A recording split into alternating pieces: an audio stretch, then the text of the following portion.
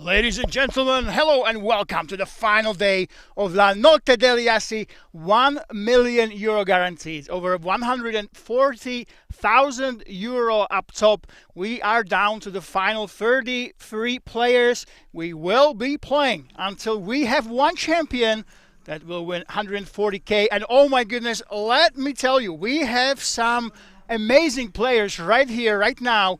Number one, of course, the chip leader is Josef Cibicek from Slovakia. But look at the number two, Patrik Jaroš, fourth overall in the whole field. Patrik Jaroš is the seventh highest earner in the Czech history on hand and mob. Obviously, very experienced player. He's done it all. He's won high rollers. He's won in Vegas. He's won at King's Resort.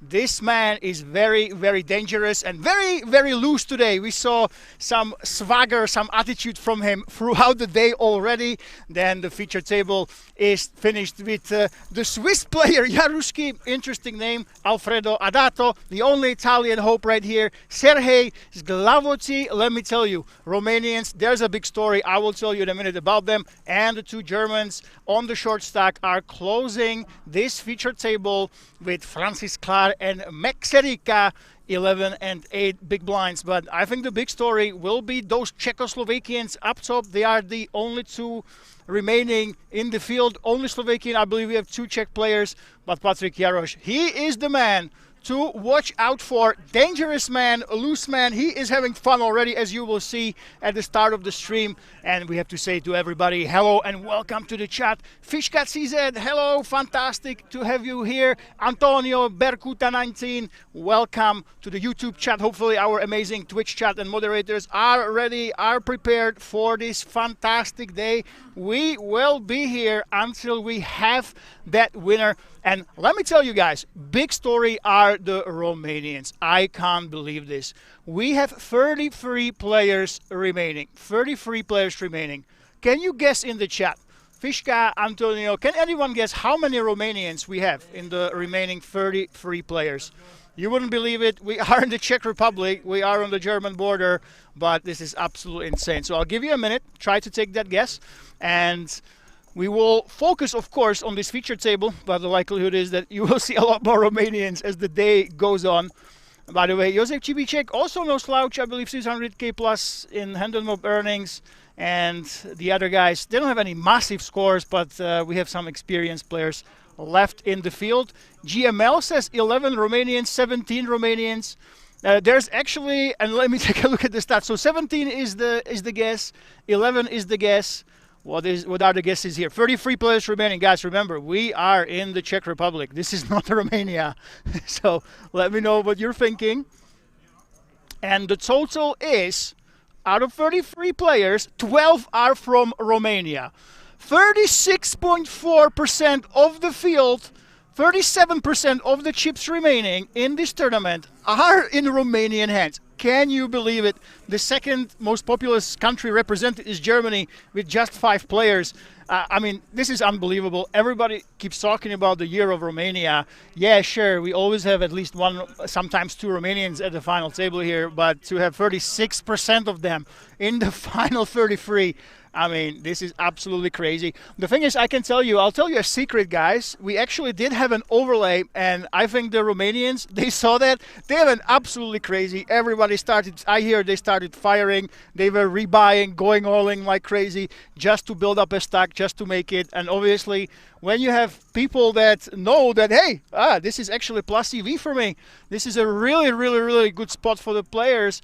And we also are here. We live together in Rozvadov. Obviously, they took massive advantage. So there we go. Nobody guessed it. GML was the closest, 11, 17. We have 12 players from Romania in the final 33. So only one right here, but don't worry, guys. The chances are, the probabilities are that we will continue.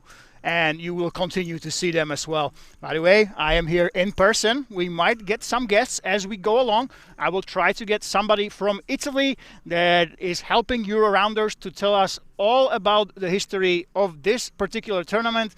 There is some spicy history, some TV shows in Italy that bear a very, very similar name. There was a poker reality show, so I'm very curious as to what will happen if we can get somebody here who will tell us the story behind the name, the story behind the Italians helping us run this. So it's absolutely wonderful. Stick around, don't go anywhere. It will not just be my sometimes annoying voice that you will be hearing tonight. And Fishka CZ says probably the Romanian government sponsors their trips to Rozvadov. It's possible, but you know what? We love them here. And the man of the hour, ladies and gentlemen, Patrik Jaroš, ace-free suited, but right away, Jaruski, aces, the pocket rockets on the button against the Czech favorite. That is number 7 on all-time earnings list in the Czech Republic. Let's see how we will play it. Will we see that slow play against the strong player? Or will we simply pump it up, not wait for anything? Looks like we are choosing the latter option. It's a free bet against Patrik Jaroš, who has a mountain of chips, the biggest stack, the 4th biggest stack in the tournament. Let's see if Patrik will try to continue with the suited ace. Remember, guys, this man is extremely accomplished. He even won the EPT High Roller in Prague at King's Casino. So he does not just like to fold. He's definitely not tight. Let's see if that will put him into danger. Yeah, take a look at this. Oh my goodness. We are continuing. I think this is actually a jam, right? Yeah, there we go. There's a 4-bet. Patrik Jaroš, extremely aggressive player. It's not the ace-5, the solver hand, but it's aggressive enough. And hopefully, guys, you realize what kind of a stream we will have here today. Patrik Jaroš, ace-3 of spades. Oh my God, he flops. The nut flush draw right off the bat. Can he crack the ace-ace, the Czech prodigy? Only thing he needs right now is a spade, and he will send the pocket rockets packing in hand number 1 of today. Yes, oh my God, how does this man do it? Top 7 in the Czech Republic, and he jumps to his rail and celebrates this insane hand. This is the most insane start to a King's Resort stream in history. If you were just making coffee, only joined us, you missed out on a lot. Can you believe it? This was hand number 1, the strongest, most accomplished player in the tournament. Now probably will be the chip leader by cracking aces in hand number 1. Oh my goodness. If this is a sign of things to come, we are in for a hell of a ride. A hell of a ride today.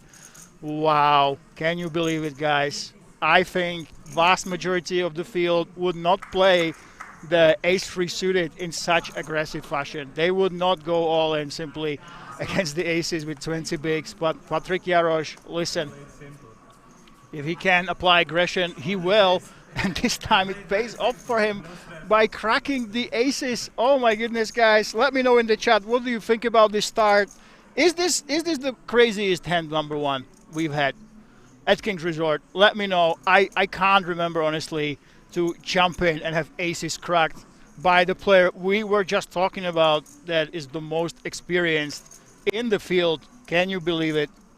Wow, absolutely crazy, crazy hand, number 1.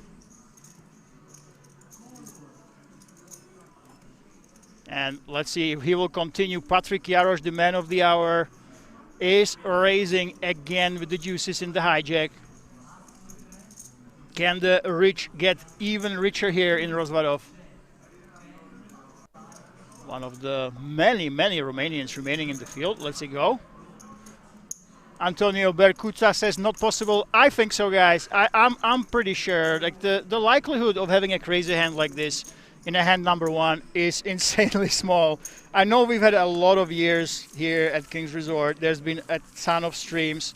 But to have aces cracked by the number 1 most famous and most accomplished player at the featured table, I just can't see it happening. I really very much doubt that we had a more iconic hand 1 than you have just witnessed here live on stream. And it says it all that he was celebrating like he's just won the World Cup. Absolutely crazy. So there we go. The Czech hope. And let me check if he actually is the chip leader. I will confirm that for you, ladies and gentlemen. It's very, very simple because we have just started. And I can confirm that, yes, this win makes Patrik Jaroš the chip leader in the tournament. So now it feels like it's him against Romania almost. And It would be almost an upset if him or one of the Romanians didn't take it, but we of course have a very, very long day ahead of us. A lot of action, a lot of craziness incoming.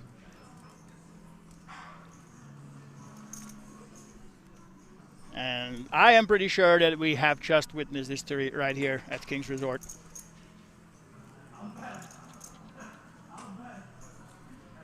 Josef from Slovakia.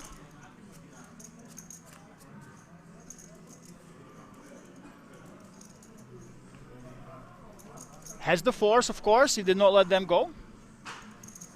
And we are heading into the flop. So it will be him against the big blind.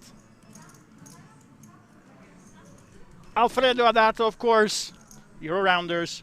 They bring a lot of Italians into the fray. So we have that check.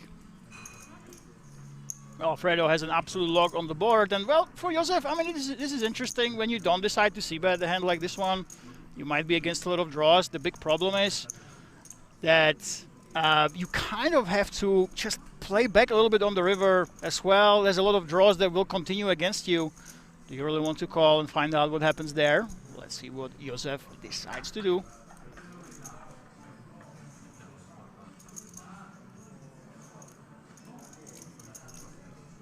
There we go. There's the call. When you don't see bets, you go ahead and call against those draws, and then you just accept that, hey, I might have a tough decision on the river if I do face a bet.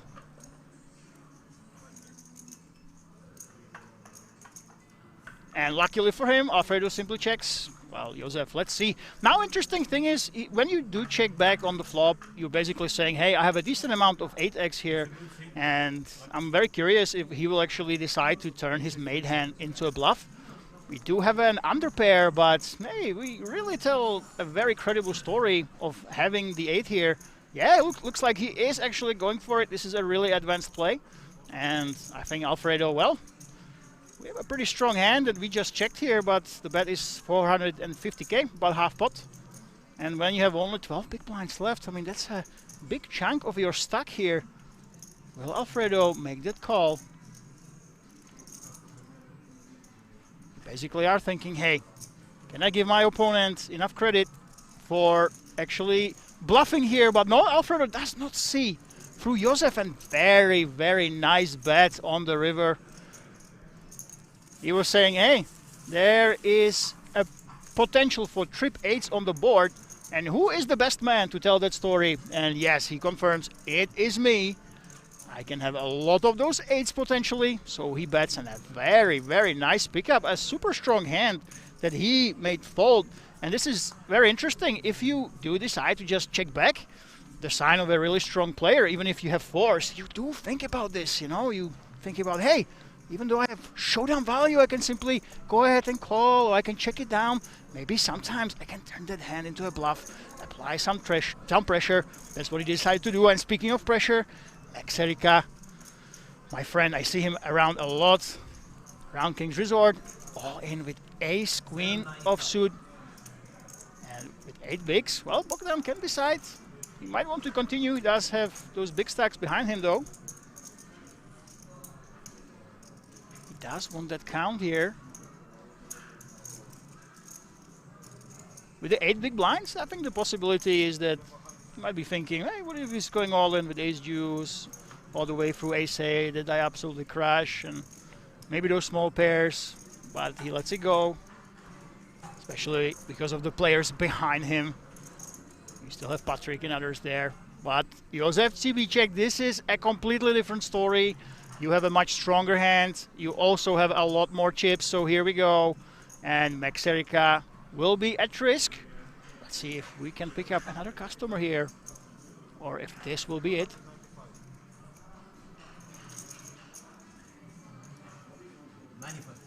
Say hey. Queen 8. You will never continue, of course. Francis Klaar. Well, with 8.7 big blinds, you don't really have too many reasons to go crazy here. You might think about it for a bit, but eventually I assume that he will let it go. There we go. Releases that hand.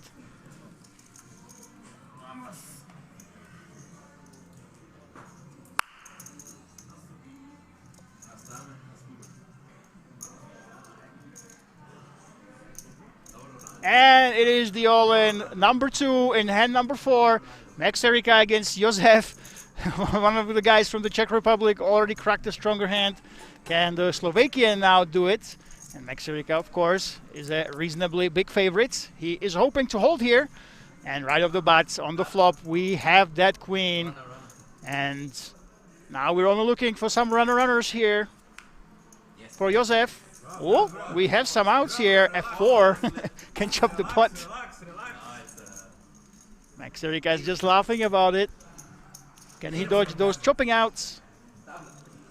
Yes, he can. And we have a double up for one of the 5 Germans right here. Max Erika all the way up to 18 big blinds now. And Josef, the once chip leader, has lost a couple chips. I mean, he does not have to be too sad. Let me tell you guys, he's got plenty to play with. A lot of chips still in play in this man's hands. So I would not be worried about him. But of course, for the German, this is a big victory.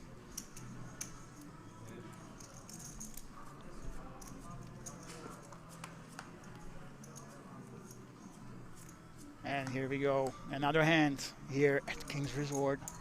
€1 million guaranteed, and looks like the premiums, they will not stop. Bogdan with those ladies. Of course, he's never letting them go. When you have a good lady, you want to stick by her, and he has 2 right now. So of course he will enter the pot.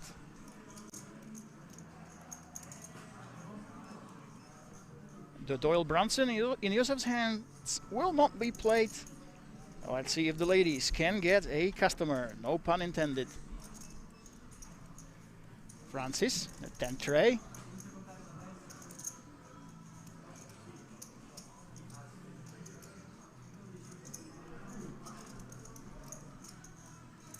Seems like he likes to take his time here, actually.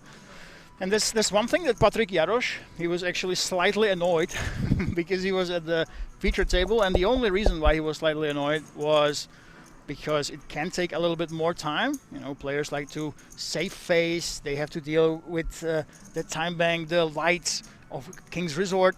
So sometimes you see that people take their time, and Patrik Jaroš with that call. So King, Queen offsuit in the small blind. Max Erika gets out of the way, and Patrik now has absolutely dominated, especially his alone queen against Bogdan. Let's see if the ladies can hold here. Can they retain their advantage? Yes, they can.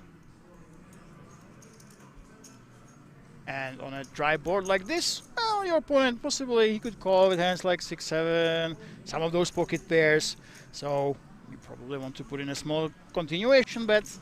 And that's the thing, if you have absolute garbage, if you have something like King Queen yourself, you just want to go ahead and bet and basically say, hey, I will just take it down. So when you have those ladies, not much reason to slow play, especially when that pesky ace or king can roll off and make you very, very unhappy. So here we go, we get that c-bet. And Patrik Jaroš surrenders this spot. Our big chip leader. Barnaba Perone says, go Alfredo. Yeah, here we go.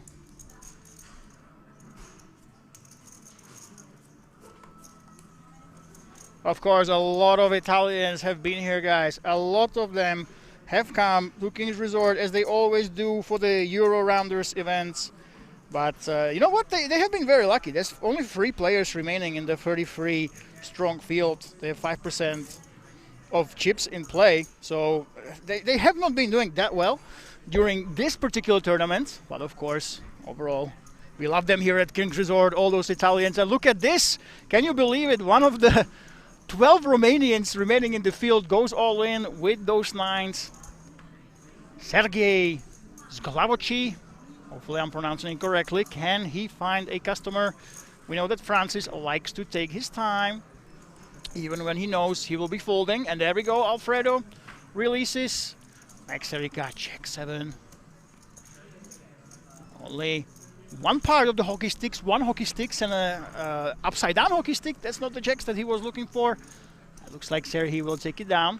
And look at this, we actually have 2 Romanians. I told you guys at the start of the stream, we are extremely likely to be seeing more Romanians. And now the new player that actually joined us is from Romania. And this trend will continue, of course, over and over, very likely. So Bogdan Roman, the new player here from Romania, joining us. There is a lot of them remaining. He started the day 3.3 mil chips, and mathematically we are very likely to see this more and more often. But now 2 Romanians at this feature table, 29 remaining of 1,893 players. Let me know, guys, who are you supporting? Is there anybody else besides Alfredo you would like to see take this one down? And Katarina, fantastic, thank you so much. We have the payouts on Twitch chat, over 140,000. Of course, as always, the top 10, they are playing for the King's Million, the big one. Packages, it's 3K worth of tickets. But hold that thought, Patrick Jarosz, another open, and you can see that he is the chip leader right now. He knows how to apply pressure. So we have an open with King 8 offsuit in the cutoff. Max Erika with 16 bigs. I think you want to play aggressively, especially against someone like Jarosz. Yes, beautiful, beautiful shove. You know that Patrick, with all of these chips, he's very, very likely to start applying pressure. So a hand like Ace-10, you can simply go ahead and take advantage of that. If you lose, you lose. Not much you can do about it. And well, for Patrick, I think he will be folding.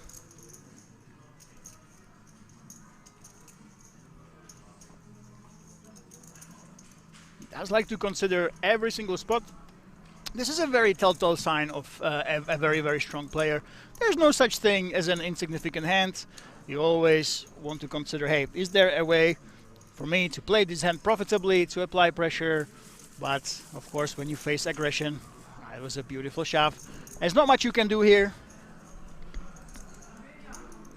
There's only so much your skill can do for you in some situations when somebody just says, hey, I don't care who you are, I'm just going all in against you. And then you only have your cards to do the talking for you.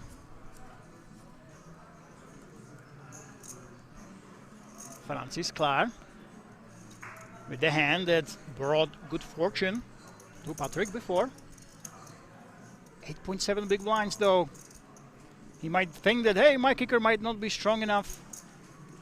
And there we go, he just releases the ace tray. Does not want to risk it, does not want to go for it right here. Let's see what Patrick Jarosz does. How aggressive will he actually get? And the answer is yes, very. He has the chip lead. This man is playing for the win, for sure. 29 remaining. The pressure on the players to get to the final table is not as big. It will keep mounting and mounting and mounting with every single elimination. The ICM, as the nerds would say, pressure will keep improving, increasing, but Patrick Jarosz knows that he can put pressure, especially on the short stack. Especially Serhi here, 16 big blinds. Do you really want to battle it out with Patrick? I think we will see a fold. Sergey likes to take his time before folding. Here we go. And this is quite curious, you know, when you watch these King's Resort streams, we have massive fields and the buy-ins are so low that there's so many entries of players that just came to King's Resort to have a good time, to, you know, hang out with friends, enjoy the amazing weather here in the Czech Republic. So a lot of the time you see chip leaders that have a lot of chips. The other players, they obviously care about laddering up, about not busting before that final table, for example. They want to ladder up every single time, but a lot of the time here at King's Resort, the chip leaders don't really take advantage of that. And I think today this will be the exact opposite. One of the strongest players in the Czech Republic, Patrick, he will definitely put on pressure and put those chips to use. And the big question will be, how can the other players that might not play full-time poker, they might not play day in, day out like Patrick, how will they be able to resist his aggression?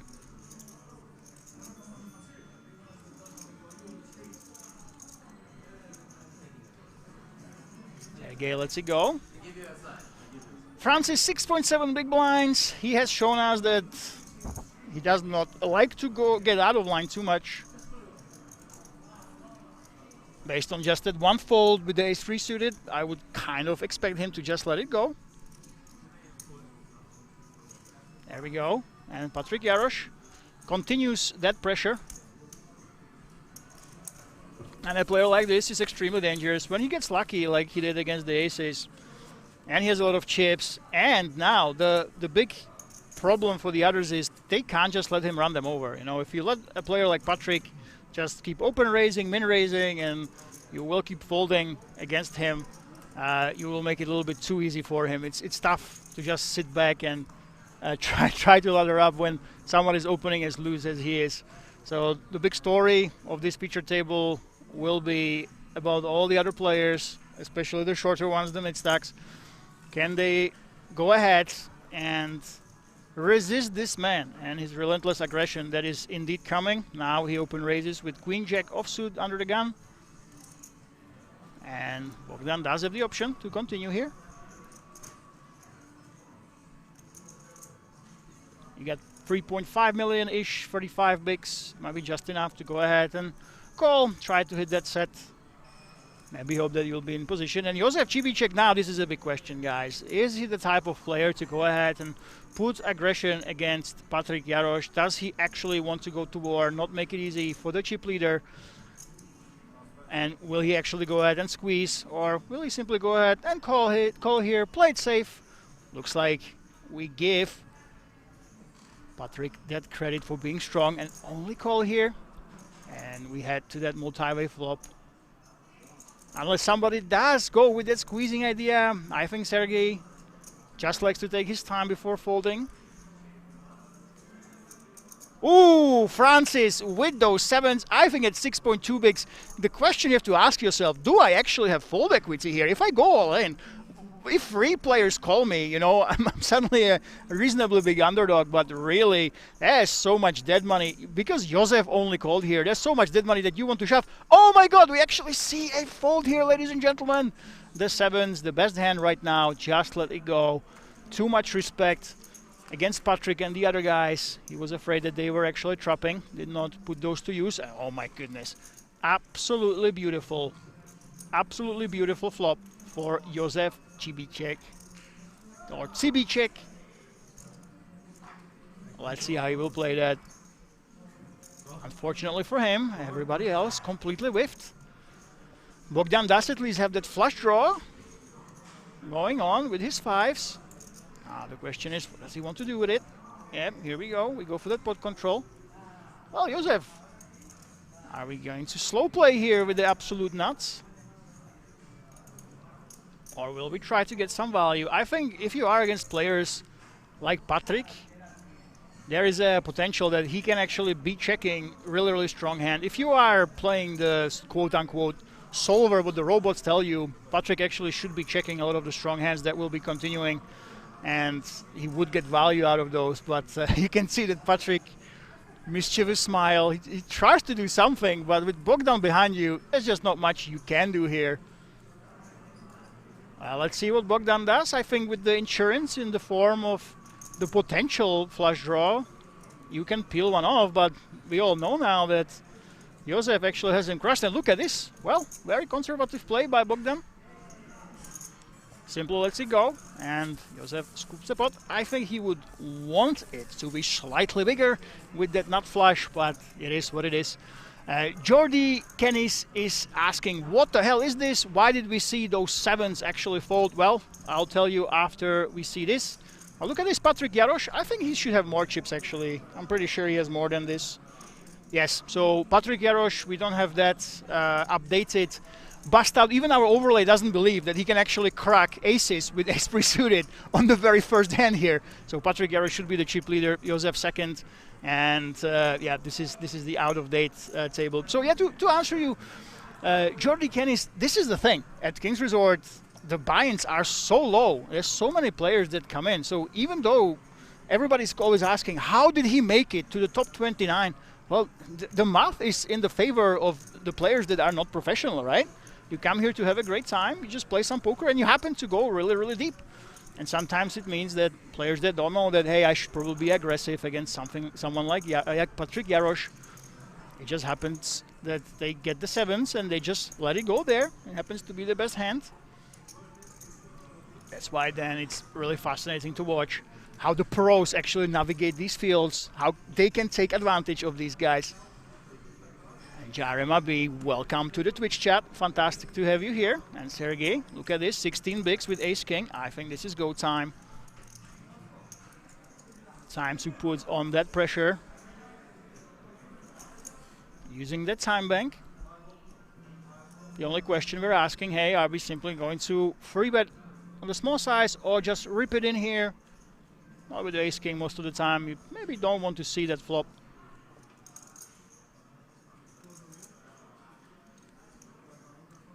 You don't want the other player to have the chance to outdraw you, so you just stick it in just like this. As expected, Sergey goes for it. And now the only question is, can he pick up a customer?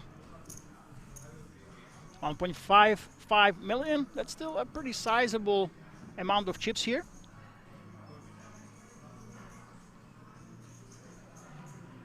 Francis likes to take his time. Then announces that fold. Let's see what happens here. Patrick, of course, will clear the field. Well, for Josef, I guess 16 big blinds. As I said, that's still a good amount of chips here. Too much for ace-10 off to consider calling. But, of course, when you have ace-king, part of the reason why it is a strong hand, don't let anybody tell you that ace-king is not a strong hand, but big part of the reason is, well, you simply get those folds by holding that ace and holding that king. It just means that your opponents, they just can have a lot less of them. So taking it down before the flop is a big reason why this is actually a powerful hand.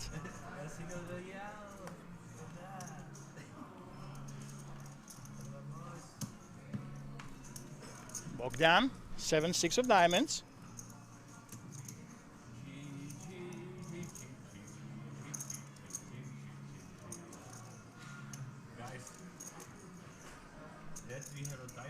Let's see go. Well, Josef, let's see.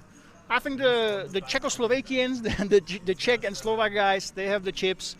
It will be very interesting to see how loose they decide to play. Looks like Josef does decide to apply pressure. I have a lot of chips here, over 6 mil. I want to go ahead and raise on the looser side, so Queen off is the raise. Well, Francis, we have seen him being really tight. He did fold the sevens. Can he actually go ahead and now pull the trigger with the king-queen offsuit?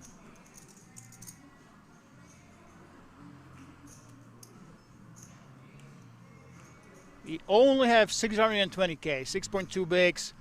We're taking that time. When you do fold a hand like sevens, you really are hoping that you will get that really, really strong hand. And now Francis. It feels like he does not want to go all in, but it also feels like he knows that he's been very tight. He will get a good amount of credit here, despite his small stack. You can feel that internal struggle. Do I want to risk it all? Or do I want to gamble on actually getting a really strong hand anytime soon? Another time bank going in. We know that Josef would be probably folding. It is kind of close for Josef as well, only 6.2 bigs. And many, many times we've been here, we get deep into these big fields, and a lot of the players that are not professionals, they basically try to play to survive. They want to play tight, they don't want to risk it, but yeah, here we go. There is that all-in for Francis.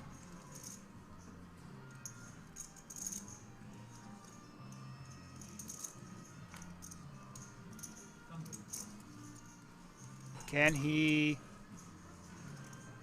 go ahead and double up? Josef?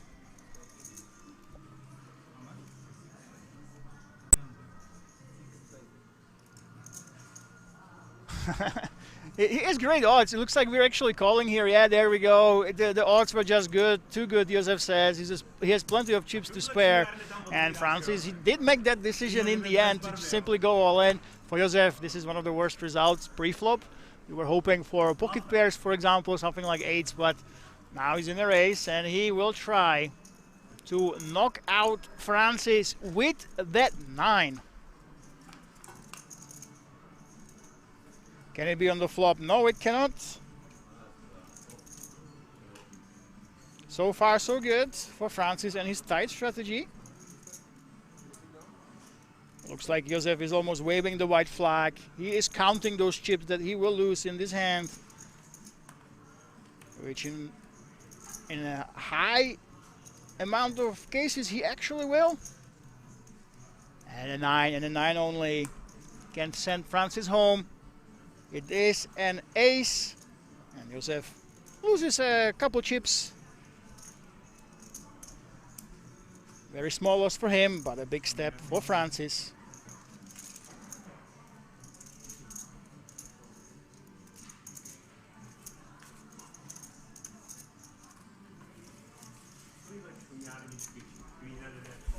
And we continue with this €1 million guaranteed. If you are just joining us, Patrik Jaroš is the man of the hour. He did not start as the chip leader, but he cracked aces in hand number 1. If you are on YouTube and you can rewind, check it out. At the very start of the stream, we might have had the most interesting hand in King's Resort stream history, hand number 1. So Patrik Jaroš cracked aces with ace-3 suited after jamming 20 big blinds. He is the chip leader. Story number 1. Story number 2, we did start in the final 33 with 12 separate players from Romania. Absolutely unbelievable. There has been an overlay, so the Romanian players that stay in Rozvadov, they took advantage fully.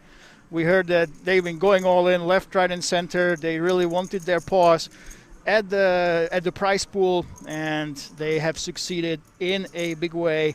This field is filled with Romanians today, in the year of Romania, as we call it, because so many Romanians, they go deep, they win tournaments at King's Resort, they appear during almost most of the featured tables here, final tables especially.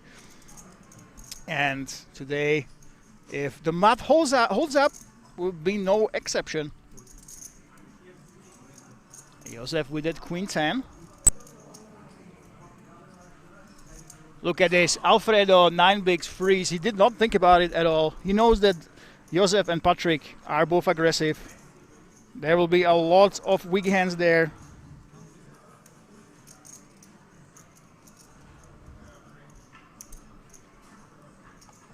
Now let's see if Josef will call again. What is the thing? He just lost a small pot. Will he actually want to go ahead and go all in back to back? And there's a decent probability that he will be behind again. He wants that count. Now before he was facing 6 bigs, now he's facing 9, so this would make a considerably bigger dent to his stack.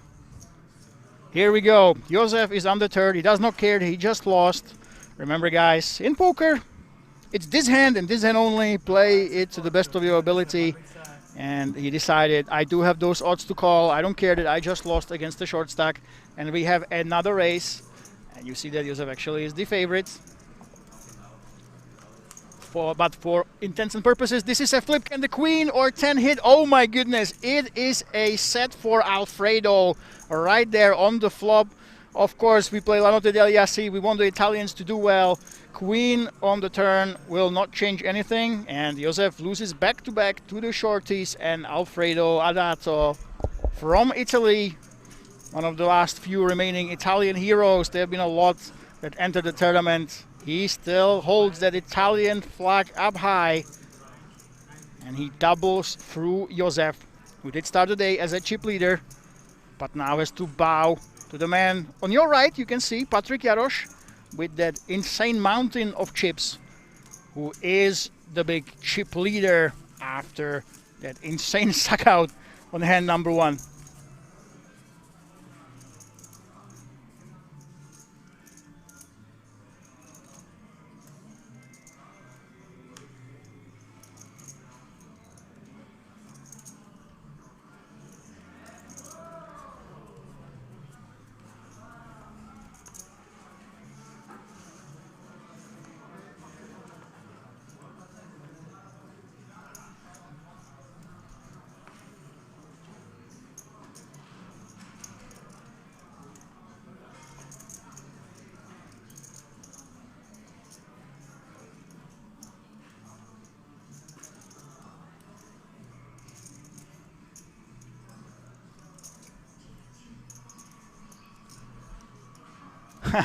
Ricky Mas says, wow, crazy hand number one. I have just watched it. Guys, correct me if I'm wrong. I'm like 80% sure this was the craziest hand number one we've ever had at King's Resort, especially when it comes to the one known player we have in the tournament.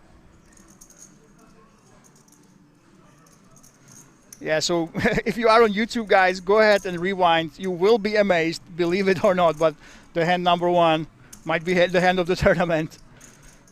And Patrik Jaroš again, open raising, and looks like folks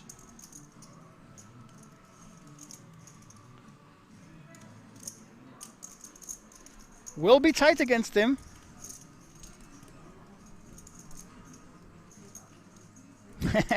Josef, you just lost two hands back to back. You know that you have the suited hand, you know it's just a race, but do you really want to go against Patrik, who stolen the chip lead from you? Looks like yes, he does. Is he actually counting the raising chips here? Can you believe it? I think this is a free bet. Josef is going mental. Back-to-back hands, he's lost an all-in. Now the question is this tilt or is this predetermined strategy? Of course, Patrik, he's been very, very loose. He's opening so many hands here, but Josef, he decides to try to play. Unfortunately for him, Patrik has a bona fide premium hands. I mean the tens. That is a powerhouse in position. And even though Josef has 45 bigs, well, he can be in trouble. This is very interesting. Jack 5-4. Well, Josef does hit some backdoors. A really good backdoor hand, actually. Backdoor hearts and multiple cards bring you a gutter.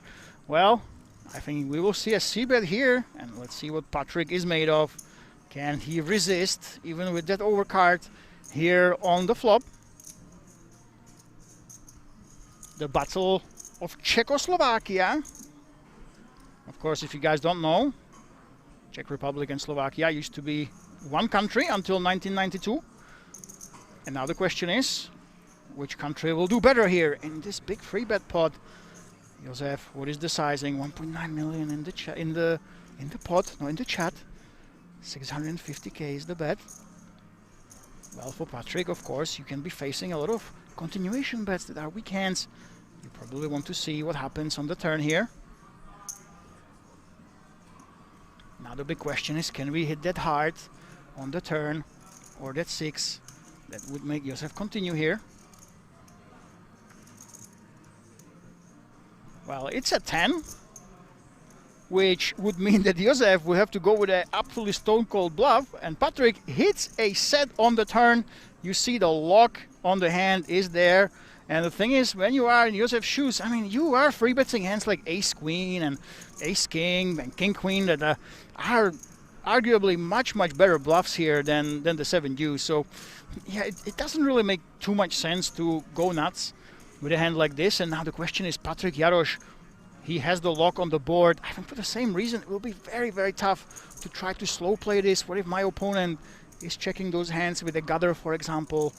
What if he has a hand like a weaker pair that we can get value out of? Yeah, he basically has to bet here. And Josef, well, he has shown us that he wants to play poker, right? But there's not much you can do with 7 deuce. At least it's suited.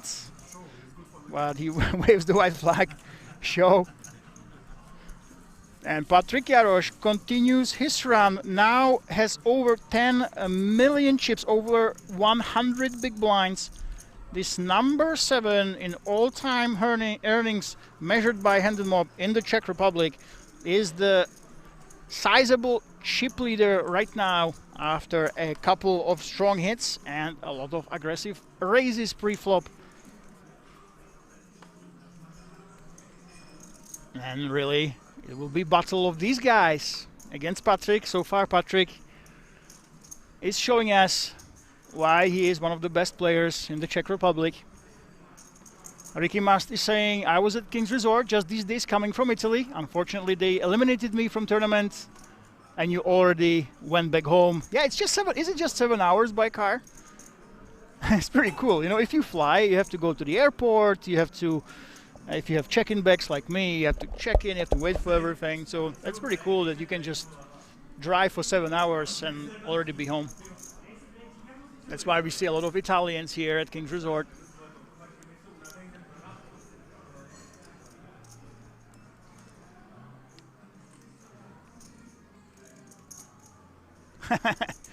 Yeah, Jordan, yeah, there's the thing. For example, if you fly to Vegas, it's a completely different story, you know. I know you don't have to drive yourself, but if you fly across the pond, for example, it is kind of crazy.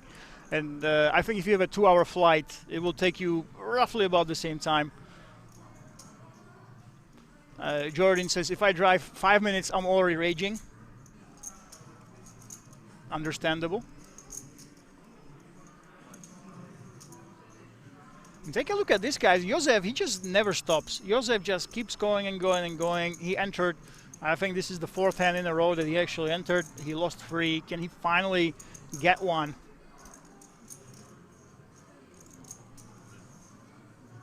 Oh my God, I love this. Wow, I did not expect this from Sergey. He has been on the tighter side. He decides to go for that squeeze with the ace-9 offsuit. Wow, he just has enough of chips to be really, really dangerous. I think a lot of players would not find this one. But he goes for it and he takes it down. Very, very nice squeeze. Risking it all on ace-9 offsuit. But so far, besides the 7 deuce, people have not been pushing against those aggressive min raises. And he takes advantage and takes it down here. Pippi Longsock says, I live 1 hour from Kings. It's easy when I bust and can drive home in sadness. Oh yeah, I think I would rather. The thing is, my first ever tournament here at King's Resort, right? First time at King's Resort, it was the Slovenian Poker Tour. It was one of the big ones. You have 300 buy-in, 500K guarantee, you know. And the thing is, very first tournament, and I started on level 1. I decided, hey, I want the full King's Resort experience. I want to know the players. I've played millions of hands of cash games, so I'm really cocky about my deep stack play. So I started on level 1, and the thing is, I played all the way until 3 a.m. and I actually bubbled. And back then, I actually stayed on one of the thing is, King's Resort has the whole village, basically, a lot of buildings. So I had to walk all the way in the dark, in the fog, uphill to my accommodation. And it was not a very happy walk, let me tell you. Even the fog descended up on Rozvadov after my bust out. I like to think that it was because of me. And look at this, Bogdan on the cutoff. I mean, it's time to put in the aggression, but we only call here. Both players have the ace-queen here. Now, of course, Patrick does happen to have a premium hand, but if they just start calling like this, they will let him get away with simply min-raising. So are we putting under pressure? Yes, there we go. Bogdan decides to raise. After all, I think you simply have to do this when you are facing someone like Patrick Jarosz, who has a lot of chips. You just know that this man will put the metal to the pedal to the metal. You just know that he will be aggressive. You kind of have to try and punish him, especially with hands as strong as ace-queen. So Bogdan, well done, finding that aggressive play. And Patrick decides to just call here. All-in call split pot, the chat is calling for.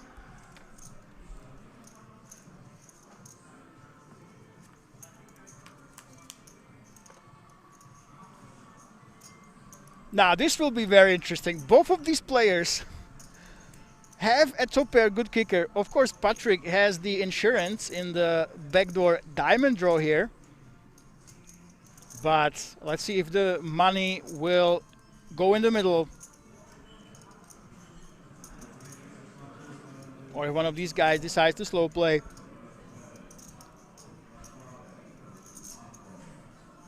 Well, for Bogdan, you can expect someone like Patrick. When you have 22 bigs, he probably would go ahead and 4-bet ace-king before the flop.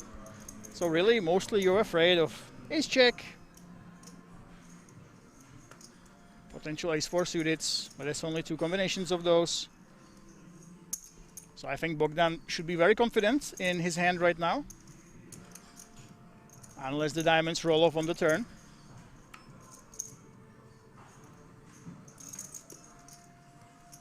It's a hard. Well, ace-10 got there. Tens as well if they were somehow in the pot.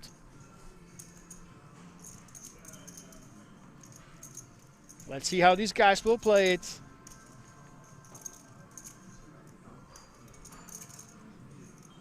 Very interesting that Patrick would consider leading here, but I think with this hand, it's not really that necessary. Oh, look at this!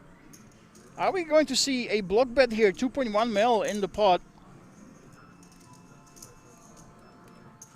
550k is the bet. Yep, so Patrick just block bets. He does not want those weak aces, for example, to just check back. He wants to get some value from kings and queens.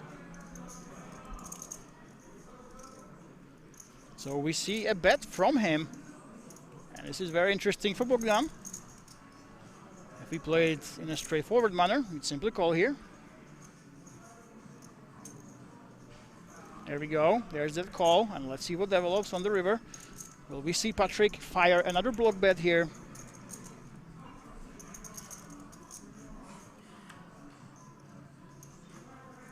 Oh my goodness.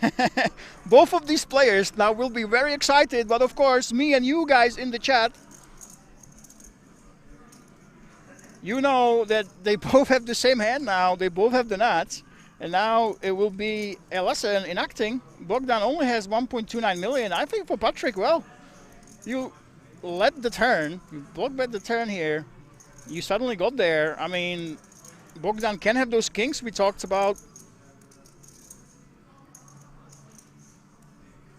Maybe it's time to just put it in.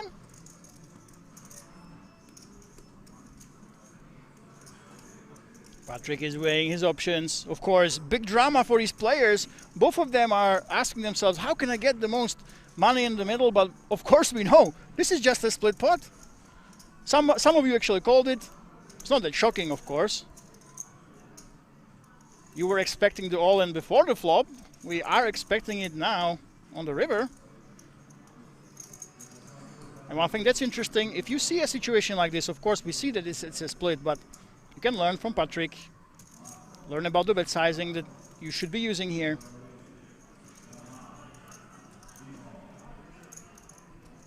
Because of the turn lead, it is quite unorthodox the way we got here.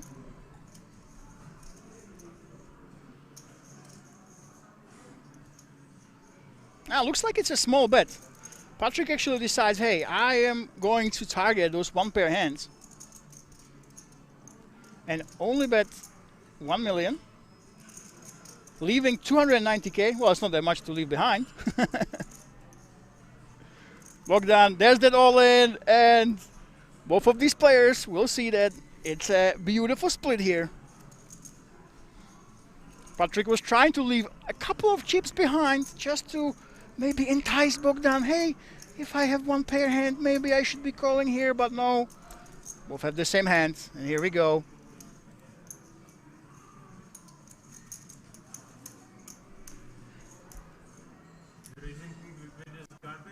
We have a...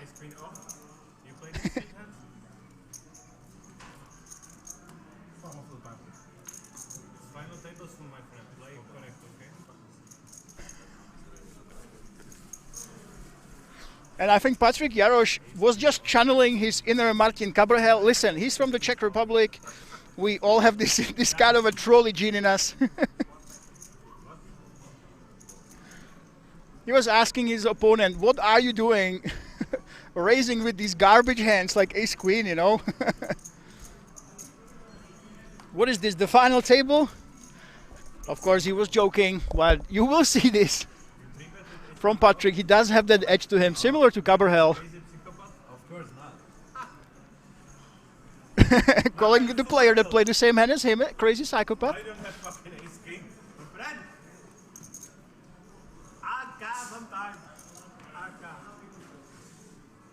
Now he's yelling at his opponent, why didn't you have ace king?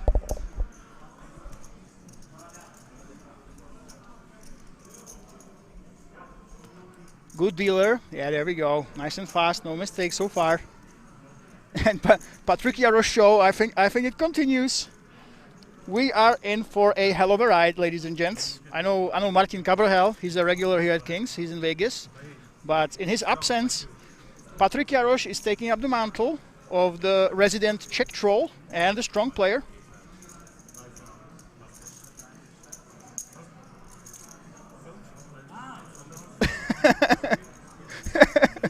He shows one player, shows his hand to one player, but tells him not to show to everybody else. Of course, guys, the rule in poker is show one, show all. If you show your neighbor your cards, then you are obligated to show the whole table. So Patrick Jarosz obviously is joking.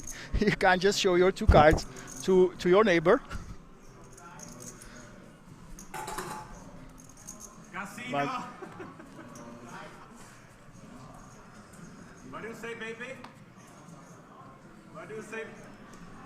My boxer, baby. And he almost said it, guys. I told you we have a discount Cabral here, Cabral 2.0. He almost said Casino Royale, but Patrick only said Casino. And Max Erika, look at this, the tens. Very strong hand, of course. Let me know, guys, how is the table sound? Can you actually hear the players in the rare moments when I actually shut up?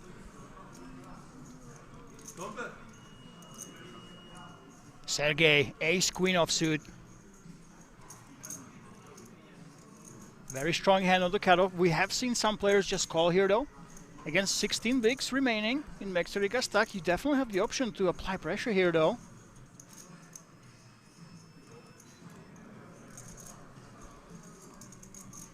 Looks like it's just that call. We played safe here.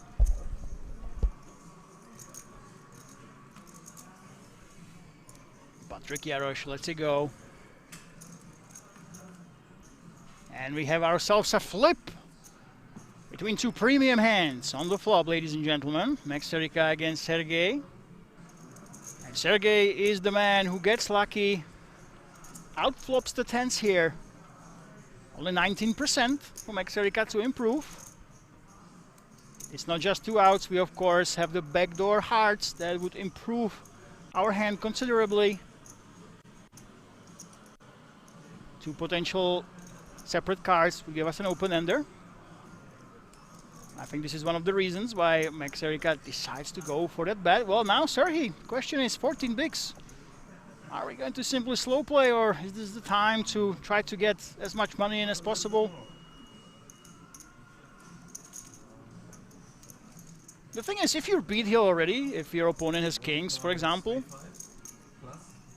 and it's a blank, you will call it off anyway. So all of the players would say, hey, I might as well do this and go all in. Just to try to stack those draws, put max pressure on them.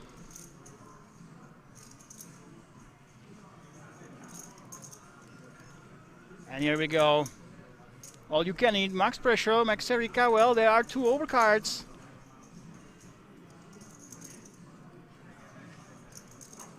Effectively, this is an all-in by Sergey. And for Max Erika, I mean, the queens and jacks, they do beat you, but there's a lot of draws here, guys. A lot of potential draws. Unfortunately for you, with the 10 of hearts especially, you block a good amount of them, so I don't think we can continue. Yeah, we let it go. And Sergey takes it down. GJE says, hello from Annapolis, USA. Sitting here, petting my chihuahua, enjoying some poker and great commentary. Fantastic to hear that. I know the World Series is on, but now there's nothing live, I believe. So we are here to fill in the gaps, ladies and gentlemen. Don't go anywhere, and let's take a look at what the damage is. Oh my goodness, can you believe it? Patrick Jarosz, who is channeling his inner Martin Cabral, he is crashing at King's Resort. He is having a good time. He's trolling the players. He's got over 10 million chips, 44% of chips in play at this featured table. He is the overall chip leader in the tournament as well, unless something absolutely drastic changed. So really, right now, we're looking at Patrick Jarosz against everybody else, and everybody else is Francis, Max Erika down there with the short stacks, everybody else on the mid stack. But that will be the story of this table. Patrick Jarosz, number 7 of all time in terms of earnings, tracked by Hand and Mob in the Czech Republic, with a massive pile of chips, a big wall of chips here against everybody else.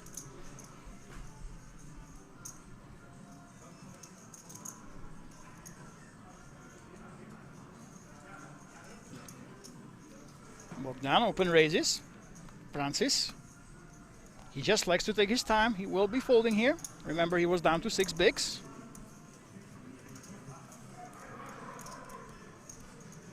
Max Erika in the big blind.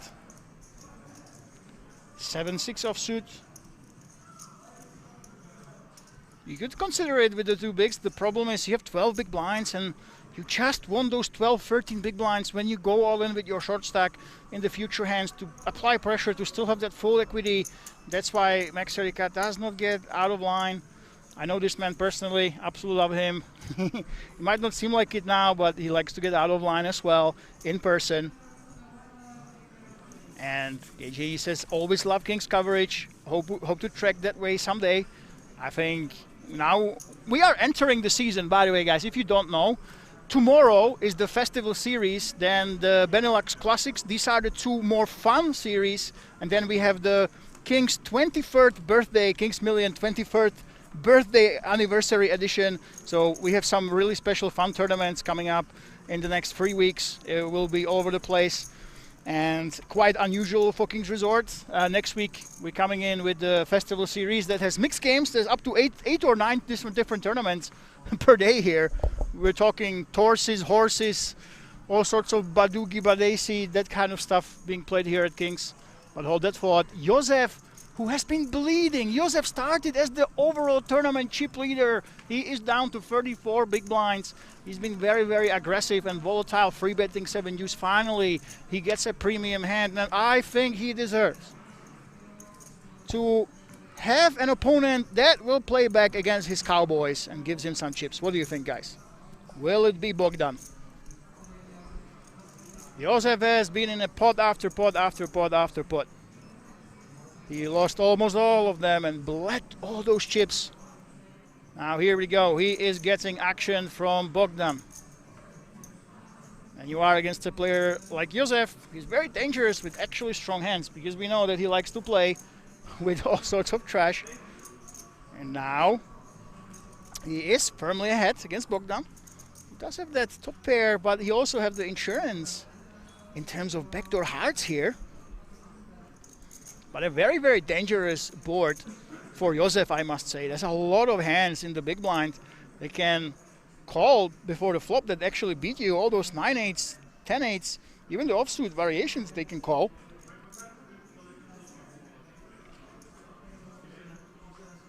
So you do want to bet, but really you are dreading if your opponent decides to go ahead and raise. Actually, for him, Bogdan has one of the best hands for Kings. He simply has a top pair. Not too much hope behind, so he will just be calling. And Josef should have a sigh of relief for not facing any aggression. Well, this is very unfortunate for the Cowboys. So many potential hands are crushing you at this point.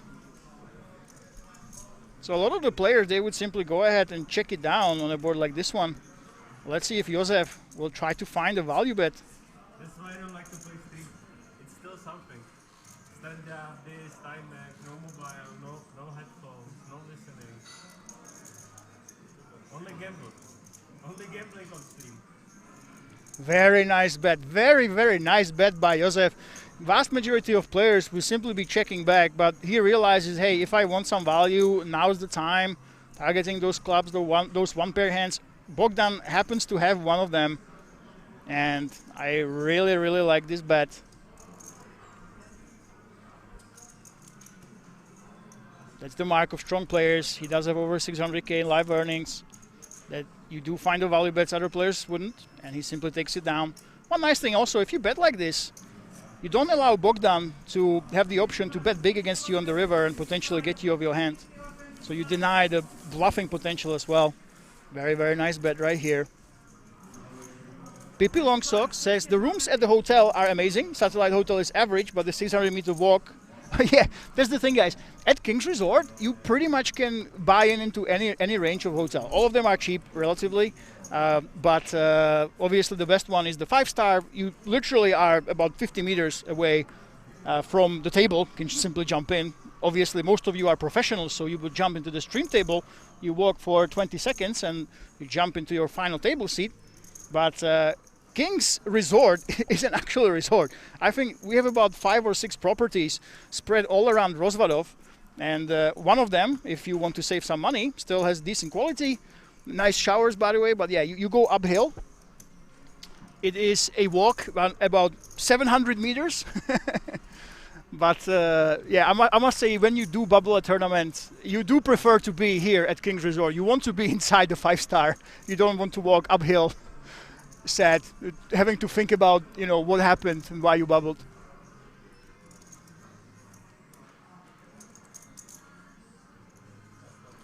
Stiggy says his turn bet is literally just useless and creates a massive headache against good players. The big blind is just nitty. Yeah, it's interesting. I'm not actually sure. I have to say, Stiggy, I think I would check back on the turn, and it's very interesting. But you do have to think about, basically, when you bet, you have to consider, hey, what is happening on the river? Am I going to get bluffed? What is actually calling me? What am I getting value out of? And yeah, very interesting spot.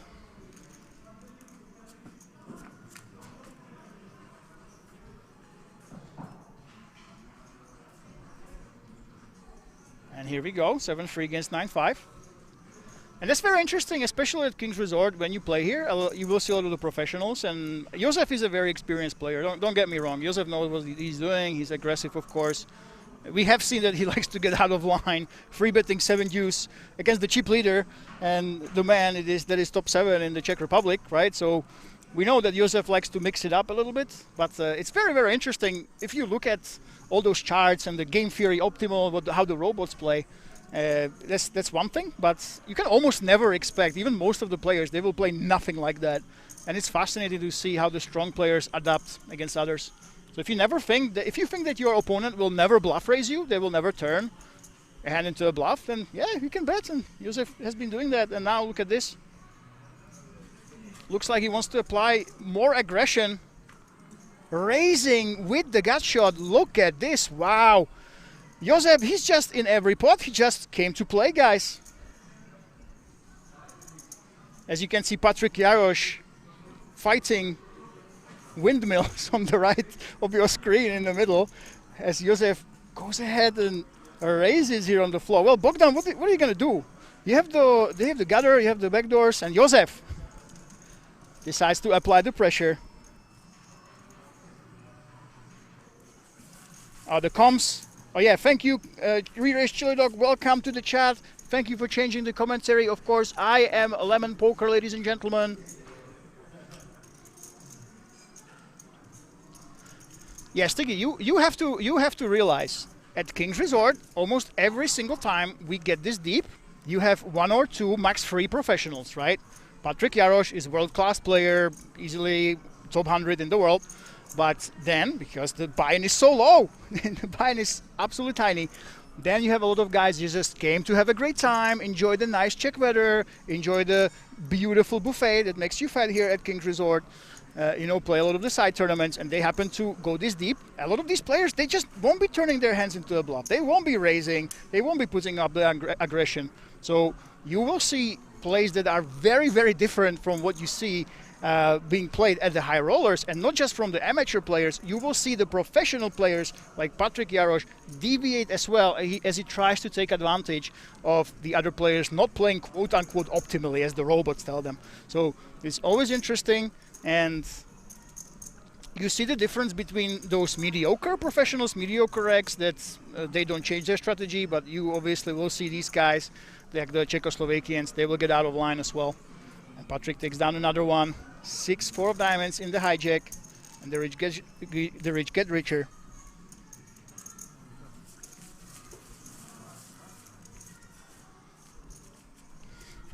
And you know, that's the interesting thing. I know, even if you watch World Series, there was a 25K high roller, and we had it in Prague here at King's Casino. But believe it or not, Kristen Foxen won that. But a lot of the people on Twitter, they were complaining that, hey, I'm not actually interested in this anymore. There's a lot of guys that are saying, another 25K high roller here, and all the same faces. They all play like robots. There's a lot of face masks, even face masks at the table, people just not talking. And I kind of have the same feeling. You know, with the Triton coming in, with all these high rollers, there's quite a bit of saturation where you just see the same place over and over. And for me, of course, I go to these events. I went personally to World Series of Poker Europe. I love to film and interview these strong players as well and look at the strategy. But yeah, there is a trend where actually people are saying we want to see more mixed games. We want to see more mixed fields. And when you just see the players play with high buy-ins that normal people can't afford, and they play basically the same, they're very quiet.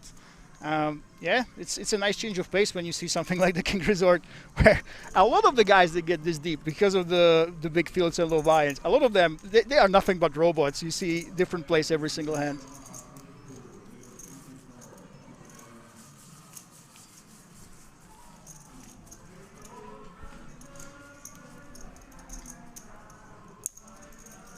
Patrick Jarosz, he's not one of those guys. This man has done it all, especially the EPT. He's been crushing. Top 5 finish in the main. He won the EPT high roller here in Prague for over 500k euro.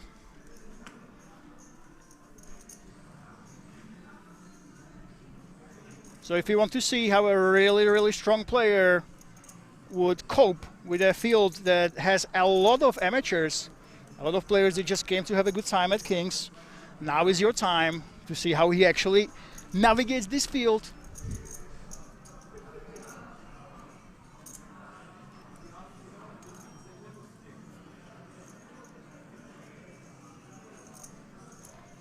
Sergey, 7-6 off.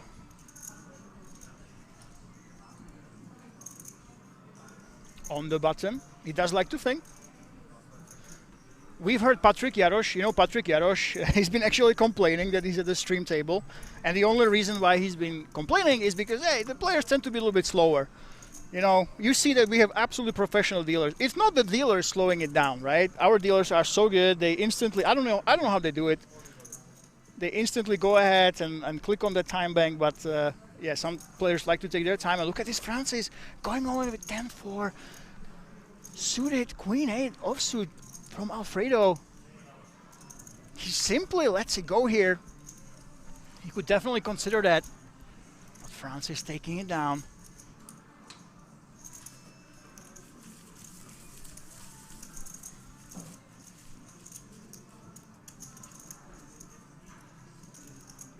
And one thing I want to mention, if you find yourself in this situation, we've seen a lot of young players that obviously they study game theory and they study solvers.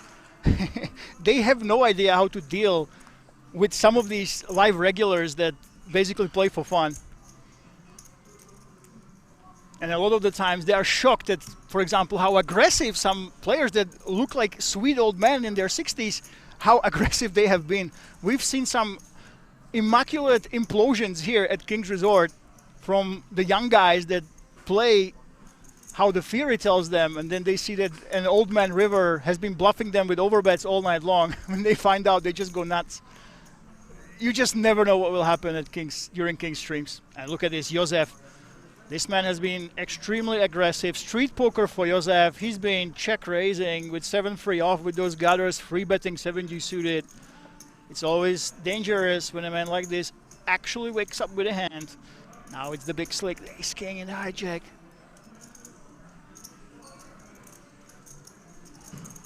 Can he get some action here? I think he definitely will. Interesting, Alfredo just decides to call. I think King Queen suited, definitely a strong all-in candidate. This allows Patrick to come along as well. And we are heading freeway. Well, Josef would actually love to see the jam by Alfredo, but now he has ace-king still in position, but multi-way, you're never a happy camper, and both Alfredo and Josef flop a strong draw. Open-ender for Alfredo. Josef has that gut shot, 2 overs, and the backdoor clubs. Now is the pre-flop raiser. He does have the option to continuation bet here. And here we go. He will apply the pressure. Well, Alfredo I kind of have a feeling that we should go for it. Yeah, there we go. I love to see it. Very, very fast all in. No hesitation. Simply goes for it. With that open ender. And Josef has a lot of equity here. You can see. Complete redraw.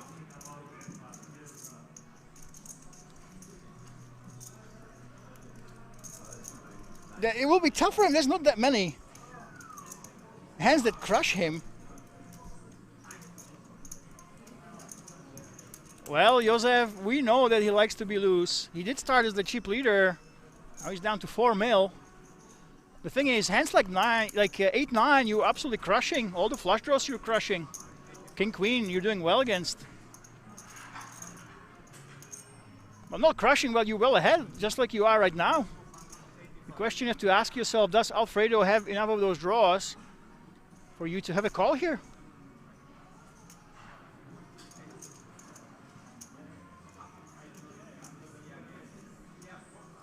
Let me know, guys. What would you do here? We know the call is actually the right play. The thing is, Alfredo should be probably just going all in with ace-jack before the flop.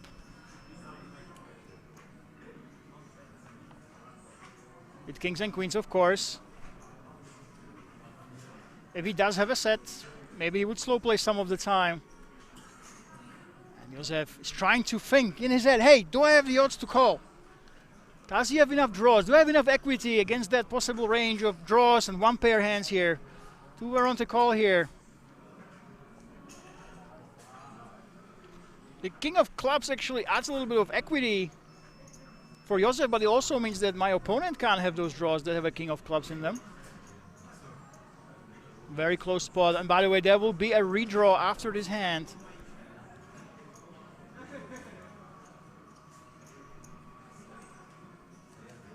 As you can see, we're all the way down to 24 players.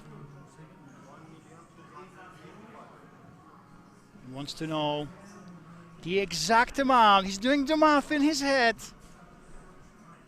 How much equity do I need here? Do I actually have enough? Yes, he does. And look at this, Alfredo. You won't believe it. He gets called by ace-king. Very, very narrow call here by Josef. He does make it, and now Alfredo needs to hit the ace or a 9 and dodge those backdoor outs in the form of the clubs. Can Josef get back on the horse? Look at this. This is really, really bad news for Alfredo. Those backdoors, that insurance is coming in for Josef. And it's the flush on the river. Alfredo is eliminated. We have lost the fan favorite, one of the last few remaining Italians. And we will be heading straight into a redraw as we are down to 23 in LaNotteDegliAssi. This chip count will not matter much as we get a new lineup of players after the break. We will see you in about 17 minutes. Patrick Jarosz dominating performance so far. Josef is all the way up there where he started at over 6 mil with 54 bigs. Don't go anywhere. I'll see you in about 18 minutes, ladies and gents.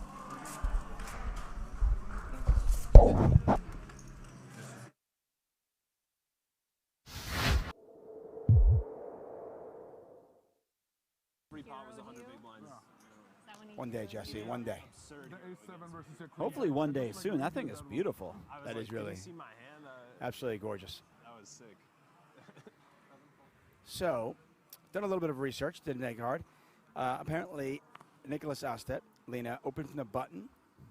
Surzat Hisu, remember our German friend, 3-bet to 75,000. Astet then 4-bet to 150. Then we had a 5-bet to 300,000. And Astet moved all in for the remainder of his 800,000 stack. So we had a 1.6 million chip pot. Ace King versus Kings. And Lena's Ace King, no good. And Hisu now up to over 2.2 million chips as a result. Wow. It's been a nice day so far for our man Hisu.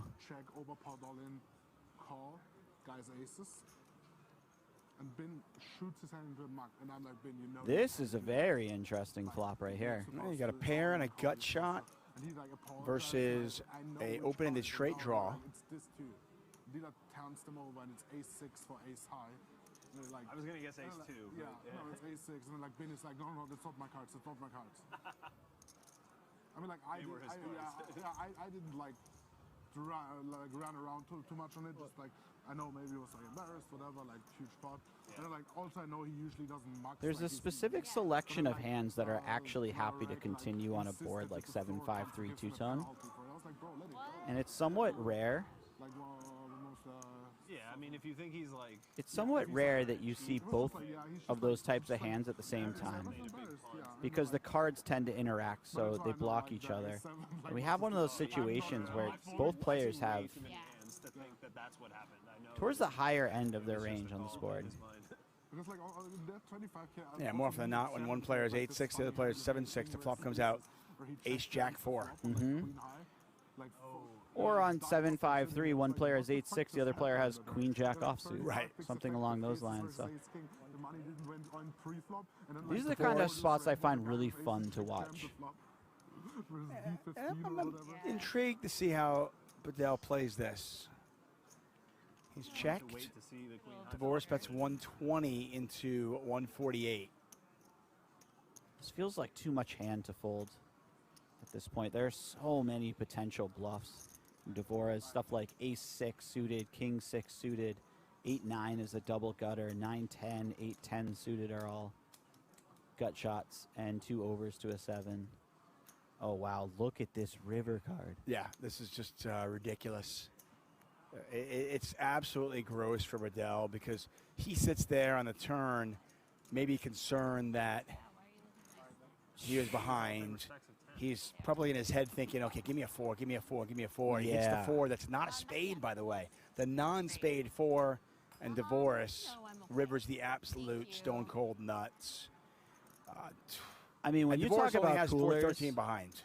this is a cooler. Yeah. You just don't even think about the 8-6 suited when your opponent raises from early position. No, I mean, Tom is, at this point, right now, he's loving life. And now he's thinking, oh. Now he's thinking, oh, that's too bad. I only get half the pot. Yeah. I played 5-10 the other day. That's Wow. a better hand Yeah. than mine. Wow. Yeah. Ouch. Just an absolutely horrific river for Bedell.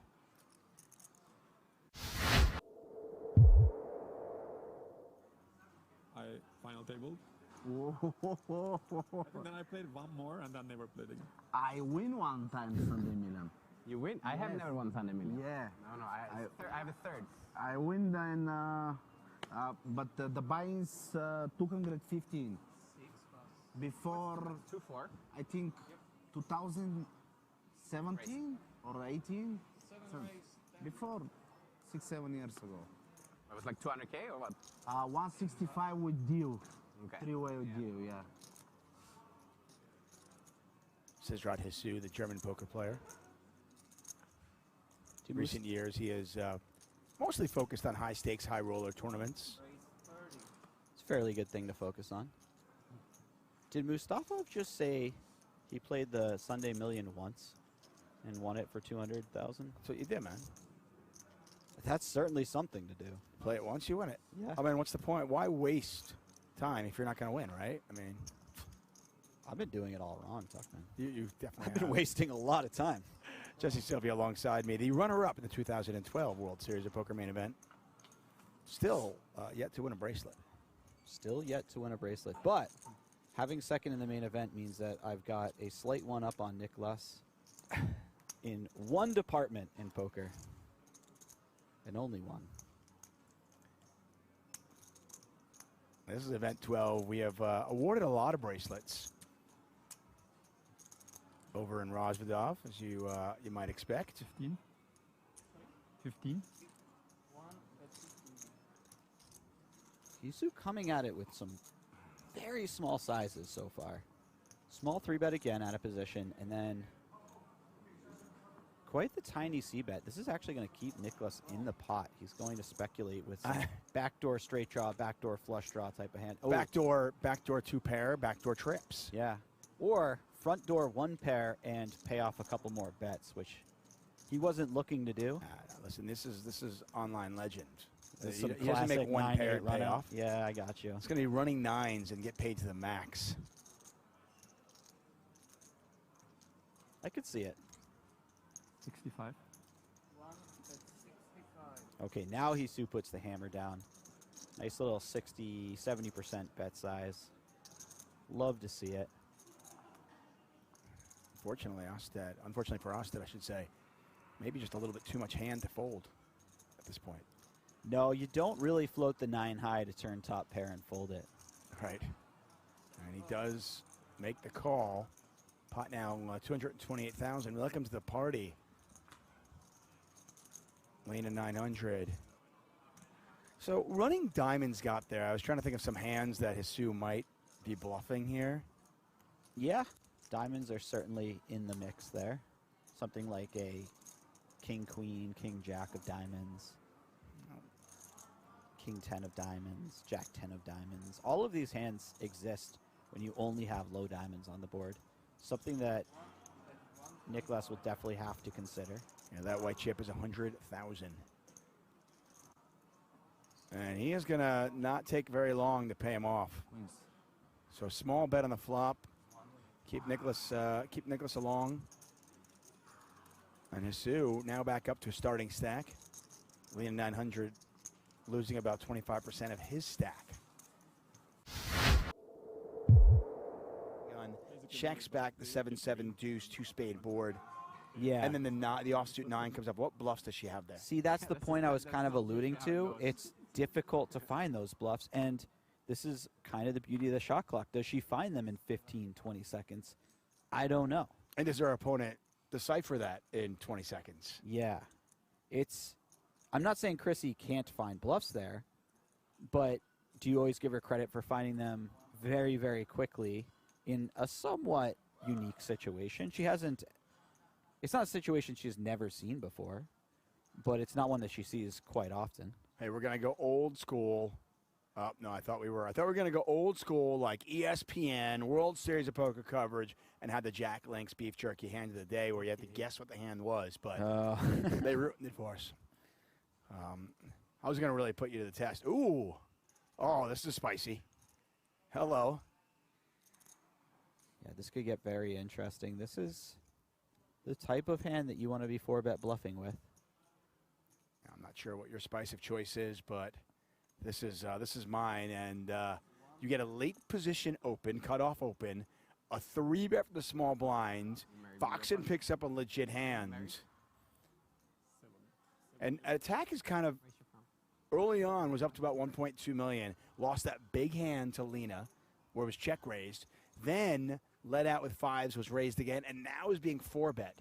Mm-hmm. Yeah, this is a sequence of events that nobody likes seeing when they're on the receiving end of it. But he's going to go nowhere so far. He's got pocket 10s.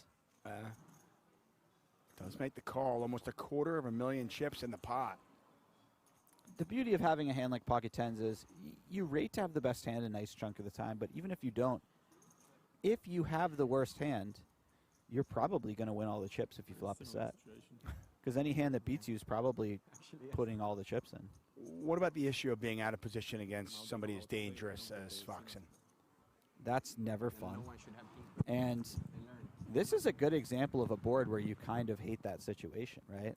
You've got this jack-high board. Sure, you're going to call a flop bet, but as soon as she starts firing a second barrel, let's say the turn's a king, and she fires a second barrel, now you're just... I mean, what do you do if it turns a 4 and she bets again? Yeah, you're in a world of hurt.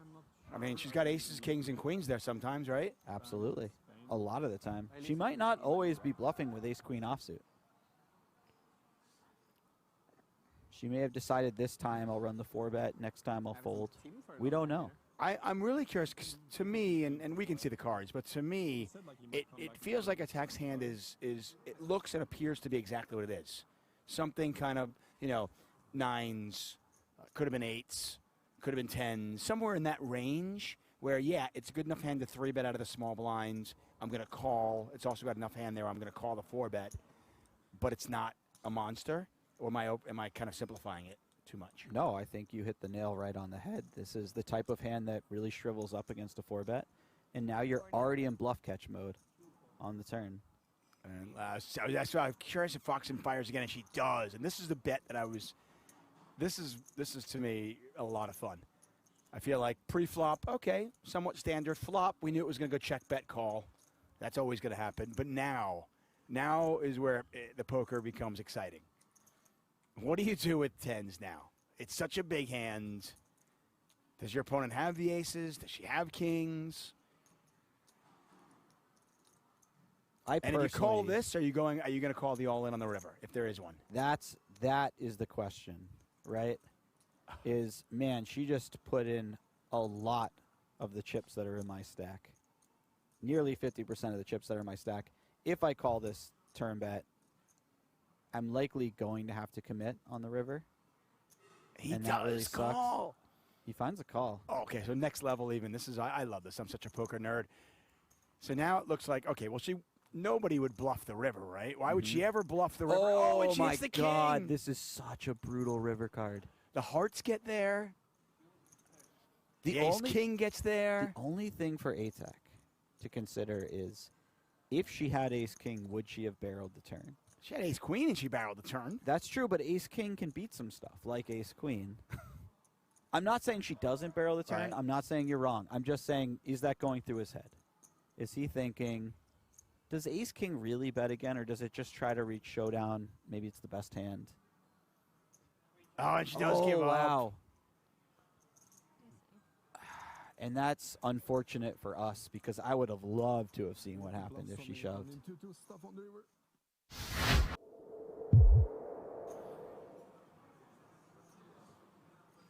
What a fun feature table. Stafhov's picked up tens. Ooh, and Orpin with the ace king.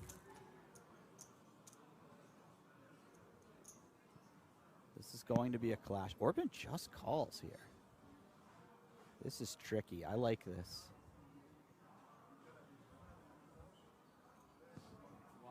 Unfortunately for him, it will allow his opponents to get in there with some speculative hands.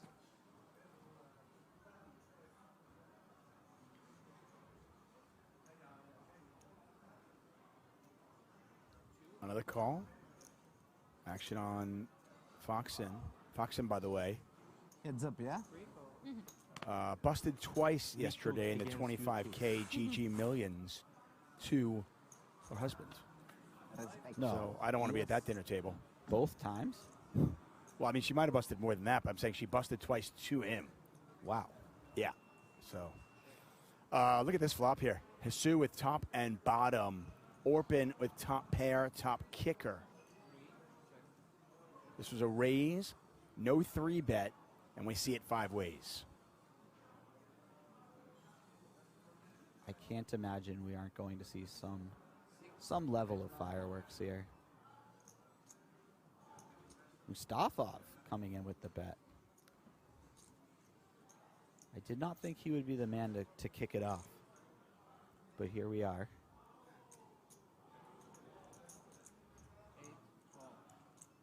Orpin playing some pot control. This is a 5-way pot, which means it is considerably more likely that one of his opponents has him beat than in a normal heads-up or 3-way scenario. You wouldn't think there's a ton of 2-pair combinations your opponents would have, but yet Hisu's got the king 3 of spades. Yeah, maybe you'd expect Chrissy to have the king 3 of spades, not so much the button. But there's still the pocket 4s, the pocket 3s type of hands. And then there's also that factor of you never know. Yeah, well, I mean, listen, king 3 suited, king 4 suited, even 4-3 suited hands that players might play to 1 raise. The 10s get out of the way. And now it's back over to Orpin, who's between a rock and a hard place. I would say so, but Orpin's just always kind of making faces. Yeah. And they ask me questions. And you don't know what's running through his head. It looks like he's unhappy about the situation, but then again, he was unhappy earlier and checked back pocket king, so I don't know. 100%. By the way, if there was a world where Hisu did not raise, we would have had a set of 10s on the turn. Oh, wow. Yeah. You know, when the 10 hit the table, in my mind, that was an important card, but I couldn't figure out why. Why? Well, it's not an important card anymore. It could have been. All right. Mustafov is sitting there going, ah. If Mustafov had just checked, and then, well, maybe Orpin bets, and then Hisu still raises. Yeah, I'm not sure if Mustafov ever sees the turn. Yeah, maybe not. But there is a potential run out somewhere in there. I'm going to find it. I'm going to find that parallel universe where Mustafov saw the turn. Everyone goes separate. You go separate, I go. After here, direct or direct? You? I go home and I go and there's a call, so a bet and a call. It's just so intriguing to me when you watch poker because it's like, you know, the difference between Hisu winning a really nice pot here and getting devastated and possibly losing, you know, 50% of his stack is his opponent not being stubborn and sticking around for one card. Yeah. Yeah, it's true. And yes, it's a multi-way pot. Yes, there's an overcard, but it's not that difficult to get stubborn and stick around with pocket 10. No, it really isn't. I see it every day at the card room. Wow. Let's see, checked it back. I'm a bit shocked by this one, Tuckman. Are you surprised that he bet large in the turn? Ladies and gentlemen, hello and welcome to the sunny Rozvadov for the final day of the LaNotteDegliAssi 1 million euro guaranteed. If you are just joining us, don't worry, we did have a table redraw, so we have a brand new lineup, and let's introduce the new warriors, the new heroes here at this table. Reminder, 12 Romanians started in the top 33, and oh my goodness, oh my god, look at this. This is the year of Romania. 1, 2, 3, 4 of them here at this featured table. 4 Romanians after the redraw. Jesus, that's a lot of Romanians. So obviously the big story of this table will be the Romanians against everybody else. We have Francis Clar returning from Germany, some other guys as well, but hey, Macbeth and John Doe, they will try to resist. Here we go. So top 4 players at this featured table are from Romania. A reminder that 36% of the final 33 were Romanians. They're absolutely crushing, and this will be a completely Romanian-dominated affair. 56 to 53 bigs, the top 3 big leaders, and then everybody else has between 11 and 19 big blinds. 3 mid stacks, 2 short stacks. I think this is clear. And the Maggie Kesa says, Year of Romania. Guys, if you are from Romania, tell everybody, tell your friends. I think this might be the first time we had 4 Romanians at the same feature table, but all 4 of them having the most chips. I mean, I have not seen this. It is the Year of Romania, but this tournament is absolutely extreme. 36% of top 33 players were from Romania, and now our top 4 big stacks are from Romania. Oh my god, I actually see my friend from Slovakia right there. This is very, very interesting. Let's go, Musa. So all you Romanians, let me know if you are in the chat. Let me know if you told your friends about the stream today, because this is very unlikely to repeat itself. This is 23 left, but top 4 biggest stacks at our feature table are from Romania. And now the big question for me is, most of the time, I have no idea why, but most of the time you see when there are players from the same country, they don't collude, they don't soft play, but they go the other way. Usually, I'm not sure if it's because of their history, because it's because of their national pride, they go really aggressive. Speaking of going aggressive, Macbeth open raising, 7-3 offsuit on the button, and one of the Romanians, Shbura Torul, I'll try to pronounce it better next time. Let me know in the chat how you actually pronounce it. So goes ahead and calls with the queen jack off. Francis in the big blind with the 9s. I think there's only one way to play this one, and that is to stick it in. Here we go. Francis. We've seen him before at our previous feature table. Sticks in the 9s. Well, Macbeth, you were really out of line with that 7-3 off. I don't think you should keep getting out of line. We have seen some blow-ups. here at King's Resort, but no, he will not go crazy with this one. And the Queen Jack offsuit surrenders as well.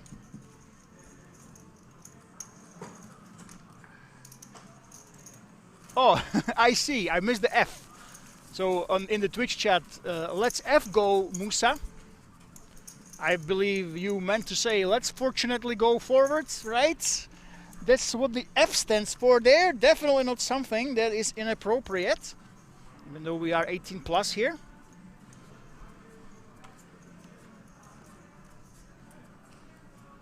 Let's fortunately go. And don't worry if you are a Czech fan, Patrik Jaroš is on one of the outer tables, but he did have over 10 million chips. He is the most experienced player in the field. Don't worry, guys. In all likelihood, we will see Patrik Jaroš throughout the day as we move forward, unless he gets really, really unlucky. He does have all the ammunition. He has been the chip leader last time we checked. But now it's time to give chance to the other players. Macbeth, the Doyle Brunson. Texas Dolly won 2 World Series of Poker main events with this hand. He lets it go. No homage to the godfather of poker right here. And Francis, with your 15 big blinds, will you opt to go ahead and limp or just fold it? And we surrender. And look at this. Vitaly has the ladies in the big blind and just smiles. Oh my goodness.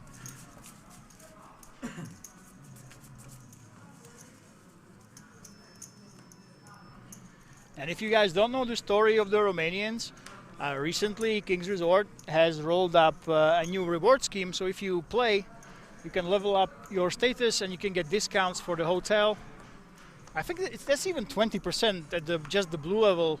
So a lot of the Romanians, they said, hey, we used to rent Airbnbs, but now they're actually staying in the hotels. I know the levels, they are being still figured out. You know, it's a very, very fresh new scheme. We are trying to set them just right, so it makes sense for the players and it's fair to everybody. But I do know from what the Romanians tell me, they very much enjoy those discounts of the hotels. And ever since that was rolled out, we have a lot of guys just not even leaving Rozvadov. They simply stay here, they grind poker, and especially now we had some fantastic value for the players. There was actually an overlay. I know that a lot of them just jumped in. They've been firing left, right, and center, just going all in, and 12 of them made it in the top 33. I mean, that's just crazy.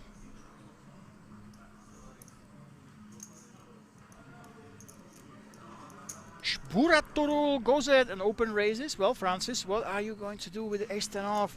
This is actually a decent all-in candidate. 15 big blinds. You are up against a big stack on the cutoff who can be opening a little bit wider. Will he simply try to punish that open raise? No, he will not. He has mercy.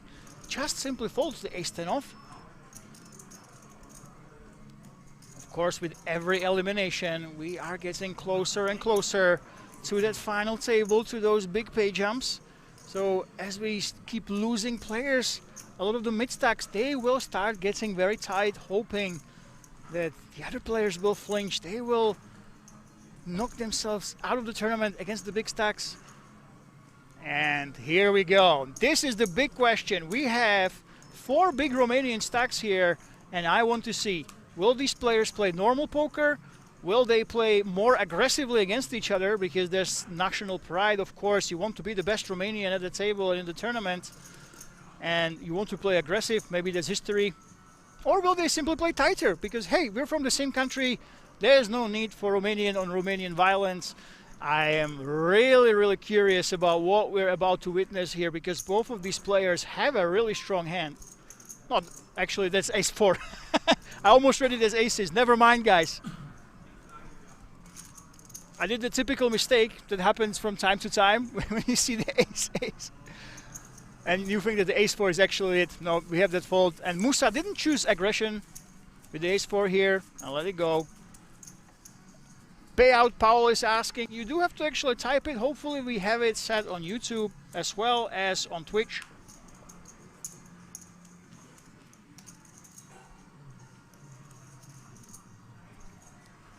This actually happened to me before.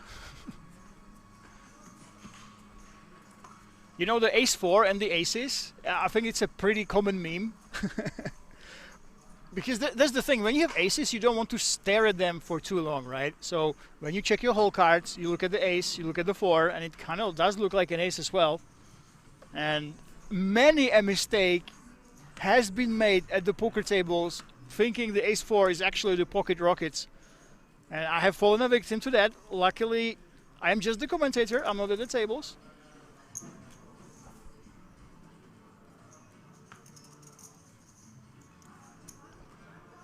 Buraturul means the flying man. Yeah, we can call him the flying man.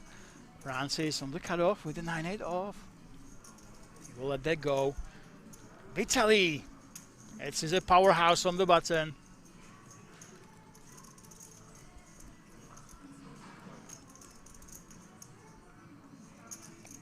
And Musa definitely has a hand he can play with. He can decide to free bet or call here. Will he take the aggressive option?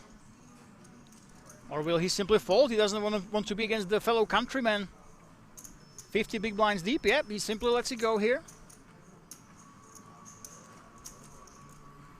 And John Doe, that is not his real name. I know this man personally. I cannot reveal his identity, of course, as he has used that nickname. But one of the 2 Slovakians remaining in the field.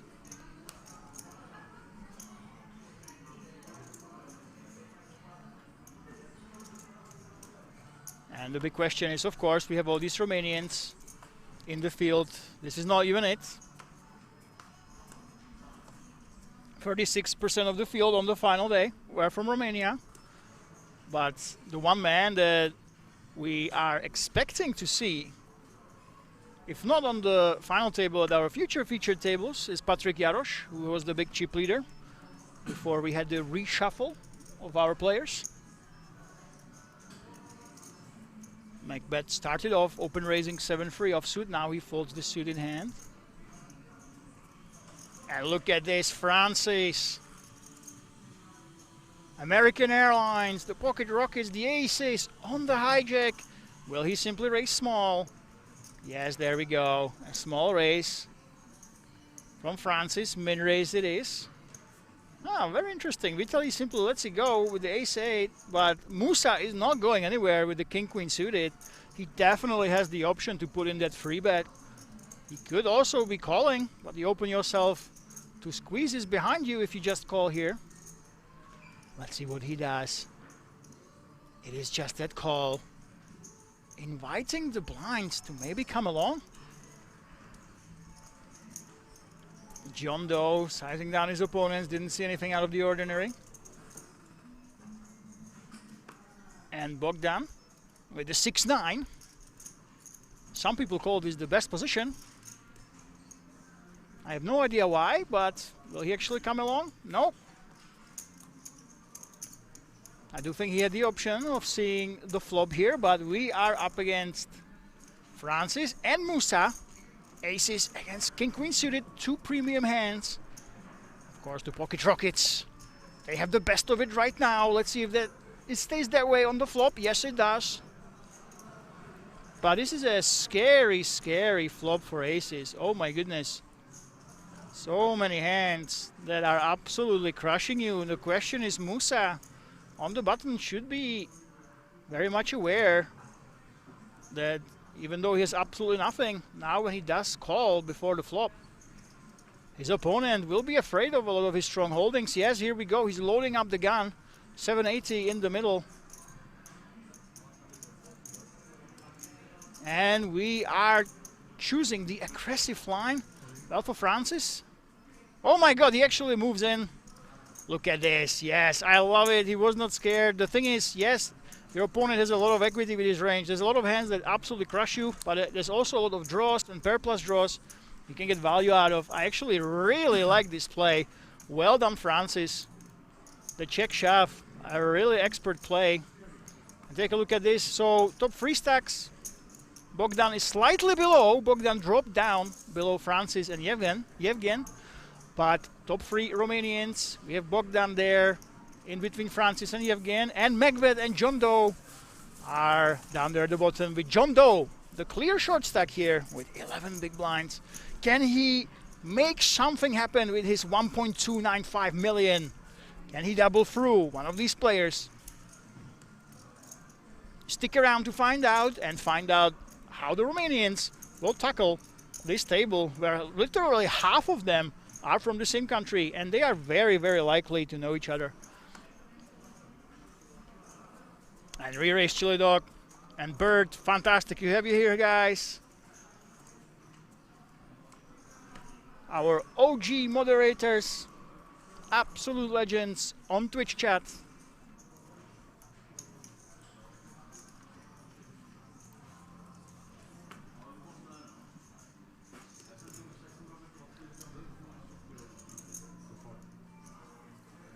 Buratorul, the flying man.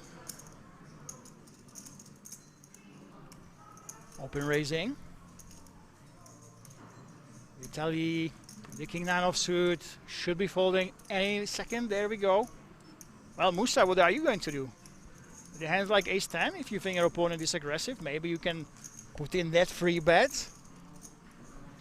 Start with that aggression. Now the question is, do you want to do it against your fellow countrymen? Looks like yes, he does. And we're loading up to a free bet with ace 10 offsuit. I'm not sure what it is, guys, but every single time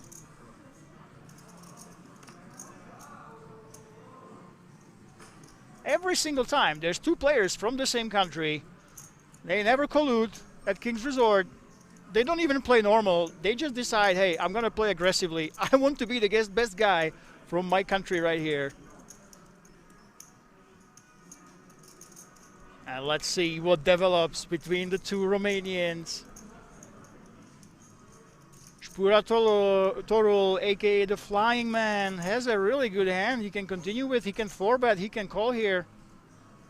It is that call. And let's see what happens. Finally, we see the Romanian on Romanian violence in a bigger pot. This is what you expect. Contrary to what you would think would happen when there's two of the same country at the table, they usually want to outplay each other. They want to play aggressively. But Musa now has a big advantage as the free better. Wow, this is very sneaky. The thing is, when you have those hands like tens, jacks, kings, queens, aces, you can easily see bet your opponent that has, of course, king, jack now. He shouldn't really have them, but this is very, very interesting. A relatively unorthodox check back on the flop. Let's see if he will actually try to put in the aggression with a delay c-bet. That ace 10. Yes, here we go. You want to protect your hand and potentially bluff the river again. But the thing is, we know that Buratorul, he does not have anything really to play back with. I think if he wanted to be aggressive, he would have to lead himself. And this is the thing. It's quite suspicious when your opponent on a paired board like this, when he just checks back. Why would he do it with complete air? Why not just bet your bluffs on the flop? So he decided to respect that check back and just wave the white flag. Even though we know here that he could have potentially taken it down.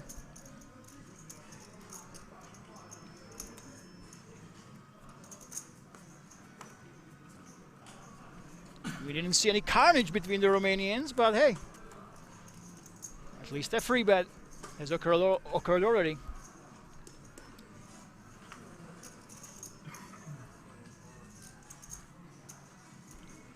Now Francis, another strong hand. Magic Celsa says, when Francis opened from 13 big blinds with aces, it's pretty much shouting in a quiet library. Yeah, it is kind of suspicious. When you have a short stack and you just min raise, if you're under 13 big blinds, that is, like Francis was, it is kind of telegraphing that you might have those aces. But he did play them really, really well, I must say. Francis jammed all in on that really connected board, out of position. That was a very, very good play when he did have those aces. Let's see how he will get to play the tens. I don't think we will see the flop here, though. Macbeth, he likes to think about it. He did open raise with the 7th tray, but 6-9, especially offsuit, is just not strong enough.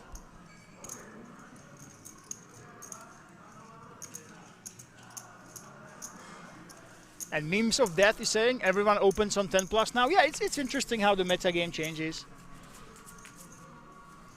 You see in some of the high rollers that, yeah, even with 10 big blinds, people started to open raising. It really depends. It depends how many players are left, what kind of stacks are behind you.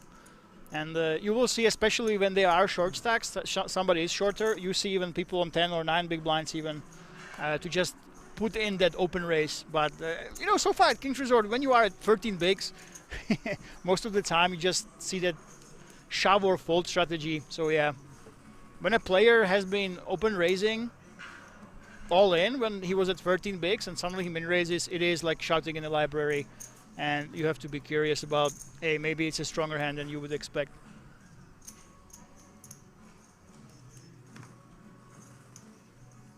John Doe is very well known on the Slovakian scene, by the way. One of the guys that works behind the scenes. Now he's on the big stage with top 23 left, with 140k plus to play for. And I would berate Macbeth for taking his time when he's not gonna play these hands, but we know that he's capable of playing looser hands actually. This time he just surrenders with the check deuce offsuit. And the flying man from Romania takes down the big blind and the ante and the small blind without a battle.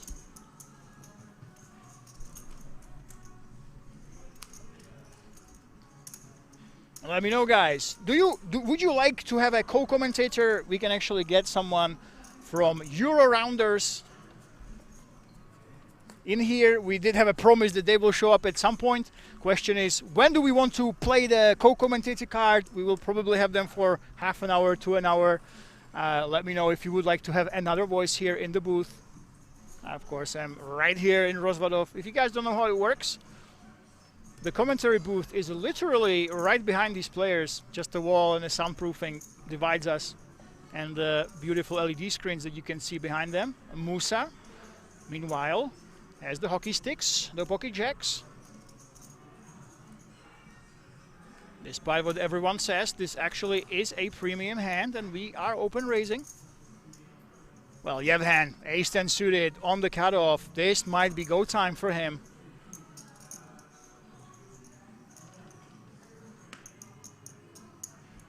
And it is just that call.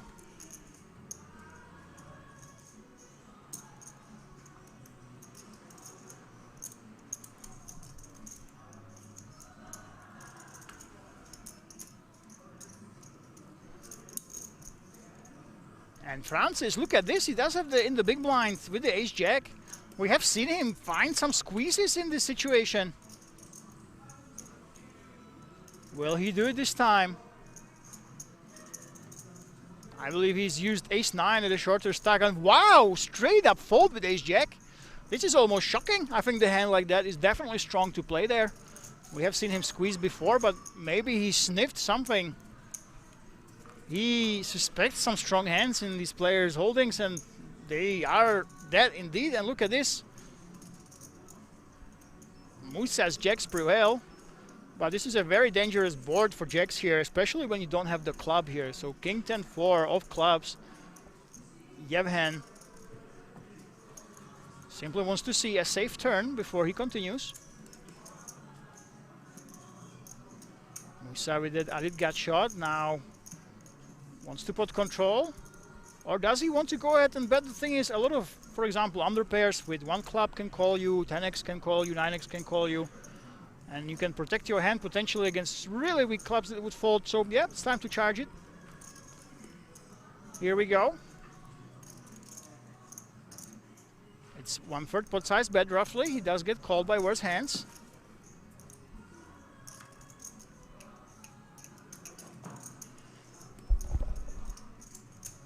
And you can see the 100% in Musa's corner. But will he actually find the value bet? It would be pretty thin here, but obviously we see that against Yevgen. A small value bet of about 340,000 might just work. Yep, here we go. We go for that thin value with that small bet.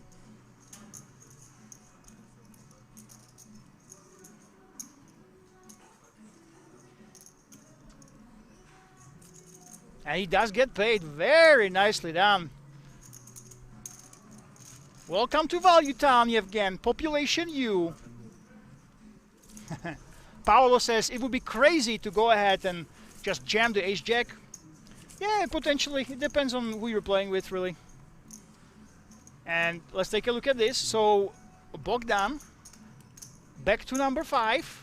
Macbeth is right below him, so top 4 of 5 at this feature table are the Romanians. Musa, right there with 64 bigs. Vitaly and Spuratorul, the flying man, are all right up there with the big stacks. And the middling stacks are Francis and Bogdan. And Macbeth, John Doe, and Yevgen, they are in the danger zone. Especially for Yevgen, he will have to find a double up there. Oh, you mean folding, Paolo says. Yeah, folding ace-jack on the button, on the big blind. Yeah, it's a really, really strong hand there. I have to agree.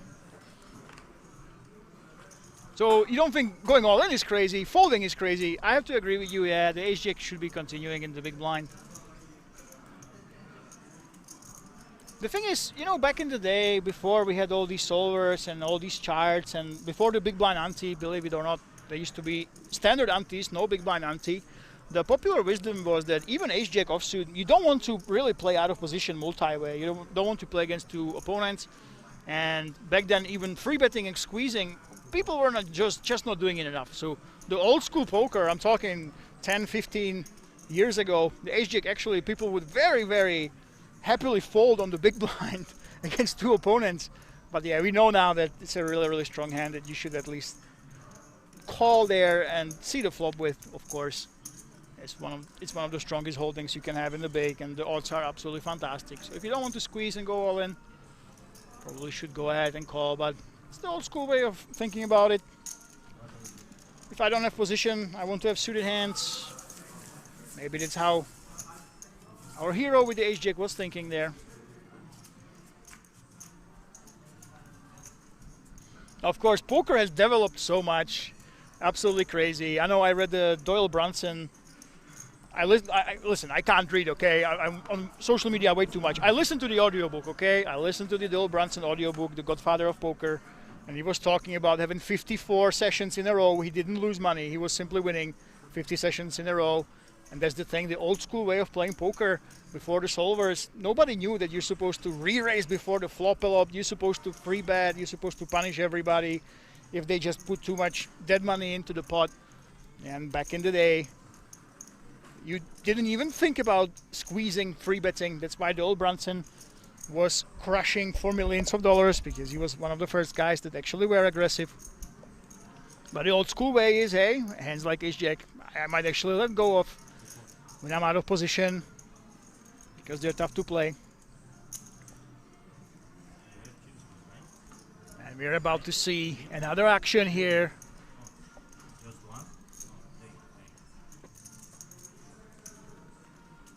Francis with the jacks, with the hooks, with the hockey sticks. Should be free betting here, of course. Throwing in the time bank. Magic Sosa jacks says fold.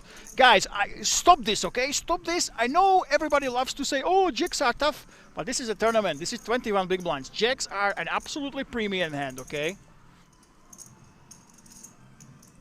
We should be obviously continuing. And the thing is, the reason why jacks are tough to play is because you face a lot of overcards on the flop. Most of the time, actually, that's why Francis says, I don't care.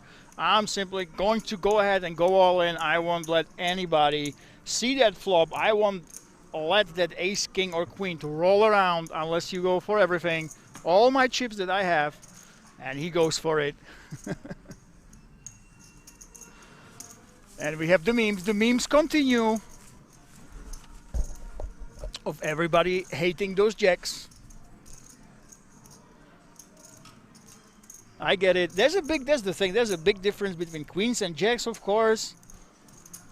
2 cards on the flop coming and 3 potential overcards. That's a huge difference mathematically. So that's why jacks are very, very tough to play, even though they are still a premium hand. So a lot of players make the mistake of being married to them or had a good hand before the flop. It's very tough to actually play it because of all those overcards. But I like that we were not afraid of it, and he went for it, no matter what the Magic Celsa would tell you in the Twitch chat.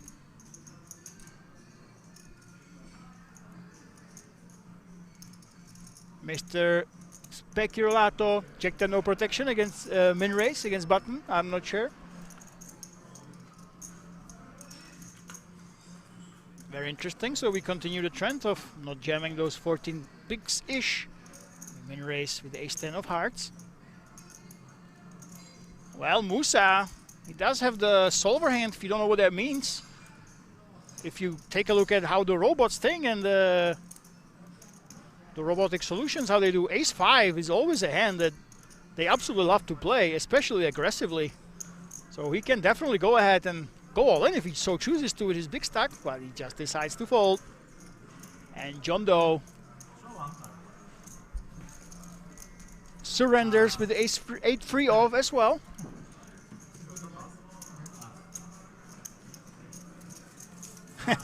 Magic Celsa says he played it like 7s to 9s, yeah.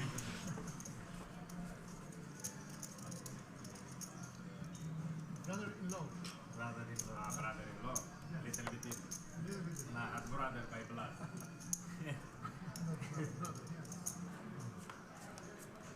Still good. And we have the opinion about the jacks. If you go ahead and shove 20 big blinds, you are only getting paid by better with the jacks. A smaller free bet would accomplish more, and you keep the hands you dominate in position. Yeah, if you only free bet, you can keep those hands like King Jack. You basically make your opponent go ahead and call you with those King Jacks and other hands like that, Queen Jack. But I kind of understand it. You have the jacks, you just don't want those overcards to roll off.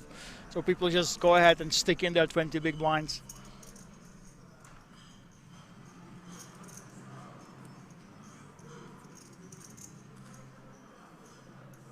I can sort of understand it, of course.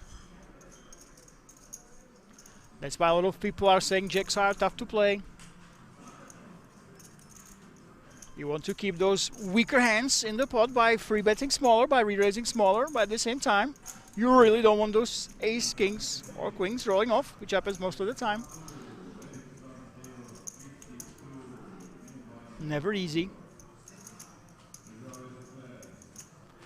We have some jokes on the Twitch chat that the best way to play those jacks is just to fold them. And look at this, John Doe found the hand he can finally go all in with. He is pushing with a premium hand when you're blind against blind, of course, and Bogdan does not have one he can defend with. And this is a big win for the Slovakian. He just bought himself another extra orbit of life, of being able to fold and wait for those premium hands with his short stack.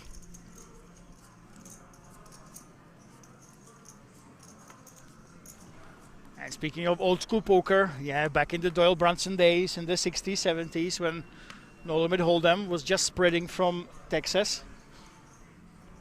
When somebody free bet you, or if they would go all in like this, it was never jacks, almost always aces or kings. Sometimes ace king, and that's it. That's how poker was played, but now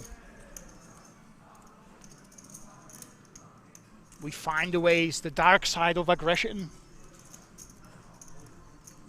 And anybody can see that that's what you should do, as all those different tools are available.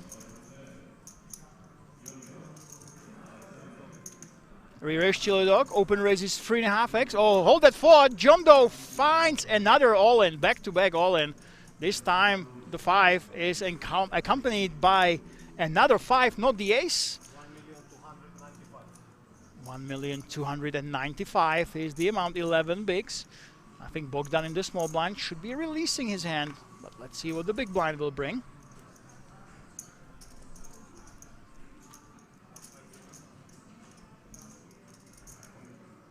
Oh my god, he actually finds the jam. Look at this, Bogdan.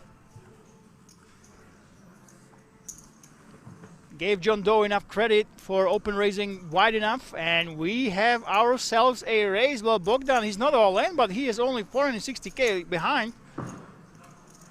He would be all but out of the tournament. Can he hit the ace or the 8, or will the 5s of John Doe prevail here in Rozvadov? Let's find out on the flop. Oi, oi, oi, oi, oi. It is the year of Romania, and Bogdan hits the 8 right in the window. There was a 5 folded already, 1 out for John Doe. 1 card, 1 out, and 1 out only. Can he get there on the river with the absolute miracle? No, he cannot. Goodbye, my friend. You can see him frequently on the card scene in Bratislava. If you go there, you will see him hanging around. I've seen him there many, many times, but now he has to bow to one of the Romanians. We had 12 of them starting today. 36% of the field today of the 33 players were Romanians. And another Romanian claims another victim.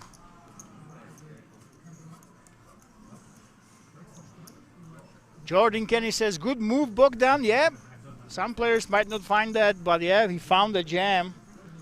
Even though he was at risk himself, he didn't have really too much to play with behind, but yeah, he found it.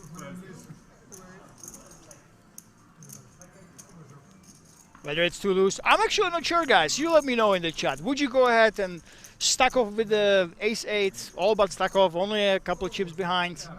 Or do you think it was too loose? Obviously, it worked out for him. And Vitaly, another Romanian, one of the big stacks, open raising with the queen-9 of clubs on the hijack. Let's see if Bogdan wants to continue his pre-flop aggression. No, he does not. Not against an earlier position than before. Last question. Are you also from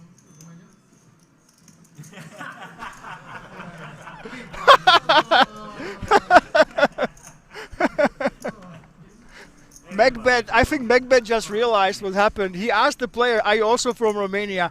Of course the answer was yes. Yeah, you know what? It is the year of Romania, but this is an absolute extreme. I don't think we ever had... Guys, this is Rozvadov, right? This is an Italian series. We are on the border with Germany. You expect the German, the Italian, and the Czech players be here. 36% of the field are Romanians. And when our German friend asked, are you also from Romania? He said yes. He realizes that he's absolutely surrounded. Vast majority of the chips at this table, top 4 out of 5, are Romanians. So yeah, you have 50% chance. If you ask somebody where they are from at this feature table, they are from Romania. And in the entire tournament at the start of it, it was 36% chance that they would tell you they are from Romania. It's absolutely crazy. And I think these guys are realizing that they are surrounded by these Romanian heroes right here. And one of them, Musa, decides to open raise with King 5 suited. But Bogdan, he should punish him. We've seen Bogdan be on the looser side with the ace queen. He will definitely continue here. Magic Celsa says he is surrounded, and he was very much laughing about it. He couldn't even believe. Obviously the guys, they can't see the flags like we can. They don't know which country the opponents are from. So when he asked the 4th player where he's from, and he also said Romania, he was shocked to say the least. And we have that call with ace queen. That's what we've been seeing. Macbeth in the small blinds. Well, let's it go. And the flying man, Shuboratorul. I think he definitely has the chance to make this a Romanian trio. A Romanian family pot. There we go. So, guys, I think I am an absolute expert. I'm going to say right now, I will tell you right now, out of these 3 players, I think a Romanian will actually win this spot. Now call me crazy, but this is my prediction. This spot is going to Romania. Okay, so Shuboratul with a really decent backdoor draw here. Actually, it's got those backdoors. A lot of potential at 8-5. It's on Bogdan if he wants to see bet.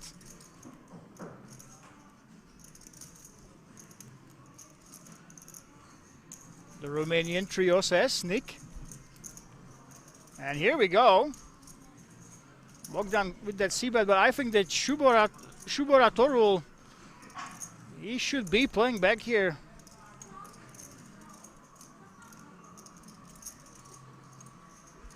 This is a great raising hand, I must say. A really great raising hand. The only thing that is a problem here is because we are multi-way here and Bogdan doesn't have too many chips behind. Maybe that's why we just opt to call here. But so many great backdoors. So many outs already live.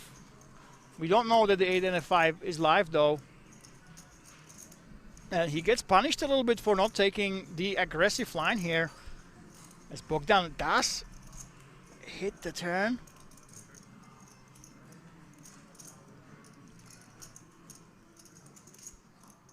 Well, Bogdan now obviously very incentivized to continue betting here. Shuboratorul should never have ace king here, not in the big blind. Not against 22 bigs of Bogdan. He would be squeezing before the flop for sure. So this is the strongest one pair hand that anyone can have right now.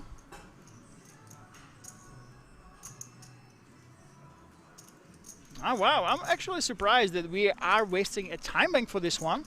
It's obviously top pair, good kicker. Now the question is, we want to size it in a way that gets the maximum value from our opposition.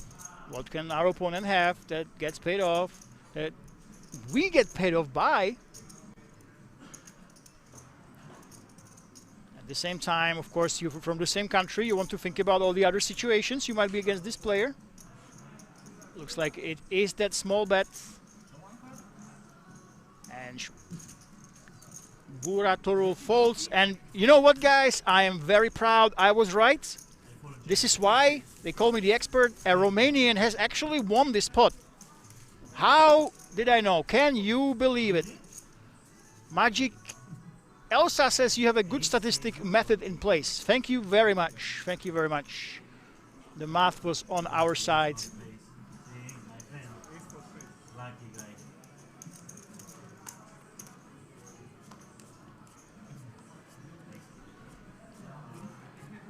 I have to appreciate that they are actually using English at the table.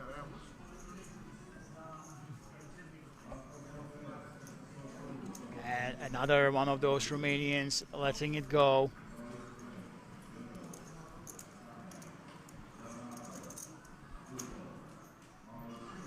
If you guys want to hear the story of what happened, we did have an overlay in this tournament, and once the Romanians found out, the information I have from yesterday is that they just went bonkers. They started just buying in the tournament, going all in. And even before then, even at the start of it, they already had a big chip leader in Mr. Dumitra. And Macbeth, 15 bigs, king, queen suited. Definitely an all-in potential in this hand. He knows he is surrounded by the Romanians.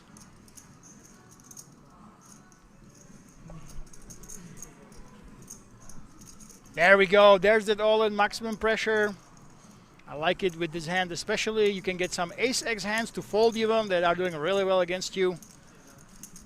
Well, Bogdan, you must be thinking that the 15 big blinds might just be too much. You always want to count here to get those odds.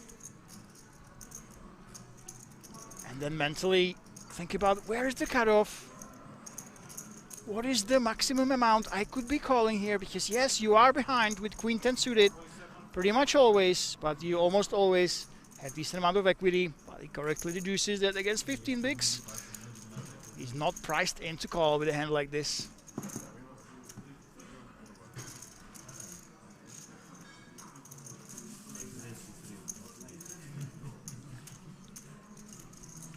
And one of the players resists the sea of Romanians that is surrounding him.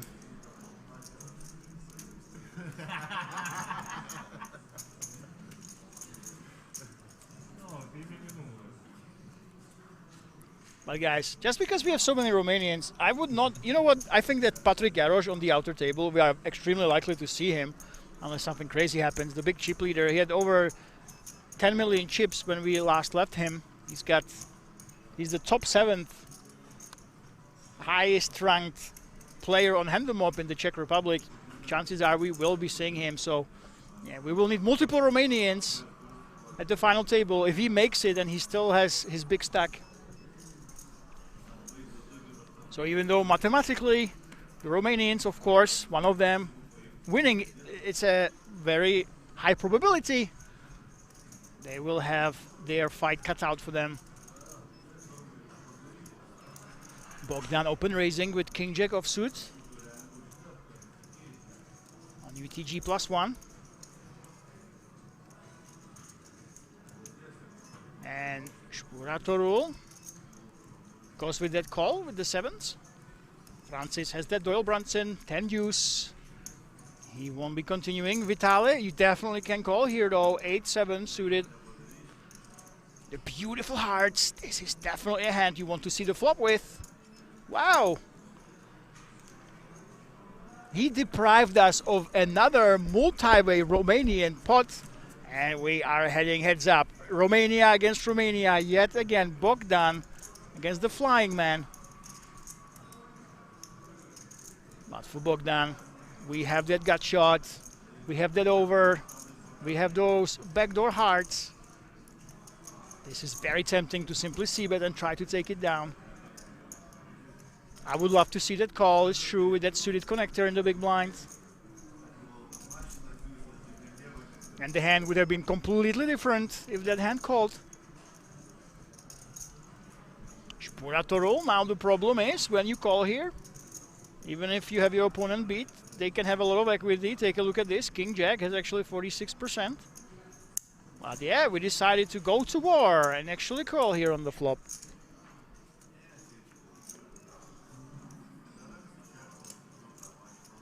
And we have a free of clubs on the turn. Bogdan still with 26% equity. Now we're deciding. The thing is, when we bet here, we should also consider betting the river a decent amount of the time. For example, if you bet with the King Jack now and the heart would hit, you are almost obligated to bluff again. And he just waves the white flag. Shpurato roll. With that call that might look a little bit scary on the flop, just decides to check back, allowing Bogdan to get a very good scare card against his Romanian opponent. Now the question is, I think every single pair would fold here if you just go ahead and bet this. And you even remove a hand like Ace-Jack. I would love to see that bet from Bogdan. Let's see if he will go for it. Remember guys, these are both Romanians. A lot of these guys, they stay in Rozvadov almost permanently. They're very likely to know each other's game. There's a very likely to be meta game between them. So yeah, there we go. Very nice pressure being put on his opponent. And that's the problem with the 7s. When you call on the flop, you are very likely to be facing aggression on future streets. Now what Shpurato can be thinking, hey, maybe Bogdan would check behind. Or he would check as the preflop raiser with the ace-x hands. That might be going through his head, but this still would be a pretty sick bluff catch if he decides to make it. I think the ace is still very credibly represented. Now Shpurato, again guys, the flying man. They are both from Romania. They're very likely to know each other. They're very likely to talk poker. There will be history that we will not be aware of. Let's see what he actually does. This would be a pretty sick call here, actually. Can he find it? Looks like he wants to. He wants to look his opponent up. Yes, he makes the call. Wow. This is what happens when two players from the same country play against each other. It's not just about playing poker. It's about the pride of beating your fellow countrymen. And a nice hero call from the 7s. Very nice call, and again, I would love to know what's going on here, but remember guys, We are not in Romania. We are at King's Resort. This is the Czech Republic on the border with Germany. A lot of these Romanian players, they're very likely to know each other. It just happened to be very damn good. That's why we have so many in the later stages of the tournament. But it's very likely that there has been some history between these two guys. That's why we saw that bluff catch with the sevens. And that's the thing, when you call the flop there against the c-bet, you are confident. When you call on the flop with the sevens, you have to be confident that you know what to do on future streets, and it's not easy. A lot of the time you would just fold the sevens because you would not find a call like that, so very much deserved chips that he got, and now the flop call makes a lot more sense when he was ready to find a bluff catch like that. Yevhen Jura.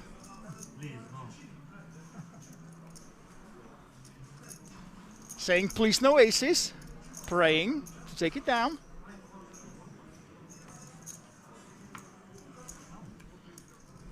Musa in the big blind.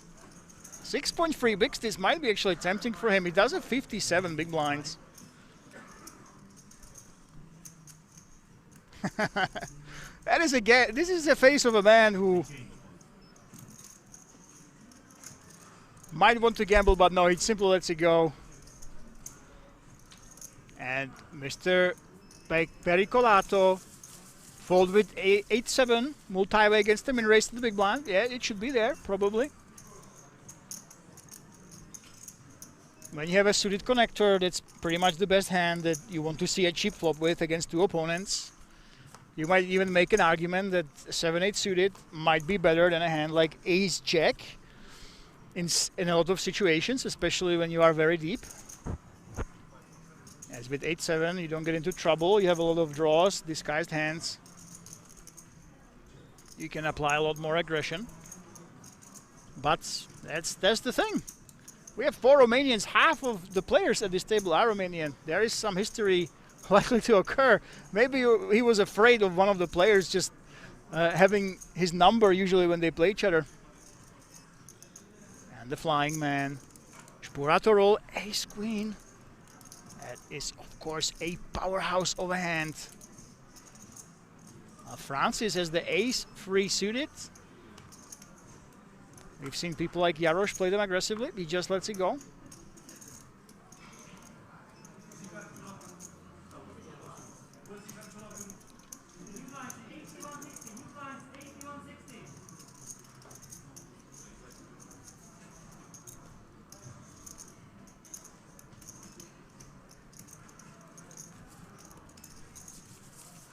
And Bogdan lets it go.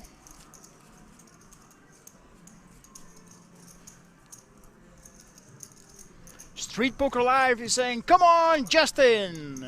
Yay! And let's see. Oh my goodness, can you believe it, guys? Looks like the tables were actually redrawn. So now it's 4 Romanians right here. And 3 players from other countries. Yevhen with 6.6 bigs. Megved and Francis right there at the bottom, trying to resist this Romanian onslaught. 3 of them have almost the same stack. Vitaly, Musa, and Spuratorul. Oh my god, all of them with about 6.7 mil. This is absolutely even, but we are very, very likely to see some Romanian on Romanian violence. We already saw that bluff catch where it felt like there was history between the players.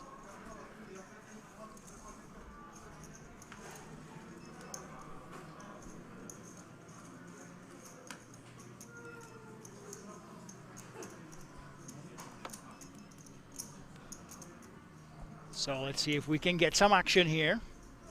The siege. I don't think I've seen this. I definitely don't think I've seen this away from the home country. And Romania, mind you, is reasonably far away from King's Resort as well. So I'm not sure this ever actually happened. That you would have a feature table and so many players remaining in the tournament, all of them being from one country,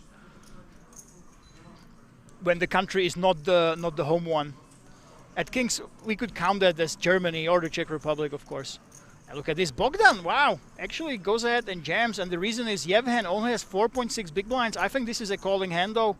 Queen 8, it will be pretty much impossible to get away from. I don't think he should be getting away from this. You just about have the odds even against this hand. Yeah, here we go. And we might lose yet another non-Romanian.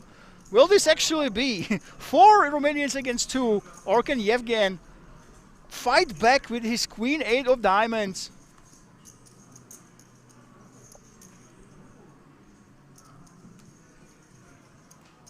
And the year of Romania continues. Can it be the Queen or 8? Oh, that is a beautiful flop for Yevgen. Trips right in the window. Bogdan is only hoping for those backdoor clubs right here. That is not one of them. And Yevgen puts up resistance. Manages to double up through one of the Romanian guys. Equaling the field at least a little bit. By the way, guys, if you are coming from Germany, we have some German chatters. Make sure on YouTube we have the German stream. My master, Stefan, he is the veteran. He is the commentator at King's Resort. If you do speak German, go check him out, guys. Actually, he's such a pro that when I go ahead and commentate, I ask him for his notes. So he sends me handwritten notes on who the players are, how many players are remaining, what is their biggest accomplishment. And that's all thanks to the German stream and Stefan.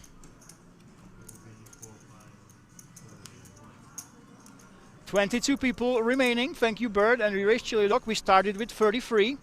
Jasse Live.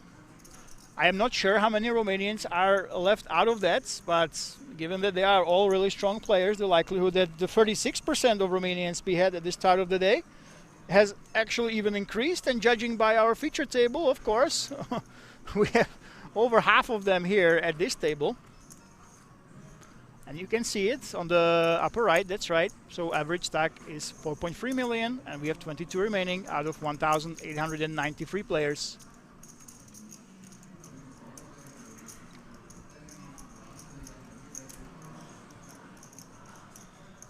And that's the thing. It was likely that there would be an overlay, so a lot of these Romanians, from what we've heard, they just went crazy in the last couple days. They were just pushing it in and trying to get their piece of the pie, trying to get that value, and you can see that they have succeeded and then some, as now Bogdan on the button definitely has the option to go ahead and simply stick it in. There we go, Bogdan taking advantage of the loose open of Musa, who can't do anything about this. And 2 million goes in the middle. And of course, when you have so many Romanians, you will see them battling each other. And Musa got his hand caught in the cookie jar. He was opening loosely. Has to let it go here.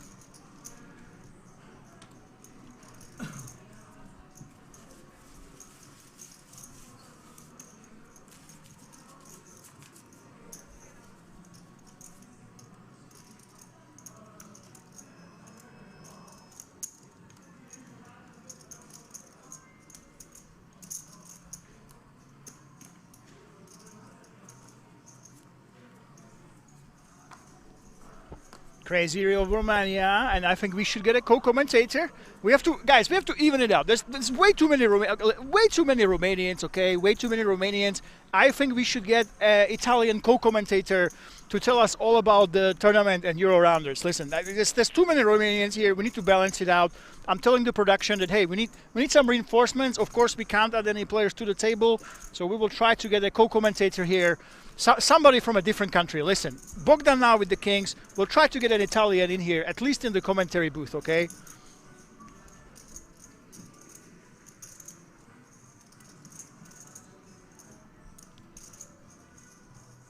Andrei CZ, good commentator.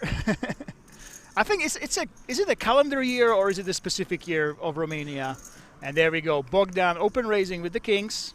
Yevgen with the freeze. What will he do here?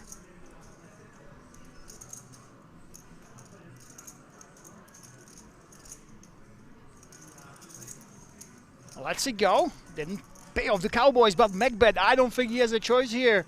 We have the ace-queen against the cutoff. Against one of the Romanian gang. This hand is too strong to simply let go of.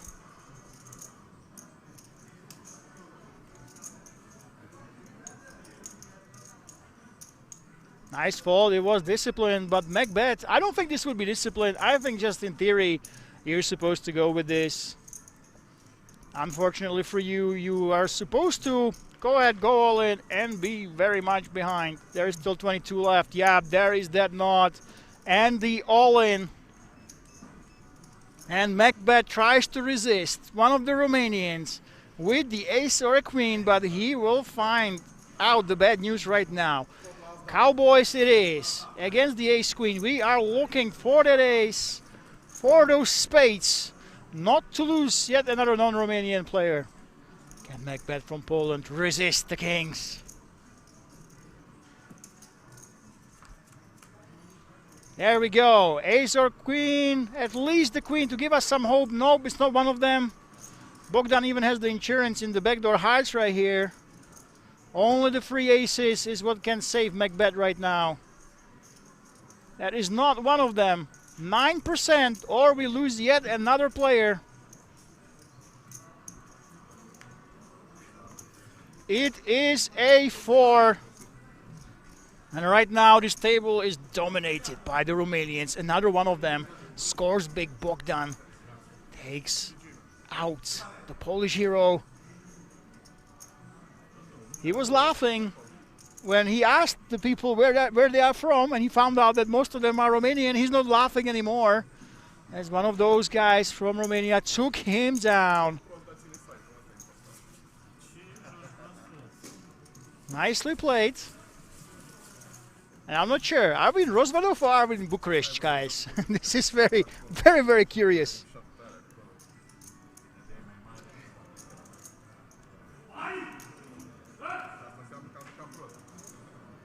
And I heard some screaming in the background. I know Patrick Jarosz. Patrick Jarosz was the big chip leader. He is channeling his inner Martin Cabral today. It was very animated. I would say the probability, of course, is massive that the final table will see at least a couple of Romanians. But we still have the most experienced player in the field with a lot of chips in the Czech top 7 in terms of live earnings, Patrick Jarosz, on one of the outer tables. I will try to give you some updates. We should get a co-commentator who tells us what's happening. And Bogdan, ace-10 off.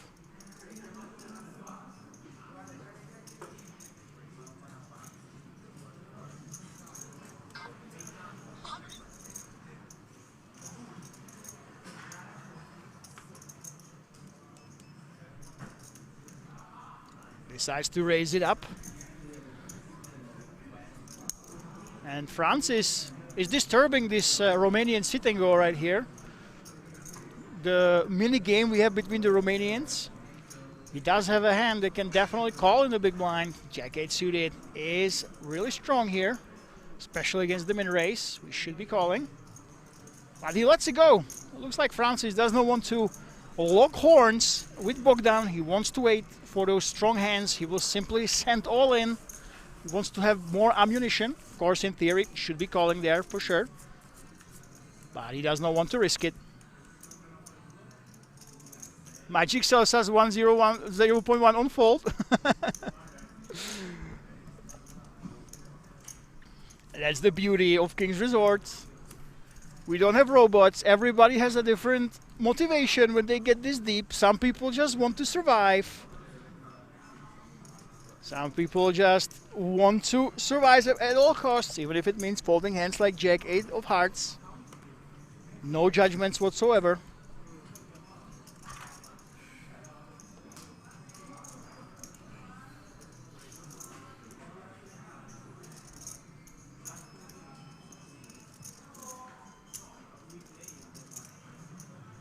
And, oh my goodness, that is a lot of chips joining the table. A lot of chips is joining the table, ladies and gentlemen. Can you guess who it is? Do you think it's another Romanian or is it somebody else? Who do you think will be joining this table? As Shubaratul Ratorul has the queens here. Look at this. Queens on the button. Of course he will play those.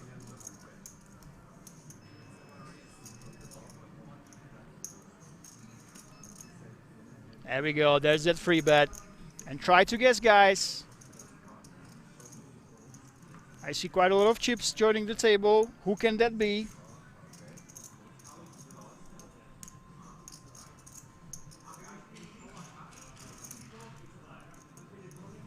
Vitaly, look at this. Ace-10 of clubs. Just decides to let it go here. No cold for bet from him. I think the reason was that Musa did open in the first position. Are we counting down chips? No, it is a fold with the king 10 off.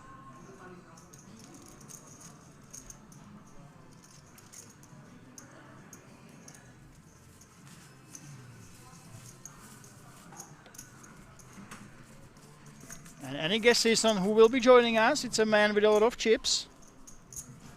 Covering everybody here.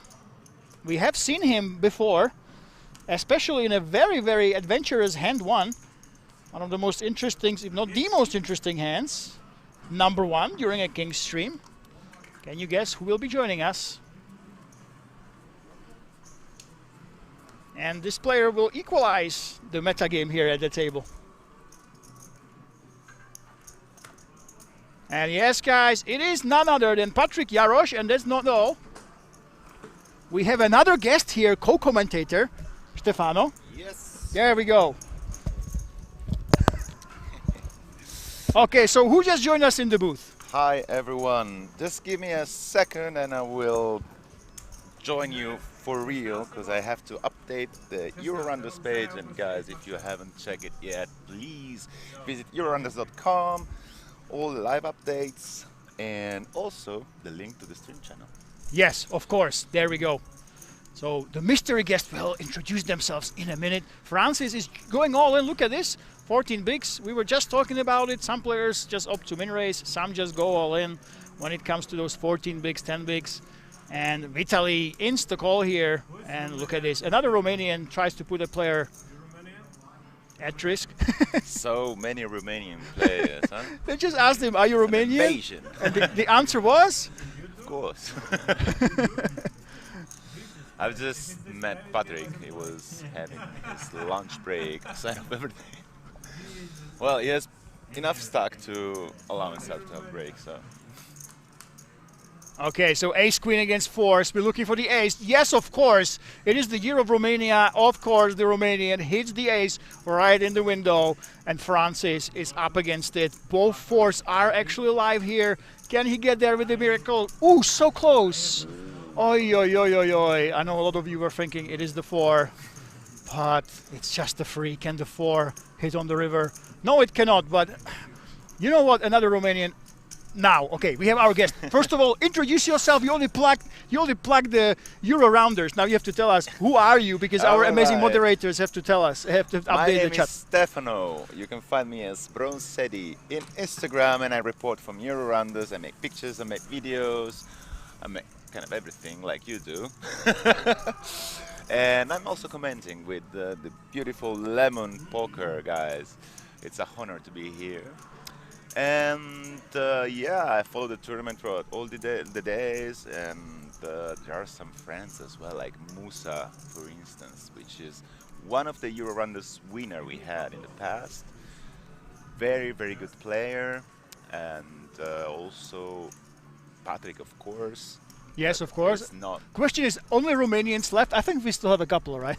Non-Romanians. Yeah. You've seen the outer tables. Can you give us some? Of course, mind you, we have 30 minutes delay. You can't give us all the information, but can you guess how many Romanians are there on the outer tables right now? Well, I counted them when there were 23 left, and I counted 10 Romanians in 10 total. still 10 Romanians? Yes. Oh my God, guys, this is insane. According to my last update, we have on the top 10 4 Romanians, and on the other part of the ranking at least 1, 2, 3, 4, full blast. Yeah. So Yeah, so we have about 10 Romanians in the top 23. We started with 12.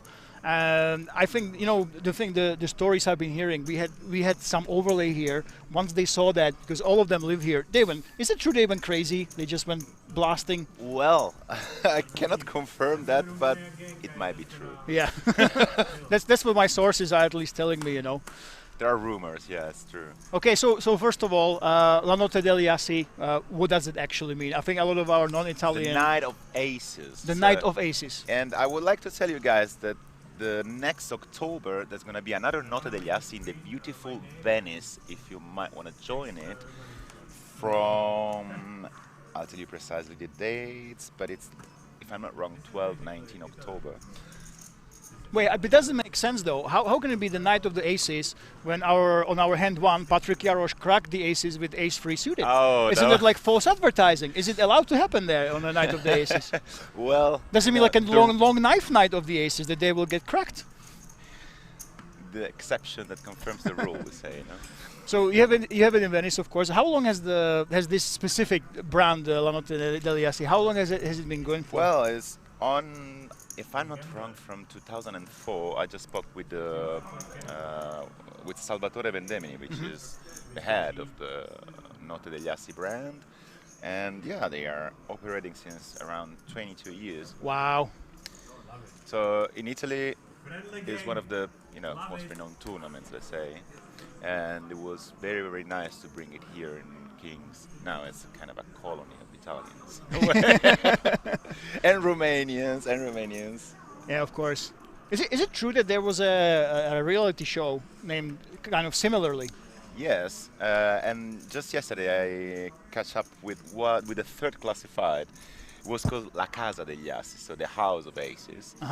And this guy who arrived like third, if I'm not wrong, and is still in the business. Actually, like in the interview, he told me that after that reality show, he managed to be hosted by several poker circles or like small poker rooms in Italy. And he actually made a business out of it. Oh, really? So just rewind. What is it like a Love Island or Desperate Housewives of poker, or what was the? Is it like actual reality show like Survivor, or what? Yes, what was it? There were like 10 people put in a house for, I don't know, like 1.5 months, and every day they had like some challenges that they had to pass. So yeah, for I don't know how many episodes it lasted, but the organizer was Luca Pagano, you know, from the Italian poker tour back in time, and it was kind of had quite a good success. Of course, it was not in the top media, on the top channels, but still, at that time, poker was a bit different. So I want to say that he had quite a nice success. Then this guy also used his image to make his own business in a restaurant. Oh, right, because he was on the TV, right? Yeah, okay. Yeah, I mean, like. And that's the thing, is it seems like to be a trend to try to turn poker into a reality show. Of course, King's Resort, if you guys don't know, it's in Czech, so you might not be aware of it, but there is King's Show, where you try to gamify poker. And now, have you heard of the Kmart story? No. So there's this Canadian poker pro, right? And he was thinking, all I dream in my life is to make a poker reality show. That was his dream, right? So poker reality show, I'm gonna put it on TV. So you guys can look it up. It's on YouTube. So he put up his own 400K. He's not like a crusher. He's an influencer, right? He put his whole 400K. Invited people like Abby Poker.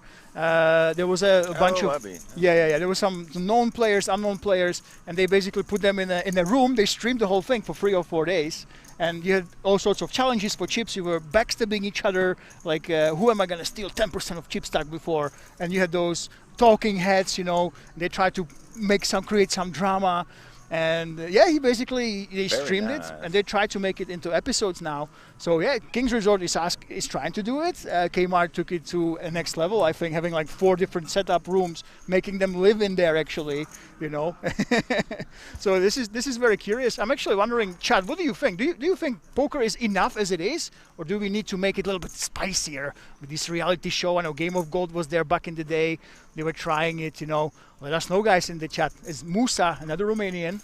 Crazy Daisy. We need characters and we need stories in poker. Actually, the game most of the times you know, goes into sort of a stall, and you need to. I mean, we are content creators, both of us, so I think we are agree about that. Anyway, from 12 to 19 October, I was right. 2026, Venice. What a beauty! Have you ever been to Venice? As a kid, I think, you know. That's the one with the gondolas, right? Yeah. Yeah, yes, I knew that. By the way, Patrick Jarosz, look at this, guys. Yes, if you were trying to guess, Patrick Jarosz, number 7 in the Czech Republic in terms of live earnings. He has been channeling his inner Martin Gabriel, screaming casino. Did not the Royale, but he looks to defend with the juices on the cutoff. Yeah, again. By the way, funny fact about Evie Poker and Martin Cabral. Last time at the WSOP in Prague, I didn't know her, but I got in charge to make a short interview with her, so I was like trying to, you know, catch up with some information. And Martin came and like stole her from me. Yeah. He had to talk about business. Okay. Yeah. So like, please, 5 minutes. I'm gonna be done soon. But no, never go against Martin. Yeah, of course. And there we go. So Patrick. The mini Czech Gabriel is heavily outflopped. It might not look like it with 44% equity, but you know what? The King 10, that's a very strong hand right here. Musa's a very aggressive player, so I don't think he's gonna ever make a passive action here, in fact. Now for everybody else, it will be automatic fold here with the juices, of course. You must know that you hate every single turn card. And Patrick is no different. So what's the story with the Romanians, by the way? I know we see quite a lot of them with your Euro-Rounders crew. They seem to speak Italian. Well, most of them, they actually do. Because, you know, it's a Latin root language, so... Oh, it is? I had no idea. So Romanian is a... that does make sense. It kind of lends itself. Actually, Romanians can understand and kind of speak Italian, but not the other way around. Really? Yeah, and here in Wrocław there is a pretty large community of Romanians, and I have to say they are quite good. They all study the game. They had the chance to perform here live every 3 days, basically. So I want to say that, Romanian group here is quite prepared and numerous. Yeah, but one thing I like about them though, that they actually are not those robots that would play with a scarf, cover themselves, and you would never know that they're actually there at the table. I like it. They joke around. They talk to everybody. Basically, this is the thing. When you are a pro, you should know your customer and you should service them, right? So obviously these guys, they work together. We see it now. There's a lot of. It seems like there's a lot of dynamic between them. I take it that most of them know each other, right?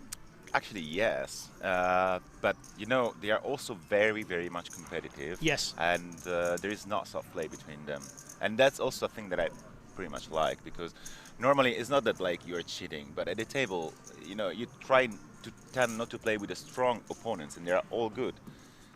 But on the other way around, you know, poker is poker, so you gotta play your odds, play your game, and I love how they do.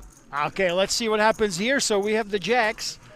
Musa has a flop he doesn't like, especially, but Shuba Ratorul, aka the Flying Man, has the King 10. So Musa did outflop him.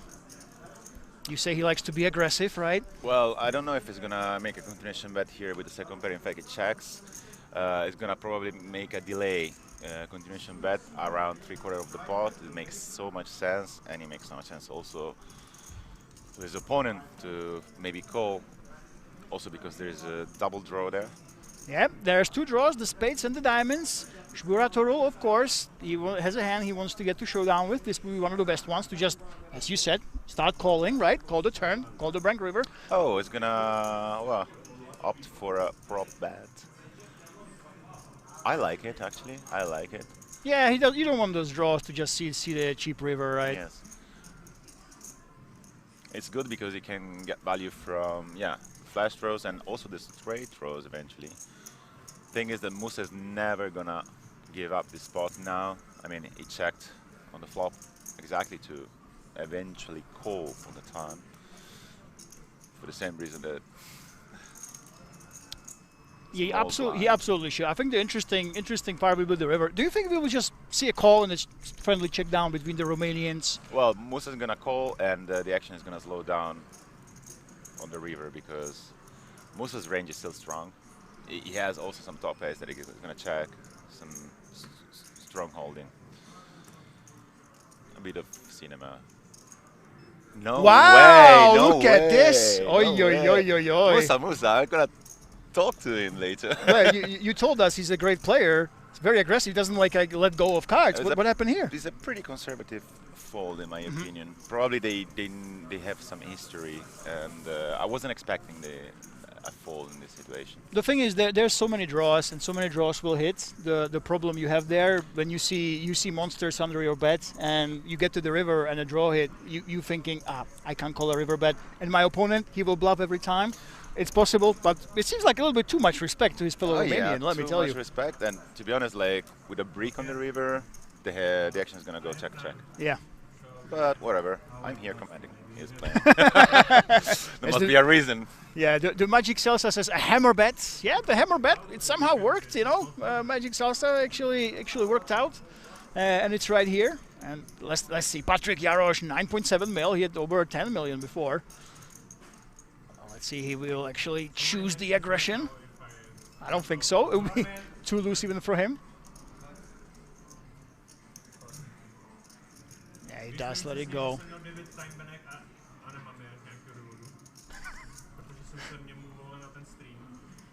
Okay, let me translate, guys. Let me translate. So Patrick Jarosz, he said, "Hey, Floorman, you do know how I had like 9 time banks at the outer table, right?" And Floorman's like, "Yeah." Well, if you look closely at his stack, you see a lot of chips in Patrick's stack, but there's no time banks. So basically, it looks like he forgot his 9 time banks at the outer table, and now he's trying to get them. Now the thing is, if you don't have proof, you know, I don't think we keep track of the time banks. We simply take them from you. So this will be very interesting how the floor actually rules. I'm guessing that if they find them on the outer table, they should give it to him. But still, it's kind of iffy. If they took them away, what should be the ruling? I have no clue about this, but you know, to be morally fair, I would give them back if they really left them there. But you know, rules are rules. Well, so you need the other players to actually say, hey, but the thing is, Jarosz is the most experienced player here.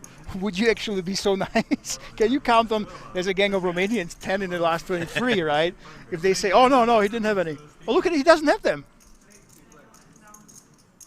Crazy. This is a weird situation, honestly. He's skilled enough to... Yeah, of course, but you use time banks as a weapon. He just doesn't have them.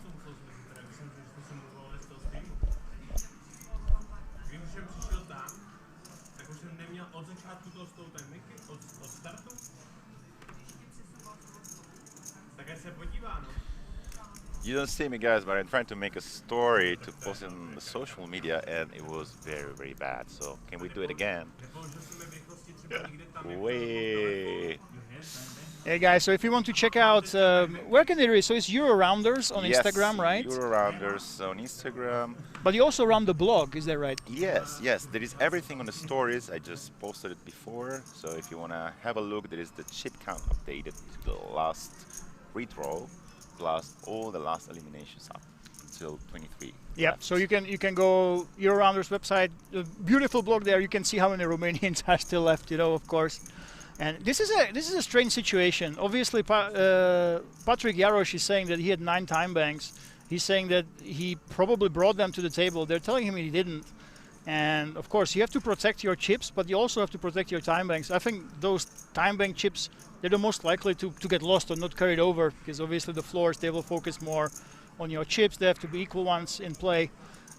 So yeah, this is very interesting. I'm really curious what the ruling will be. But right now, he open raises with ace-jack offsuit, and he has no time banks. So he can't be using them. This is curious. Knowing him, he can use this at his advantage. You think so? Yes, he's pretty much experienced. And yeah, to be fair, when you master tournaments, especially when there is ICM pressure, you might need some time banks, but he's very experienced. So I think that there we go. He can survive. Now Patrick, it's a mono board. All 3 hearts here. 10 deuce and 7. Will he put in that c-bet? Of course, Musa does have a pair.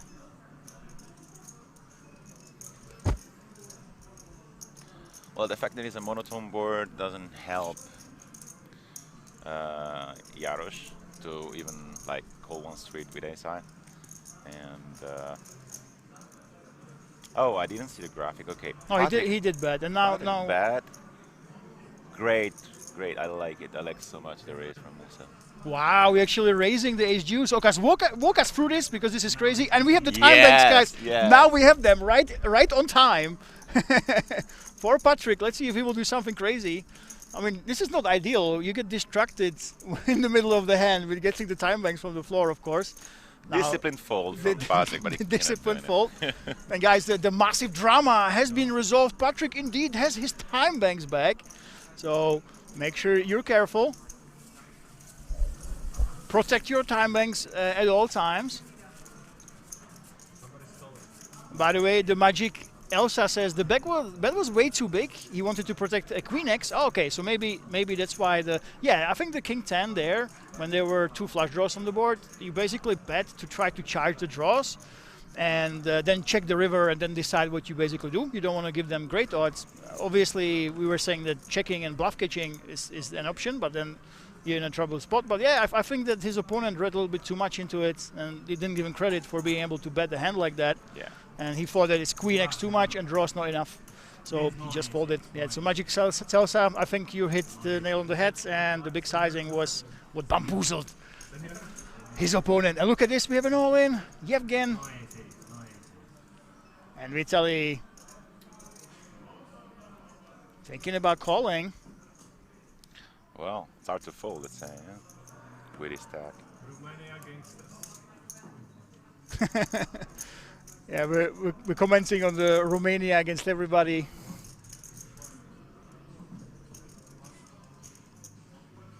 I feel like we have equalized the balance at the table with Patrick's arrival, of course. So now it's not as one-sided. But now it's the question of Vitaly. What does he want to do? You're in the cutoff. You still have multiple players behind you.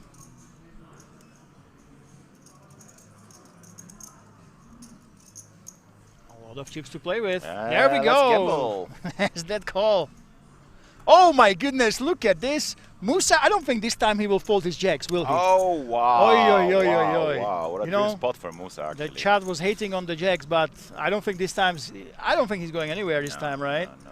Well, that's almost unfair, honestly. The thing is that with this just call, yeah, it's going to take a little while to think, because, you know, there is also a tiny bit of a trapping range from Vitaly.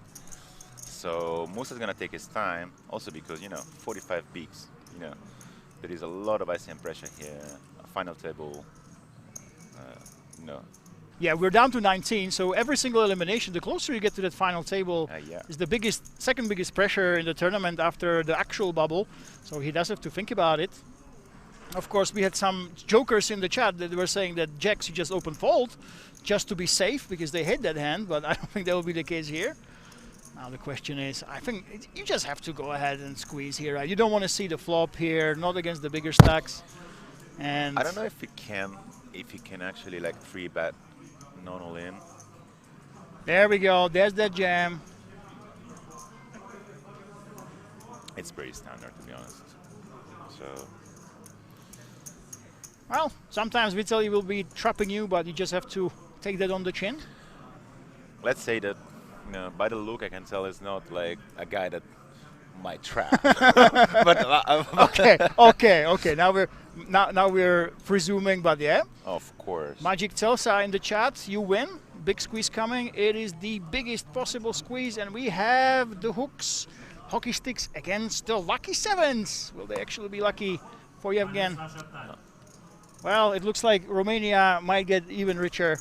And we might get rid of yet another guy trying to spoil this tournament for the Romanians. It's a dream spot for Musa because he's risking very less of his stack and he's getting like 20 bigs more, which in this phase are very much juicy dead money in the pot. And of course for Yevgen, this is a big spot if he manages to ping the 7, guys. That would be absolutely huge for him. 4.8 million in the pot. And that's not good. 1-7 was already folded. That's terrible news. basically same odds as hitting quads now. 1 out and 1 out only. 3% For Yevgen. for Tsura. Am I saying it right? Oh, it's a queen. Jura, Yevgen Jura, probably. And so we're down to 18 players, guys. I Just want to like remind you that at 16 there is going to be a small break for the retro. And I will leave you for 10 minutes because I need to update the blog. No worries, no worries. Or I can do it from here because I brought my laptop. There we go, guys. So this is an insane table. We have 5 players. Only Patrick Jarosz. Mind you, Patrick is an absolute heavyweight of poker. Really, really strong player, one of the best in the world. But everybody else is Romanian right here. And everybody is freaking deep. We have 66 to 32 big blinds, no short stacks right here. I'm guessing that we will be getting some reinforcements, a new player coming in anytime soon. But right now, it's literally the one Czech hero that came in from the Magic Mountain, as they say, as they call Blaník this. If you don't know, if everything's in the crapper in the Czech Republic, some magic knights will come from the Czech Mountain. It's a fairy tale we have here. So Patrick Jarosz is the only one trying to resist all these Romanians, but all of them they have big stacks, right? It's gonna be very, very tough. Also, I want to say that like the only player who has managed to win 2 trophies from Eurorunders is Stefan Ruska, friend of. He's not here. He ended up like in the 20th position in the high roller, and he didn't manage to get to the final day. But he's a friend of Musa and company, so Musa can actually win his 2nd Eurorunders trophy today. And he was so close a few months ago because he lost the heads up. So, yeah, these Romanians are rocking here. Yeah, of course. You see almost every single final table, we have at least one Romanian. And I know they tell me I talked to them, and ever since the rewards program was rolled out, when even at the Blue we can get some discounts for the hotel, they used to have Airbnbs, now they just stay here.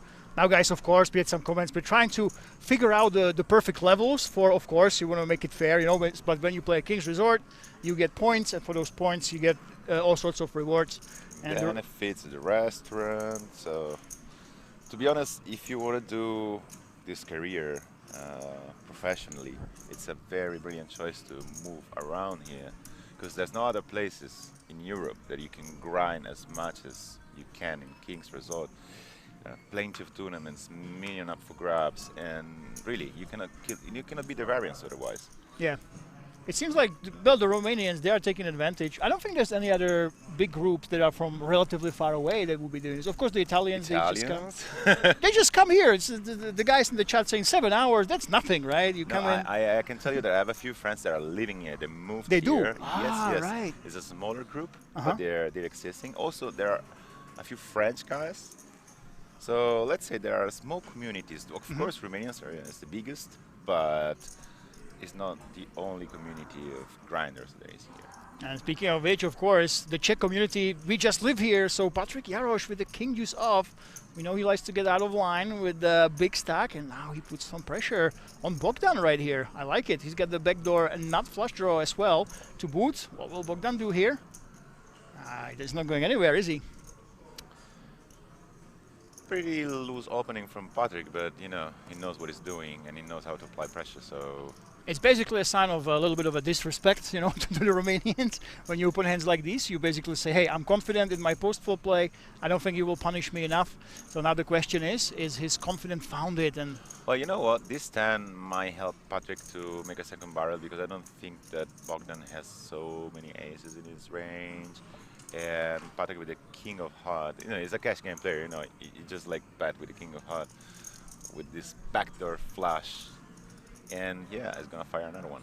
That is very interesting. These are the bluffs that the amateur players just never find when you simply bet with no equity, but Jarosz is no amateur, and he finds that second barrel, and Bogdan, there's nothing he can do, I don't think. He knows that Bogdan is not gonna flat call any ace, you know, for any low ace, and he's gonna 3-bet probably these best aces. So, to be honest, nice line from Patrick.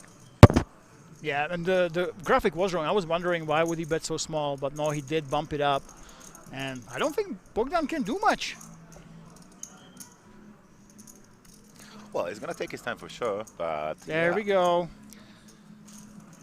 Yeah, and this turn barrel, you talked about it. I wouldn't find it, honestly. But honestly, I've studied thousands of hands in solvers, and this is the problematic thing that you know, when you bet and you turn your back doors, that's the very obvious thing.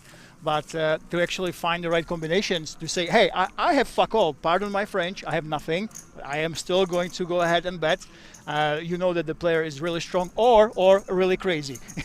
there's nothing in between. It's either a super strong player or a maniac that actually does this. Let's say that on an ASI texture, Patrick is gonna go, I don't know if with this full range, but almost, you know, on a continuation bet. So the 10 is a pretty nice card for him. Okay, we have the expert in. Question is from Eduardo, Italians in play. Do we have any Italians left? Actually, what's the sad last news, update? but none of them is in play right now. I can check it out for you guys, but as far as I remember, they were all out.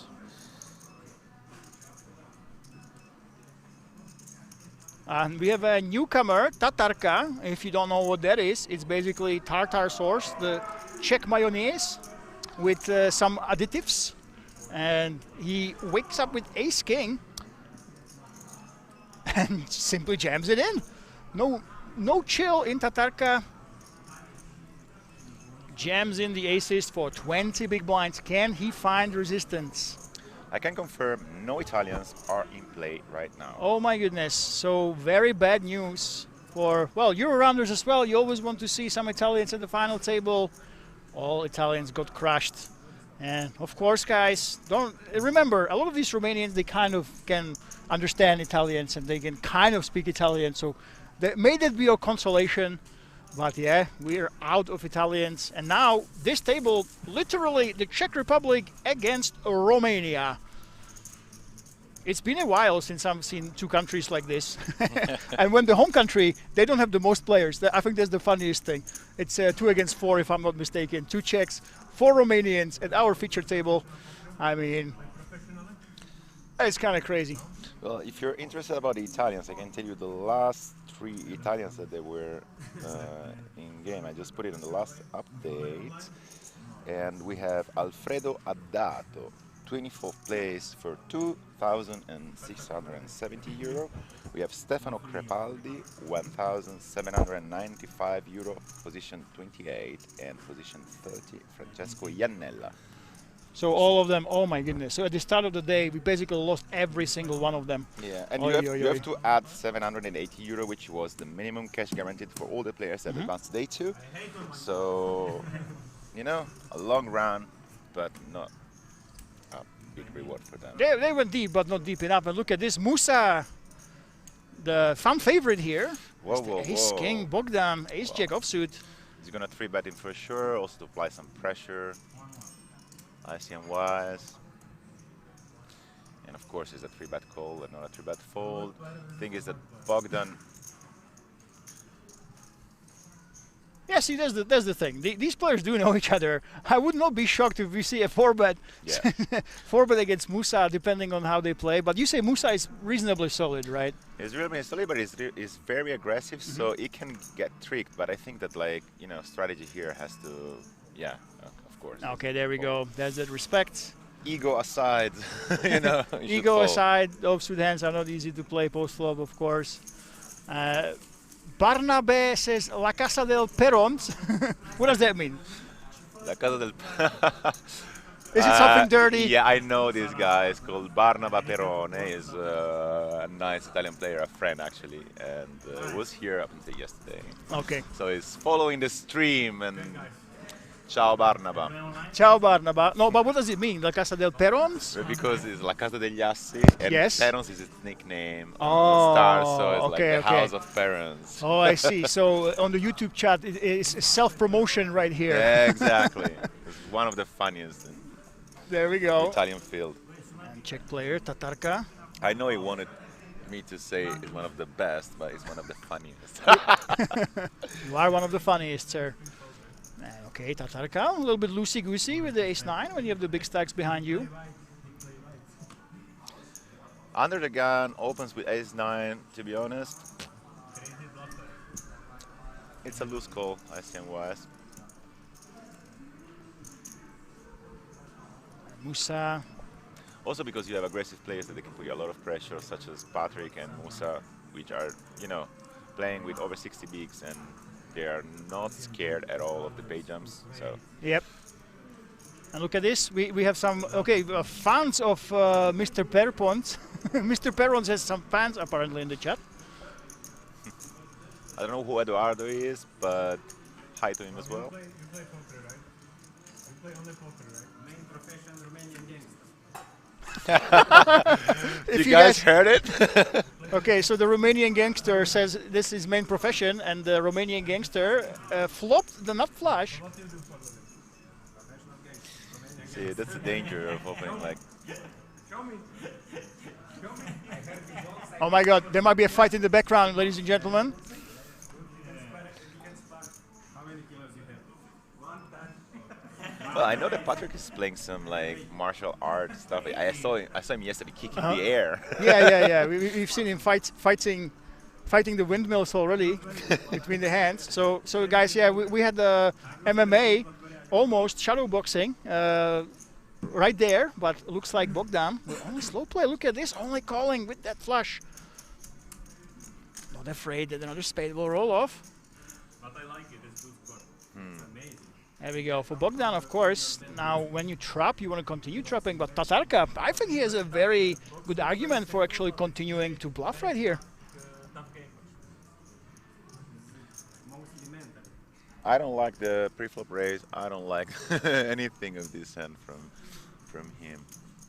But there we go. Once you're here, you have that gut shot. You block some spades that already your opponent can have when they call in the big blind. The hands like 9-8 you also are have there. showdown value, you have to remember, and you are just turning your small value into a bluff with this bet. I don't really like it. Yeah, but now the problem is when you bet here, if Bogdan continues to trap, this will be freaking perfect against this hand. What will you do on the river? I think Tatarka might be tempted to actually stick everything in. Another question is, Bogdan, what do you want to do? The thing is, Bogdan does not have the ace of spades. I think that's a strong argument for just sticking it in here. Oh yeah, but remember, in my opinion, Tatarka would have bet all. If you would have flopped a flash, you would have bet 100% flop. Yeah. Because why you have not to take value from your opponent? You know, many people like take the trap thing too far. Actually, poker is a simple game. You know, like when you have value, you gotta put some chips in. So what you're saying, Bogdan should just go with it? No, it just calls. There we go, Of course. just call. And now the question is, this is a big question. If it's a blank, do you think Tatarka will just stick in last remaining 2.2 mil? I don't think so. I mean, if it's a blank, the problem is if it's a spade. Oh, whoa, Wow, whoa, whoa. oh, Action no. card, guys, action card. Yeah, I make, how much is the pot? Yeah. We have I about I two-thirds think pot that size. we are very close to the next elimination, guys, but I don't know if I'm prophetic. So Bogdan, he trapped him right away from the flop. He just check called with his nut flush. Check calls the turn.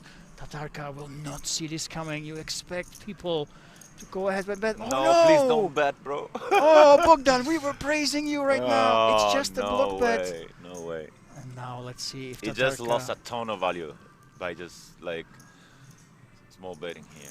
It's Of not course, he's over. afraid to lose value because he has a flash, but then go big. Don't put him all in. Make I don't know, 1.8 million. Now the question is, Yeah. Tatarka, will he be greedy? No, of course. No, Just a he's call, not. just a And call. oi, oi, oi, Bogdan.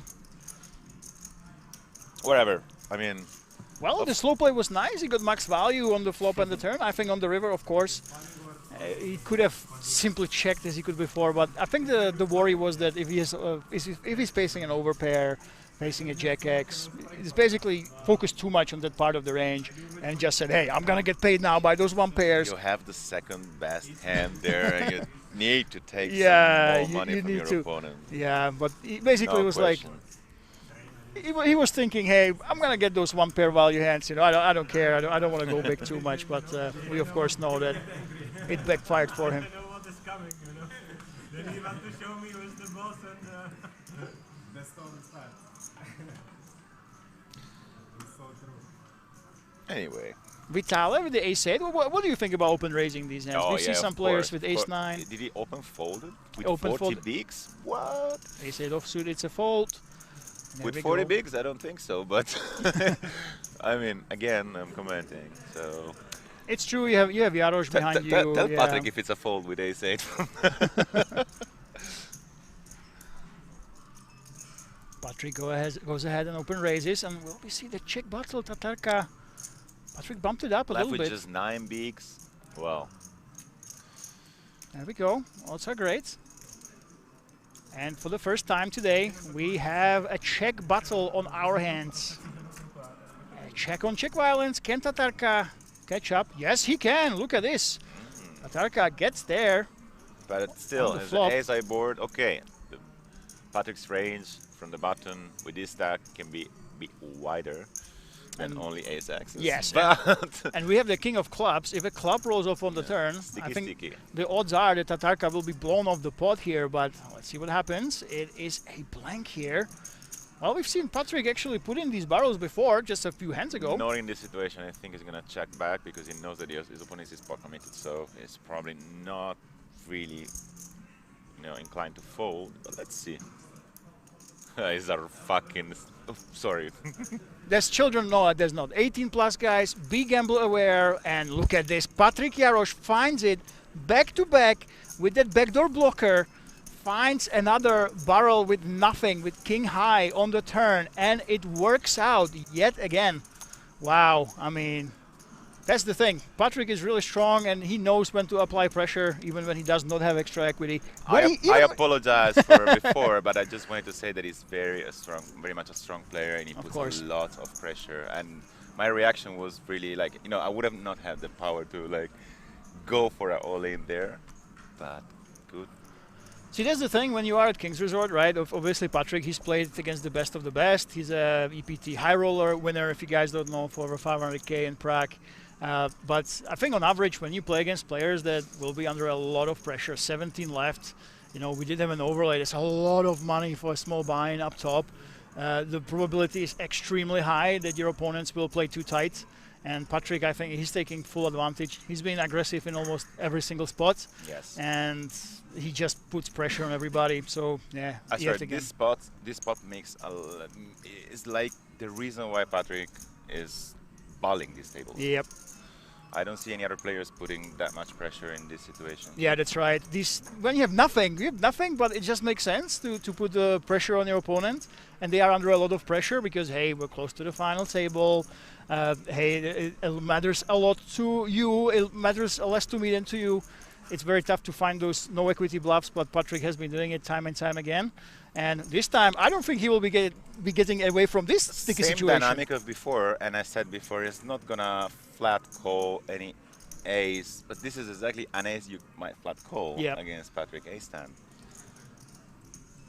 No reason to 3-bet. So let's see how much value can Bogdan extract. We've just seen him slow playing. Looks like that's his go-to choice. And this is beautiful. You know what? When your opponent goes ahead and checks back, and he has no reason to think the ace-9 will not be good. And the problem is there's a lot of draws now. A lot of draws. It's gonna bet big, I think, Patrick here, to take, of course, value from tons of hands. It's a relatively big sizing against all the draws. And Bogdan, well, we've seen him slow play before. Do you think he will go for it again? I think yes. Actually, you can easily raise here, but I don't know, because Patrick is very aggressive, so also that he might fire a big one and then fold. So the flat call is the best. You're not really afraid of the draws here. Yes, and now both of the players are looking for a blank. Little does Patrick know he does not want a blank right here. And that's kind of a blankish card, and it will be so tough for Patrick not to lose a lot of chips here, I think. I don't think Patrick is gonna go for another bet here. This card, it can even. Let me think. I think he's gonna go check, to be honest. Yeah, so Patrick, we expect that check. Well, Bogdan, after checking the flop, shouldn't he be finding a value bet there, though?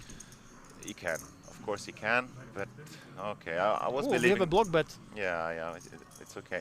I was believing that he had that level of sensitivity to understand the situation and just go on a check. But no, he has. Oh, it's actually 950. We sized it up a little bit, Patrick. And actually, with that bigger sizing, he did not trigger a raise. So there we go. Could have been worse, I guess. You know, my attempt to read their moves is just based on the fact that Patrick is a very experienced player. So how would you face these kind of situations? That's what I ask myself. And I'm trying to think about non-standard lines because I know that he's gonna. Right. So try to put yourself into the skin of Patrick Jarosz right here. And see how he would play that. Yeah, I think you know what. After that, the check back on the flop, I think the hand was kind of tight. Doesn't matter. Even if he would check, he would face 2 bets anyway. And there we go. Your favorite Musa has a really powerful hand. Oh yeah.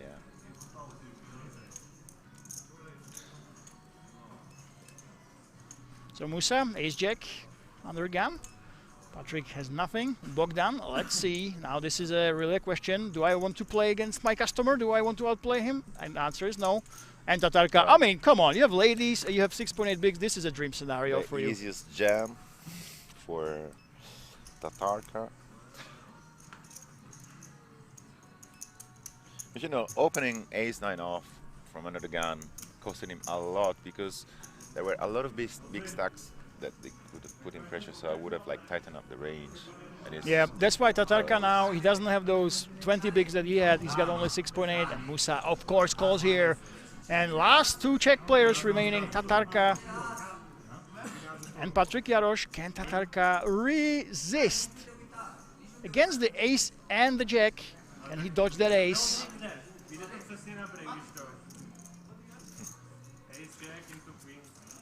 Well, so far so good, but we have those backdoors. We have also that gather potential. Ace and 4, guys.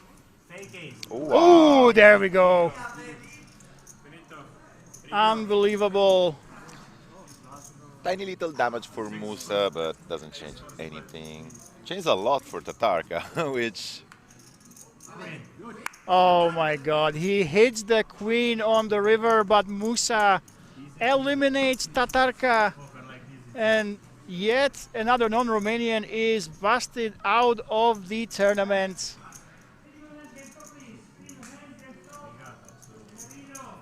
And we should have a redraw and a break. So take a look at this. Another non-Romanian came to the table.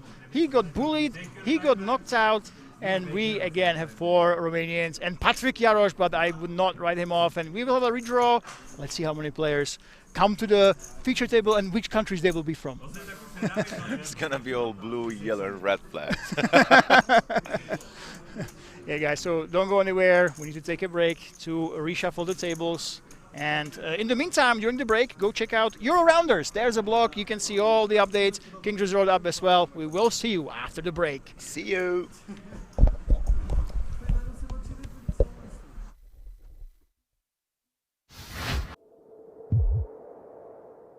A lot with each other.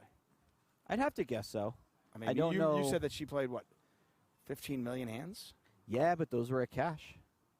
Good point. Yeah, so I don't know. Lena's kind of known as the end boss of the tournament streets. I don't know how much cash is playing.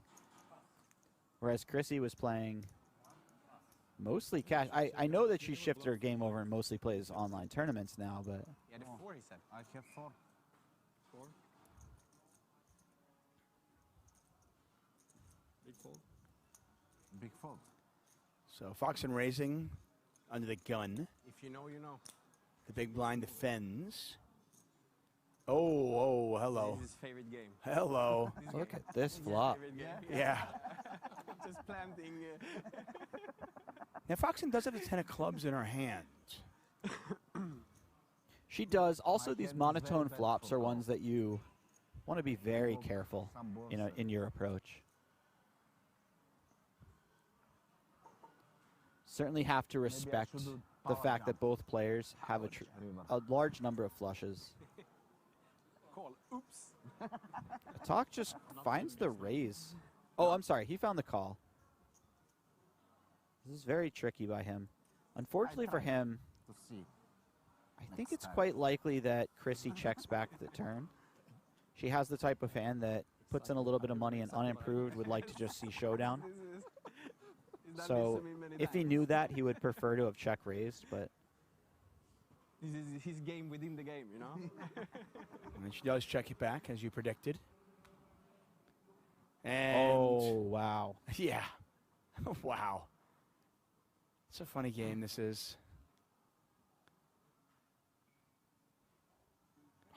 Attack finds the check, too. Wow. This is so cool. This is going to make him the maximum.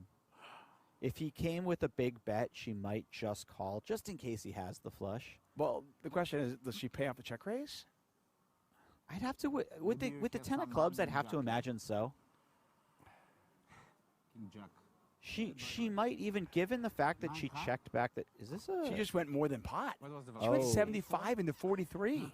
Okay, now maybe she finds a fold versus the check raise. Not saying she does, but it's a possibility. Caller. Is he just calling? Well, look, yeah, I was going to say, does he ever just call this, though? I mean, the way he's talking, he must just be calling. Wow. I think she lost less by betting more. Yeah, absolutely she did. If she bet 40,000, he was going to make it 200. And then she's just hating it. Yeah. I got home that night. Did you really have to make the second 3-bet? Was that really necessary?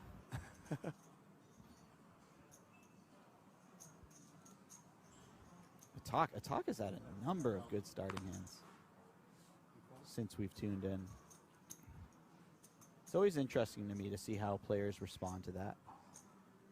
Do they think he's just getting wild? Because they haven't seen many of his hands at Showdown. They don't know if he's just getting out of line or if he just has picked up the Queen Jack suited 9 times. It turns out he has just sort of picked up pretty decent hands a number of times. And hits top pair. Cross that with second pair. I find early on in these tournaments, it can be quite frustrating to pick up big hands early. Yes. Just 'cause Absolutely. it's hard to get much with them. In your mind, you're thinking, can you save these for later on when they're more useful? I mean, we've all had that day where we make 4 sets on level 1. People just check fold the first 3 times. We run into a flush the 4th time, and then we don't make a hand for the rest of the night. Unbelievably frustrating sequences. So, some chips go in the pot on the flop. Do they happen on the turn as well? With Queen Jack on what is a pretty wet board now. You get 2 hearts, 2 diamonds. Couple of straight draws out there. And sure enough, Attack gonna bet once again, this time 31,000. So 31 into 42. Yeah, I quite like this from Attack. There is a number of draws that he could have and continue to barrel. So you, of course, want to mix in as many value hands as is possible.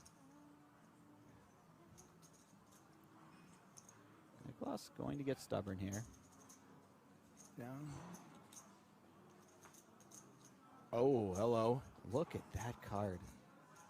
The offsuit 9.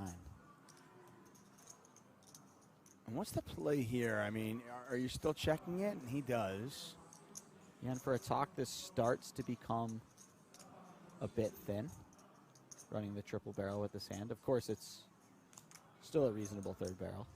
When the fact that hearts and diamonds missed, the straight draws missed, does it make it a little bit more appetizing to put a value bet out there? Absolutely. You feel as though your opponent's going to be compelled to call with just about every queen, a number of 7s. And now we'll turn our attention to the other side of the table. And is this enough hand to check raise? I think versus this size, my answer would be certainly. Now, if my opponent went, you know, well over pot, maybe 1.5 the size of the pot, I might feel like, okay, we'll just call and play it safe. But against a size like this, you just feel as though your opponent has 1 pair at best.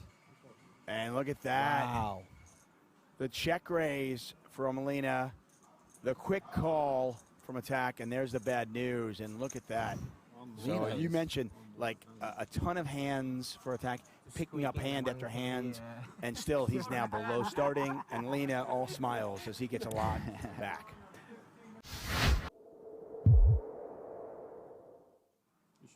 Okay.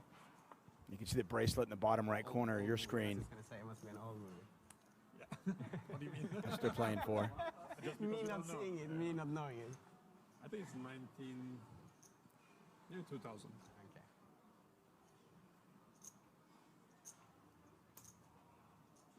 Raise 10. 3 plus 6 plus. Nicholas has a very real hand here.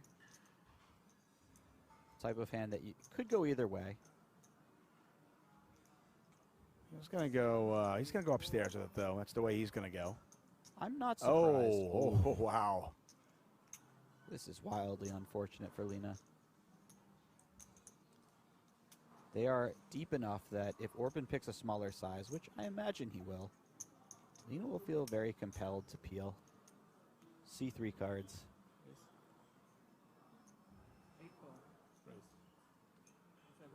Did he just call? No, I believe he raised to 100,000. That makes more sense. Okay. Yeah. So it is somewhat small sizing. Yes. Well, he's in position. He doesn't have a full starting stack. He's representing a very strong range of hands. Now, of course, Orpin can have some bluffs as well. Maybe some suited aces, something like that. But the type of hand he's saying that he has is ace-king, maybe jacks are better, something like that. Tens are better. Us that wouldn't mind jacks or tens. Kings, though, not so much. Let's see if Lena wants to put 60,000 in there. There's 154,000 in there, so he's getting about 2.5 to 1. But he's got to play the hand out of position. This is one of those spots where you don't feel particularly good about your hand when your opponent puts in the 4-bet, but you still have a very, very high-quality suited connector type of hand. So if you do see the flop and you're behind, a lot of good things can happen. And look at this price he's getting. It's only 60,000 more. It's not like he has to put in a tremendously significant portion of his stack or anything. Hand 40. I've got some fireworks.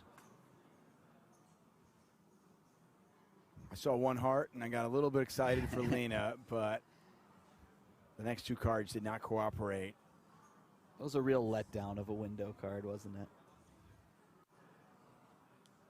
Well, not if you're Orpin. Orpin's very happy with that flop. Yes. Orpin knows Lena will just call out of the small blind versus a raise with stuff like pocket 2s, pocket 3s, even potentially pocket 8s sometimes. And if that's the case, Orpin has nothing to be worried about.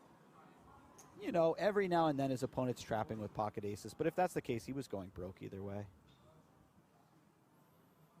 Tiny bet, just 40,000 in the 210. What do you do in these situations where you're getting a good price, your opponent hasn't bet much, but it kind of feels like death by 1,000 paper cuts? You're just going to take 40,000 here for it, and I keep getting the right price to call because, oh, well, it's so cheap. Well, if you're me, I personally don't like giving my opponents the pleasure of those paper cuts, so I tend to fold early on if I've noticed a trend of them doing that when they have it. For But if you're Lena, this is grounds for a check raise. Yeah. And I want to pretend like my strategy is better, but time has shown that Lena is the guy with the better strategy almost every single time. Yeah, it's so easy in poker to be results-oriented and look at this particular spot and go, well, what is he doing? But how often does his opponent just not have a hand? Yeah.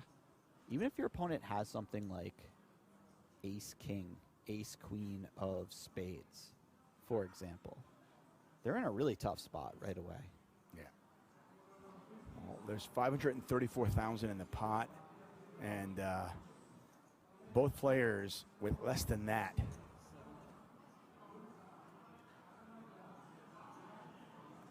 Yeah, so Lena's decided it's time to wave the white flag here. He can still check raise again. You never know. Never know with him.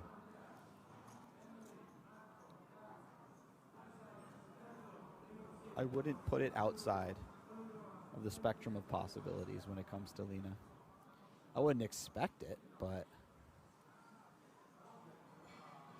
when you watch some of the best players in the world, you learn to expect the unexpected a little bit. Oh, wow. The 5 on the river.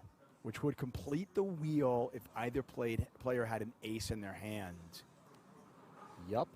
And so this is scary for both players, right? Because both players have a ton of aces in their range. But if you're Lena, this might be one of the worst hands that you have in general, so maybe you want to bluff this one. I'm, of course, wrong, and he decides to check. Well, Orpin checked back the turn. It's going to go check, check. Orpin had the check back face, didn't he? You had the turn. One time then, please.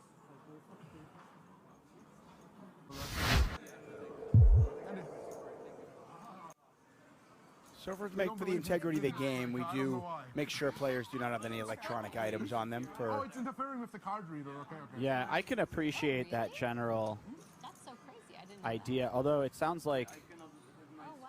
they couldn't read his cards because of it. Sure, no problem. I didn't know that. That's wild. Are you doing Cypress? Yeah, I'm going like Technology is such a mystery to me, Tuckman. I was kind of considering it. I don't Like, know. on the Yeah, side, you don't, Monaco you and after, technology fight all the time. serious You guys don't Yeah. get along. Okay. Well, WSOP with like 20K, 50K. it remains a little bit outside of my And grasp. it's Let's still put it that Been way. there? No, I've been like for the party poker. It's Back amazing. then in Rio de Janeiro. Chidwick I've been coming in in. Sao Paulo. No, I've been in Sao Paulo. Poker So. there is great. It's fun, too. Yeah, I remember. I think I like the mustache even more than Chidwick's little profile picture down there. Can I see? Okay, thank you. Sort of leaning in with it. Foxton's going to get a count. She does have Chidwick covered, but both these players are quite deep, although Stack's now relevant, where it almost feels like they weren't relevant 3 or 4 hours ago. Yeah. Now, I mean, you're talking about, 85 big blinds effective. You know, when you're 500 blinds deep, you're like, I'll figure out if you have 500 or 550 if I get to the turn and I want to raise. I'm not going to worry about it pre-flop. We're not there yet. Why just call here for Foxton out of the small blinds? I think sometimes she calls, probably most of the time she's re-raising, but she's decided that at this stack depth, it's not like this offsuited hand plays extremely well out of position. It plays fine because it's ace-king, but also it plays well if you occasionally have it as a trap. And if your opponent never thinks you have ace-king and the board comes, let's say, ace-king in another card, they're going to assume that you don't have certain two pairs that you can have. Right, like in a situation like this, Chidwick can sit there and think, well, I have all the ace-kings. I'm the one with aces. I'm the one with kings. You never have that strong a hand here. Chidwick has a beautiful hand to run some bluffs with. He has the jack of hearts. He has kind of blockers to her best aces, like ace-jack, ace-queen, or what he thinks are her best aces. And if a heart comes, he has a great hand to start firing double or triple barrels off. When Foxton calls out of the small blind, what kind of hand does Chidwick put her on? Probably a bunch of suited aces. Hands as strong as maybe like ace-queen offsuit, ace-jack offsuit. And then a bunch of pocket pairs, some suited type of hands as well. All of those middling hands generally that you expect to see that aren't good enough to 3-bet. Foxton has checked again. She check called the 40,000 chip bet. Chidwick looks like he's going to continue firing. Yeah, so Stevie may be thinking about the fact that it's possible that Chrissy never has ace-king here. She could certainly have some ace-8, but it's always going to be ace-8 suited, so there's only a couple possible combos of that. And then when he has a queen in his hand, it's less likely that she has ace-queen, right? So this becomes kind of a nice blocker if he's going to start bluffing with hands that have a pair in them.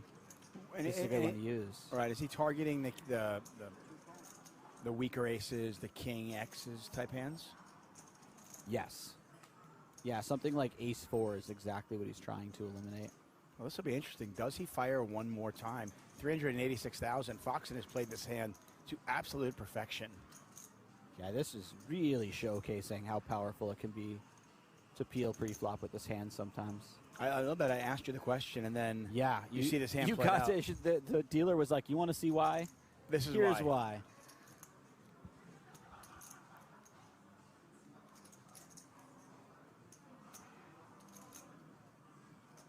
Looks like Chidwick is going to go for it.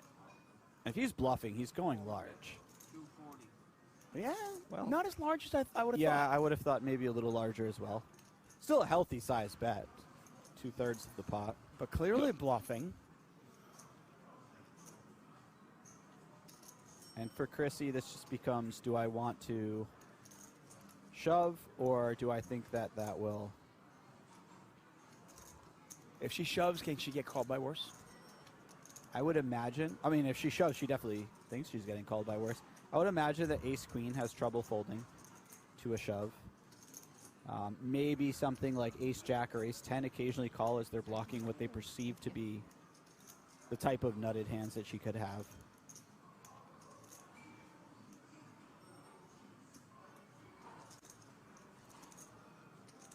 Also, this hand is probably a better one to shove than something like pocket eights, just because when you have an ace and a king, your opponent has top set or middle set less often.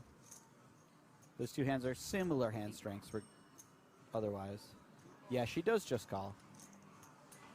She's decided that there just aren't enough hands that will call.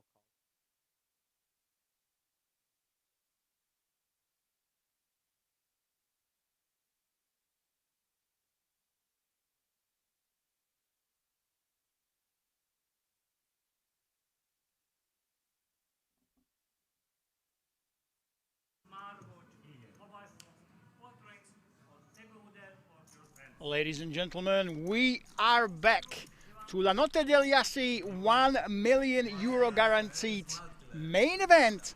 And after the redraw, we have some new faces right here. And 1, 2, 3, 4, 5 Romanians at the feature table. Can you believe it? Who will try to go ahead and break them up? Is Meg Serika coming back, and only a couple other guys, including Sviatoslav Korolchuk and River King. So River King, Meg Serika, and Sviatoslav are trying to disturb that hegemony of Romania. It seems like we are barely losing any Romanians while we are losing everybody else. This is an unprecedented domination in this 1 million euro guaranteed. And Musa, of course, the fan favorite, he already won one Euro-Rounders event. He can take down his second one today. He came second already recently, 12 million at this featured table. River King, 8.4 mil. He's the one who can threaten the Romanians. But then you have Bogdan, Katalin, and another guy from Romania. Oh my goodness, right there in the middle. And the question will be, can anybody resist?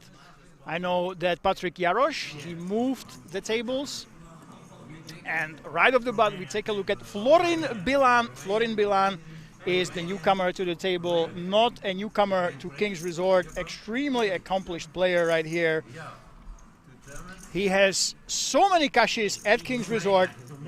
One of the most active regulars, one of the most experienced from all the Romanians that actually live in Rozvadov permanently. They grind poker, they try to win all these amazing events. And right now, he is in here with a decent stack as well, joining the rest of the Romanians. Thank you. First tournament. Yeah, I get. You can fold. Oh my god, you and me. Next Erika in the small blind. It's just about the only position where we can at least think about playing this hand.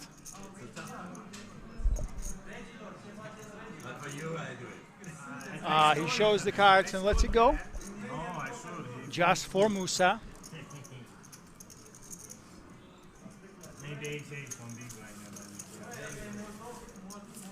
And we are all the way down to 16 players, ladies and gentlemen. Of course, the pressure will be mounting. The closer you are to that final table bubble, the more pressure there is on you. Especially for the middling stacks, the more the chips you have are actually worth in projected money. The reverse is true for the big stacks. So, of course, the big stacks are supposed to apply a lot of pressure, but we have a lot of similar stacks here trying to battle it out at this feature table. Sviatoslav Letting it go with the king 10 off. Bogdan has the option to open raise. Indeed, he should with ace 10 off.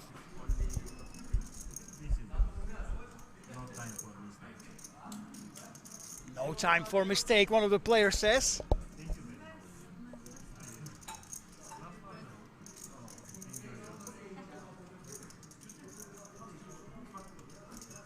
There we go. There's that raise by Bogdan.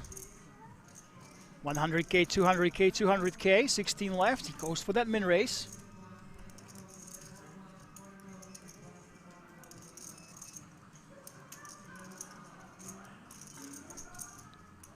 Katalin will probably let it go. Yes, here we go.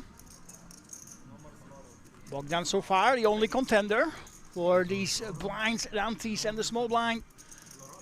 Max Erika. Smiling, he always is. You see this man around Rozvadov quite frequently.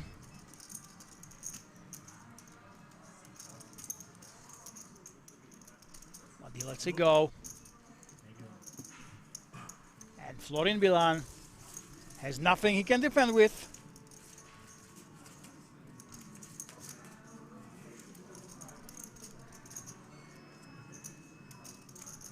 And Florin, he is trying to inch towards that 1 million mark in terms of dollar earnings on the Hendon Mob. He's up to 900,016k. He is very close to be in that millionaire club. 24th on Romania's all-time money list. Kudos to Hendon Mob for providing this information. And by the way, speaking of Hendon Mob, if you are around Rozvadov, tomorrow and the day after, the Hendon Mob Championship is coming to town. Once per year, we have it here in Rozvadov. You can get a special tick, special mark on Hendon Mob. If you win that one, you get the Cape Town package. So I'm really curious, how seriously will the players take it? That's starting tomorrow here in Rozvadov. And in the meantime, River King, open raising. The ace-7 of spades, the only player that really can put a dent up against the other Romanian players at this table. So many Romanians. River King flying the flag of the Germans. And Max Erika somehow has the same hand, just in a different suit. And he has 14 big blinds. He could actually consider moving in here with this one.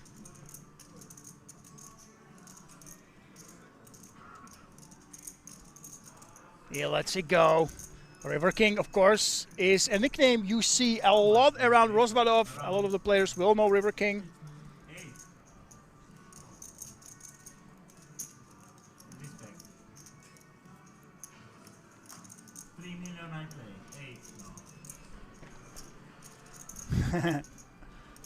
And Sviatoslav, absolute garbage, not with 1.9 mil. You don't want to play this. He just lets it go as he should. And River King,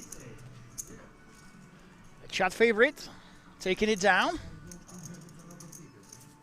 Yaselive, River King fan in the chat. Let us know, guys. Do you think that anybody can resist the Romanians? Right now in the best position is River King, is Patrick Jarosz. Those two guys have a big stack. And basically everybody else, it feels like in the field, hails from Romania. I think this is the #1 story of this whole tournament. 36% of all players entering the final day have been Romanians. This percentage has been steadily increasing throughout the day as the other nationalities are busting out of the tournament and a lot of the Romanians are remaining. We have not seen a single one bust out from them right now on stream. It almost seems like this is destined to be the tournament of Romania in what a lot of players are calling the year of Romania. They are crushing here at King's Resort. Even the Irish Open was won by a Romanian. It just seems that at least in Europe they are everywhere. Max Erika. The ace-10, but look at this, Musa. One of the fun favorites, a strong regular. One of the guys that take poker very seriously, wakes up with a big slick and a suited one to boot, beautiful hearts, and he will put them in play with a free bet. Look at this, Florin Bilan, oi oi oi. Florin Bilan hunting that 1 million mark. He basically is locked in to just get it in with the ace-queen. Yes, here we go. His last 5.7 big blinds, and unless a miracle happens, his stay at the featured table will be extremely short-lived, and we will witness the first demise of a Romanian with our own eyes. Max Erica will think about it. The odds are fantastic to call, but the ace-10 off just too often will be dominated. You basically are praying that your ace is live here. As that fold, and here we go. Romania against Romania. One of the two most experienced players, Florin Bilan, of course, the veteran that has so many cashes at King's Resort, it's crazy. And Musa, the strong regular, the fun favorite arguably. Who can take it down? Can he dodge the queen here? It is a king right in the window, and Florin Bilan is up against it. Look at this. There is some hope for him. On that turn, only one check was folded. 3 potential outs. The juice is not one of them, and we actually do lose. One Romanian. Good game, Florin Bilan. While it lasted, we loved having you here. And the Romanian legend leaves into the night. I very much doubt he's going home. We have the festival series coming up next week, not next week, actually tomorrow. So if these guys bust, there's the Hand Mob Championship, there's the No Limit Hold'em main event, and something that we very rarely have at King's. Actually, guys, believe me, tomorrow we're bringing the most mixed games we ever have at King's Resort, because there will be all sorts of horses, torses, there will be crazy pineapples, PLO, open-face Chinese. So if you want that one time of the year where you want to experience something crazy at King's Resort, something that is not Texas Hold'em, I recommend that you join us here starting tomorrow for a full week of insane madness, where King's Resort changes a little bit. The whole atmosphere changes with the mixed games players, and yeah, of course, people come to King's Resort to have a great time, but you have not seen the guys that play mixed games. It's a completely other level of fun, and basically playing the game for the game itself rather than to win. Blind. The guys are joking about going blind all in. But it is Bogdan in the end who has the option to play here. Magic Elsa says king at kings. Yes, indeed. And the king at kings, the River King, has a very powerful hand in the big blind. He should be raising with for sure.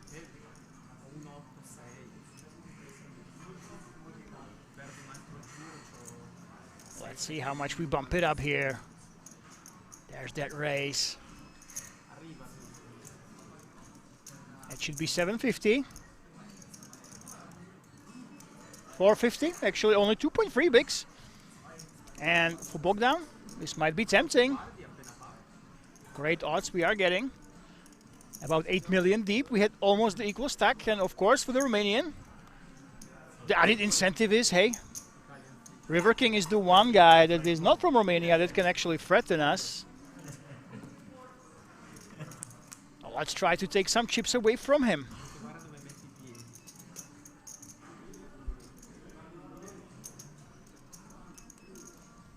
But for River King, he does have some showdown value. He could definitely check back.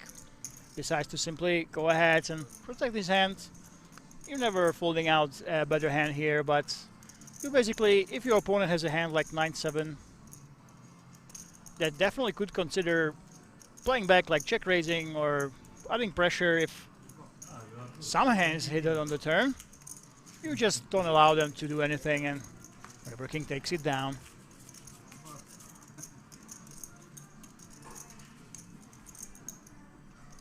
And the story continues. Romania against everybody else.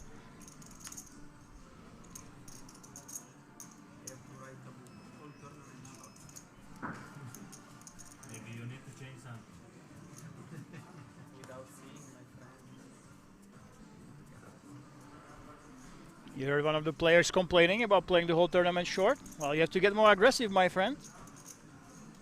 Zburaturul, the flying man, has the big slick. Ace king of clubs. Of course, a very powerful hand right here. Can he get some action?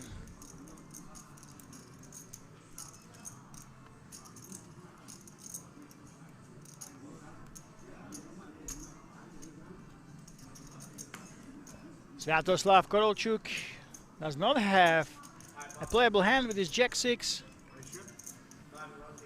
And this time I think River King will wave the white flag and throw his jacket offsuit into the muck.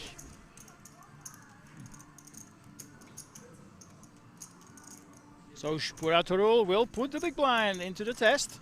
Any time now, River King. There we go. Playing it up for the cameras and Katalin. Easy call. And once again, we should have a Romanian on Romanian battle. Here we go. So Katalin, king, 7 of diamonds. He is severely dominated by the ace king.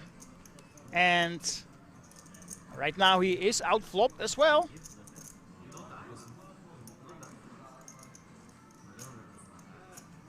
As that fast check and Zburaturul. Top pair, top kicker. Up against the big blind. It can easily connect with the 8 or 9. Will probably want to go for that c-bet. Try to charge his opponent's draws, his weak pairs. Well, Katalin, we do have some backdoors here. Any 10, any 6 would give us an open ender, and then also we have the diamonds potentially hitting on the turn. So it is very tempting to just not let go of a hand like this one.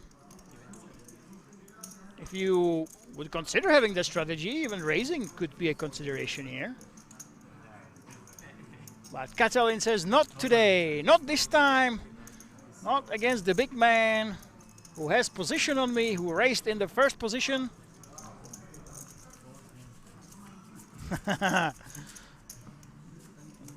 We see those laughs. That was definitely a potentially playable hand, but by no means mandatory. And Musa now with 14 million chips, 72 big blinds. River King trying to fight against the hegemony, but it's not working out for Max Erika and Sviatoslav. 12 and 9 big blinds. They are the 2 short stacks, and they are the 2 non-Romanians aside from River King, trying to put up some resistance. But right now, this feature table is still about Romania against everybody else. And River King is the only one who can even seriously damage one of the Romanian stacks. So now the question is, can one of the short stacks double up here?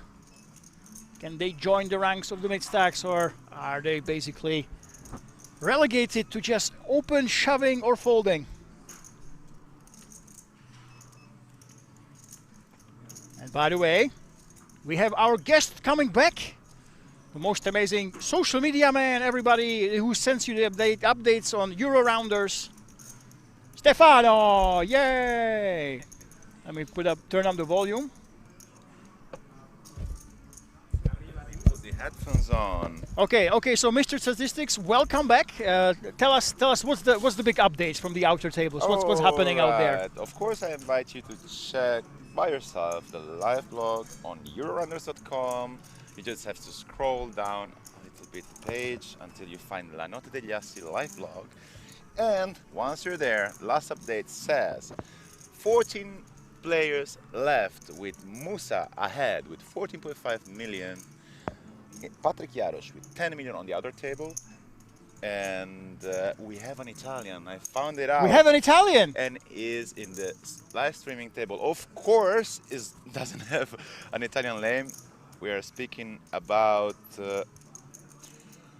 Sviatoslav Ivan Korolchuk. Sviatoslav is actually Italian, is that possible? Yeah, but he doesn't have the Italian flag, does he? No, it wasn't born in Italy, but he lives in Italy since, I got informed, like 20 years or something. And he plays in a poker room nearby Milan.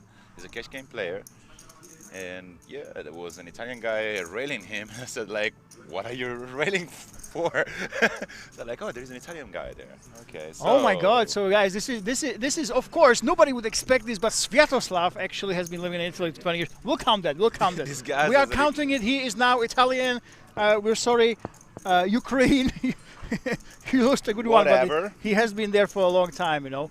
And oh, look at this, River King is outflopped by Shuburatul. Look at this, I think River King must have raised, so we have a lead on the flop. And River King just folds. Wow. Very unorthodox play here. So a lead and then right away a fold against, well, this is interesting. You basically say, hey, my opponent has what he's basically saying he has. Exactly. He has some sort of a mid-pair or pair or a queen. And I don't want to stick around to find out. I'm just letting it go. And now the big question, how many Romanians in these 14 VC, how many Romanians are there? 6. 6 Romanians. 6 Oh my God. Romanians. Ah, so there's not that many. There's not that many, I Well, think. considering there are 14 players left, it's like 40% of the Ah, it field. was a check raise, Magic Elsa. We're looking at the statistics. Thank God. We have Magic Elsa in the chat with the save. Thank you so much. Actually, check raise from the 5. This is very interesting. Wow. I did not see that coming. Very, very interesting play. Musa is taking the lead, and the fact that Patrick is not anymore and he's left is going to play a big role because he's totally capable of applying a lot of pressure. This guy's the Italian. Oh, there we go. You think that plays a factor, that basically Patrick has a lot of respect and is actually aggressive, that even though we have a lot of chips, you have to take it easy? Yes, you never know, because like he's not money scared for sure. He knows a lot. He knows, and it's not feeling any type of fear. While, with all the respect, I do think that the other players might be a little bit more money scared. Yeah, there we go. So yeah, that's a crazy factor, something that you might not consider, but just the fact that Patrick Jarosz was moved to the outer table, guys. He is still in the tournament. Don't worry. 5 left for that final table. Just because of that, Musa has a little bit more breathing space, and he doesn't have that big bad bully, Patrick Jarosz, who bullies you even with less chips behind him. That's a very good point. By the way, guys, I want to remind you the next appointments. There is the King's birthday, the 23rd. King's birthday. 23 years. I mean, that's crazy, right? Yeah. Oh, it's with Euro rounders as well. Yes, okay, yes, perfect. yes. And on July, the biggest low buy-in event in Europe, 3 million guaranteed. Last year we made the record, European record. I know, I saw that. You couldn't find people. King's Resort is massive, guys. It's permanently massive hall. They struggle to put the people everywhere, right? Yeah, absolutely. Last year we were booked out since like 2 or 3 weeks before the first day of the event, and actually the rooms in Kings are already sold out. So if you want to reserve a room, go to eurorounders.com and check the phone numbers below the flyer, because that's the only way you might have a chance to get a room in Kings. Otherwise, there are like many other hotels around, but last year we got reservation up until 30 kilometers far away. 30 kilometers, Yeah. everything's booked for this one. Why is it this tournament, by the way? How come everybody chooses this one? Is it all the Italians, or who comes to this one? Well, for sure, with Eurorunners we do a lot of satellites and small clubs in Italy, so there is a huge participation of Italians.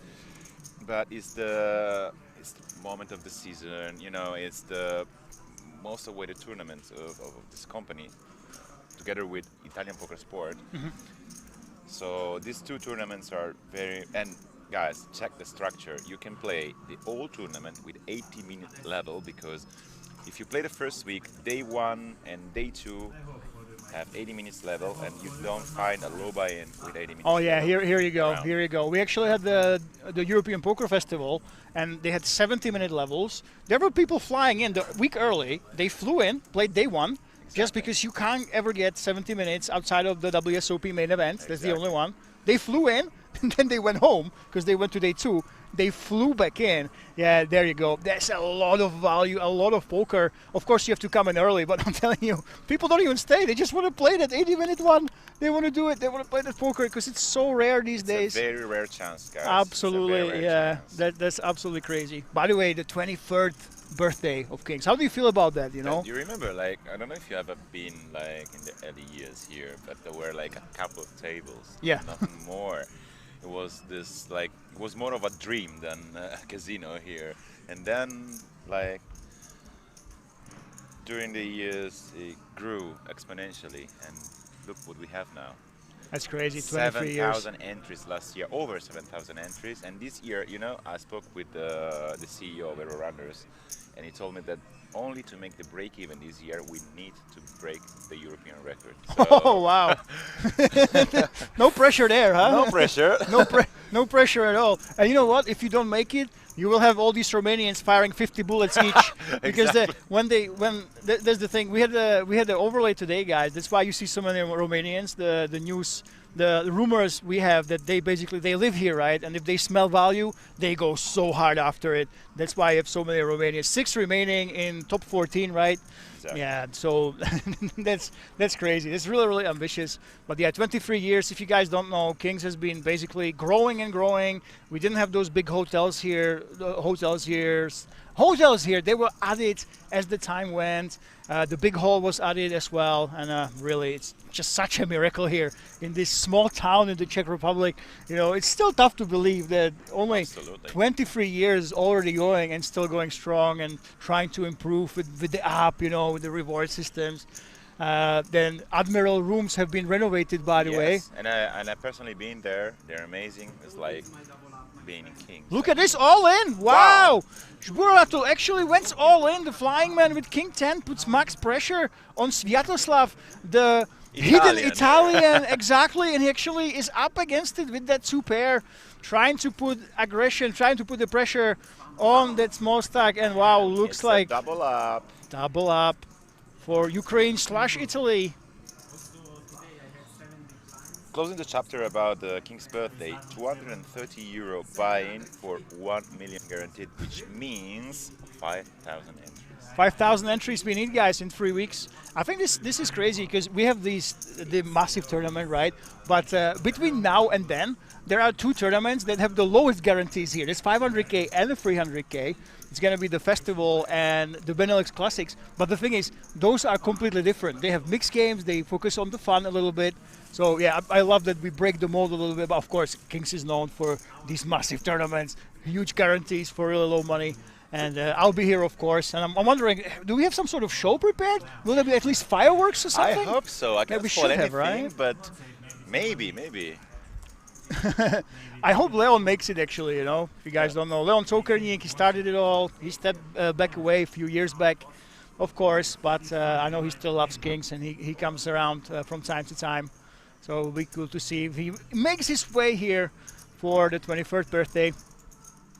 I will, of course, not miss it. I have to be here, guys, for this massive event. So if you make it here, make sure that you come say hi. And Katalin, look at this. Ace-Jack offsuit. One of the Romanians left. Which is your favorite poker game aside of Nolini Hold'em? I think there's a new game. It's actually easy for most people to play. It's called Sweet and Special. Have you heard of it? Never heard about it. Right, so basically, you know how we have 5-card draw where they used to play in the Wild West, they used to shoot each other, right? And you have Pot Limit Omaha, right? The crazy game that whatever the Swedes play. Now they play with 8 cards or whatever. Yeah. So basically, Sweden is a 5-card PLO game and draw at the same time. So you get 5 cards in your hand, 5 cards on the board, and you try to play your hand and also with 2 cards connect with the board. So it's absolutely insane. You have 1 draw, and there's a special thing. If you change only 1 card, you change it face up, and then you can change it again. So you basically point at the dealer, say no, yes, and you can choose if you change this 1 card. So yeah, that's coming tomorrow, actually. Tomorrow it's coming here. I know some Italians, they ran one of the qualifiers. They went to some Vilnius, whatever, but they loved it completely. Oh man, I'm very curious. so if you guys want to properly gamble, Sweet and Special or Dromaha, that's definitely your game. Oh, wow. Yeah. So it's Dromaha and Sweet and Special. It was like Dromaha is too boring. Let's make it even more crazy. So if you are around Kings Resort, add more drama to Droma. Add drama to Dromaha. That's happening tomorrow. And look at this. Sarika with the ace-10 suited in the cutoff. I think it's go time. But no. He folds ace-10 suited. Wow. Yeah, discipline. Okay. Discipline fold. Look at this. We are very close to that final table, guys. Also Musa, look. Yeah, the ICM pressure is big. Everybody wants to get to not only the final table, but also you want to get to the 1.150. No, the 3K package. 3K package, yeah, yes. There we go. 3K package. If for you guys the big 5 million event, guys. Yeah, so if you get into top 10, you see it in the payouts. You get the free KMEC ticket package. 4 tickets for the biggest event in terms of money, of course, not in terms of entries. During the whole year here at King's Resort. And I think, you know what, it's best of both worlds. I kind of like that the WSOP Europe, it was moved to Prague to King's Casino. Yeah, it was amazing. But we get to get another massive one here at King's. And between us, hopefully nobody's listening, but I like that we have 4 tickets and it's worth 3K. We used to have 10K package, you know, taken away from the player pool, from the prize pool. I very much prefer this. And there's 2 reasons. A, it's not as big of a part of the pool. And B, all these guys, they have to come here. They have to come to King's, and you will see all these players, especially the top 10, if you see them here, all of them will have those 4 separate tickets worth 3K. And you will be able to say hello, shake their hands, and you will see all these winners, all these top 10s joining together for at least 4 events. I think that's beautiful. That's beautiful. Also, there is a lot of value in this because don't forget that many players are occasional here and recreational, sorry. And then when they hit a ticket, they must play. And so the field is not like only top pros. I mean, you remember what was happening here with the WSOP main event? Yeah. So many people were getting a ticket, and the day 1A was like the easiest, probably 10K tournament all over Europe, and I don't want to say all over the world, but like seriously, it was populated by a lot of like low buy-in players that they got the ticket and they got the chance to play a 10K event, which is not common at all. And guys, a lot of value. Yeah, it's different now though. Honestly, I actually do prefer the free K. Yeah, it's great, once in a lifetime opportunity, you know. But you can buy it yourself. The thing is, like the four different tickets you get here, you get the full experience. So I very much prefer this, and I can't wait to see all these guys. I'm coming for sure, and I want to see how all these, you know, the top 10s, how they will play against each other. Because I think it's one flight in the main event, the super main they have to enter, right? Yeah. So it's the day 1A again. You will see all these guys in the top 10 playing in the super main. So if I think.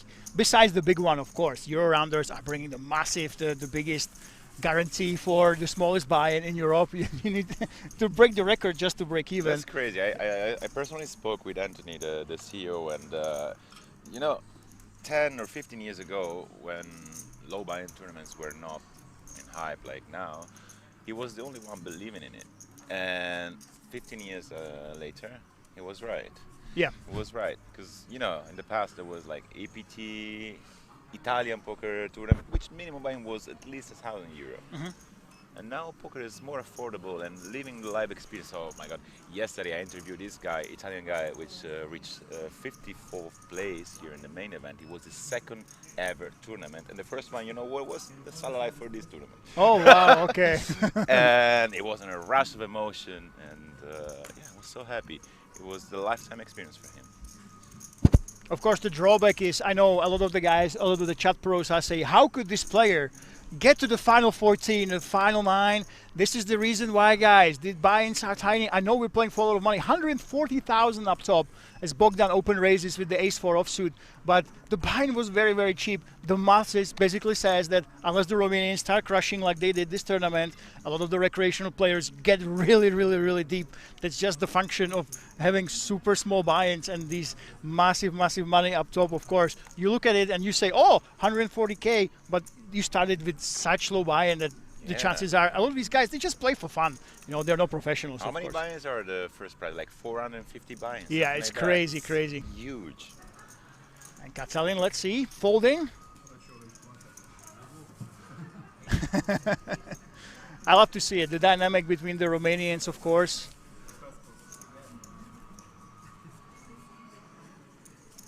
We've been seeing it at some place we couldn't really explain. There was a big bluff catch that obviously was based on the history between these players from Romania, and probably we will see a little bit more of that as well. As we're inching closer towards that final table, by the way. 14 players, and we have the ticket bubble at 10. That's the one you always have to look out for, of course. Yeah, and that's where Musa is gonna show up with something, I'm telling you. My prediction. Anyway, under the gun, easy fold with 9 bigs. That's it. No. It's not quite a Good Doyle boy. Brunson. Oh. Sviatoslav, he has a hand. If you guys don't know, if you are from Italy, he actually has been living there for over 20 years. We can call him half Italian at this point easily. Oh yeah. There's that race. Then I'm sorry, but I'm gonna take Sviatoslav over Musa. Come on. Okay, The only okay. Italian, You're not biased at all, right? No, actually not. Come on. Musa's a friend. The second best, okay, is Italian. Kazan letting it go. And we will flick those chips in the middle. The Flying Man, which is his name, means Flying Man, or his nickname. Easy defense. He's a nickname. I know him personally. It's a nickname, but I mean, no spoiler. Is Andrei. Oh, look at this. He actually goes for that free bet. Oh wow. All into call, and Sviatoslav. It's a tough pot for the Italian actually. Like you don't like to face a 3-bet here, and you are not very happy to shove. It's counting. It's making a bit of cinema, but. So it looks like it's an easy call, but you have to remember, guys, the actual final table bubble, the ticket bubble with the decently sized pay jump is at 10 players, and now we are 4 away from that. You always have to think about that. If you put your tournament life at risk, you basically lose the chance if you lose at that top 10. So this is why the pressure is mounting. It might look like, hey, why is he thinking about this with a hand like this one? But Shbura Torul, he very much realizes that. That's why he put up the pressure. Wow. But there you go, Ace-Jack, just too strong of a hand. And we have ourselves a race. Sviatoslav, who lives in Italy, the last Italian hope. Ukrainian Italian hope, of course. Can he survive against the Ace-Dukes of Diamonds?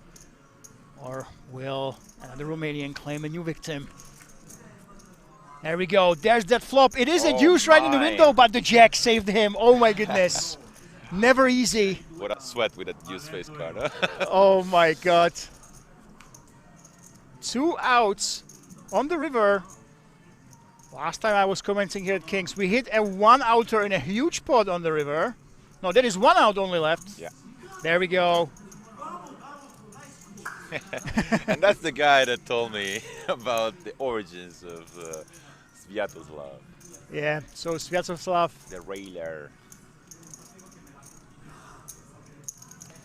To be honest, I like the fact that he 3-bet. Like most of the times here, you see like a lot of amateurs. They only play tight, and that's a standard 3-bet.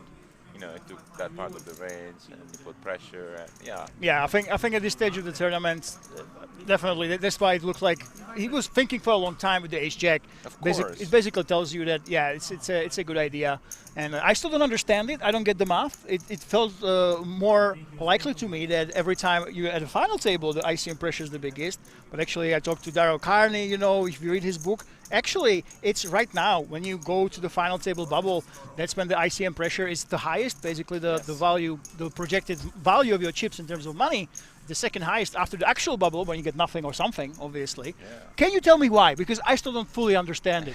Well, I mean, imagine that first off, it has 18 bigs, so it's not the shortest stack. So when you are the shortest stack, you have less pressure because you need to climb up the ladder. Yeah, but why is it that now between 12th and 14th place? That's why the pressure is the highest, second highest. Why is it now and not at the final table? Okay. Well, you have to think about the future game in a way. Yeah. So you have to understand that if you reach the final table, it's much more important. At least one chip on the final table has much more value than anything else, because then you remember last month Daniele Santaniello he arrived to the final table with 4 bigs and he won the tournament. Yeah. So getting to the final table, that's all important. This is why you will see these light jams from the aggressive players with this stack, but you will also see really thinking and him being in pain with such a strong-handed Ace-Jack suited with not that many big blinds. Yeah, it makes a lot of sense. You just want to get to that FT. course, that's so many buy-ins up for grabs. You know, it plays a lot of difference.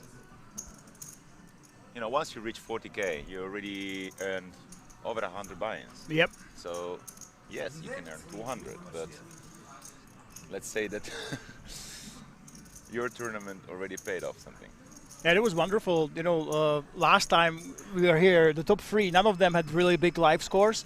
So you saw once they reached, exactly as you said, it seems like the 40K threshold, once they reached it, on a 10th final table, all of them like relaxed. They played it like a sit and go. They were raising, you know, and the chat was asking, why are they doing this? I mean, well, because you got so much money that the difference between 40K and even 80K for you as someone who bought in with such a low buy-in, it's massive money already. So you're a happy camper when you get to these late stages. When you get to the top 4, top 5, you're already so happy. It doesn't even matter if you get 100K or 40K. Let's not forget that the Hold'em, by its name, is a game in which you have to hold as much as possible. Yep. That was terrible. Hold as much. I don't get it. Explain it to us. You have to hold the position. You have to hold. So you don't bust out. Okay, yeah, I get it. Yeah. Bust out. Yeah. And thank you so much, Re-Race Chili Dog. We have the payouts right here. So if you guys don't know, we are playing for over 140K, and the ticket package is here. Very, very important. 3K for the top 10. So 5 mil guaranteed. Super main. Oh, I can't wait for that one. Also, you get free other extra tickets to play those side events, so it's not one and done as it used to be with the World Series of Poker Europe. You can book a hotel, book your stay, come to King's Resort, and you will have 4 chances at having a good time and actually cashing without spending anything else besides your hotel. I think that's absolutely great, and obviously all these guys want to get there. Catalin. What do we know about him? Do we have any dirt on Catalin? He's a regular here. I actually had a good morning cigarette with him this morning. It was pretty relaxed because, you know, it's not a top pro, but he's an experienced player. And yeah, from time to time, he didn't need a big hand to make a 3-bet, but guess what? Your favorites, your friend Musa, with the Cowboys right here in the big blind as well. Thing is that the 3-bet from the big blind is always very strong, very, very strong. The other thing is that Musa is capable to do it with air, exactly because Catalin knows that he's very strong and Musa is a big stack. I love the meta game. I'm telling you, I love the meta game. And of course, these are guys, Romanians, they obviously know each other, so it'll be he thinks that I think that he thinks that I think. Of course. And finally, you don't see much leveling in modern poker, but you're very likely to see it when it's fellow countrymen against each other in such a deep phase. To be honest, I expect even a flat from Catalin exactly for this dynamic. I don't know. It normally plays very tight, but who knows? You can see that stare down. He does not want to just fold. That's the thing. You get on the big stage with your fellow countrymen. Wow. You don't want to just release your hand easily. Discipline, discipline. You saw that. I think his gut was telling him, go, but his mind told him, no, King Jack offsuit. We don't want to play that against Musa. The best choice so far is the best. It's very hard to separate, you know, the technique or the strategy, the pure strategy, from what you can feel or sense from the players. Yeah, but that's important, though. The best players can actually do this when they need to, right? Absolutely. Switching gears is very important, and many, you know, it's like at least 10 years I work in this field, in this environment, and I've seen so many big players making big mistakes, exactly because they maybe, how to say, put more importance to details that at the end of the day they were not that important, and they got tricked, while the strategy was advising them something different. Wow, Bogdan with kings. Look at this, back-to-back kings at the table. Now Bogdan is the lucky holder of them. Let's see what he does with the Cowboys. By the way, Chipman 2K, good to see you. Hello from Michigan, USA. Fantastic to have you here with us. Always great. Oh my goodness, hold that thought. We have the pocket rockets for the flying man. Fireworks. The classic brutal cooler of poker. And this is a disaster for, well, half of Bogdan's stack. Nice. It's just a flat. Yes. Absolutely unbelievable. And Mexerica wakes up with the tens. Oh, well. This is a powerhouse hand on the button, unless you're facing aces and kings at the same time. Oi, oi, oi, he goes with that all in. It's a dream spot for Shuba Ratorul with that unorthodox flat. Oh my goodness, it pays off. And Bogdan, I mean, there's nothing he can do here. It's a bit face up as well, because how many hands you're gonna flat from a ETG Open with like 19 bigs? We have seen quite a few ace queens and stuff like this. These guys have been doing it, you know. Mostly trap range. There we go. It's a trap. It's an all-in, and both of these guys will get the bad news. And both look at Bogdan the percentages. and Mexerica. You're with aces in this dream spot, and you still have 1 chances out of 3 to bust out. That's crazy. 69%. Those trades are possible. Backdoor flush draws, flop flush draws as well, but absolutely brutal cooler. Show us a 10, says the Twitch chat. I can tell you from the smile, he's gonna hit a 10. It is an ace. It is all but over. Bearing runner, runner on the turn and river. Oh my goodness. Inside the Buratorul, sorry if I'm not pronouncing it correctly, is happy. The happiest. And there you go. The trapped aces before the flop, well more than double up, and Mexerica, this man always smiles. I see him all around the King's Resort. He really is a great guy. Thank you for the show. But wow, trapping aces, it paid off. Not many people have the balls to do it, you know. You don't want to go 4-way to the flop against the big blind. Good play. Wow. Well, actually, you know, the range under the gun is pretty tight, so like what you want to 3-bet, like, you know, you actually get more value by just flat calling them than 3-betting. But you need to... It's still unorthodox. Guys in the chat, we have to put a disclaimer. Do not try this at home, okay? Exactly. Don't call aces because we told you so, and you will be 5-way, and you lose to 7 deuce suited that calls you from the big blind. We don't take that responsibility. Just standard is to 3-bet, okay? But as you see, from time to time you mix it up. It's poker, and it pays off for you. And Musa still up there, but Shuboratorul, the flying man, 9,046,000 big blinds right now, all the way up there. He actually can threaten even Musa River King. Staying strong with 40 bigs, 8 million chips. Sviatoslav, who lives in Italy for 20 years, so all the Italian fans, you can know that you still have your representation.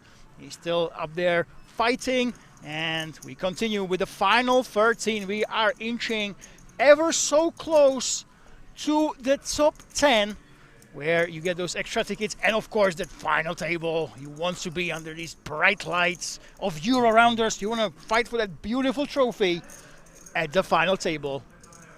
And Quad says, very, very strong player, Shuboratul. He knows what he's doing, the best player on the table. Well, I wouldn't have played it the way he did, and he got a lot more chips than I would have, Quad. So obviously he knew something we don't, and that's the thing.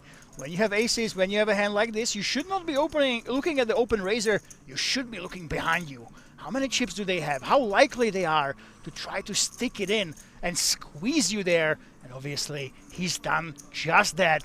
He knew his customer, and his customer woke up with the tens and allowed him to win a huge, huge pot. And here it goes. Musa putting some pressure with King 3 offsuited. And Musa, yep, that's the thing. Remember, guys, a lot of the times we see big mistakes here when people play in these deep stages. They're not professionals. When you have a lot of chips, you are scary. Everybody else, they have to try to squeeze into the top 10, squeeze into the top 9.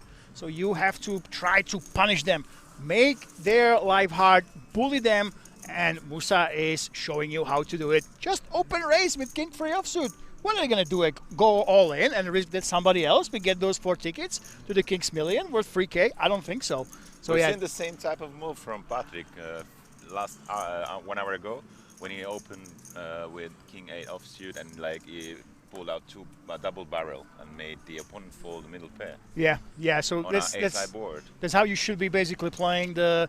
It creates an asymmetry where both of you play for something else. So for you, it's 200k chips, or for you, it's 500k chips. It's a very small amount relative to your stack, but for the other player, it's all important. You always have to look for the other stacks. If there's someone who's shorter than you, and you decide to make a bluff catch, and suddenly you are behind him. That's a big deal. So yeah, very important, guys. ICM, whatever the nerds tell you, independent chip model that your chips are worth something else in projected money. It goes both ways. Doesn't mean just you're supposed to be tight, but when you somehow, because obviously almost 2,000 players, when you against all odds find yourself in a situation like this one, always remember, when you have a lot of chips, you're supposed to be the big bad bully. And so many players at King Resort, they are way too nice. So many times the guys just say, I'm just going to fold myself to that final table. Then they get their 5th, 6th, 7th place. I understand, a lot of money for the buy-in. But yeah, try to resist that urge, guys. Use that power that you have with that big chip stack and try to put pressure on everybody else who has to look behind their shoulder, look around to that other table, hoping everybody else will bust before them when it comes to that final 10 and final 9.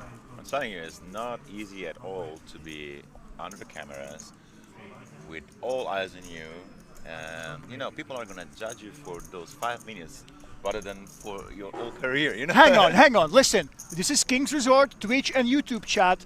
They never judge anybody, right? We never hear any criticism. Everyone is yes, and I understand. Right? But that's the right approach. There is always something to learn, guys, even from bad opponent, bad players or good players. Yeah, exactly. Who are we to say they are better good? By the way, I'm kidding. Every single stream we have a question. How did this guy, player A, B, and C get here? And yeah, try to do this, guys. You overcame 1,800 players plus, and you are under the lights. You know that all you guys pros like Quads is watching. Magic Elsa is watching, Lucian Tofan, who says ICM is for poor people. They will judge you, they are watching you. A lot of the players actually, number one, the later you get into the stages, the more you're tired, of course. Yeah. You played a huge day yesterday, now you're playing again. But also when you're under the stream lights, a lot of players play differently than they would when they can just chill and be on the outer tables. Absolutely. Look at this though. River King.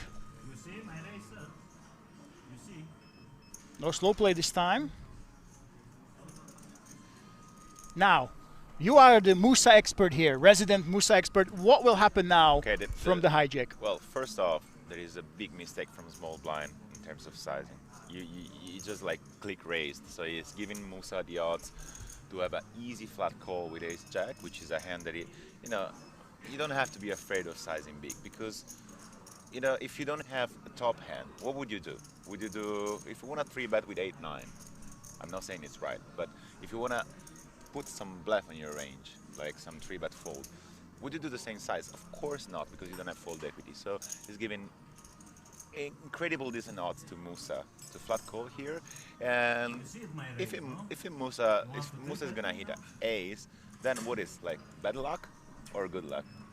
Exactly. Do you think, was this intentional? Could this have been a mistake?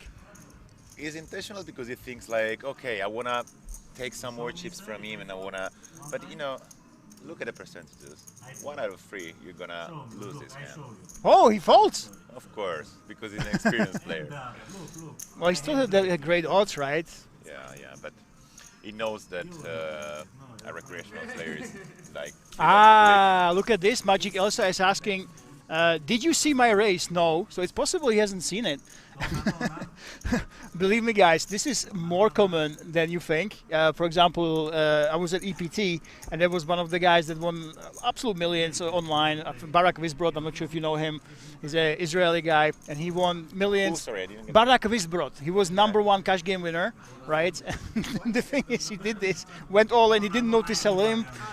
We see it at least once per day that people don't realize, oh, somebody actually raced before me, because they don't see them, you know, in some of the seats.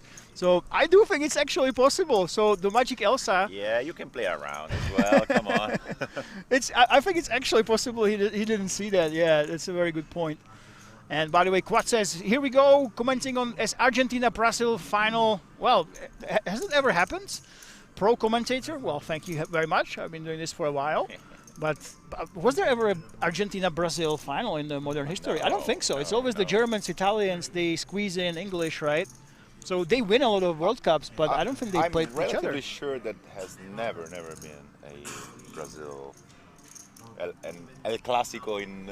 Okay, so you're my data guy now. We have to find out. We have to find out, was there actually Argentina-Brazil? Well, I think if there was one, and you would be listening to the commentators, you would have to turn your volume way down, like 5%. Can you imagine Argentina against Brazil final? I mean, that would be absolutely insane.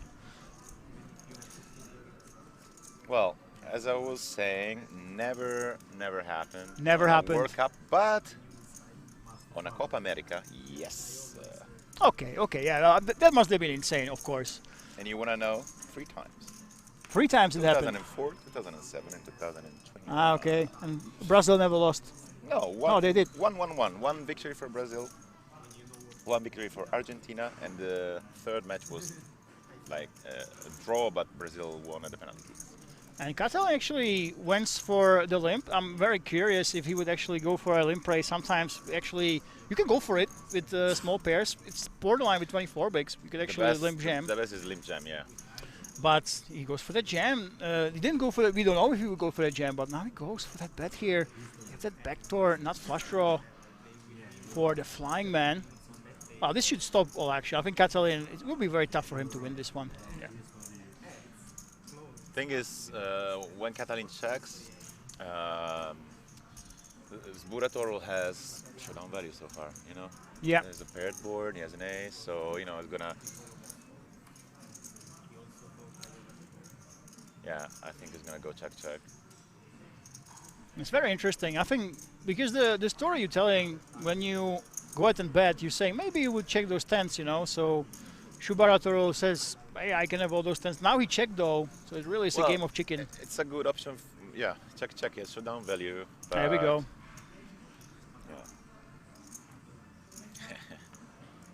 Yeah. Quad says, my comment would be perfect for that final. Well, we'll see. By the way, speaking of which, have you seen what they're building here at King's Resort?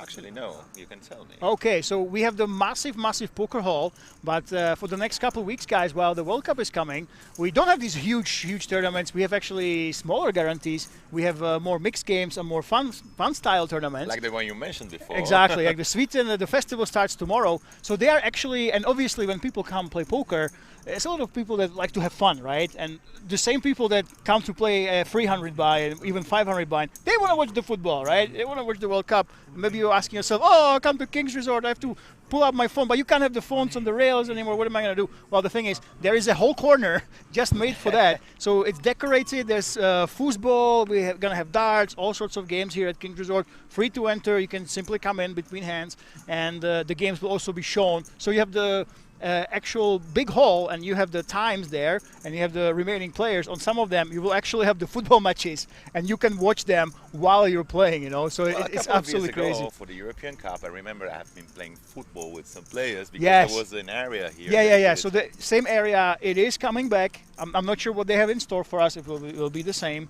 but I already saw foosball there. I'm pretty sure darts are coming again. You kicking the small football with the Velcro as well. So there's a perfect time for prop bets. Obviously, gamble responsibly. We don't sanction anything that you lose your whatever, even 100K, and you lose it in a prop bet and kicking the football in our corner for the World Cup here. Yeah. I have never lost any prop bet with football 2 years ago. Really? Oh, okay. No. Yeah. Never So happened. after 2 years, we again have this fun zone here. So if you come to King's Resort, you can challenge your fellow players, chill in the area. And you have all sorts of games you can lose money on or win against your friends, of course. Unsanctioned by King's Resort. I want to say that we don't. In Czech Republic, you have to have the prize pool predetermined. So everything is unofficial, only between you guys. But if you want to play some games against each other, right there in the corner of the poker hall, you absolutely can. You know, funny story. Last time I played, there was a small goal. Like you need just to score penalties. Yeah. And I played with this guy, which said, "Come on, let's play 10 euro or one dinner, you know, or one beer." He was a former pro player. Oh my God! So he just gets free dinners afterwards. Speaking of free dinners, looks like Sviatoslav is gonna get some free chips. Musa, your favorite Walk us through this free bet from the big blind. Is it basically applying pressure because of the big stack? Yes, of course. I like it actually. I see a 4-bet jam, or almost. Yeah, fake 4-bet jam. And Musa, oi oi oi oi oi, caught with his hand in the cookie jar. It's part of his strategy. That's part of it, though. You can't be. Don't be discouraged, guys. If you have the big stack, you're supposed to do this. You're supposed to put on pressure. You know, it's gonna be still ahead after the hand, so no matter what. Quad says, how is it possible that I'm not a Latin commentator or Latin blood inside? Maybe, potentially. I'm not sure how many Latin ancestry someone in the Czech Republic can have. Maybe someone got lost here, you know, hundreds of years ago. Of course, all humans come from the same place in Africa, so it is possible, right? We all of us guys, all of us have the same ancestry, all right? We are Homo sapiens, and I know the big discussion is with the Neanderthals, if we destroy them or if we actually join them, you know, join the genes. But yeah, we are all one people. Remember that when the World Cup comes around, okay, and some country destroys yours on penalties, remember, we have all the same ancestry. There's no need to be crazy, especially here at King's Resort, because there will be a lot of rival countries watching football. Yeah. Unfortunately, Italy, for the 3rd time in a row, oh yeah, take part at the World Cup. Everybody, the World Cup is like 150 teams or something. How is Italy? No offense. How is it possible that Italy is not at the World Cup and everybody else seems to be? Scotland, Czech Republic, everybody's coming but Italy. I mean, aside of poker, I also write about sport, and you know, it's a big topic. Let's say that we haven't invested enough in the young teams or the youngsters in general, and the result is that we are a bit behind with our mentality, and that's the result. Serie A, like the main Mannschaft, the main league, has dropped down, because in the 90s it was like the top league, and now it's the other way around. Yeah, you had always AC Milan up there, you know, those defensive, you know, nitty strategy, you know, with their tags and the rocks. They wouldn't even open 7-8 suited on the button. I think those Italian the AC Milans, you know, they were crushing everybody. But yeah, what happened there? So it's a development, I guess, right? It's like in poker, you don't work on your game. Eventually, you will fall behind, and when everyone does study and Italy work on themselves. historically was a team that was like all on the fence. So that's for sure. And the game evolved a lot, and we didn't keep the pace. That's the main reason. Then, of course, we got lucky because I don't know, 6 years ago, against Macedonia, we lost at the minute 93. So, hold on, Musa, look at this, trapping with a full house all the way. Sviatoslav, can he actually go ahead and let the trap spring? Yes, he can. Musa, he was checking all around. He can hear a call. Because he's a cash gamer, and the dynamic is pretty weird. Musa's polarizing his range, and either he has like a busted draw or value. He's not gonna bet any jack. Musa the trapper, yeah, you guys, I know you like him, of course. And can he get paid off? I mean, yeah, of course, you should get paid off. He does not. Oi, oi, oi, oi, oi. Well, it took some balls here to just check it, but... If I were Musa, I would have overbet this spot, because really, you need to polarize your range, and to receive an hero call, it's more likely you receive an hero call with a huge bet than it's not like value here. Yeah, basically when you polarize, you say I either have something really strong or I'm just bluffing. I have absolutely garbage. By the way, this is the most important thing. We're near the final table bubble, right? So now big pressure, and obviously the chat is asking all the right questions. So it's about the big million guaranteed. So the big important question is from YouTube, who has the best haircut at the table? I think this guy. He's working with what he's got, right? River King. He's working with whatever's left there, and I have to. No, I would say the Ukrainian Italian. He's got like standard one, you know. The dealer has a very boy bandish kind of haircut, like One Direction, you know. Like I just woke up from the bed, but it took me half an hour to actually make it look like I just woke up, you know. So yeah, I think the dealer and but this is so clean. Look at on your left hand side on the bottom, right? Yeah. I mean, when you're from Ukraine and Italy, it basically blends those two countries together. Like it's very clean and neat, but also it's very stylish. Yeah, it's between him and the dealer, but yeah, I will. This one's good as well, though. Let's face it. This is like the Backstreet Boys. He's got the highlights in there and everything, right? I mean, this is crazy. Wow. So a little bit of wet effect. Wet effect, yeah. You know, this again. It looks like it's a random. This takes a long time to actually get done. So, guys, important question in the chat. Let me know who's got the best haircut. Christian Dumitra, the man who said he's going to win this tournament. I don't think he is winning this. Oh, may I say something about Christian? Yes, of course. He was dealer coordinator here in Kings. I guess you know it. Oh, he was. And he became a poker player and a successful poker player because this year has cashed over or around $200,000. Yeah, I was commenting his fourth on year of being a live pro. Oh, so he was Not a so coordinator bad. here. He was actually Yes, working. Wow, that's yes. crazy. Wow. He was a good online player already, and he made like a step forward. And now, I mean, he won 2 months ago. He won a tournament for 75K. Sorry, guys.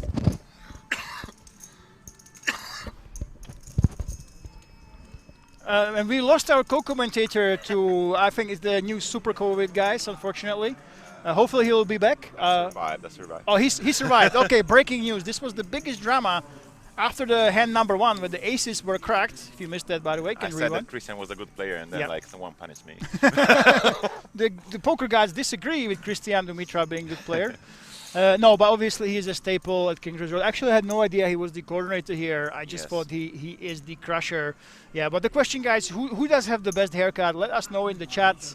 I think there's... For now, Backstreet Boys Musa's winning, together with the one division guy. Yeah, the dealer and the Ukrainian. I mean, yeah, the Ukrainian Italian. These three guys, I think. I still take the seat number 6, let's say, the older man. Oh, okay. Our last remaining, yeah. You can tell that the hair is receding, but he's making it look good with what he has. I have to agree, as a friend of mine said yesterday, is 3 shampoo left.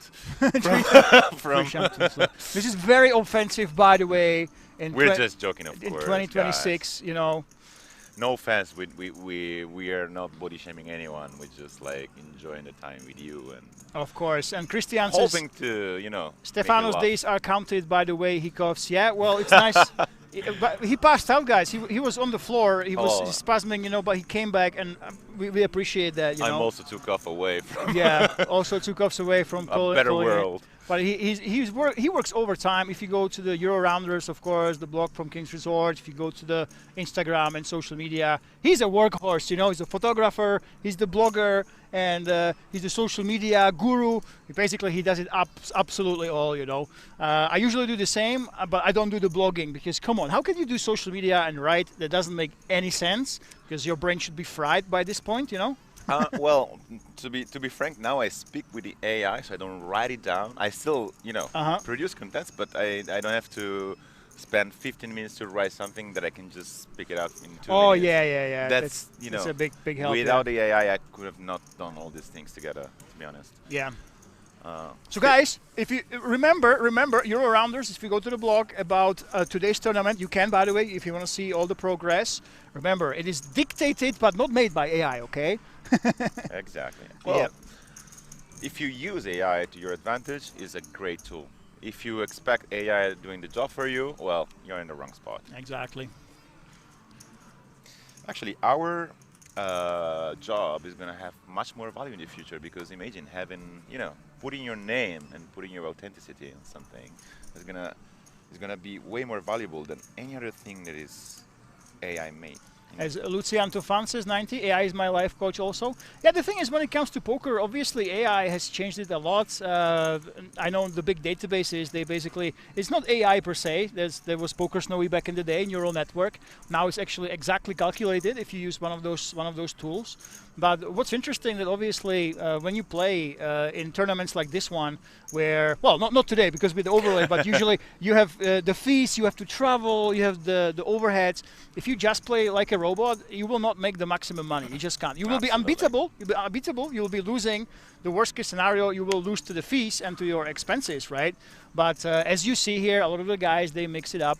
And the way the great live poker players, it's a different story online, but the best live poker players in these smaller buy-ins, yeah, they understand theory, of course, at least intuitively, but they are the ones that can adapt. And you can never, even though with the solvers, you can tell it, simulate scenarios where someone plays differently from optimal, but you will never be able to remember it all. Absolutely. So yeah, so this is a very interesting time we live in. That of course there's so much help when it comes to technology. Poker came first. Life is coming now with all this ChatGPT. But I think you're absolutely right that when it comes to bringing something to the world, creativity and being a little bit crazy and thinking outside of the box will be more and more important. You can implement yourself with some some things that they go by themselves, some automatism, but the creative part is gonna always be up to. Exactly. By the way, speaking of creative, Katalin, can he do something here with the King 10 offsuit, with the King high? Well, I don't think there's much he can do.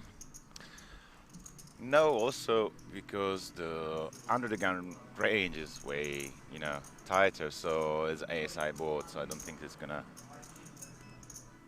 Yeah, and we are down to 13 players, guys. Only 3 more bust outs to get that big pay jump with the free K package. And you'll come back here at the end of September for the King's Million. By the way, if you're wondering what that is, you can just read the felt. The blue felt and whatever's written on it, that's all about the King's Million European Poker Championship. You can see the guarantee, and this is why we have these beautiful blue tables. And here we go. There is that fold as expected. Lucian Tofan says, AI is my life coach also. The thing is, AI is really good if you're really dumb, and you want to do things that are common sense that everyone else that knows at least something they would be doing, because AI basically steals from the collective knowledge of humanity, right? So yeah, it's good. If you're really stupid in some aspects, you can use AI and it will give you approximation of basically what the humanity thinks is the right thing to do. So you will go ahead and be in the middle like everybody else. That's what happens when you use AI. Which for me, I also appreciate that, having a life coach, because there's so many things, when you live in poker, and it's been my profession for the last 15 years, some basic things like how to pay taxes, Thank God for AI for allowing us to do it. And it's the same thing in poker, because you have the GTO, you can study it, you can see what the mean of the strategy is.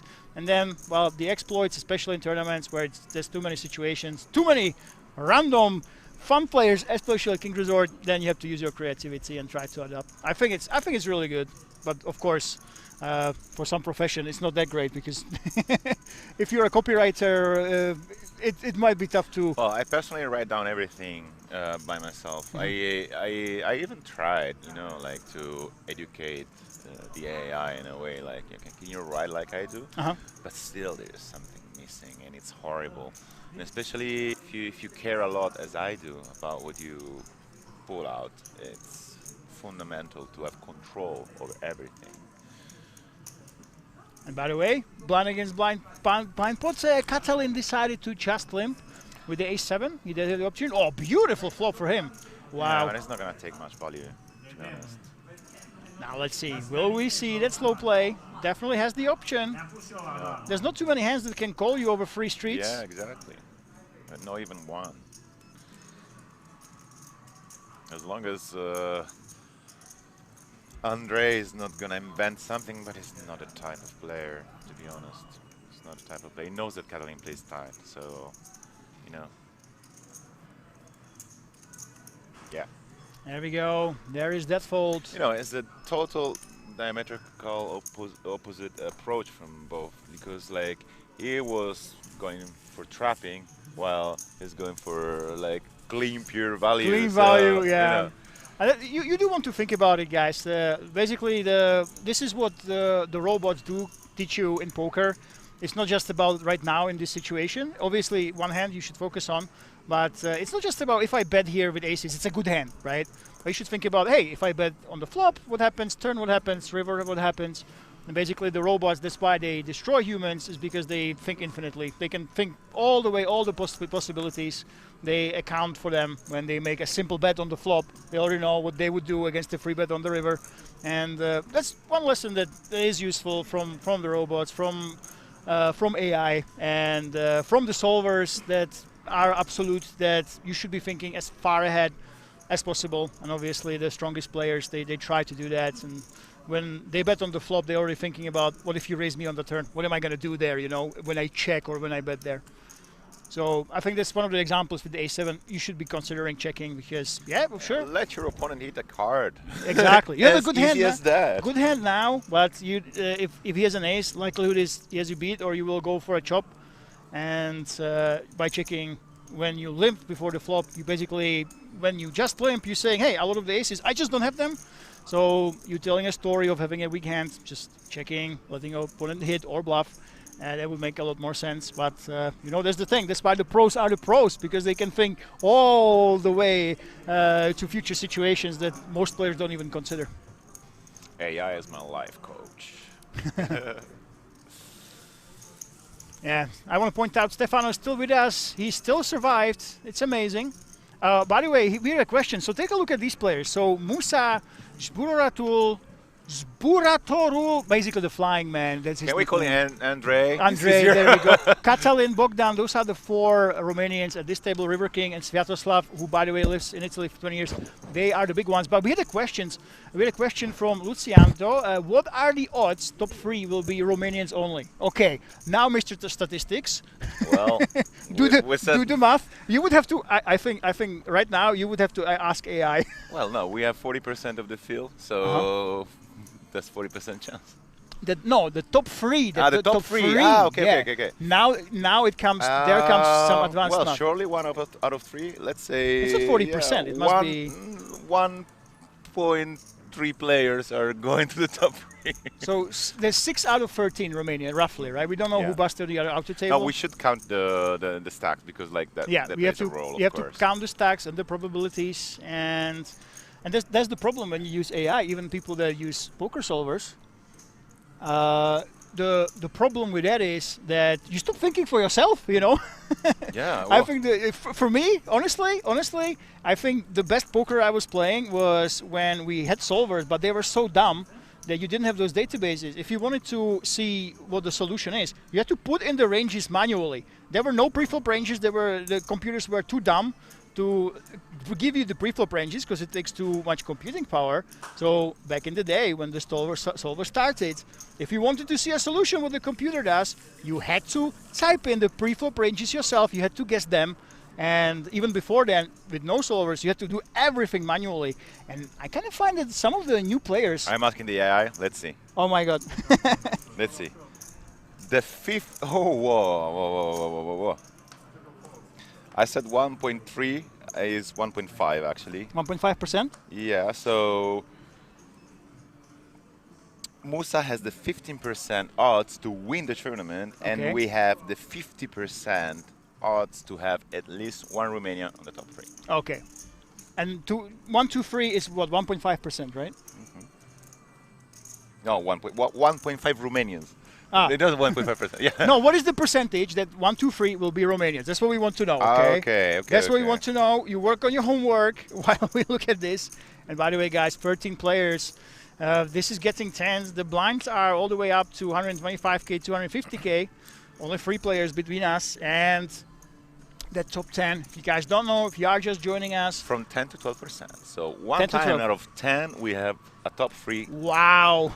Formed by all Romanians. Yeah, so 1 in 10 chance to have top 3 Romanians in this tournament. Yeah, sorry, I got a different question before. Luciano says, "Good job, guys." Yeah, thank you. Thank you very much. I gave you the homework, so it's 50%. You know, my achievement that we got those percentages in the end. Well, Zburaratul, taking it down. The Flying Man, that's his nickname.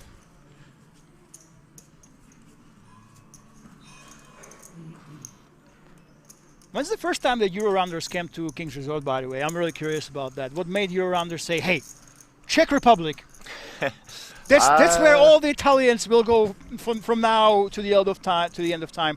Czechia. I would say 4 or 5 years ago, but I might be wrong. For sure, I mean, I'm working with them since 3.5 years, and since then they were already here. So let's say that we, as a company, like progressively add more and more tournaments to the schedule.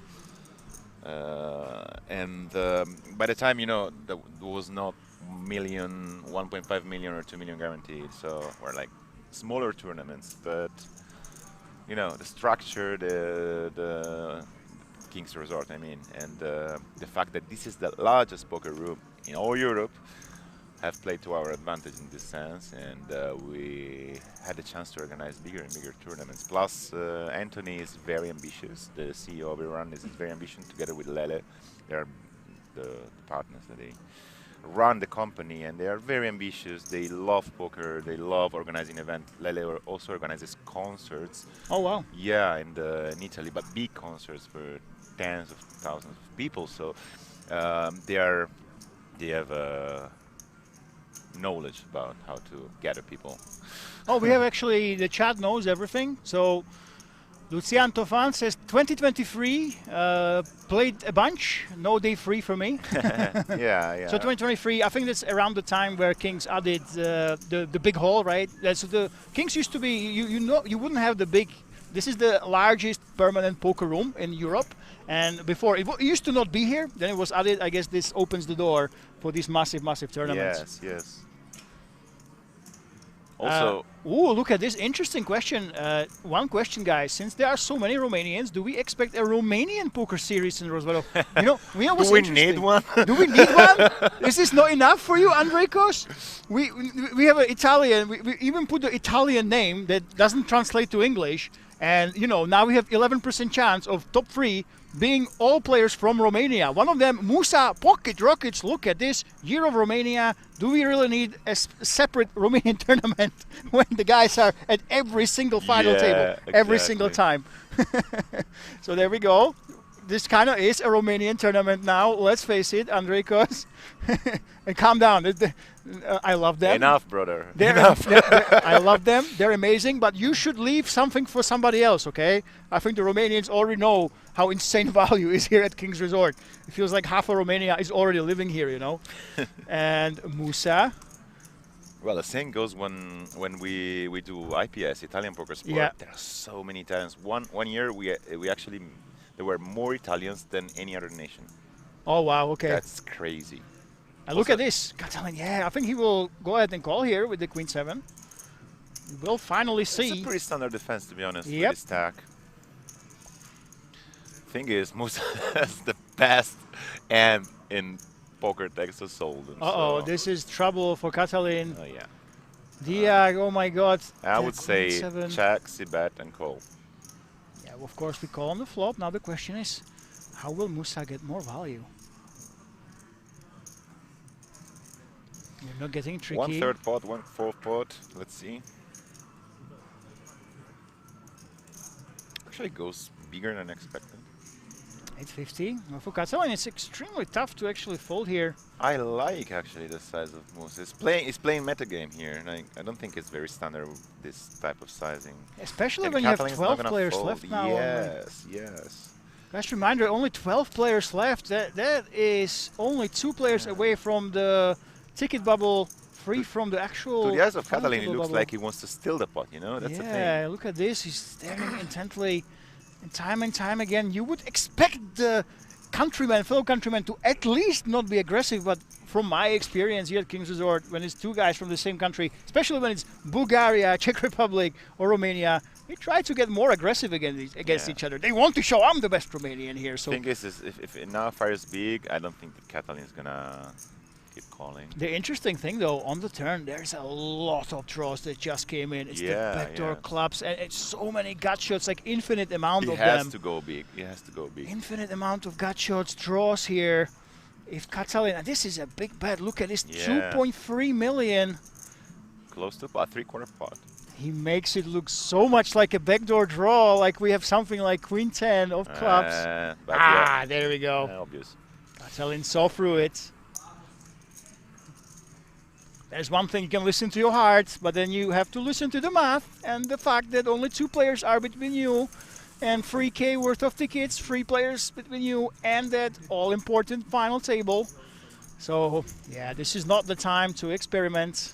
But you know what? Your favorite, he was going for it. He's taking the chances. He goes with the big bets, trying to say, hey, I have something super strong, or I have some sort of a crappy draw right here. Come on, come test me.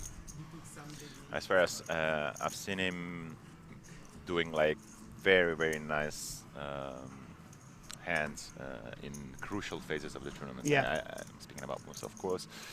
Putting a lot of pressure with like overbets and lines that are not, let's say, orthodox, and you know, he knows what he's doing.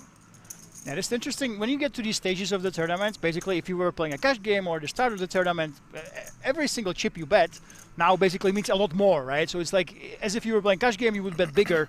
That's the effect that we have here at the final 12. And even though it wasn't like overbet or anything, it still was a really big bet, putting his opponent under pressure, of course. And Bert is asking, how many times did Musa have aces in the past hours? I didn't even notice. The first time, because he had the kings before, right? Yeah, no, I think he might have aces. Or maybe, yeah. That's the thing. I played so many hands of poker that you know, people are like, oh my god, if I just call this 6-9 suited to that 4-bet, I would hit quads on the flop. I would hit that straight flush. Oi, oi, oi. It happens when you don't play too many hands. But you know, when I play like millions of hands of cash games, I literally forget about the hand once I fold it. If it's the bottom of my range, I know it's a fold. And people ask me, "Oh, you would have." What do you mean? Like, what are you talking about? You know. By the way, someone has been more attentive than I was. So re-raise Chili Dog. There you go. I did not call you amateurs, guys, just because you pay attention to what was folded.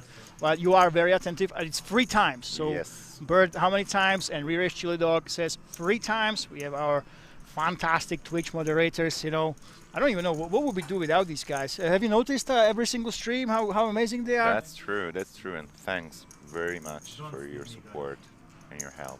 Yeah, thank you very much. And also thank you to the Stefan from the German stream. If you don't know, you know Stefan, right? In German stream commentator. Not personally, but I've heard him. Right, so he's an absolute legend. He's been doing it. I think he was commenting on King's Resort streams even before there was a King's Resort, you know. It was just on the... He was already here. He was already here, just commenting.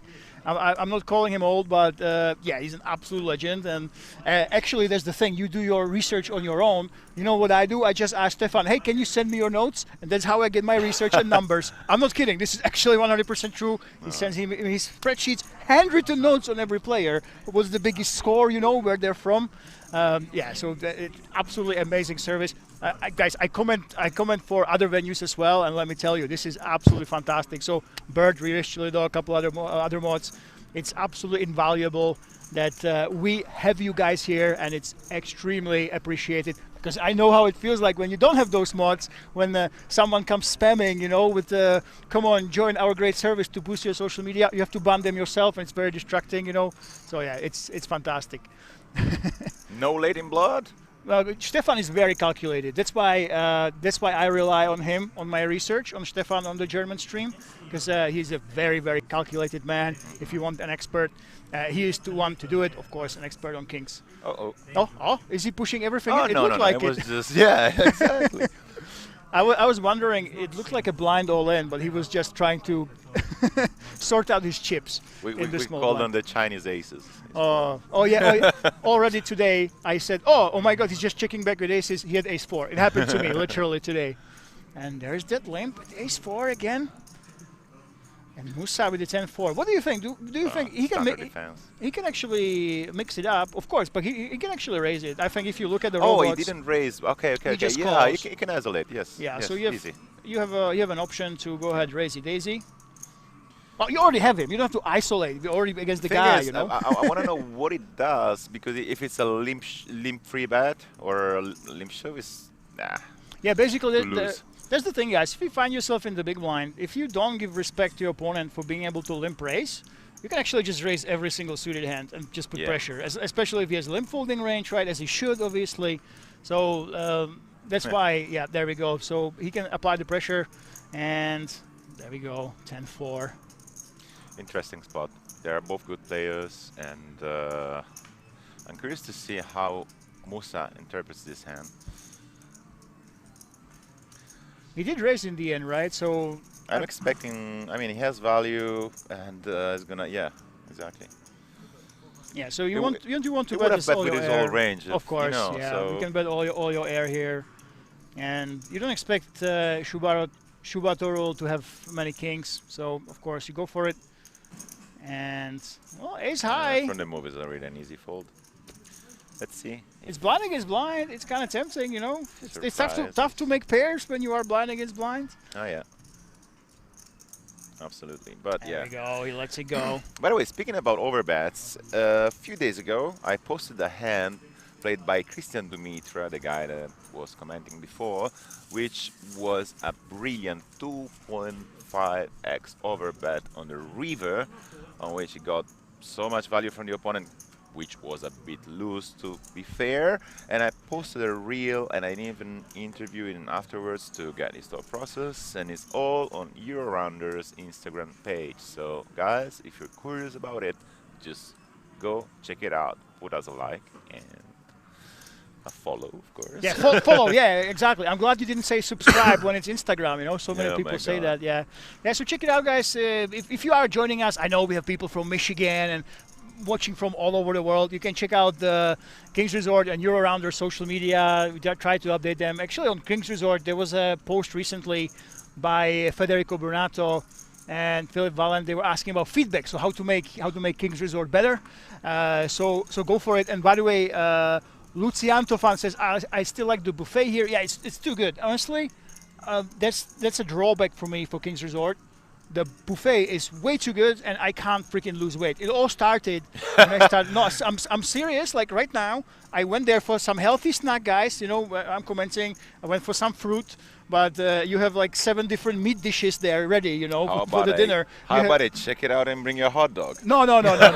Come on.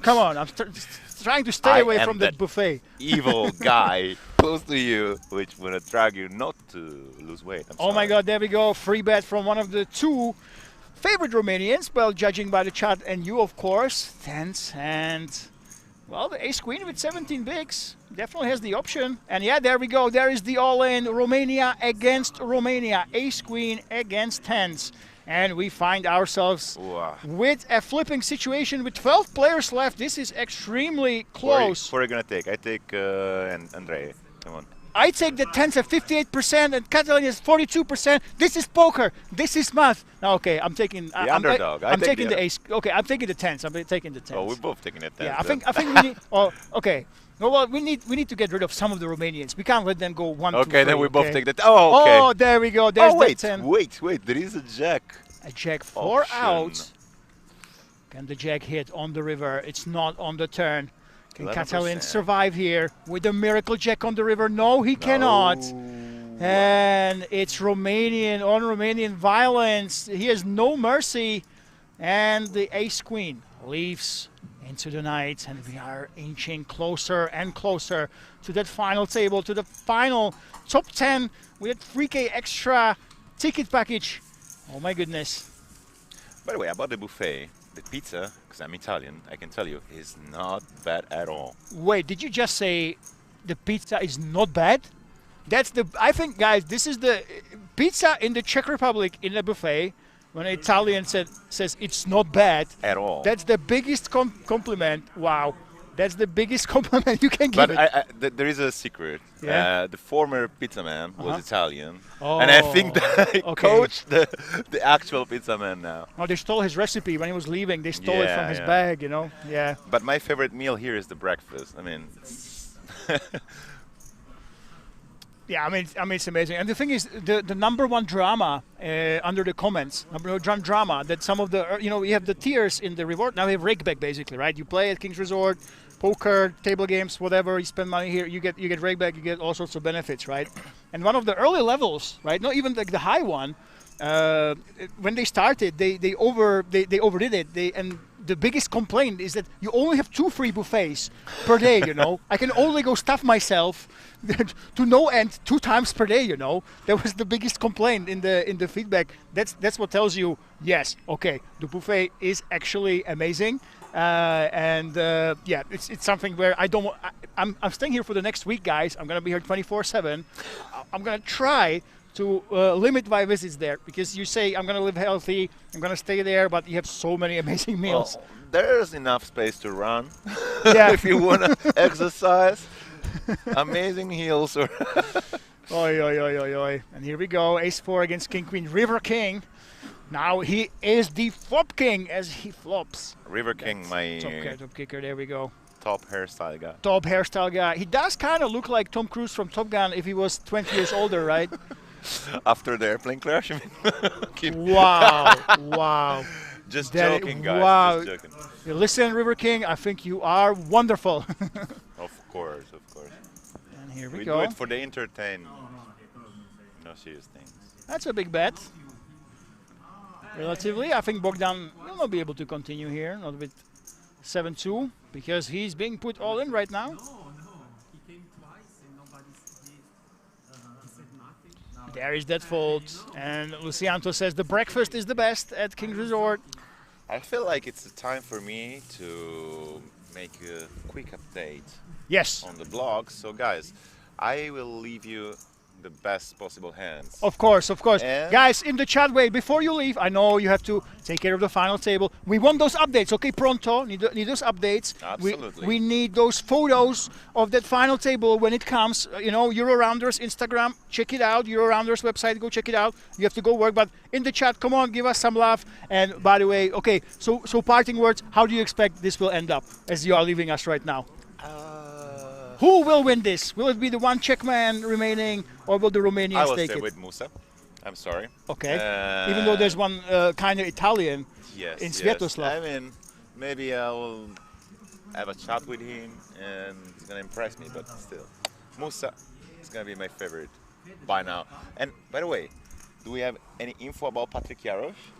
I'm going to get it. Yes, guys. Okay, we get the info. We'll maybe see us on the final table. No, record some hands of Patrick Jarosz. That way you guys do have to go to Euro-Rounders Instagram, because they're 100% guaranteed there will be big hands from Patrick Jarosz. Well, we are two. Or no hands. or no hands. We're two away from the final table. So yeah, thank you very much. Buonasera. I am staying here, of course. Thank you very much. And it will be just me solo, because of course we're paying you a lot for this, by the way. Absolutely. I'm paid profession it is when you come co-comment, guys, with me here at King's Resort. But here we go.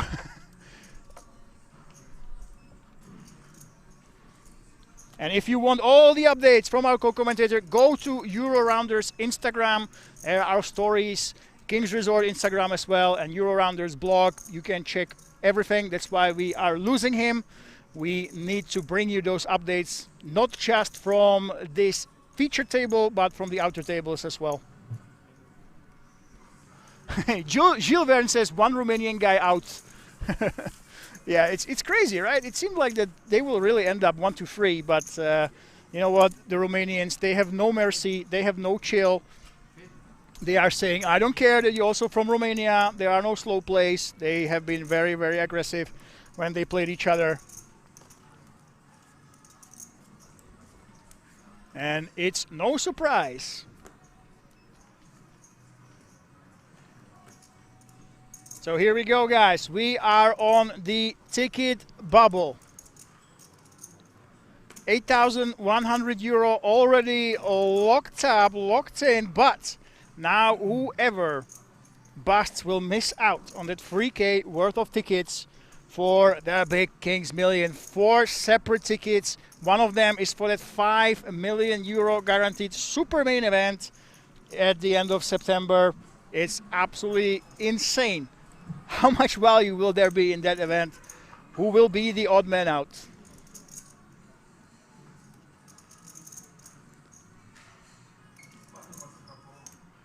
And by the way, Quads, very interesting. He was talking about an interesting dish. So he was talking Well, the problem is you said it in Czech, Quads, but good luck translating that. I am struggling myself. Look at this, River King with an extremely sneaky limp with the ladies in the small blind. Absolutely incredible. Now we said that you can limp jam with the low pairs, maybe with aces, kings, but queens, very, very interesting. Setting that trap. And his Romanian opponent, he fell right into it. We will very likely see that re-race right now. All the time banks go in the middle. And the ladies are unpredictable as always. They are trapping here against Shuratorul. Shuratorul is being trapped right now in your face. It is that free bet. King 10 suited is a very, very strong hand. Blind against blind. Now the question is, you just don't see too many limp free bets in these positions. You definitely see them less than you should be seeing them if you look at the solvers. So he sees right through it and lets it go. And I think this is the biggest difference between our players here and how the top pros played it. Limp free betting is quite common. But I think at this stage of the tournament, with this opponent, folding that hand is the right choice there.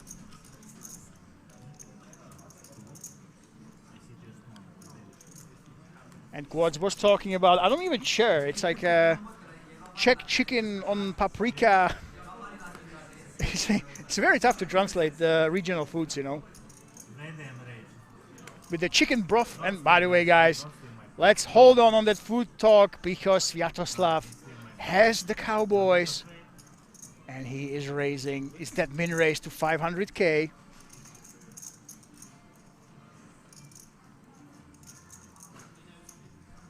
Bogdan in the cutoff. Does not have a hand that can defend. He just likes to take his time. River King on the button. They all want to take their time. This is the ticket bubble. Over 8K already backed, but you won that 3K worth of tickets. You want to come for the big one, for the King's Million in full. Well, Musa, I don't think he has a defend here, but you never know. It is a min race. He's up against the Romanian player. We are short-handed right now as there's only 11 players left. Spread around those two tables. What does he want to do here? Let's it go. And Sviatoslav doing well. And by the way, let's check out some updates. If you guys want to know what's going on, you can check Euro Rounders.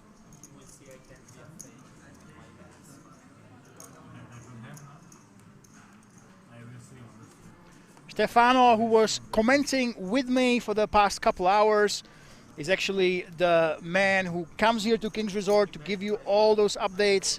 He blogs, he takes those images, brings you social media updates and interviews. I thought that I am doing it all when it comes to poker, but this man has me beat. I have actually written some blogs, but they take me a very, very long time. I overthink them too much.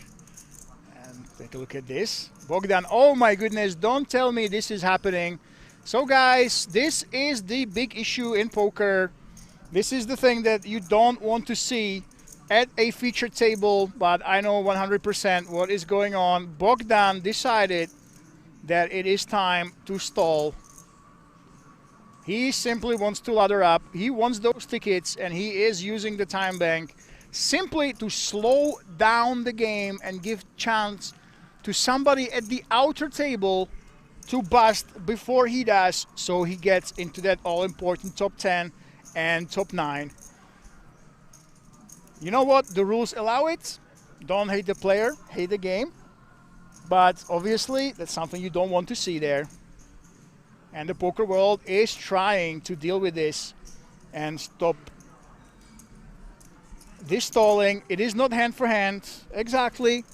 But no, It is not against the rules. You save those time banks for yourself. So you actually can use them if you wish. It's part of the strategy. But let me tell you, I know that the World Series of Poker Europe, they didn't have it yet. But the World Series actually added a rule that bans specifically this. You cannot stall the game just to try to ladder up, just to try to delay it. You can only use the time banks to think. And even though they are your time banks, you can actually get a timeout or an orbit just for stalling the game with them. If the floor thinks that's the sole purpose of you using those time banks. I don't think they will be very strict, but if it's very excessive and obvious, they will actually go after it. And I must say, especially when it comes to stream tables, I kind of agree. You know, a lot of players disagree with me. They say, hey, I saved up those time banks. I have them. I did not use them throughout the tournament. It is my sacred right to stall the game now using them. Try to hope that somebody else on the outer table, it's not for hand, will bust. I understand. It is your right, but for me, as someone who comments on poker and wants you guys to be entertained, I kind of agree with the new rule change that World Series is trying, where they basically tell you, even though they're your time banks, you can't use them for the sole purpose of stalling the game.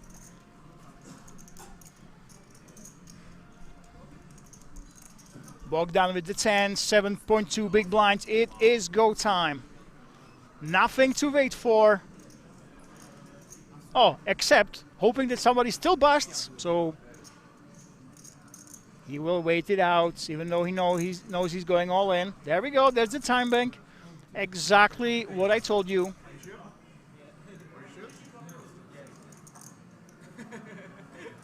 Oh yeah, he saw one player busted. Oh, this is hilarious. So he saw one player busted on the outer table. So he is in the top 10 with the tickets. He instantly goes all in. I told you, this is so face up. This is so transparent. But Bogdan even tells everybody what he was doing.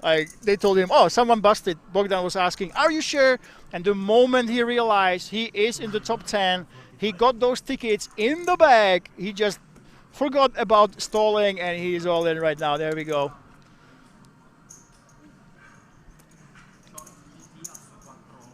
And can he survive against the ace-4 here? Well, even if he doesn't, he can be pretty happy with himself. Over 8K and the 3K package up top. It is a queen. 6 tray flops. So far, so good for Bogdan's tens. The ace-4 of Musa, only hoping for those 3 aces. Now he added some outs to that. 5 outs as the 4 hits the turn. Can he get there on the river? No, he cannot. And Bogdan, double win for him. He's very, very happy about making that top 10. You saw that he was trying to do everything in his power to stall the game, trying to get there, trying to hope that somebody else will bust. He did it, so he is in the top 10, and now he has a real stack to play with. And we are 1 place away from that final table. Take a look at this, only 3 Romanians now. I have no idea how many are on the outer tables, but it's anybody's game right now. River King with over 10 mil, Sviatoslav, 6.9 million.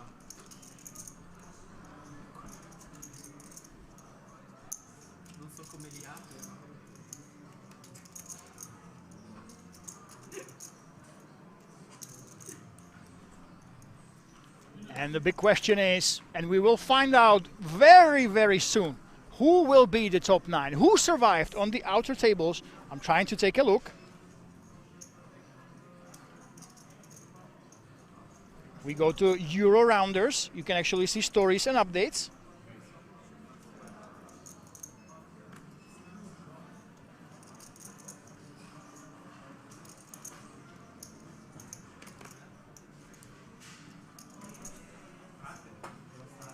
By the way, guys, if you want more of King's Resort, a lot more from King's Resort, we will not have streams, but the festival series is coming tomorrow, and I will be making content 24/7. Well, I have to sleep sometimes, but when I'm not sleeping, there will be a lot of content. You can check the King's Instagram channel, and the festival OG also will be coming. For the social media, there will be call-ups, of course, but check those out. We will not have a stream. Nevertheless, there will be a lot of hands. There will be a lot of updates, interviews, and fun content coming out. And in the meantime, River King, ace-4 here, bottom pair. Against the big stacks, King, Queen. He's got 2 overs. He's got that gutter, 34%, and the pre-flop lead. Right now, I would actually call him, even though he's a big underdog, 34%, I think he's the favorite of taking this down. There's that C-bet, chucks in 800K. That's a pretty sizable bet here.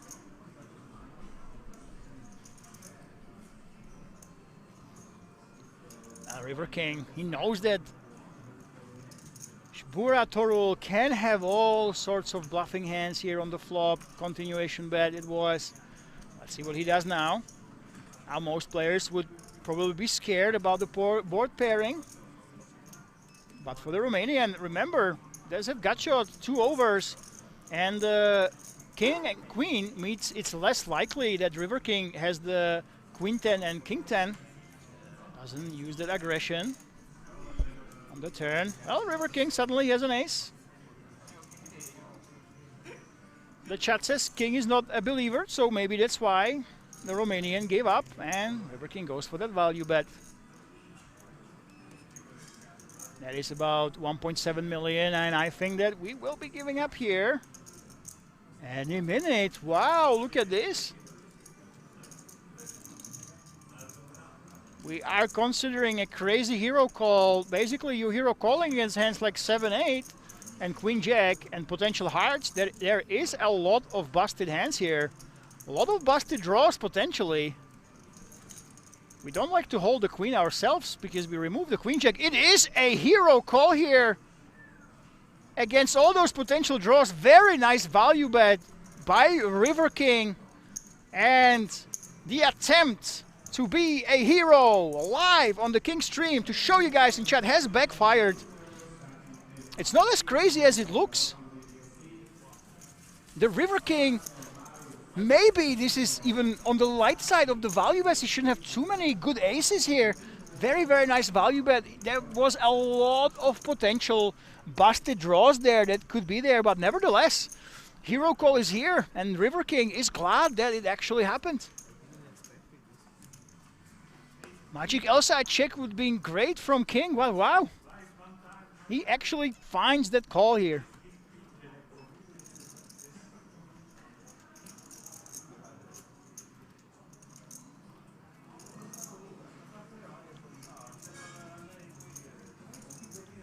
And Sviatoslav with the 9-8. Lets it go. Bogdan. King 4 on the button. For sure, raisable hand. The question is, do I want to go up against River King behind me?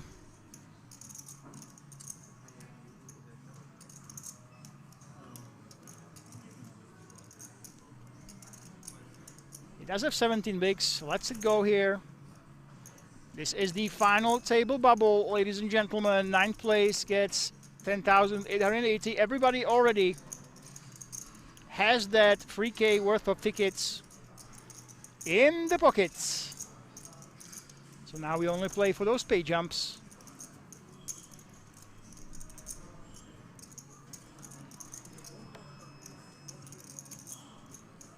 Don't stay big, guys. And River King lets it go.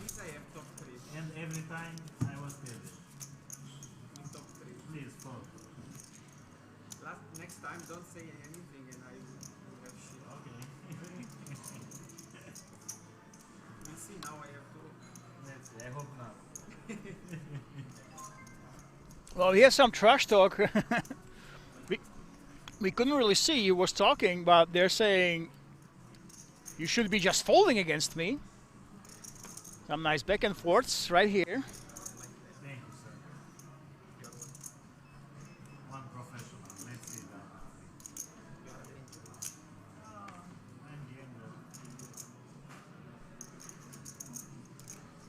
that. Bogdan in the cutoff. Looks like he still goes with the strategy of mildly stalling. Doesn't do it as much as before, of course. River King.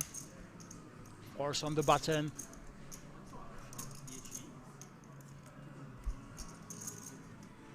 More than good enough for the slightly older Tom Cruise from Top Gun. We will see that race right here.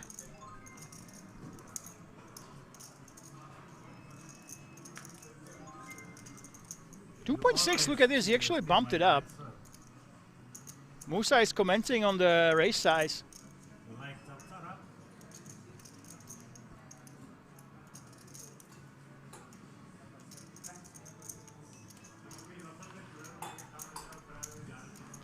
There we go. There's that defense.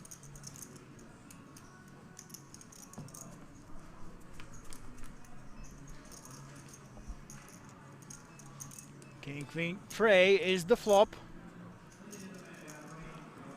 River King decides to play it slow. Well, it doesn't protect his hand. This might backfire for him.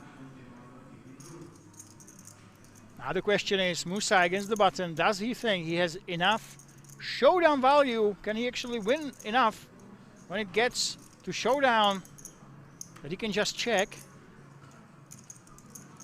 Looks like he is waving the white flag. It would make more sense for Musa to turn the hand into a bluff if he bet the turn with the queen. Try to represent the trips, bet the river. But now this is interesting. He will try to get River King away from exactly the hand he has. 1.675 is in the middle. He actually overbets here. Wow, beautiful bet. Musa overbetting with the ace-6. River King is a non-believer. Look at this. He saw right through him. Didn't even flinch. The Magic Elsa in the Twitch chat says River King is a non-believer. I like Musa's big bet. It does actually make sense that he can play a queen this way. He can easily check to the pre-flop raiser, who can also represent it on the turn, then try to bluff him. It did make a lot of sense, but look at this. River King picks up a lot of chips after that overbet. Against all odds with the force. And the hand did make a lot of sense. It's a nice bluff, but you just picked the wrong customer to try it against. And River King, extra 1.8 million. Picked up there with that instant bluff catch. Wow.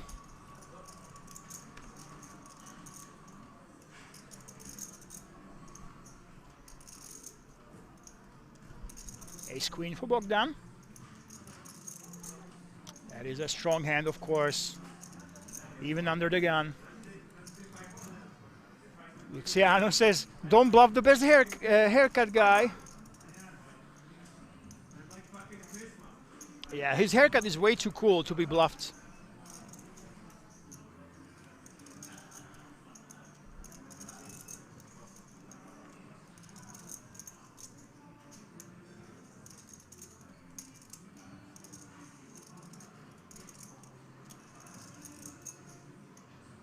Buratorul with the force.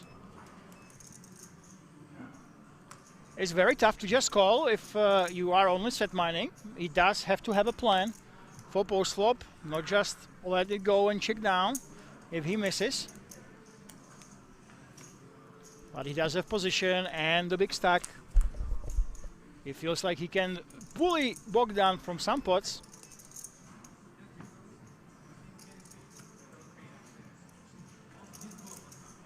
Let's see if Bogdan will agree.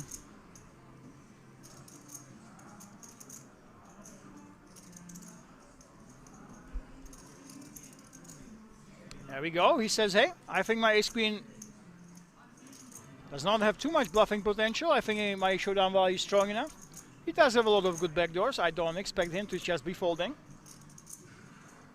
In case Spura Torul goes ahead and bets. There we go. We bet for protection. Basically, we just don't want anything to roll off. The fours are betting because every single turn card, besides a 4 or a deuce, just don't like to really see. And Bogdan is very likely to continue here, especially with the Queen of Hearts. Against that small bet. Now the thing is, he only has 15 big blinds, 3.8 million left. Oh wow, he actually decided that the pressure is too big. We are on the final table bubble. I have one of the perfect continuing hands, but I just don't want to go to war with the big stack. When you do check call on the flop, you do have to bluff the rivers quite frequently when the turn gets checked through. So he just waves the white flag and gives respect to that ICM pressure of being one player away from that final table. Now Blood says, commentator reminds me of Cabrel with that constant talking. Let me tell you, man, I am from the Czech Republic, believe it or not. I lived in Scotland for 8 years, but maybe it's something in the Czech genes.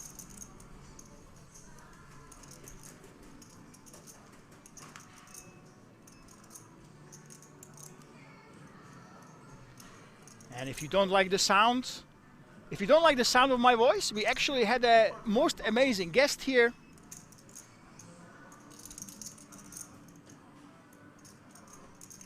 The man who helps to make these tournaments happen, Euro-rounders, Stefano. So if you are on YouTube, he left us only about 15 to 20 minutes ago.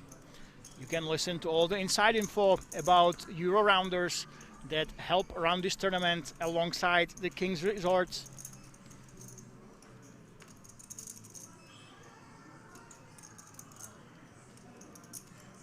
And Bogdan in the big blind. Hand is too weak. We should be letting this go.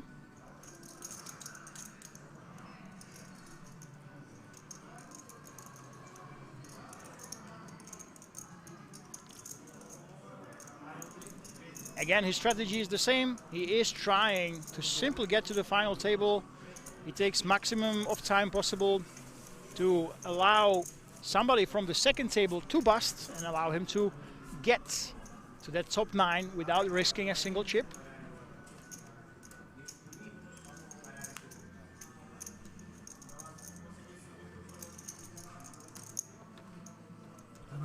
By the way, I did speak to Martin Cabrel. He should be here for the Big Kings Million European Poker Championship. So all these players that you see here, they have 4 tickets for that. And I did ask Martin if he will come. First he asked me if I will pay him 100,000 euro to appear at King's Resort, but I, in my heart of hearts, believe he was actually joking. And we will see him here in Rozvadov for the big one that all of these guys have tickets for. Even if I don't give Martin the 100,000 euro he asked for.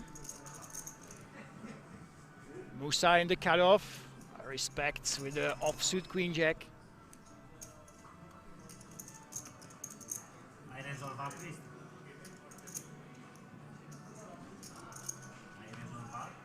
Bogdan in the small blind. Has a very easy fold here.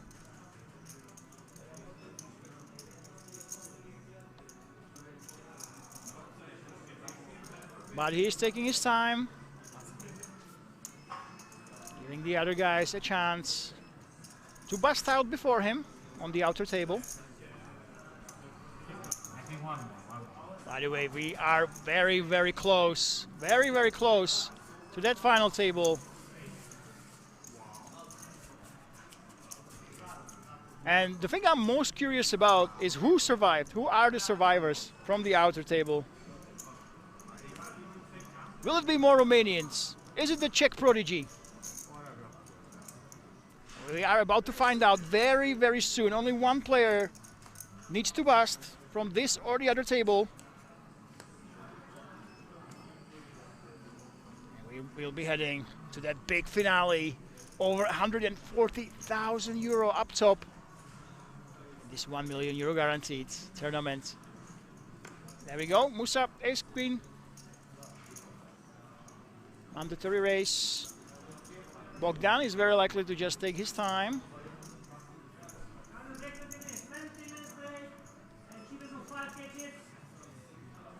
I think I heard there's a 20 minutes break. Now, does it mean we lost a player or was it just a scheduled break? That's my question. Oh, look at this. Jacks. The hockey sticks here in the big blind. For the flying man. There we go. I think if this was not the final table bubble, he might consider just going ahead and free betting, but he wants to take it slow and gets punished and outflop for it by Musa whose ace queen gets there.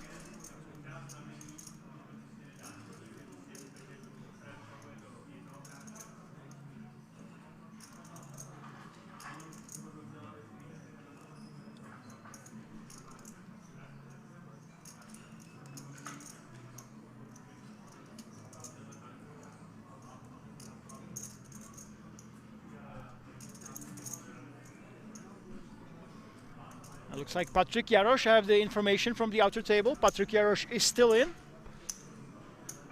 There we go. The Jacks decide to defend.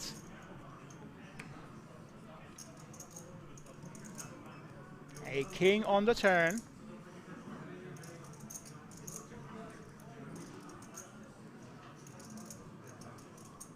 By the way, Cosmin's asking, why don't you put on screen real names? It is the option for the players to use nicknames. The main reason is because of a lot of players come here from Germany. We have low buy-in, so there's a lot of professionals from Germany. Tax reasons also, it's complicated over there. But a lot of the guys that do play poker for these low buy-ins just across the border, they just don't want to have their real names out there, you know. So that's why we do allow these nicknames, even at final tables. That's just a function of the low buy-ins and the massive amount of people that come here that are not professional. There's a lot of recreational players. And look at this, Musa goes with that value bet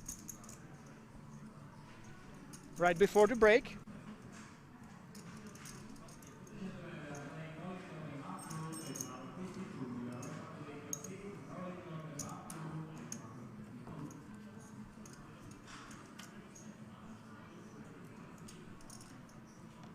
And yeah, it's confirmation. We do not have the final table yet. It's just a scheduled break, ladies and gentlemen. So whatever happens here, let's see. We found that call. It is a full house for both players. The ace-queen has the better end of it. Now, how much value will he go for here? And will he get paid off?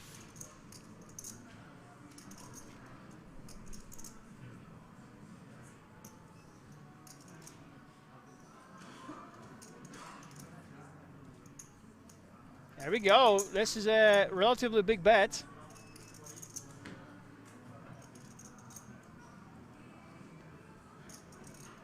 $4 million. Actual overbet here. He's saying, I have the aces or queens, or I don't. Max value town, yeah. He is going for max value. 3.5 million is the bet, actually. Still an overbet, but the Jacks now, they have to wonder. Musa loves to do this, by the way.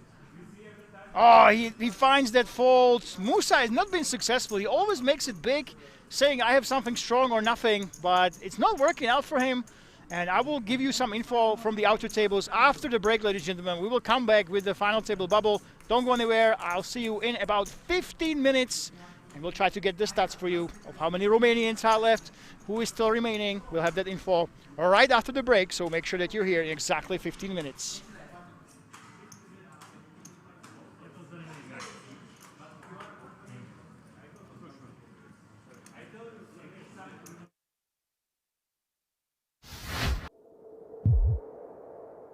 Blinds now, by the way, 40,000, 80,000. So Lena's stack starting to really kind of represent some desperate times for him, as he is now down below 10 big blinds. Victor Blom started this hand with 15 big blinds.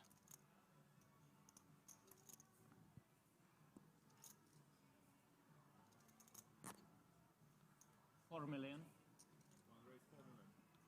And Cabral, 3-betting.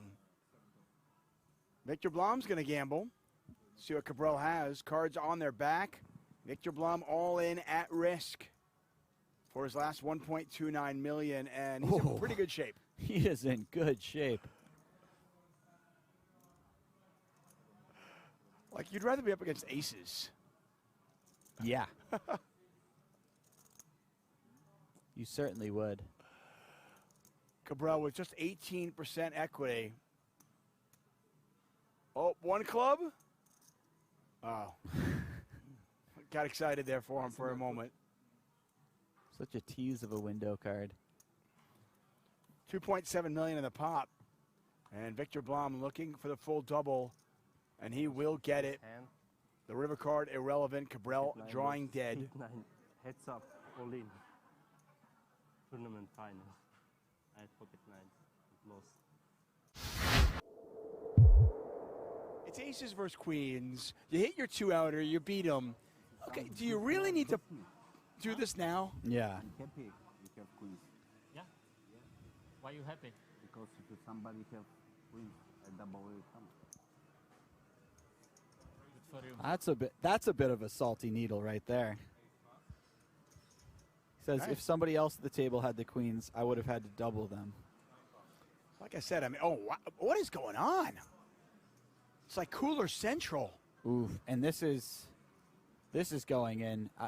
You play some tight ranges in these situations, but 7 big blinds. Yeah, Nicholas has 7.5 blinds. Stevie will certainly not be getting away from this one. I mean, I still can't believe queens and aces didn't go all in. Yeah, that was a wild one. There's 24 bigs. 1 free behind about, yeah? I try to make a lot of predictions about how these hands will go. I could not have predicted that. Yeah, I've got out of the predictor best a long time ago. I'd rather just pick your brain and find out what you would do or what they should do or what they're thinking. Because, you know, these guys, listen, they're the best in the world for a reason because we can't predict what they're going to do. Even when we see the cards. Yeah, it turns out we really cannot. Nightmare situation for Chidwick, but a great situation for Lena, looking for a full double up, just 2 hands into our final table. No 9, no 10.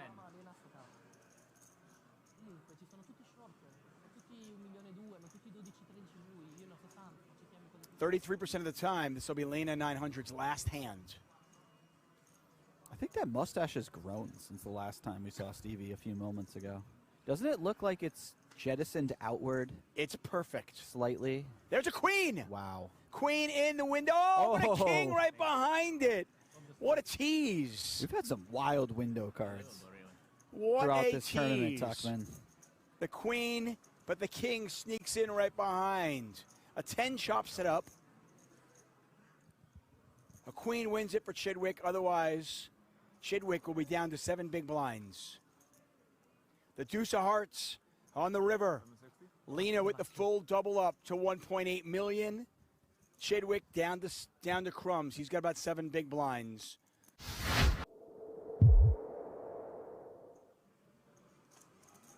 Does feel like one is coming quite soon, though. Yeah, at the end of this level, we will have a break. Yeah, we'll look at playing this level for some time. Daniel DeVoris on the button, almost definitely going to move all in here, I would imagine, with pocket 3s. Yeah, mandatory all in. DeVoris was a coach for Phil Galfon's poker training site, Run It Once. Over 15 million in tournament winnings. He was born in the Soviet Union, moved to Canada at the age of 8, just 36 years old. And he is going to get some action. Cabral calling. DeVoris' tournament life on the line, 3.6 million in the pot. This is actually a huge situation. Yeah. Obviously, this is for Daniel DeVoris' life, but if Cabral wins this, he's back to near tied for chip lead. If DeVoris wins this, I think he might be 3rd in chips. Yeah, it is. Call, it's first and second, and then everybody else. Yeah. Thank you. Giaro. He'll be very close to Giaro 3rd in approved. chips. Let's put it that way. Pocket freeze. Pocket freeze. So Not the former Giaro coach for Run It Once looking to fade the aces and 10s, and there's a 10 in the window. That is a terrible window card right there. And DeVoris needs a 3. Good for you, Victor. Good for you. Victor sleeping. And Mr. who lost 6 million, happy. I think you are one of the biggest losers of this year, right? 6 million down, pretty sick. I agree. 1 card remaining. If it's not a 3, Daniel DeVoris is out. Jack of diamonds. I mean, not GG. Good luck. And Daniel DeVoris, over 15 million in tournament winnings, Minus 6 million, now you can is go going up. to finish 2 off the money. Yeah, there's been, you know, a handful of significant pots, and Jesus has basically won all of them. Yeah. And then outside of that, Cabral's won everything else. Yeah. 18 million. And Cabral just says, let's go for all of it. He's going to make his opponent pick up a hand. Oh. Yeah, and this should be far more than enough hand, I think, for Jesus. Here we go. It's just 21 big blinds with an ace.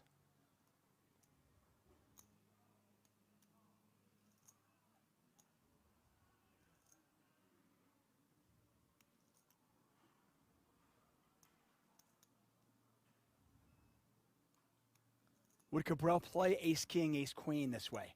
Or would he play it a little, try to get induce action? I think he would be inducing action with a lot of the aces that Jesus is losing to.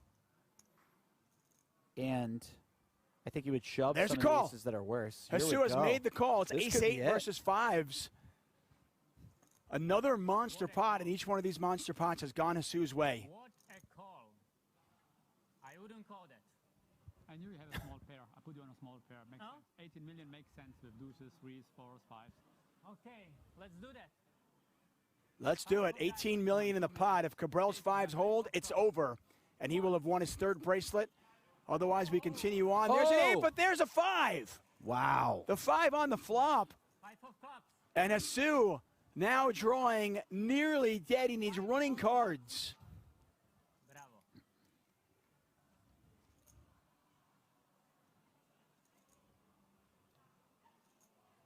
And that's it. Wow. The river irrelevant. Martin Cabral has won the 50K No Limit Hold'em Diamond High Roller and his 3rd World Series of Poker bracelet. Yeah, I mean, to me, my guess would be there are a lot of players out there. There are a lot of athletes out there that banter, you know, talking crap to their opponents is part of their game. Yeah. It gets under their opponent's skin, but I also think it kind of gets them in the zone. And I suspect that's the same with this guy right here, Martin Cabral. I think this is what he needs to do to play his A game. Absolutely, and I think he's eliciting real reactions from his opponents. When he asked Chrissy a question about her chip stack earlier, she did not respond in the most monotone way. He might have picked up something there. We don't know. Yeah, we forget sometimes. You know, we like to think of a lot of these poker players as, you know, solver robots, but they're anything but. I mean, these are human beings. Oh, no, Absolutely. Today, final table, sorry. Today. You wanna see. Ace King. Ace King, offsuit. I pulled ace queen. I think you are an amazing player. You agree with me? You agree with me? I guess you were cheering against me, so. No, never. You did. I'm your biggest got the fan. 9 of diamonds to come. I think I'm your biggest fan. Maybe. Maybe number 2. I think you are an amazing player. Thank you. You agree? That you think that? No, if you agree with the statement. Do you? If the players are talking, we'll do our best to lay out so you can hear them.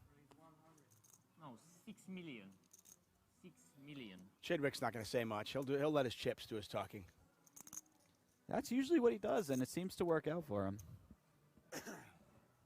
Looking down at the Cowboys. Yep. Cabral, I want to say, is probably 2nd in chips right now with 4.3 million. 3-bet here from Chidwick. This was my quickest decision ever. I break my record. It was 0.6 seconds, now 0.2. I broke my record. Oh, Good wow. play, eh? Everything going Cabral's way. Like snap. We're only about 10 hands into our coverage today. Even Victor smiles. We've already had an elimination. Such a boring game, this poker. Classically frustrating spot for Stevie here. Yeah, and 81 quips from one Martin Cabral. Can you help me? How much is this, Stevie? Can you count it? Thanks you. Thanks.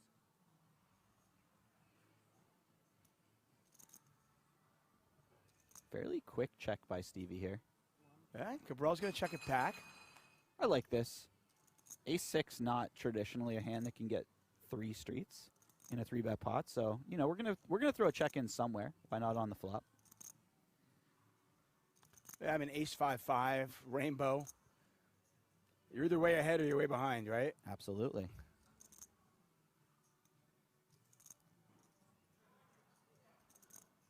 Is the queen concerning for Cabral? Certainly. I think that, you know, Stevie's got a lot of queens in there. Also, if Stevie has the sort of hand that's saying, I want to check the flop, but it's still a value hand, a lot of those outside of pocket kings are something like pocket queens or an ace, in which case now they're just chopping on all the aces. It's a very board-changing type of card. Let's put it that way.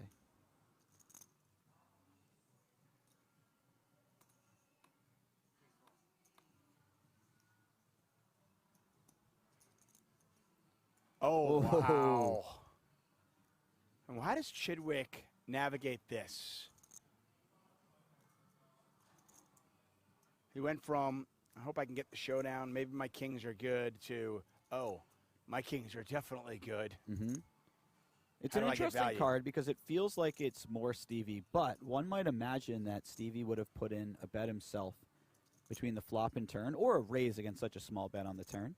So really the only hand that improves would be something like pocket kings. Technically, king-queen improves, but it still loses to an ace. So I'm not sure if this is the type of card that Stevie wants to be leading out on too often. Pocket kings is a real chunk of the type of hands he would play this way. 1.3 million in the pot. He is going to find this lead, though. He just does not trust Cabral to bet an ace himself on the river. Yes, yes. Another one of these. Thank you. And in fairness, and I could be wrong, I feel like Cabral probably would have checked that river back. I think he might have. Cabral is actually pretty careful in these situations. Yeah. I mean, what's he getting called by at that point? Yeah. Now, if you're Cabral, you're thinking about what bluffs can Stevie have here? Does he ever play pocket jacks like this? Maybe. Wow. Can I see that? Really nice laydown, by the way. Can I see that? So Chidwick up to 3.3 million, Cabral back down to 3.8 million. Good river? Really nice laydown there. Pocket kings. Good river? What else can we have? I think pocket kings, yeah. Maybe you think I'm too smart, which I am.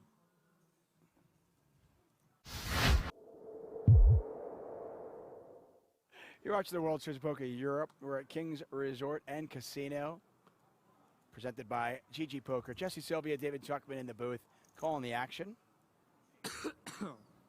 Carlencho Alajan on the floor.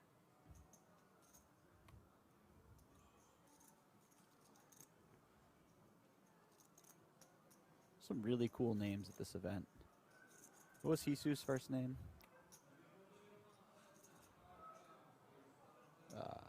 Surzat. Surzat Hisu. What a Surzat name. Hisu. What a name.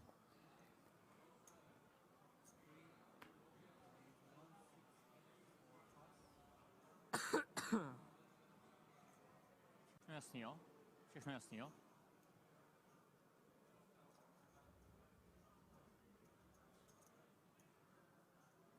King 9 suited out of the small blind against the late position open. Decides against playing it. Foxton's got an ace in the big blind.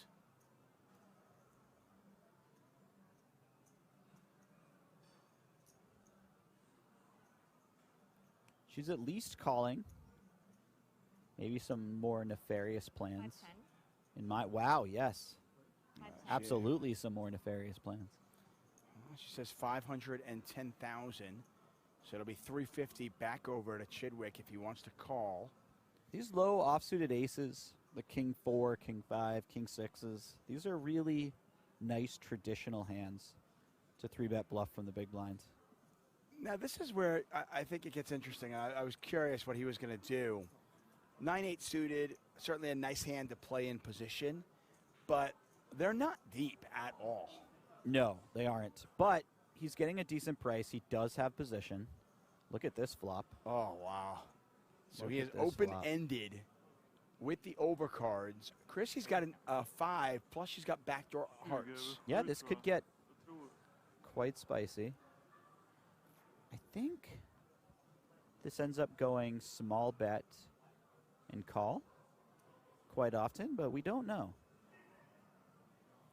Oh, well, one thing we do know is one of these players is going to be up over 3 million chips when this hand is over. At least 3 million. Yeah.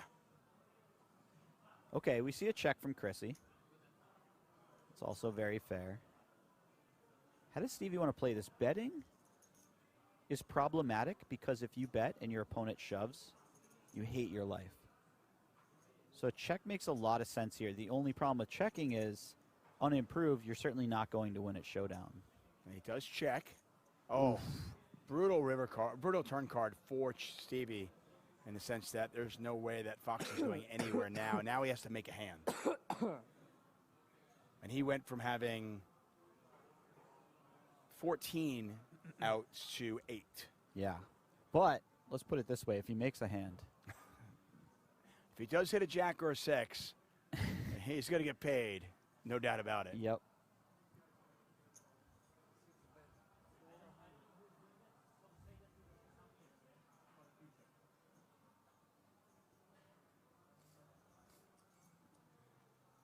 I can't imagine Stevie does anything besides call here.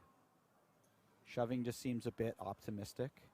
Yeah, especially once the ace comes off, right? Yeah. What story are you telling? And also, you checked back in position. You represent a lot of ace-X yourself, and then Chrissy leads into it. I know you both have a lot of aces, but you really kind of have to respect that to some extent. There's a call. 1.9 million in the pot. God, the jack Stevie of diamonds looking for a would jack be or a 6. disastrous. It is not. It's an 8. He makes a pair.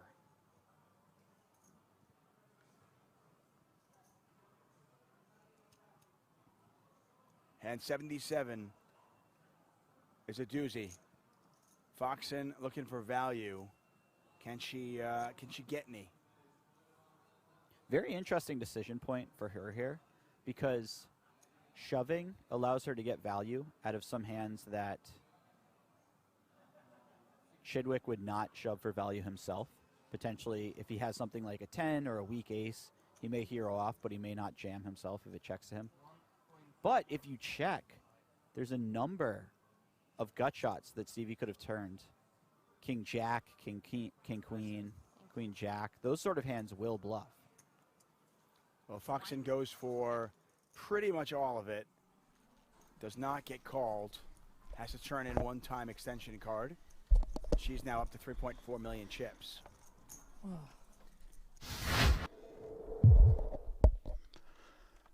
Where we finished, we are continuing right here during the final day of LaNotteDegliAssi 1 million guaranteed main event.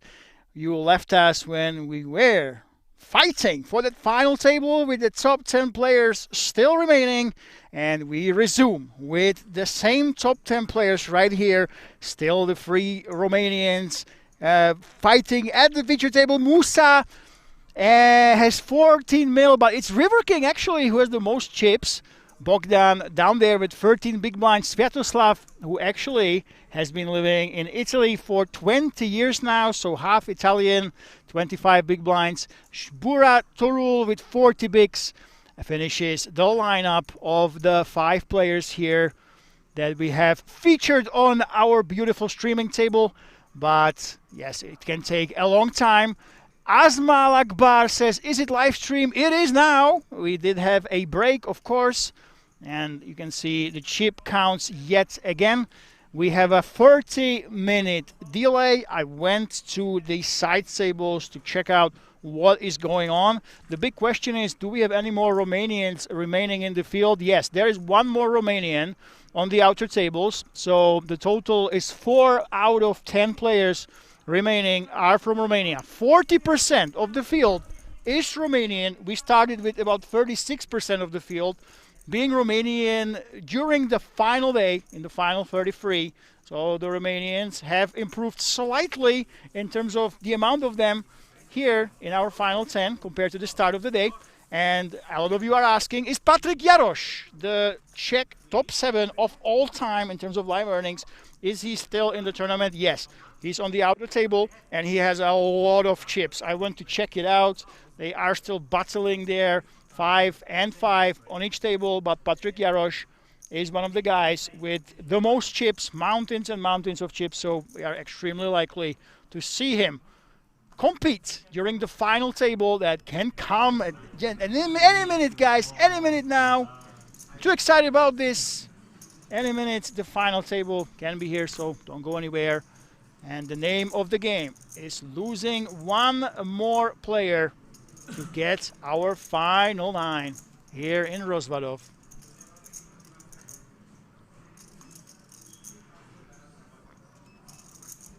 River King. 10-4 offsuit. Solid folds. It's not shame, really.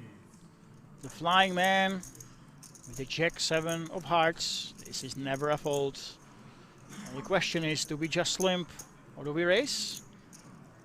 Here we go with that limp. And Musa. He is a man who likes to add pressure. Let's see if he will do it here with the offsuit garbage.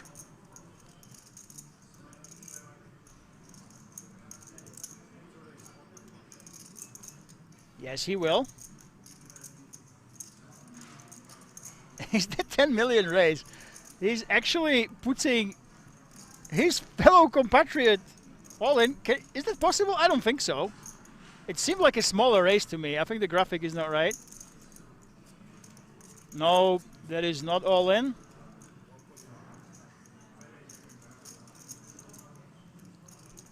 That was just a small race and a call.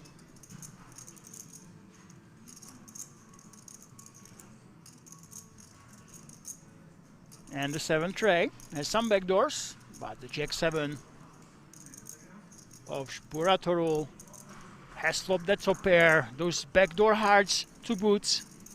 But I would expect Musa to go ahead and c-bet here.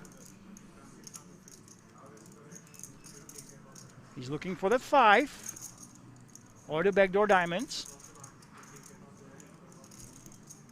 Spuratorul on the final table bubble. There's not much incentive to do anything else but to call.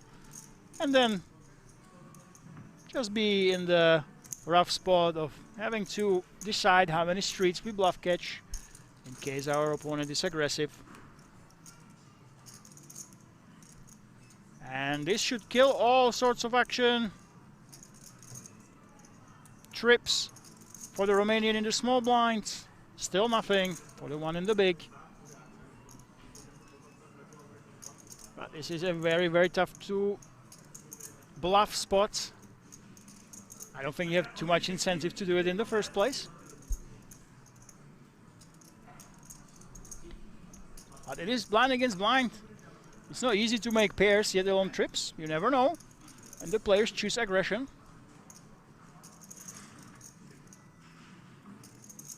Now with the Jack 7, having those trips on the Queen River.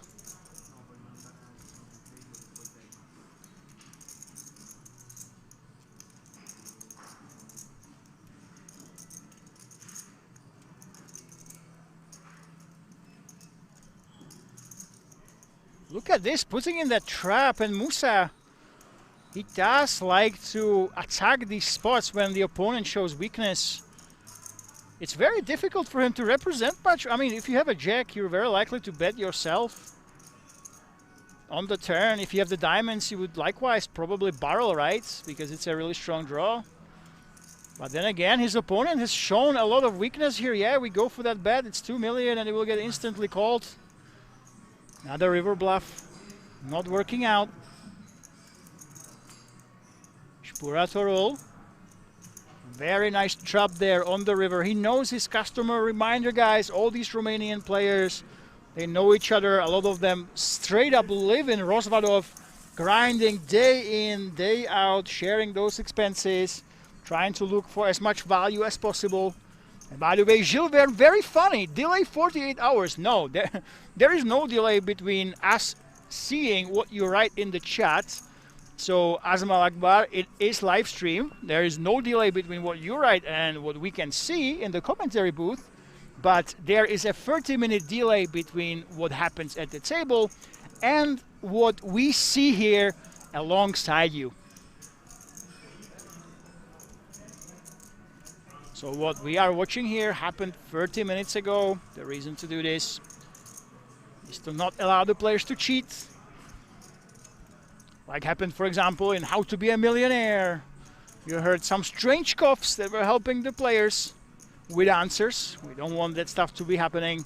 That's why the 30-minute delay. And I think Bogdan will be folding probably. He is simply stalling here. Extra time banks after the break, it looks like.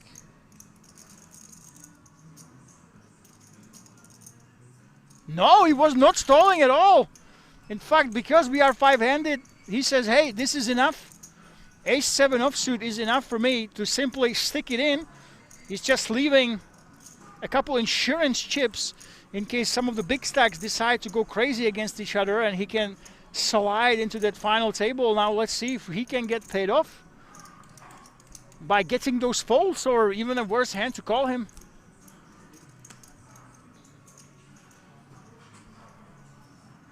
And he does take it down. Bogdan is waking up here.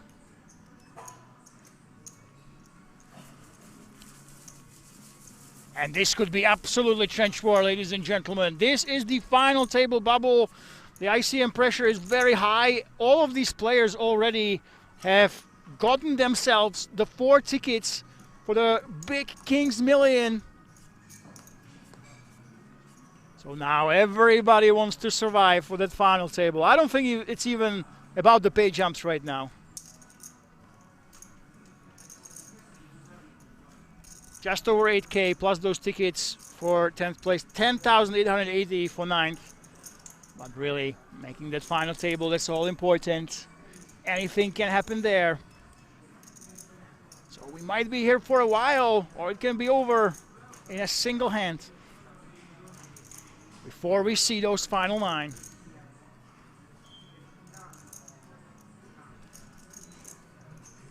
You know, when it comes to delays, there's been a bit of an uproar about the World Series because they actually have 2 hours or 3 hour delays, basically very long ones. And even when EPT, when it comes back to Prague, it's very likely to actually have 3 hour delays to start the streams. And there's multiple reasons for that. When it comes to EPT, they are trying to remove the breaks. So there are no breaks during the stream. And they start the stream a little bit later, but then they basically cut through the breaks. So you start with a 3 hour delay and you end the day with about half an hour, if the math is correct, that the production team has done. Musa on the button. Taking his time, using that time bank. He does have potential to play this hand. There is also value in slowing down the game, hoping that somebody on the outer table will bust.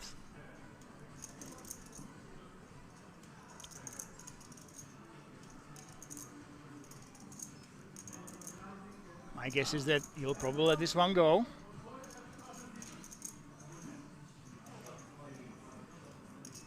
Using those time banks yet again. I think that it's very obvious.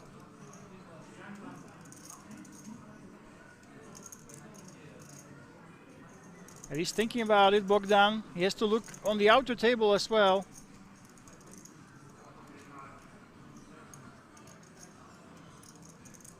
Musa applying that pressure. He does have 45% equity, you see, against Bogdan. It is a call by Bogdan. He wanted to make sure it's the right one. He wanted to give chance for the outer table to bust, and we can be heading into that final table right away. If Bogdan cannot dodge the 8 or 7 or the clubs.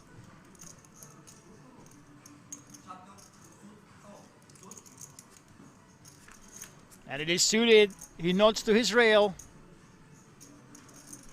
So far, so good. Bogdan is way ahead against his fellow Romanian.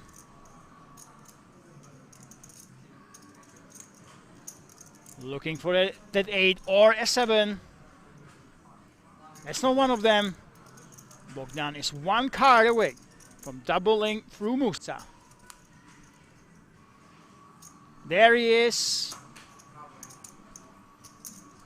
Bogdan with the straight on the river, actually. Takes it down. Very calculated. Talking to his neighbor, but you can tell that he knows he has a lot of work ahead of him. Magic Elsa was yelling 7! 7 did not fall here. And we still are on that final table bubble. There's 1 extra Romanian on the outer table. Patrick Jarosz has a mountain of chips.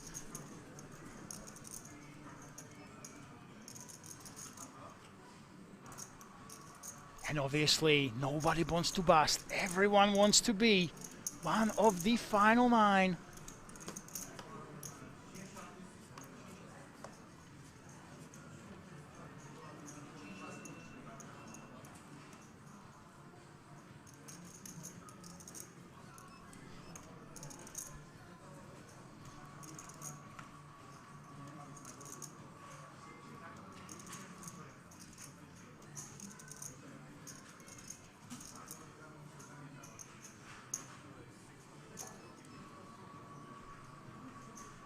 Musa, Razy Daisy. He actually dropped to well 5.5 million chips. The blinds are at 150k, 300k, 300k. The pressure will be mounting sooner or later. Somebody has to bust. We will have that final table. Don't worry, guys. Sviatoslav, look at this.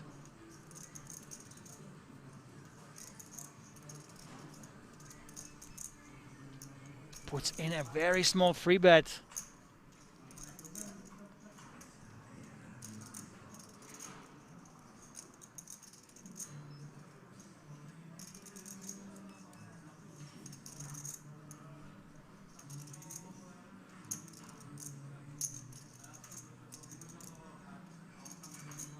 Musa, it's very tempting with the odds, but really not much you can do here. Not out of position, not when your opponent covers you. Very well done, Sviatoslav, the man who's been living in Italy for 20 years. We do count him as the sole Italian survivor during this tournament.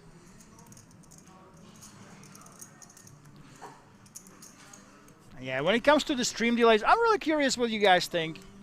Do you think it's better to just have half an hour delay, but then have breaks? Or do you think we should start earlier and basically run right through the whole stream without breaks, basically lowering the delay as the day goes on?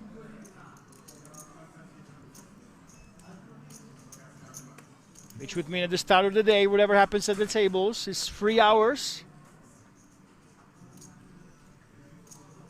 delayed on stream, but by the end of the day, the delay lowers, but you don't have those breaks to deal with. Or is what we're doing here the right way? Bogdan on the button, ace queen offsuit, more than strong enough to raise.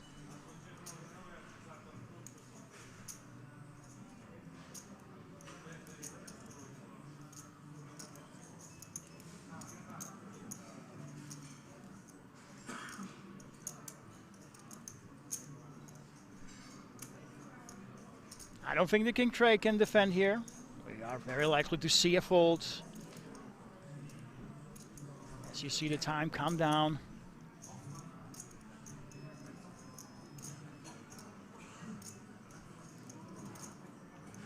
One reason to actually defend here is, well, I cover my opponent. This is the final table bubble.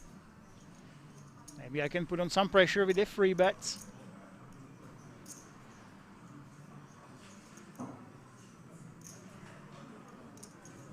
That's exactly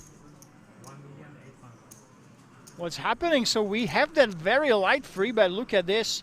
Applying maximum pressure on the final table bubble. The ICM pressure is mounting, of course. And Bogdan has a very strong hand though. Ace queen offsuit. What is he going to do here? How much does he care about those ladder ups? We know that he cares a lot. I think he telegraphed it to the whole table that he wants to get to that final table. He will be playing reasonably tight. He's been using those time banks just to get to the final 10. I'm pretty sure that Buratorul realizes this. That's why he is attacking his Romanian friend and opponent, because Bogdan has been telegraphing to absolutely everybody that he's trying to ladder up here. But looks like he doesn't care. All in, an insta-fold. Well done, Bogdan. Not afraid to fight back against Buratorul, who did sense weakness. He could see that his opponent desperately wants to ladder up. He wants to go ahead and have that final table appearance, but Ace Queen was just too strong. And look at this, River King, 14.8 million chips. He manages to make quite a bit of distance between him and the Romanians, but still, 3 Romanians right here. 1 Romanian on the outer table, so 40% of the field still hails from Romania, ladies and gentlemen.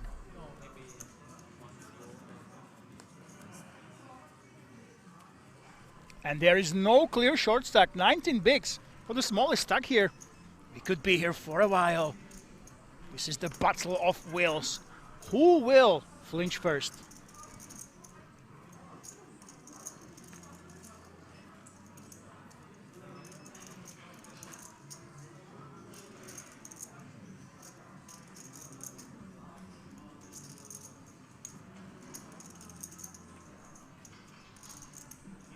River King on the button.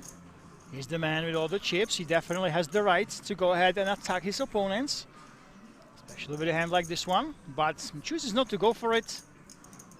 I think the way he plays is not the type to try to be the big bad bully that he arguably should be with that big stack.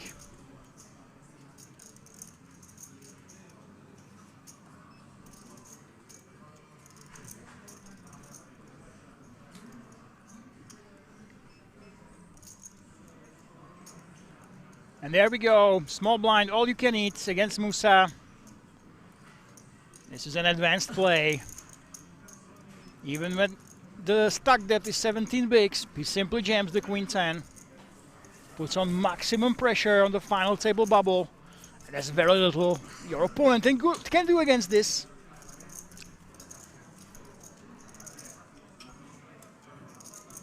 And we are still waiting for that one bust out. And I am just getting news from the outer table. Patrick Jarosz has amassed over 20 million chips. 26 million, in fact.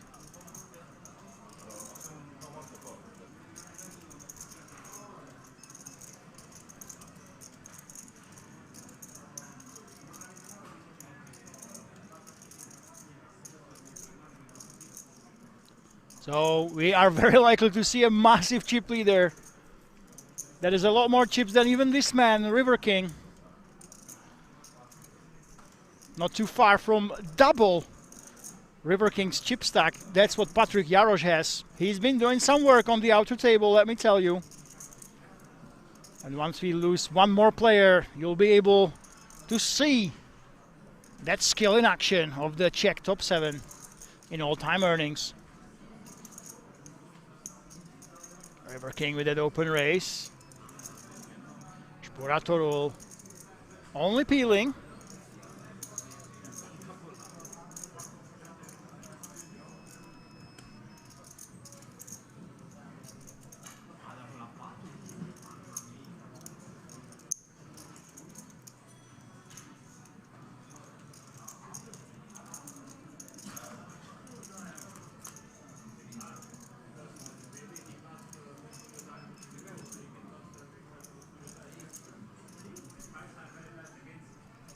There we go.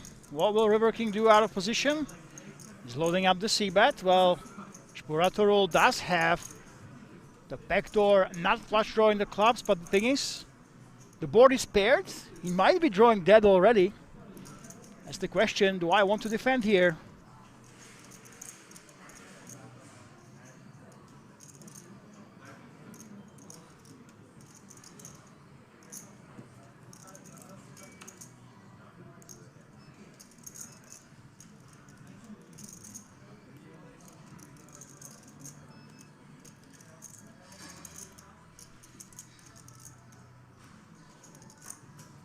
Spuratorul hits that ace and hits the full house. Look at this, absolutely beautiful. Our River King, will you get some bluffing ideas here?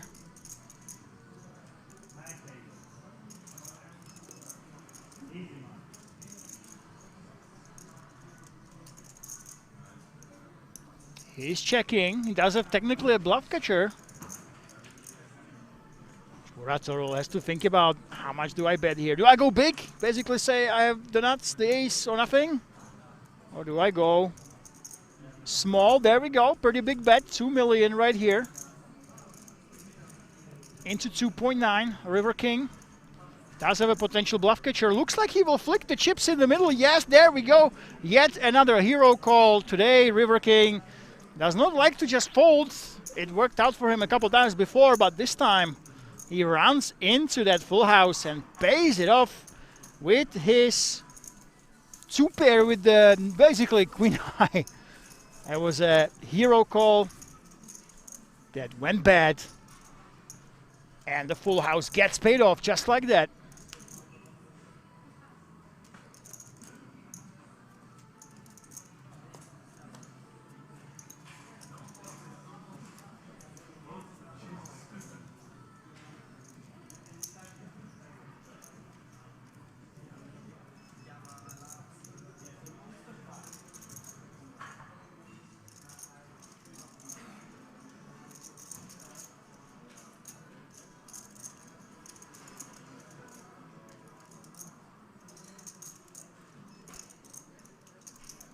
King Queen on the cutoff is an open, especially when you have 16 million chips.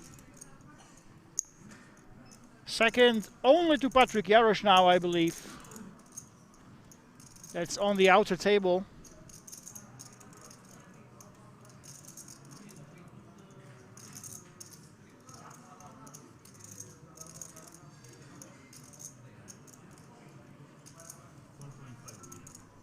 And the tens, of course, will play. Musa just sticks it in.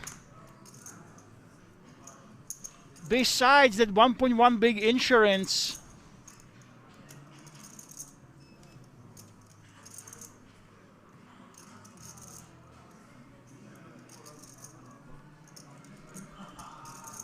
Magic. Elsa says good luck, good luck. Let's see what Spuratorul does. Another Romanian against Romanian. They have not been slow playing at all, I must say. And it is a call. Look at this. Well, it's basically a call. We did have that insurance behind. Musa is just hoping that somebody will bust on the outer table. He will use his time banks. Look at this. Pulling out all the time banks, hoping that someone on the outer table will bust and let him ladder up. Even if he actually loses here. Oi, oi, oi. Tactics are coming in to fold. Plans within plans, ladies and gentlemen. There's that time bank and hoping and praying that somebody please bust on the outer table. That's why we leave those couple chips behind.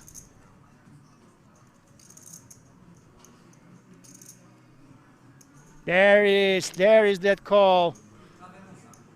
And Musa, the fan favorite, the man that was once favorite to take it down, judging by the popular opinion, is now at risk of being eliminated right before the gates of the final table on this €1 million guaranteed tournament. Can he survive? Can he dodge that king or a queen or those spades here? It is an exact flip, 50-50 coin flip right here for the final table. So far, so good. No king or queen in sight.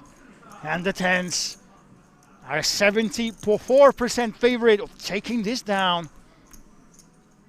This is a duck on the turn, the blankest of blanks. And Musa is one card away from a double up. That's not a king, that's not a queen, that is a jack, and Musa stays alive and goes all the way up to 10.4 million chips, and our final table bubble still has not burst here in Rozvadov.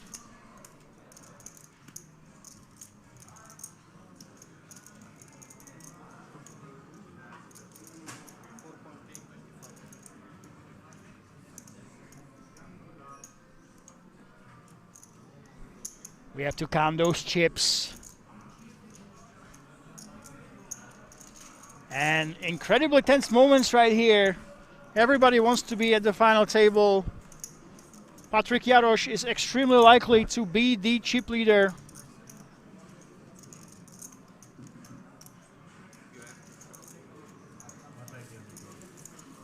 My sources tell me that he's all the way up to about 25 million plus chips.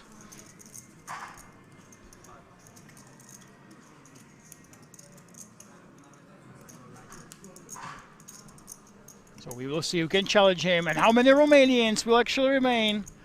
One more Romanian on the outer table. We had 40% of them in this final 10. 36% of them of the whole field during the final day of the final 33 players.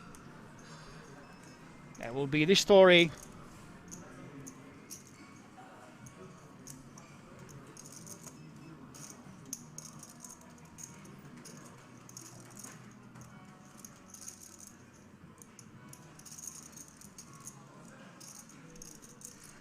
Threes on the cutoff, 35 bigs. That's a lot of ammunition to play with now for Musa. He was almost out, but after that survived flip, he yet again has a lot of chips here. Sviatoslav, the last almost Italian remaining, 20 years in Italy. Last hope for the Euro rounders and all those Italians that came along here to Rozvadov. Are hoping that he will survive. Bogdan with the ace-jack suited in the small blind. We know that he likes to ladder up. He's looking for those spade jumps. He's also looking, however, to play those strong hands. Will he just call or will he be squeezing? Nope, it's just a call. Bogdan does not play aggressively. Doesn't want to risk missing out on that final table. Hagi rules, let's go. Bogdan played it pretty tight, and he got rewarded with that ace-jack.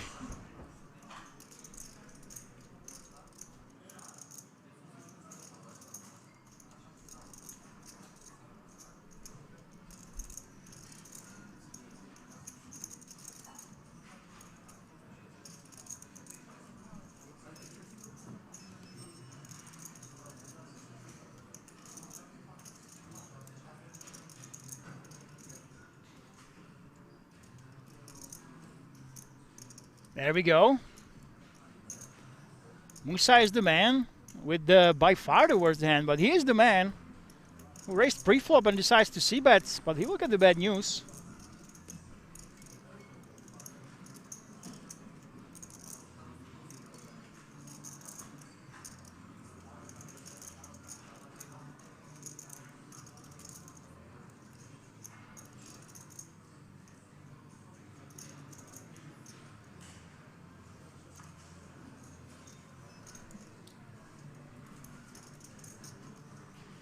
And Bogdan calls. Let's see what Musa does. Well, the thing about the freeze is you quote-unquote unblock all the potential draws and weaker hands your opponent can have.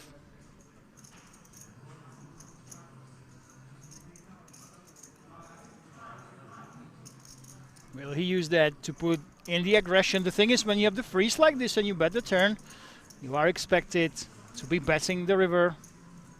if you want to fold out those pairs, or you're basically just betting to try to win against those draws. Look at this, he actually does bet. It's a pretty sizable bet with 2.5 million, 8.3 bigs. And I'm very curious what the plan is. Are we just betting here to check behind on the river and win against those draws that don't want to raise because of the ICM pressure? Or is our plan here with the freeze to actually fire on, for example, a spade if it falls on the river? Bogdan has a very easy call here. There we go.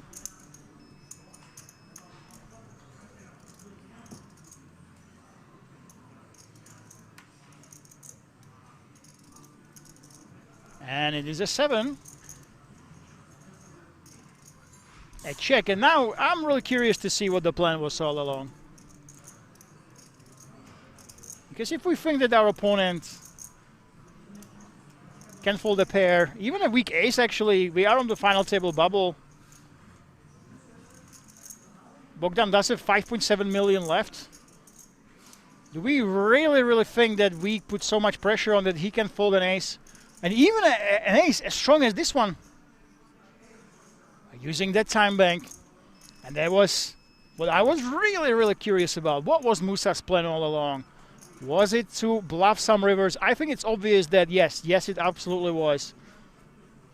Especially now that he's thinking on a card like this one. He always was considering, I'm not just betting the turn, and I might bet the river as well. Ah, he waves the white flag. We will not find out what Bogdan would do.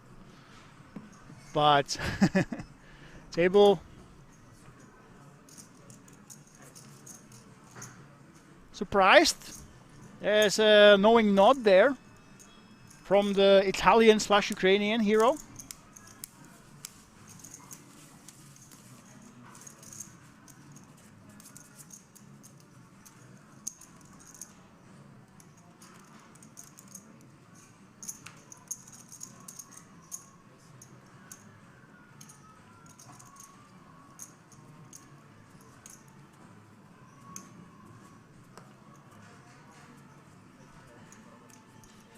We still are waiting.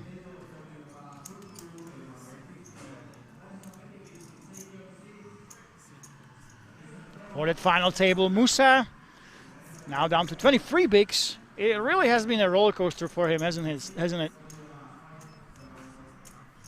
He is not slowing down. He is very solid, but he does put in some calculated aggression against players he thinks can't take it.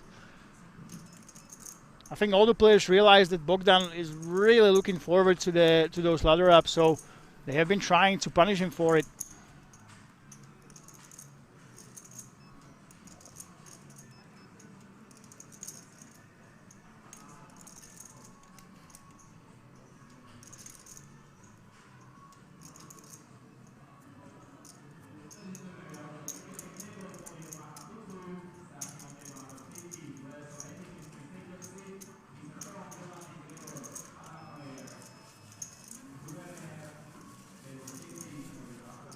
And we are here still waiting.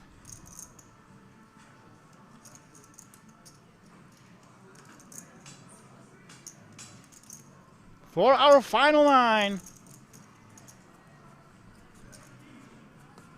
Patrick Jarosz still the big chip leader. 26 million chips now. I'm getting the news from the outer table.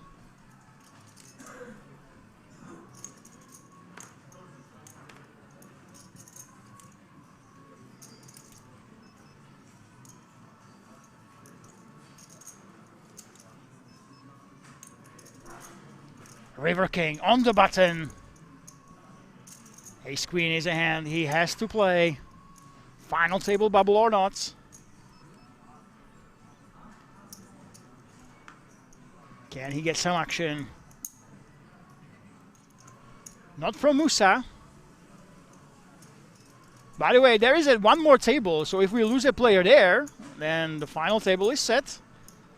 We will take a break and we'll return with all those final line players competing for that 140k plus.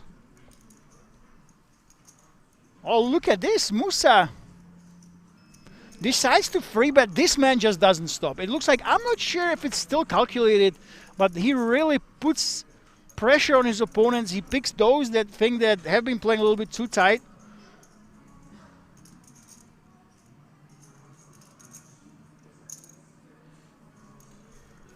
And he risks it all, and King Deuce, I mean, at this stage of the tournament, you are up against a guy that actually does cover you by quite a bit. This is a little bit reckless, I must say.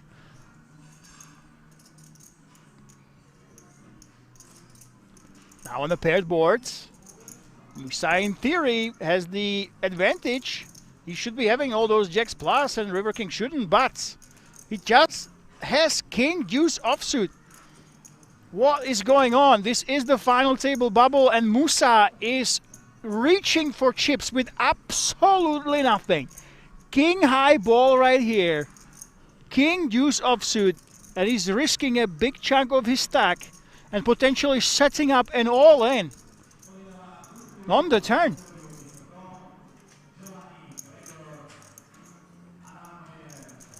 There's a call from River King with the ace-queen high.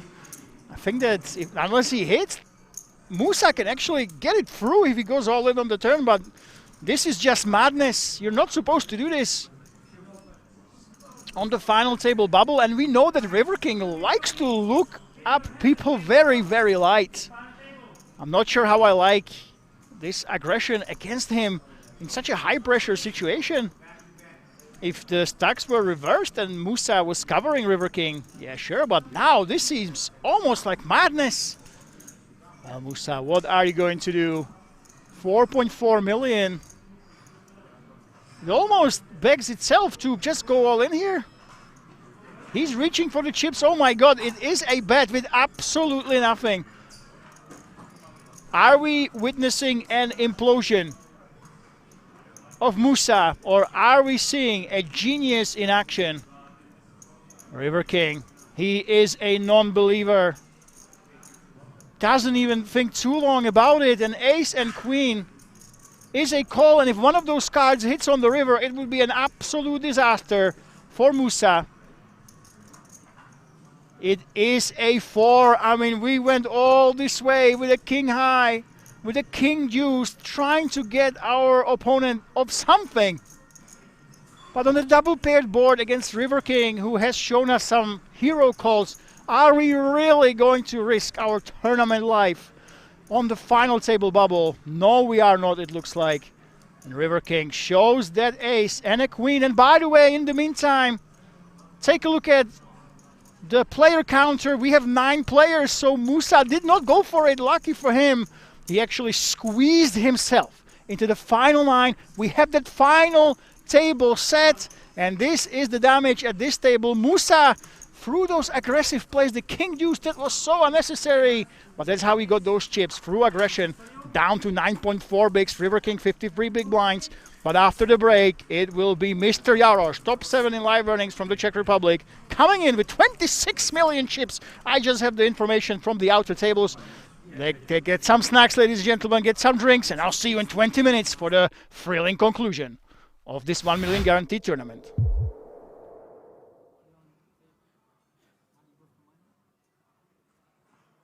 I haven't heard that one, but probably. Sounds like something he would say. Leo. Once they started offering bracelet events on GG Poker, I just assumed that Lena has one.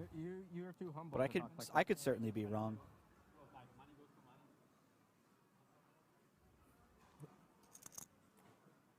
How did he end up? Did he cash? I don't believe 40. Nicholas has any bracelets.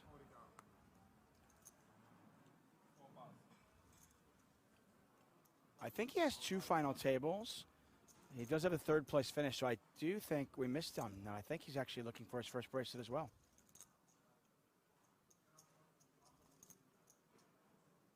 Mosky, after getting that check raise through, picks up pocket jacks.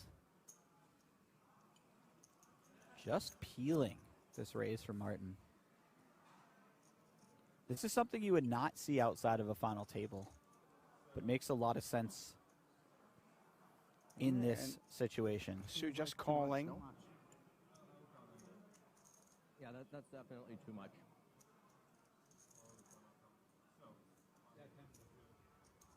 Thanks, Sizrot. Put maybe a couple of few too many chips in there. He's still our chip leader by a large margin. Again, 30 million chips in play. You can see there on the left side of your screen. He has 11 million behind. By the way, to answer your question before about if Kamoski had backjammed that king-9 suited, can he ever have good hands out of the small blind? Clearly he can. He has jacks here. Yeah. Different situation, obviously, than the one before, but making this clear that it's a possibility. Yeah. Although I don't know if he's backjamming. If Hisu were to 3-bet this, are you backjamming jacks against the chip leader? In this I spot? don't know. I think both options are on the table. Obviously, folding is not on the table, but calling could be a very reasonable route. But in the other situation, I'm not even saying he always peels jacks, but maybe he has like the ace-queen offsuit, something like that. That is fairly strong. Certainly fair. Cabral is just really, really good at making flushes. Wow. He's just really, really good at making flushes. Now, Kamoski is not drawing dead, has the jack of diamonds, but it's just, I mean, how do you do it? I don't know, but Cabral has been doing it all day. He can write a book on hey, listen, I know how to make flushes better than my opponent, so here it is. He's been making flushes. He's had pocket aces a number of times. He's made a lot of hands. I mean, how many today. players are even playing 10-5 suited at a final table? I know of one at this table. Maybe a couple even, but it's just... By the way, Hisu getting in there, of all players. Yeah, well, he's like, listen, I'm a chip leader. Why not? Nobody else wants it. I'll take a shot at it. Yeah. I have a feeling it's not going to work. Yeah, I think that's probably some pretty good read on your part. This is actually a bit difficult for Kamoski. Oh, he just snap folds. Very nice. Yeah. I was going to say, this is a difficult situation for him once it goes bet call. You don't know if you're... You don't even know if your diamond comes off if you're good or not. Yeah.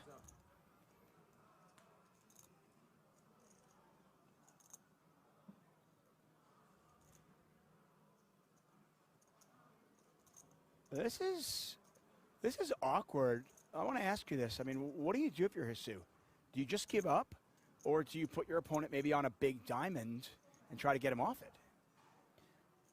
I think it would be a bit out of line to bluff without a diamond in your hand. It looks like he's just going to go for it. He's just decided that the time is right here. He doesn't really care about blockers. Fair enough. Blocker schmockers.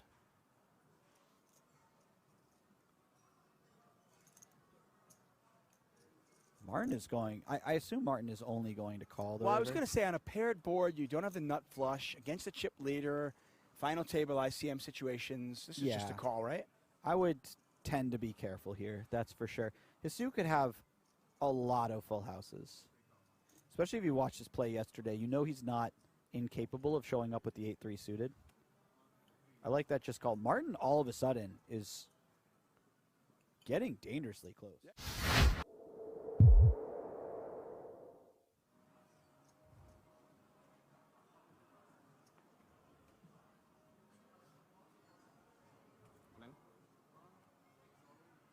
How much is that?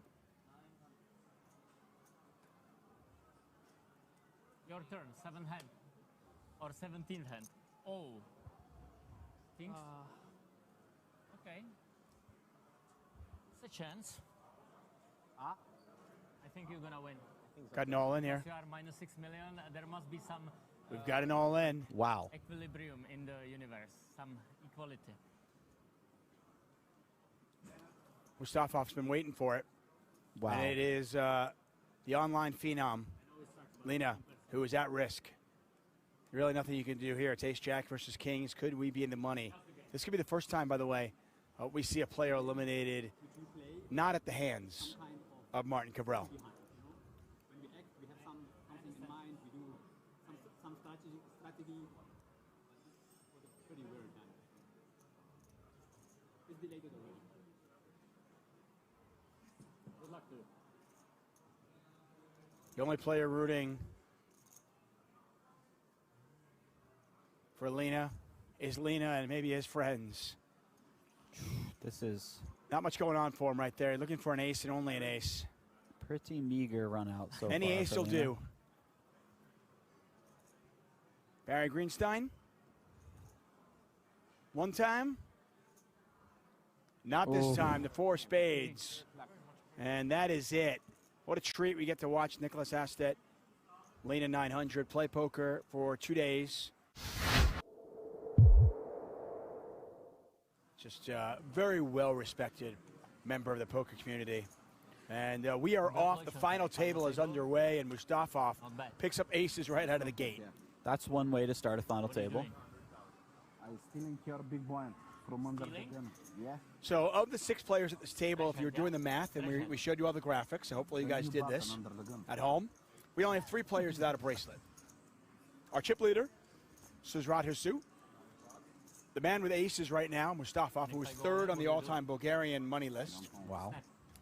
And Mr. Blum. Yes, As Victor you Blum. mentioned. And look at this, right? Wow. Hand 1 of our final table. What? Cabral could be out. He very well could be. I mean, it's 24 big blinds. Does he just call here? Was that all right? What? He found. Yeah, I mean, the under the gun raise is quite strong. He's decided he'll at least sort of slow play his hand, if you will. It's a bit of a pot control, a bit of a slow play. It's sort of saying, you know, if we get it in here, I don't love the range that I'd be up against, so I'm just going to see a good flop. Free rainbow, yeah? 300. Bravo, Bulgaria. Bravo. I love Cabral now. He's so entertaining. Check 5 free rainbow. Normally I would go all in, but You just call, yeah? I just call because I like you. I don't want to bust you. You're not Please. possible to bust me. Don't do anything stupid, okay? Maybe next hand you're possible. Please don't do anything stupid, okay? Please.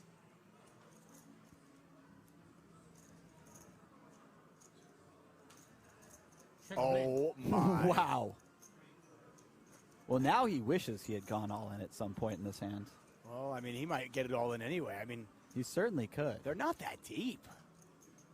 How many of you in the chat would have played queens the same way? Raise your hand. Okay, now put your hand Bubble, down. yeah? You're all Bubble liars. play? Bubble, yeah?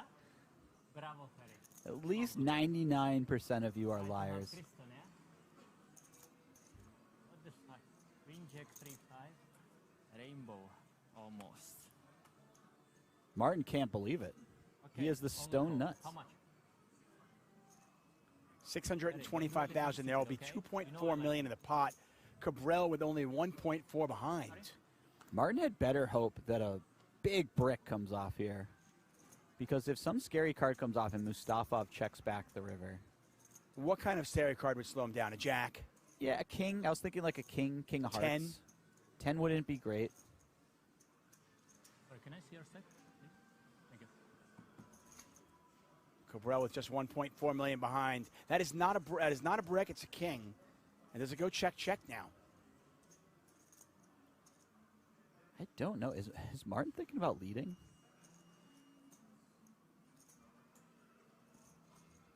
Maybe a little concerned his opponent will slow down. What a way to kick off the final table. Wow. Enough? Enough? This is going to make Martin feel bad when he sees what his opponent has. Banana spiller. You so bad. Oh, bravo. 300 to bet on the flop. You're so bad, man. Okay, bring more Faradin to the table, please. Wow. More Faradins. Unbelievable. It was the minimum. I'm happy. You play very good. In a very fun spot. He has given back some of those chips I mentioned earlier. He spiked up about 10 million at one point. He's down to about 7.5 million now. But still, the chip leader, and by quite a margin, the next biggest stack, Faradin Mustafov, who's on 4.3 million. And then we have Enrico, who is currently 3rd. No, sir. Blinds are going up quick. Levels are just 40 minutes long. Blinds now 50,000, 100,000 with a 100,000 big blind ante. This tournament, just a 2-day tournament. All these players want to jump into the main event. I think I will call back. Yeah. It's around 2 Nothing million. better to do after you win close to $1 million than Jump in the next poker tournament, you know? Yeah. And by the way, Flight A of the main event going on right now. We'll be showing Flight B tomorrow. We getting all in here. Kamoski calls. It is a tax tournament life on the line. 11 players remain. Could we be down to 10? You want? Okay, give him 9 of diamond. 9 of diamond. 9 of diamond. These are a bunch of sickos, Tuckman. You celebrate wins when you're a sicko by continuing to gamble. Oh yeah, no doubt about it. When you're in Rosvadov, you're there to gamble. You're there to have fun. There to play poker. Now you want diamond. Kamoski 1 card away from. Diamonds are forever. Well, Attack has picked up a few more outs with that club, but it does not come. Deuce of Hearts on the river, and that is it. Attack eliminated.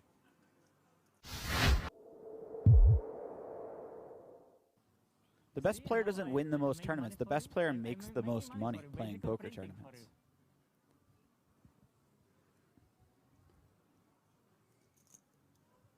So my turn and then your turn. Oh, Sue's got jacks.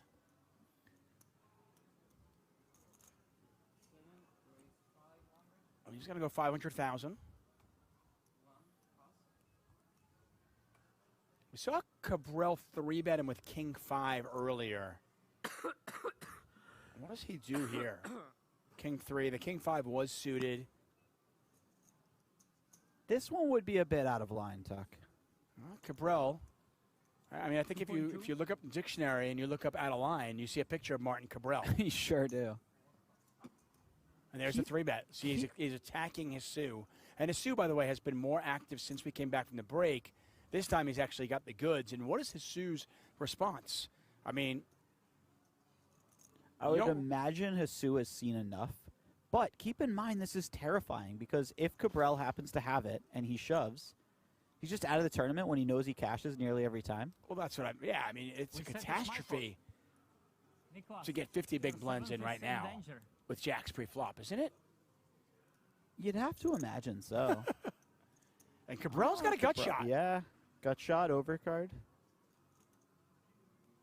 Lot to work with here. Yeah, I mean, does this go bet call? I have a feeling if Martin bets here, Hisu finds the shove. I think he was maybe waiting for a safe flop. I could be wrong. I could absolutely be wrong. Maybe he just calls. And just kind of figure out, like, okay, when he's got aces or kings, so be it. I just lose. Yeah, I mean, clearing up equity is really nice in the off chance that your opponent has some overs, like he has king, queen, or some sort of ace, queen offsuit hand. However, calling is nice because if your opponent just has some raggedy hand. Let's say Martin occasionally does this with 8-10. He has raised. You said 3.5? Sorry, I understand 2.5. No, you see? So, wait. Stop the clock. He puts only 2.5. Oh, no, 3.5. I'm sorry. So the original bet was 1.5. The raise is to 3.5, despite the fact that Cabral thought it was 2.5. It was 3.5, so it's $2 million back to Cabral. This is a monster pot. I mean, $9.8 million in there. I think Cabral's thinking about the fact that what does Hisu have here for value? Obviously, we know he can have like something along the lines of jacks, queens, which Cabral's not doing horrible against. No, he's got 33% equity. Yeah. I don't think he believes that his opponent would have called with any of the hands that make sets here. I think he thinks pocket sixes go into the muck preflop. And so maybe he's thinking that there's potential. Wow. Yeah. Makes the call. This pot is 12 million chips. That represents 40% of the chips in play. This is the pot of the tournament by far, Tuckman. I mean, if you're the short stacks, you're going, please go all in. Somebody just go all in. Somebody go broke here. You're loving life if you're a short stack. Watching this, oh my God. Another spade. Okay, this Hisu's got to be sick here. Yeah. Right? I mean, that has to be one of the cards you did not want to see. Because when Cabral calls the raise. Does Cabral ever lead here? He looks like he wants to find a lead. I don't think he thinks Hisu is that strong, but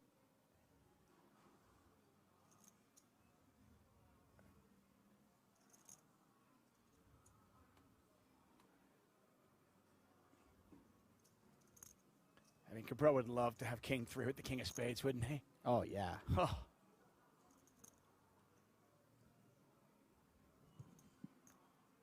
Cabral still with just an overcard and a gut shot.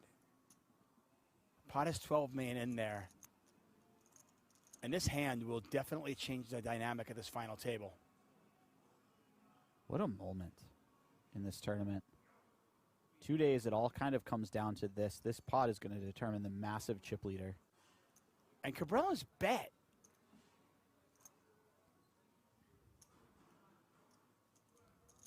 $1.1 million. What? I mean, it's such a weird spot. So he bets 1.5, gets raised. Now he bets 1.1. Wow, and Jesus is just calling. 14 million in the pot. Cabral needs a king, a 5.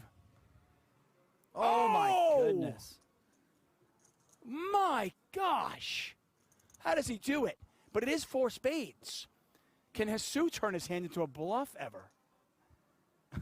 I mean, he could. I don't know if he does. This is... aside from something crazy happening where Cabral doesn't win this pot, this tournament is close to over. Cabral is going to go bananas on this table for every hand in the future. Well, if he wins the hand. That's what I'm saying. Do we know he's going to win this hand? This is the 50th hand of the final table. We're not 100% that he's going to win the hand. I mean, you got to be a little bit concerned that your opponent's got a spade in their hand, right? You certainly have to be concerned about that. The question is, does Jesus turn his hand into a bluff? I don't know if the answer is yes. In fact, I would bet on no. Oh, what a spot. Cabral with an absolute trash hand has figured out a way to wiggle his way out of this one.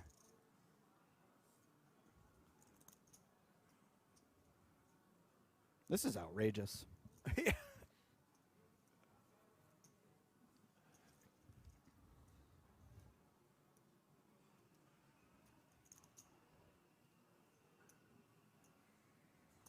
was a check. Cabral takes a long time to check. I think Jesus is checking back here. If he... I mean, I would love to be surprised. Oh, my God, he's looking at his chips. At this point, Jesus... He checks it back. He knuckles. And Cabral's going to win it. The table's going to go insane. Wow. Wow. Interesting, Jesus in all white, Cabral in all black. Devil versus the Angel, and this time the Angel, no match. And now is the moment you've all been waiting for. The final table of LaNotteDegliAssi.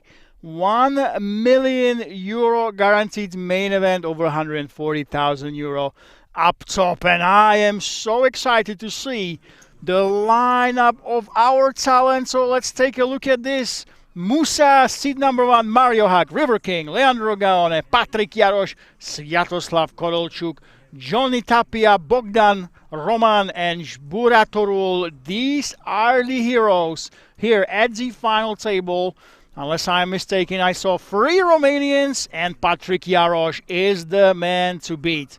Absolutely massive stacks of chips, 26 million up top for the by far most accomplished player at the table right now. Top 7 in the Czech Republic in terms of live earnings, Patrik Jarosz. It seems like it's his tournament to lose right now. River King is second, and the Romanian guys that started with 36% of the field on the final day. There's Bogdan, there's Zburatorul, and we have Musa right there finishing the final table lineup. And let me tell you, this will be a hell of a ride already at the start of the day. Patrik Jarosz has been channeling his inner Martin Cabral, his inner Czechman. And this will be a very out-of-line table, so let's jump right into this. Who don't play this tournament and has 400 in the pocket, it's completely mad. You know what I mean? That's like coming to the social service. No, a lot of good players. Lot of good players.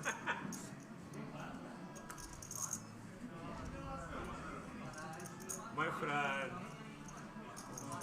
you get like this to final table, but not continue like this, please. And it starts, the Patrick Jarosz trolling. And they still, Romania. No, Romania. Boss.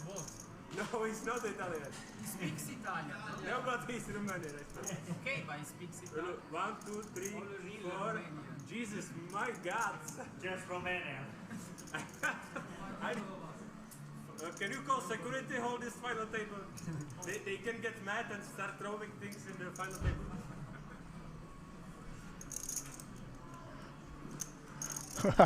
I didn't want to interrupt, but Patrick Jarosz is saying there's too many Romanians. We need to call the security because they will get mad if one of them loses.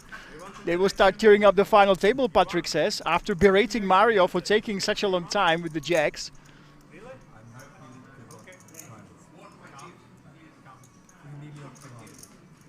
Well, Sviatoslav, the last Italian, quote-unquote, remaining. How Romania has,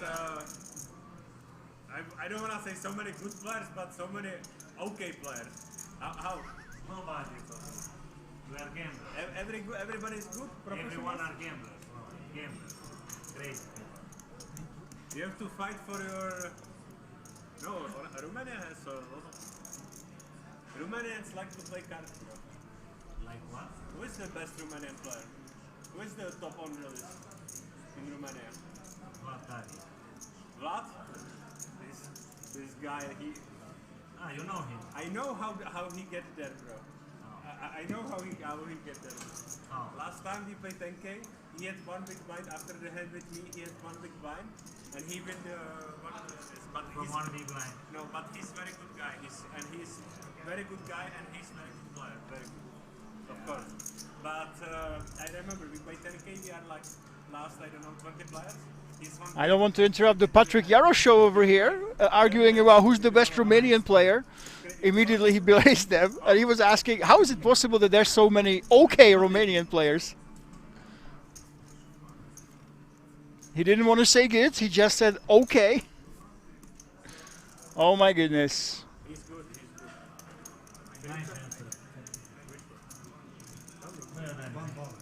And you thought that you're missing out by having Cabrahel in Vegas and not at King's Resort? Well, let me tell you, I think a new entertainer is in town, and his name is Patrick Jarosz, likewise from the Czech Republic. He's not #1 in the earnings list in the Czech Republic, but he's #7, a rising star. I think this will be a lot of fun to watch tonight. This man has all the chips in the world, 26 million. By far the most chips, and he's got the skills, and he's got the troll in him.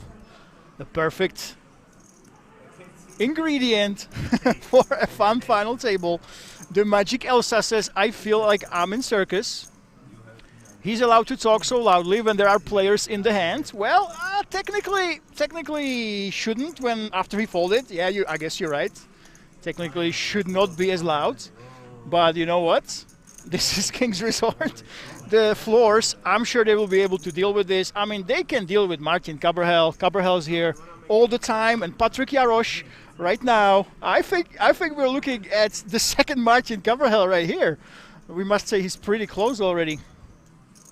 Welcome to the show, Bert says. Welcome to the circus. Patrick Jarosz is your principale. Well, he can talk when he has all the chips in the world right now, but he's getting free bet by Sviatoslav. Korolchuk, the last Italian hope, even though the flag shows Ukraine, he has been living in Italy for 20 years.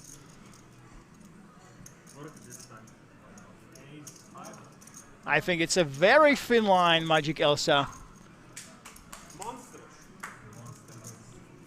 But you definitely can say, well, clowns are meant to entertain, right? Clowns definitely are entertainers. That's their whole job. Lucian Tufan actually says Roman back-to-back final tables at Rozvadov. Very impressive. Thank you for that information. Lucian Tufan 90, Roman. And that's important, guys. Obviously, Patrick is the chip leader. He's got all the chips. He's got the personality. He's either a clown or entertainer, depending on how you view him. But there are a lot of other players. River King with some clutch calls today has climbed up all the way to this many chips. All of them? Yeah.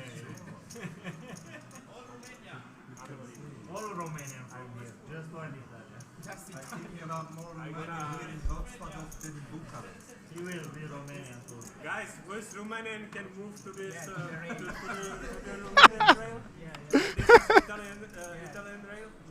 No. This is 3 more. One? Bro, it was a very cheap flight or what? Cheap flight from Romania this time? Everybody come. Cheap tickets, you know? Like 2 plus 1 free.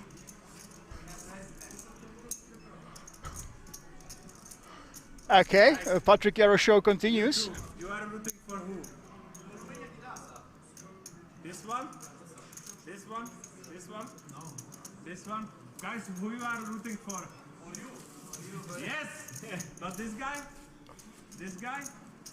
Ah, you are not friends, right? You are tilted.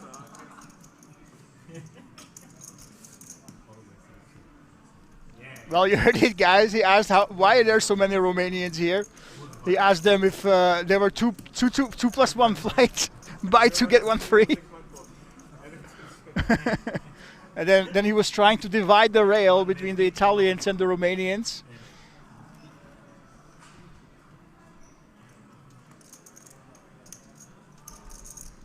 We still have poker to play.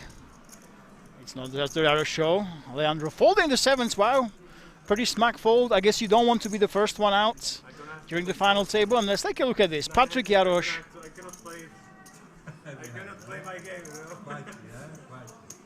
Now I have to calm down. Slow down, yeah.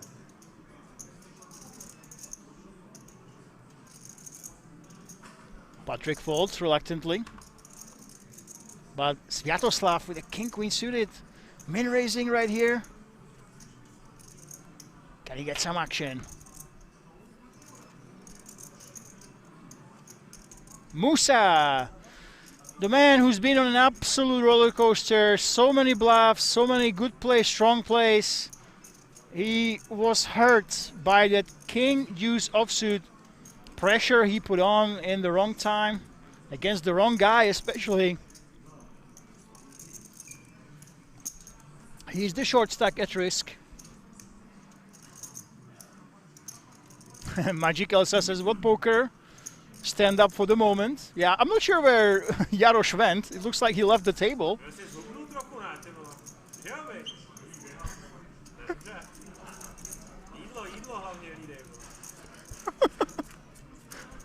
Guys, now he was asking the dealer, you lost some weight, huh? That's very good, very good. Watch out for that food. So basically, he told the dealer that he lost some weight. But we have a hand between River King and Sviatoslav. River King has flipped the mid pair. Sviatoslav has a super strong hand here. Backdoor spade draw. You have those overcards. You have that gutter.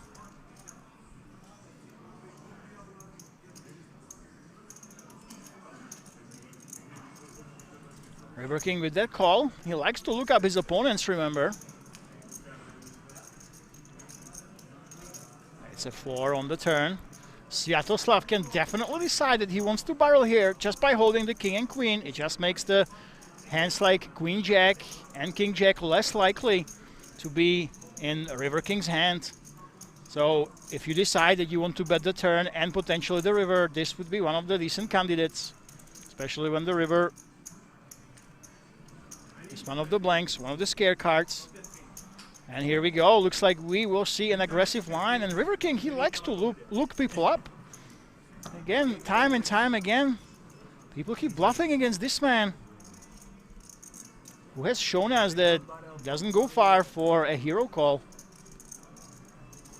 He's reaching for the chips. Yeah, it's that call. And then Sviatoslav, he will be in a really tough spot. He will have to decide if, hey, Am I going to go ahead and bluff on the river if it's a blank? A queen is no good, of course, as we know. It is a 6 here. And again, when you put on pressure with king-queen, you are making it less likely that your opponent has the top pair, top kicker hands that you are blocking. And river king, look at this. This is a block bet. It's 5.3 million. It's a pretty big one. 3.2 live sizing. I must say, I don't quite understand what was the purpose of this bet. If it was meant to make a jack fold. Only one, it's probably only one Belgium guy in the whole casino. Also, can you check please how many Belgium players are in the casino, whole casino? Please. No, it's in the rules, we need to know. Because the ICM pressure on him is very big then. Patrick Jarosz is saying that we have the one Belgian at the final table, and he says he might be the only Belgian in the casino. And somehow the ICM pressure is bigger on him because he's the only Belgian left. Oh my goodness. Patrick wasn't this loud when he had a lot less chips, but now that he's the overwhelming chip leader. No pocket keys. I cannot play my game. No pocket keys. He has really woken up. Clown on entertainer. I mean, the judges are out still. The chat judges are out on Patrick. Then splash, you know, suited hands.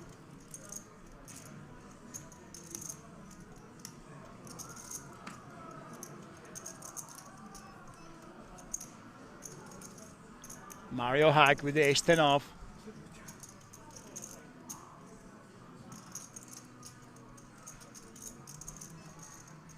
It should definitely be a race. We talked about this before. Some players opt to just go for a min race, but no, this is it. All you can eat. He does have River King with a lot of chips in the small blind.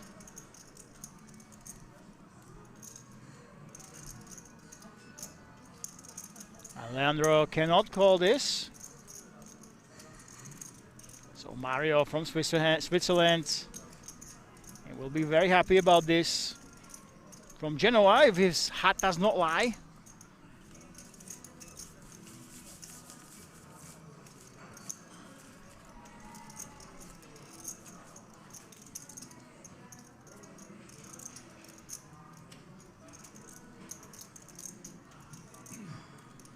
By the way, in the leaderboards we saw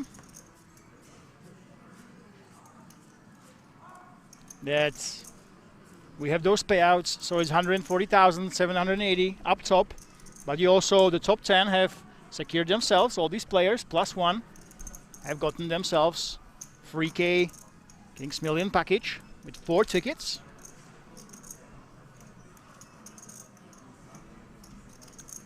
If you don't know what the Kings Million is, it's the big one. So many people that reach the final tables, they have 4 separate tickets for that festival, one for the super main event. That is 5 million guaranteed. I will definitely be here. I think the one time during the year that you want to be at Kings Resort is that big Kings Million. It replaced the World Series of Poker Europe that moved to Kings Casino in Prague and the Hilton over there. So this will be the inaugural year of that. And I know some of you are sick of my commentary, sick of my voice. Know that we will have APK hopefully coming in. I know he's a big shot, but the man you see and hear, especially here during the Kings highlights on YouTube and our highlight hands on our Instagram, hopefully he will join us to be the voice of reason to my madness. Patrick Jarosz in the big blind with the Doyle Brunson. I mean, if there's one player that might consider playing this, it is Patrick Jarosz. And take a look at this homage to the godfather of poker, calling against the small blind.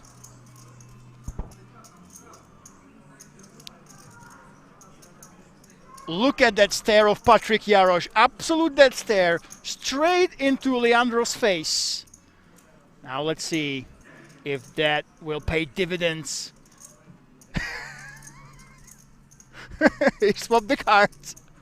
Folded Leandro's hand.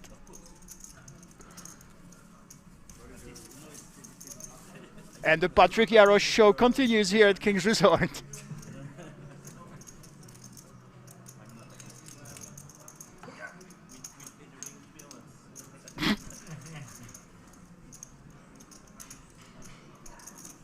can't, my rule is if you can't beat him, just beat him.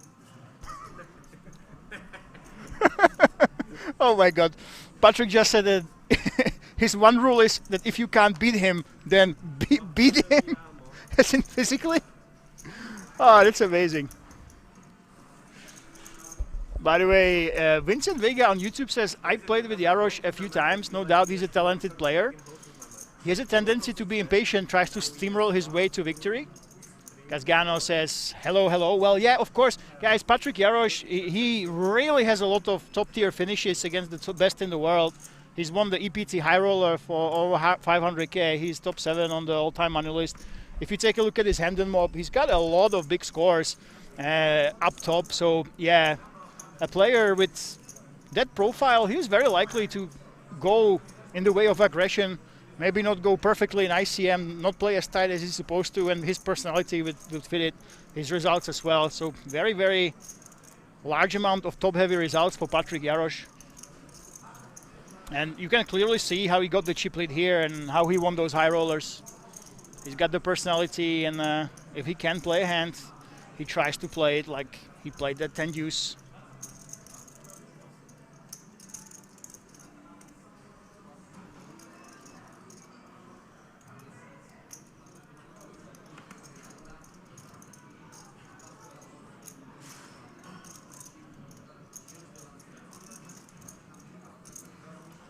We have the question about payouts. Over 140K up top, plus the 3K package already secured for everybody. And look at this, Patrick Jarosz. Just checking here. But he has the nut flush draw. He's the big favorite to take down this hand.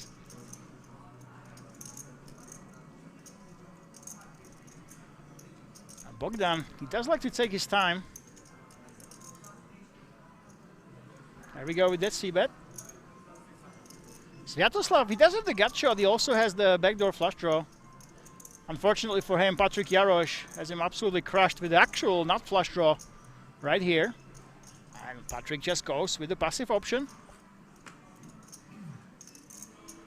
And Sviatoslav, because Patrick called, I think he's not confident in the backdoor being live, so he just lets it go. And we have Bogdan against Patrick. That's a great card for Bogdan.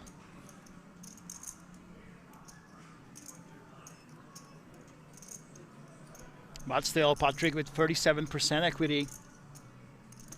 One thing that's interesting, Patrick does talk a lot between hands, but he chooses to be quiet during one, especially in a big pot like this one. Well, Bogdan, what do you want to do? Do you want to keep trying to knock your opponent off the pot, try to get value from flush draws? No. And now the big question is, when the flush draws miss, will Patrick try to get to showdown with his ace-jack high? Arguably the best ace high that he has in this situation, or will he be really aggressive? I think if you have lower ace highs, you can consider just turning them into a bluff.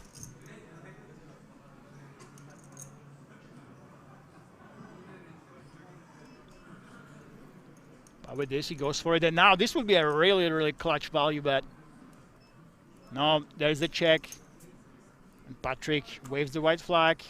With a hand like this, makes a lot of sense. I think the aggression could have come on earlier streets.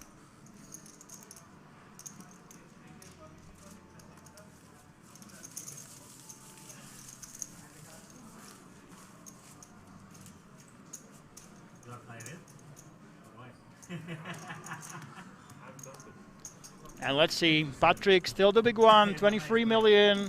He dropped a lot, relatively, especially relative to other stacks from his 26 million. Still the chip leader, River King, right behind him.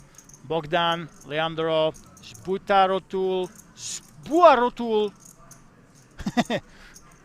The Flying Man, okay, that's his actual nickname. 34 big blinds, this is what it means in English, right there. And Mosa, our short stack. 6.9 bigs after all those fireworks before the break. Mosa is the man who has to make something happen. He tries to survive. He has to hope that somebody else busts before him, allows him to ladder up here.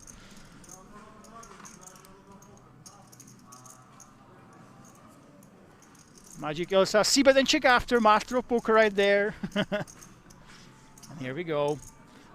Looks like Patrick Jarosz has slowed down a little bit in his table talk, in his speech play. Not trying to divide the Romanians and Italians. Let's see if he will wake up.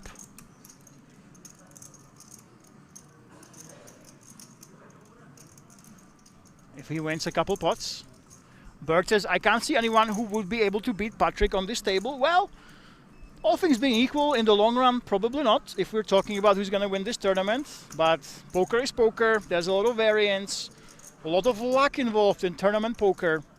And it doesn't matter how good you are in any single session, you can lose to literally anybody.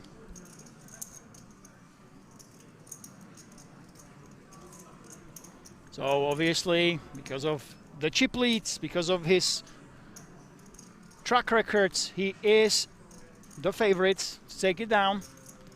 Arguably, from his results alone, he's the strongest player at the table, but of course we have a lot of poker to be played.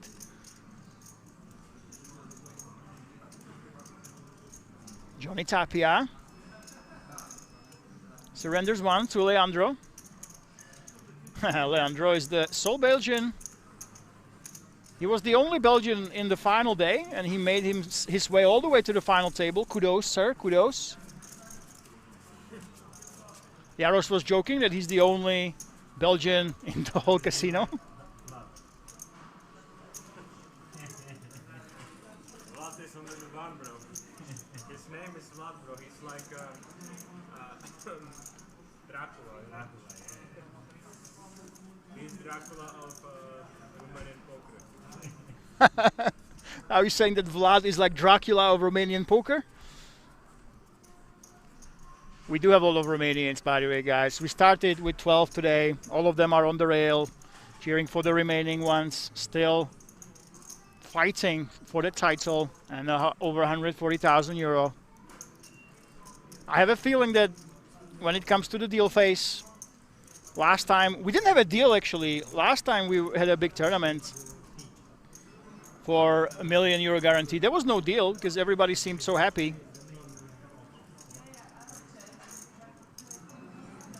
To be in the top three, that they were like, nope, no deals, boys.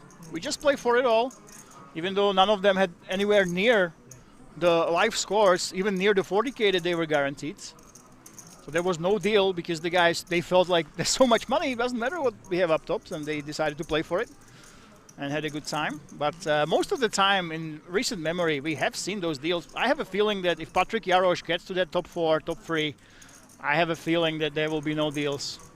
If he manages to get there and they don't decide to give him extra value. Obviously, we are getting ahead of ourselves, but that is my prediction. No deals if Patrick Jarosz will be involved in that top 3 or 4.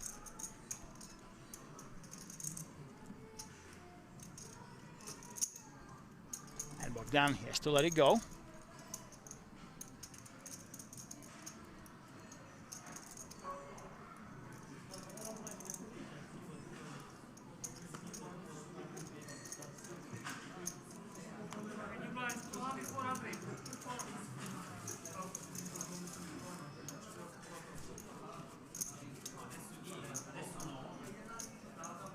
And you're looking at our chip leader, Patrick Jarosz. It has been a while since we had somebody over 3 mil in live earnings at the final table. Usually we have at least one Romanian that's near $1 million or over $1 million.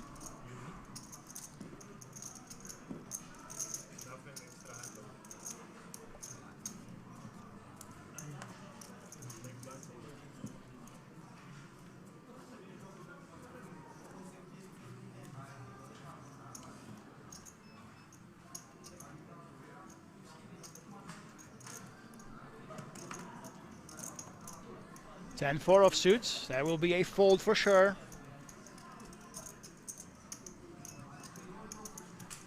Well, ace-queen for Mario, it's go time, ladies and gentlemen. He will take a while to think about it. Well, the ace-queen, sub 10 big blinds. The only consideration is that there is one shorter stack here. But we already made that final table. We get those 3K worth of KMEC tickets in the bag. So it's go time right now.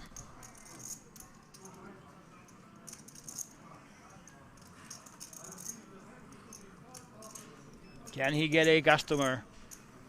10,880 euro plus that 3K worth of tickets already secured for everybody here at the final table. Mario Hack wants to preserve his chip stack or double up to have a chance at that 140K plus up top. And here we go. Takes you down with the ace queen. Good for you. Hey, don't hit me, okay? I go all in that. Because I will have queen, queen. If you beat queen, queen, go right. When we have pocket nine, no problem. Queen, queen. Donna, Donna. Sister, sister. Madonna, Madonna, Madonna. Madonna, Maradona now, guys. Don't steal. Madonna, Maradona. Looks like we're trying to coin some catchphrases here, ladies and gentlemen.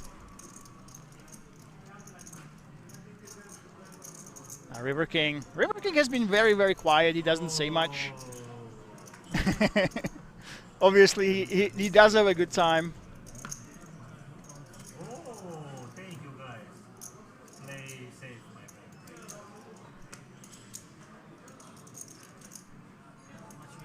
2 million. Sviatoslav asking about the big blinds. Here we go.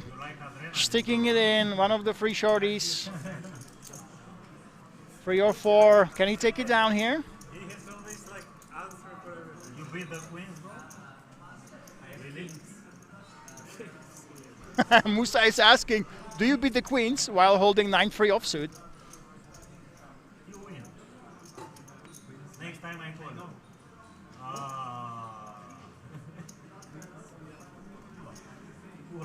Musa letting it go. Looks like we are boring Patrick Jarosz. Didn't get to play a hand in a while. Lets us know with that big yawn. Thanks, Patrick.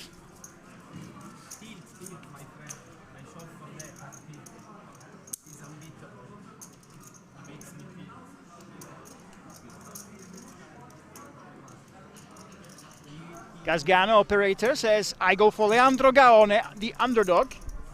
Let's go, Leandro. Of course. You can say everybody's an underdog now with Patrick Jarosz having all those chips. This man, decidedly not one of them though, River King. River King doesn't have that modern style. He doesn't go for those light free bets. He doesn't go for crazy plays, but he definitely, one thing that he's shown that he can sniff out bluffs and bluff catch when it matters against those aggressive guys. And Patrick Jarosz letting go of the racks.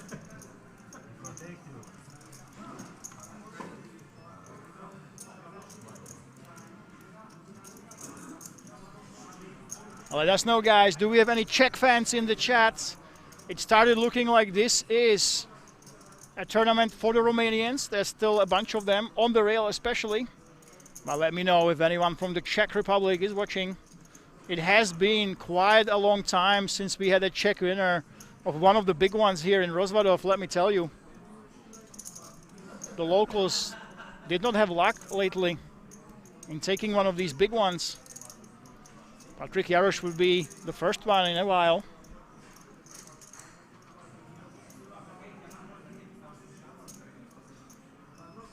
Johnny, open raising, ace-3 suited. Well, Musa in the small blind, I mean, my man, it's been a while since you had a hand. I think it's go time. Musa has been putting up a show, not for his speech plays, but definitely through his plays. And here we go. This might be the end of our action player, Musa. He played with some insane bluffs. That did not work out. Let's see now if the deck can save him from elimination against Johnny Tapia.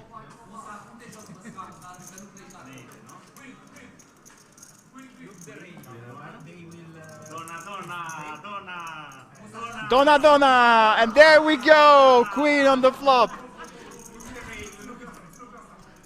Donna, Donna.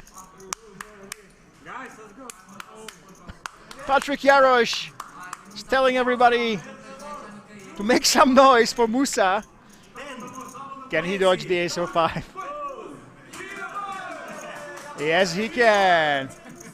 And the year of Romania is preserved, and all the Romanians on the rail are cheering for their champion.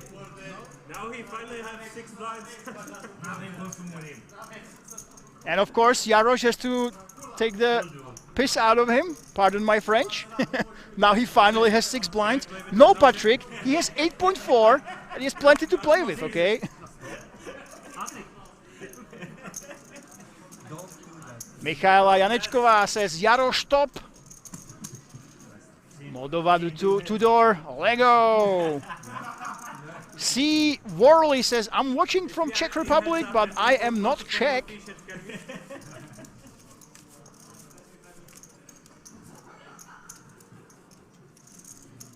Well, of course, if Patrick wins, you will hear this all over the Czech media tomorrow.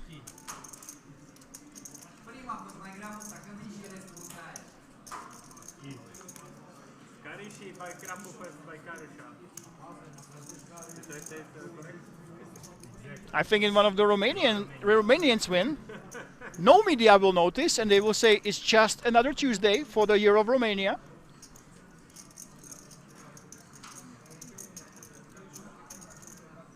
And there we go, the big chip leader Patrick Jarosz, the number 7 of all time in Czech Republic in terms of live earnings. Has Johnny Tapia dominated, and Tapia ships it in with the ace-jack offsuit. I think you simply have to do this, especially against Jarosz, who's been opening very, very wide. And Patrick has him completely dominated. Oh my goodness. Can we get another customer in this pot, or will it be Patrick Jarosz's ace-queen of clubs against Johnny Tapia's ace-jack? This seems almost unfair. Moldovan Tudor says, Mamacitas. Well, there is only one Mamacita, only one queen, and that queen is in Patrick Jarosz's hand, to the chagrin of Johnny Tapia. What is this card? It's not Romanian. Donna, Donna. Oh yeah, Donna. And Donna, Donna is the new catchphrase. And there we go, ace queen against ace jack. You have to support Patrick. No, no. You want to be Romanian? No, no. No. Donna in the window. If you want to be Romanian, I see, Donna means a queen. Can we get the queen in the window? It's not a Donna. But it's a safe flop.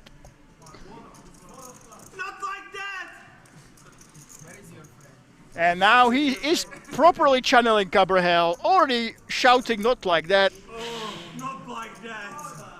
Not like that. It's like GG, bro. You must do some Well, you did say not like that. You kind of deserve to hit the diamond on the river. No, he does not. And I'm not sure if we're watching Martin Cabrahel or Patrick Jarosz. Either way, one of the Czech players has just eliminated our short stack. We're down a player.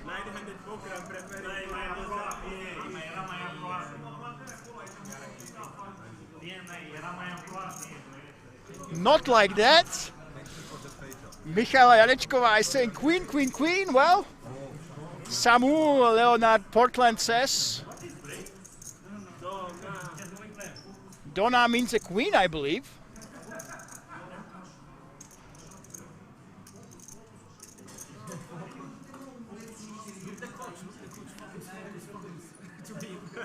Is your coach? It's coach. coach? Yeah. He's your coach, bro? No, I am the coach of everyone. I believe there's one of the Romanians saying, "I'm the coach of everyone." Quad says, "Czech confidence." Believe it or not, guys, not all Czech players are like Jarosz and Cabral, okay? Not everyone is like this. The Czech players and Czech people in general, they're actually known for not having confidence and using a lot of sarcasm and dry wit to comment the action. You know that Cabral does this a lot, but not everybody is as cocky as these two guys, as Cabral and Jarosz. I know it's small, but Very easy. Georgina says, "Go Mario, hug!"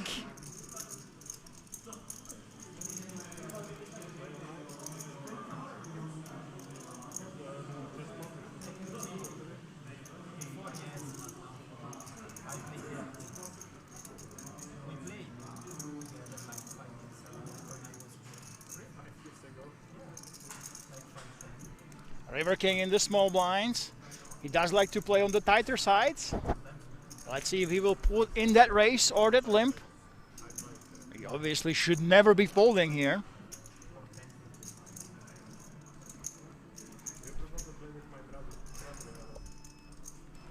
And there we go, that's that race. 2.6 big blinds in the small blind.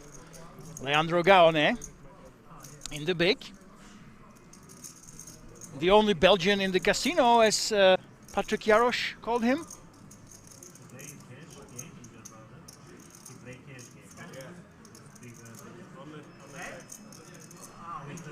Leandro with the king. King is a reasonably strong hand. Oh wow! I think this was a mistake.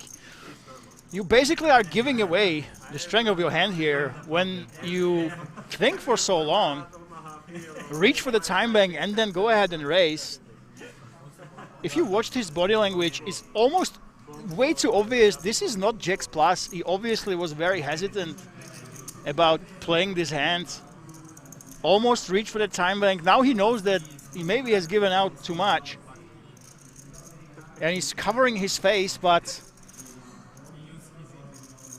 I have some friends that are experts on live tells, and if I would channel their knowledge, their energy, I would say that Leandro Gaone was giving away a lot with that body language, with reaching for the time bank, then changing his mind and free betting. I think River King is sniffing something off right here because of that body language. Look at this. Yes, he is. Will he just call here? Yes, River King is calling. Obviously, ace-free off. We can decide to let go of, but I think even he can sense that something was off about that free bet of Leandro Gaone.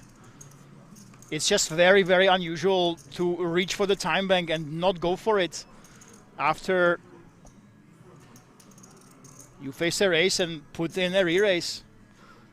But luckily for him, he flops really well. He's got the flush draw here. River King has absolutely nothing. There's that check. But you can tell that River King is very, very suspicious of what Leandro is doing here.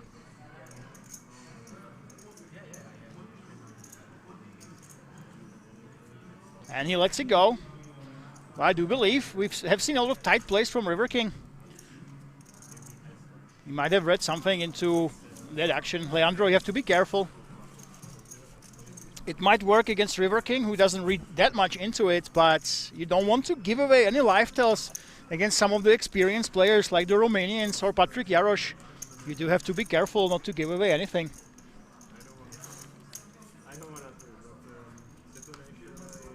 Quads is saying that if you see Musa doing it, it's obviously a false tell. And Georgina says, Mario, that's my dad. Well, Georgina's dad is playing. Go, Dad. Orphanek says, what a great name for poker player. We do allow nicknames, by the way, guys. Chipuratoru, Queen Jack of diamonds. This is a very strong hand. Only 3 more cards for a royal flush draw, and he lets it go. Quite surprising.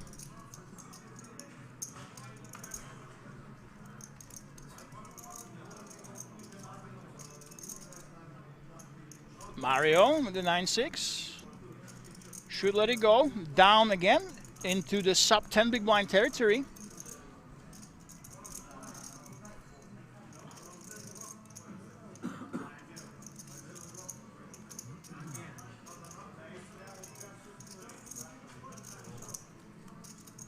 And Patrick Jarosz gets a walk with 9 deuce. Sig hand, he says.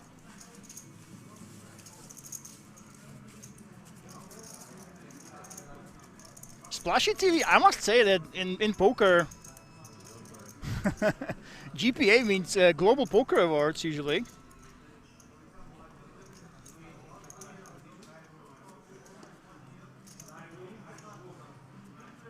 Leonard says the great mouth, but with much luck here. Funny.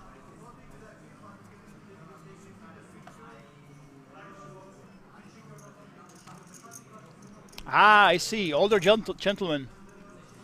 Well, it's funny. He's an older gentleman, of course, but it didn't stop a lot of the players to keep bluffing against him. He can find those loose calls, I must say. The one thing that he does have in his arsenal are some hero calls. And he could smell that something was off. That's why I feel like he did play pretty tight before the flop. I think that's why he continued with the ace-x offsuit. Because he smelled some action. And quads, this is very interesting. If you see Musa doing this, reaching for the time bank, then fake reaching for it, it might be a fake tell. Yeah, it's very, very interesting to decide if you will read into these live tells. When I actually talked to the high rollers, I actually asked Mario Mosbok about this.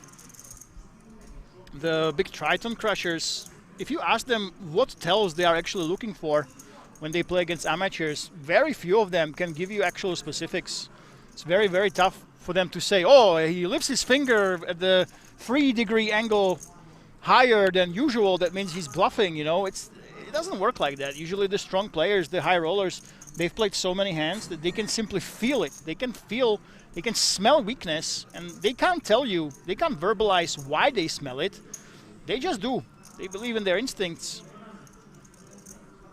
And they use your tells against you, but if you ask them to exactly say what kind of moves you're looking for, when you look for live tells, they can't verbalize it.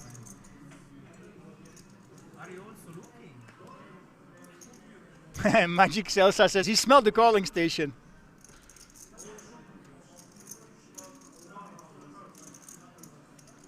Yeah, Quats is saying did it with hand on the back of his neck. He did it 2 times only with nuts. Okay. Patrick Jarosz putting Sviatoslav to the test, and there we go. There is that call. Patrick using his privilege as a chip leader to put maximum pressure on his opponent. Sviatoslav obviously has a super strong hand he cannot let go of. 10 big blinds deep, and Patrick will try to knock out yet another player. 21% against 79. Sviatoslav, who's been living in Italy for 20 years. He has the Italian rail, wants to survive. So far, so good for him. Patrick Jarosz, 2 9s have been actually folded. There's only 1 out that can save him. 6 of hearts. 6 of hearts. 6 of hearts. Good turn, my friend. 9. They don't know, they have no idea that there's only 1 9 in the deck. Patrick tried to steal the chips. Oh my goodness, Patrick, no, you can't do this.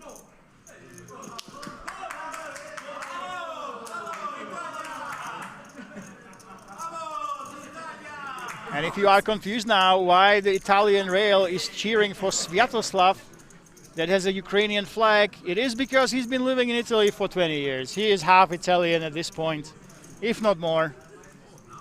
And here we go. I told you, my friend, don't steal me. I know, but I tried to be friendly, but it's my favorite hand. Really? I call you Jack High, Queen High. Why are you sure? You call me Queen High? Of course. With 3 shots behind. Yes, I don't care. Comedianto. I don't care. Comedianto.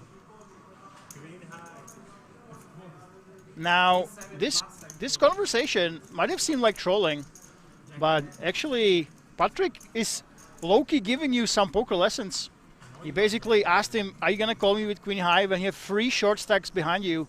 So obviously, Patrick is making fun of the ICM pressure on him. That's why he jammed the 9-7. He was very happy about it, very, very confident in it, because his opponent has to think about 3 other short stacks that would allow him to ladder up if they bust, and every single chip you have more than the shorties behind you are super important. So yeah, it's actually an important lesson when you get to the final table. You're not just looking at your opponent, you're not looking at Patrick. You should be looking behind. Of course, his opponent is joking. I don't care, Patrick. I'm going to call you with queen high. I don't care about those short stacks behind me. Don't care about those ladder ups. I'm here to win. I'm here to bust you. I'm here to ladder up, not ladder up, but to win the tournament. But I don't think that was the truth. I think with the queen high, he would not be calling. We have some mind games being played at the table. But the lesson stands. Always look at the other short stacks at the table, who is shorter than you, and that should influence how loose you call. Patrick still 25 mil. He won 1, he lost 1 all in. He's just about where he started. Doesn't apply pressure. And River King, look at this. I know you guys in the chat, you have mentioned that River King, another old man at the table, but look at this. Time and time again, the appearances are deceiving. River King open raising with the 6-9 in the hijack. This is very, very loose, of course, even for someone with 40 bigs. And be very, very careful how you treat somebody that you assume is an older gentleman that only plays passively. If you want to see the biggest implosion of all time, when somebody completely misread an image of a player, look at the finale of the Slovenian Poker Tour. There was a recreational chess player. He was about 65 years old, give or take. And everybody at the table thought he's so tight, people were folding top pair, top kicker against his big c-bet, blind against blind. This is how tight they thought the player was. They literally thought, this man, he's on the older side, there's no way he's capable of bluffing. Well, you know what the truth was? Yes, he was tight pre-flop, he was raising big, but he was pulling massive bluffs, massive overbet bluffs. He was basically toying with everybody all night. And you know what happened when they finally saw a showdown, when he had complete bluff? Young guys, these young studied guns that were trying to battle each other, they ignored this sweet old man. They got so tilted that he's been aggressive against them all night. They completely lost it. They started shoving super weak hands, and the tournament was over in 4 hands. Literally, from free-handed to a winner, it was over in 4 hands because these guys underestimated somebody they thought is incapable of bluffing and playing loose. And that's how you see those masterful players. They use not just strategy, but they use their perceived image to their advantage.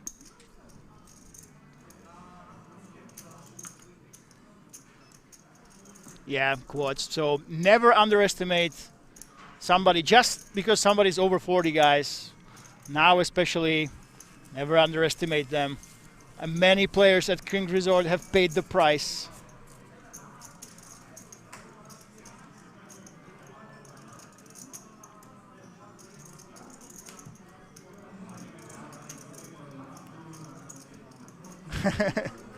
Okay, we have some guys saying that Patrick is a Copperhell impersonator. Well, have you guys considered? Yeah, of course, but not like that. That should be a Copperhell patented phrase. Everybody's using it now, so I'll give you that. Well, he is Czech, also in the Czech top 10 of poker players. Maybe that's just how all the ones at the top. Maybe that's just how they talk.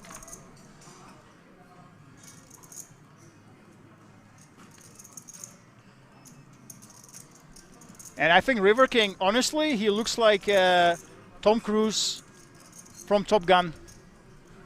We were talking about it. He does remind us of that. And there we go. Leandro, 6-5 of spades, the sole Belgian hope.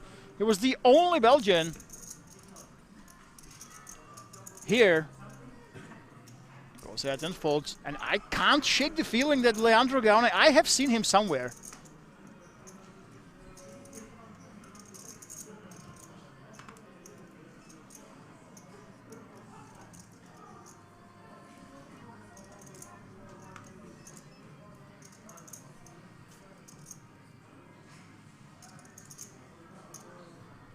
Bird says Patrick is a very good and notable player.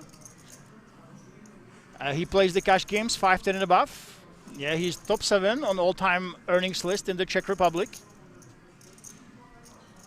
Magic Elsa says a living legend. And now this living legend open raising against Musa. And look at this, Musa confident against Patrick Jarosz. This might be a stop and go actually, and it would be an absolute disaster for him if a king actually does hit. Well, it is a king, but maybe he might be saved, but really we have less than a pot-sized bet left. Patrick Jarosz flops a second pair against Musa. Not much behind at all. Let's see if Musa will go for that lead. Yeah, he goes for that lead. No, it is a check. It's Patrick Jarosz who's betting, and here we go. Musa decided if I get something, I'm gonna stick it in. I think for Patrick, this should be a call. You expect Musa to go ahead and go all in with aces. With ace-6 before the flop, and there we go! Slamming the table. Both have a king, but Patrick has a better end of it, of course. There are a lot of chopping outs here.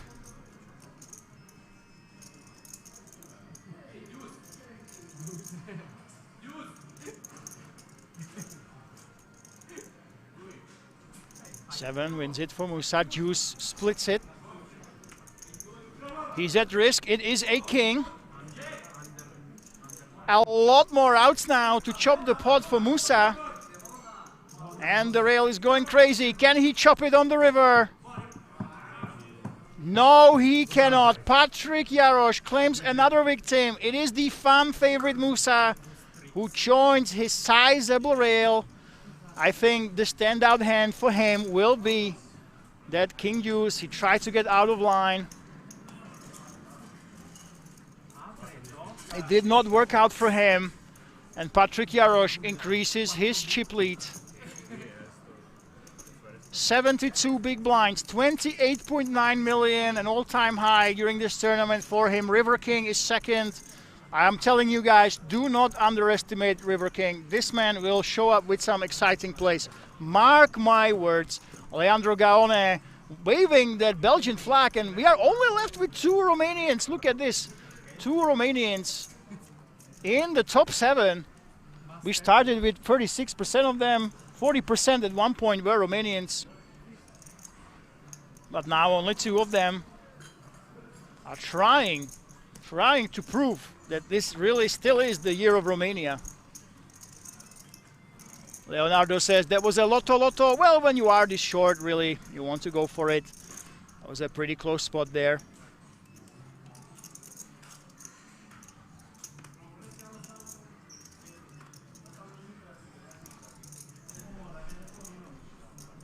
And of course, when it comes to Patrick, poker is relatively popular in Czech Republic.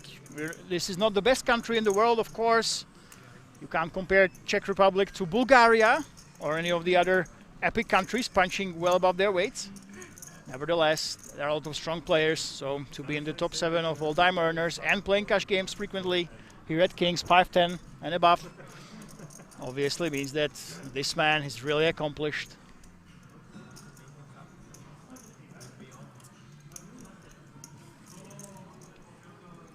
And if Patrick wins this, let me tell you, it will be all over the Czech media, poker media for sure, maybe even beyond tomorrow. The highlights of these tournaments, by the way, we have APK, the man who doesn't have time for us. He actually works at WSOP now, full-time. That's why he doesn't have time for commentary. I'm trying to get him into the booth with me, but man is too busy. But he still does the highlights for the TV.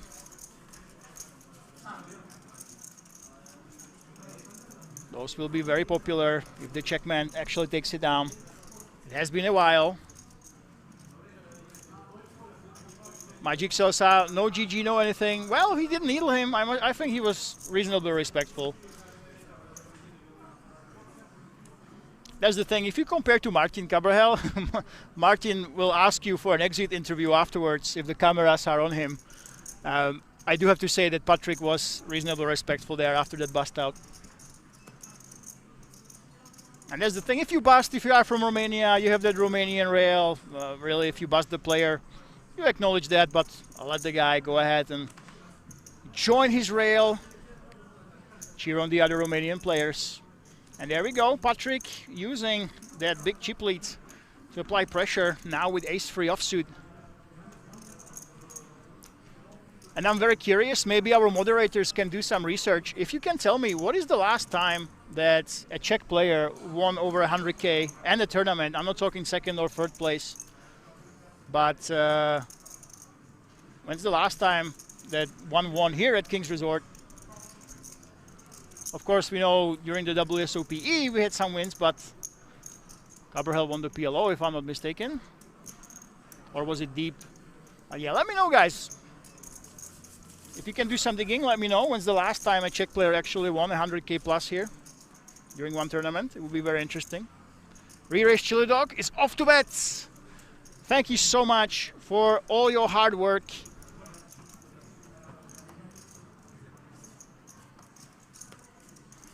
And oh my goodness, we have some drama. We have some trash talking in the chat. Lucian Tofan says 0% chances for top 3 for the Romanians. I think that it's way higher than that right now. Patrick Jarosz, 10 deuce. Doesn't pay homage to the godfather of poker, Doyle.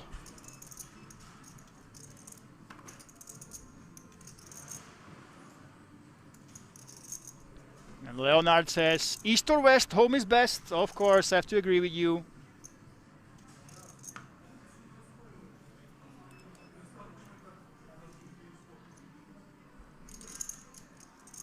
Mario, I think this is go time, ladies and gents. 7 remaining right here. There we go, we push it in. Already 19,380 guaranteed in the bag. He tries to improve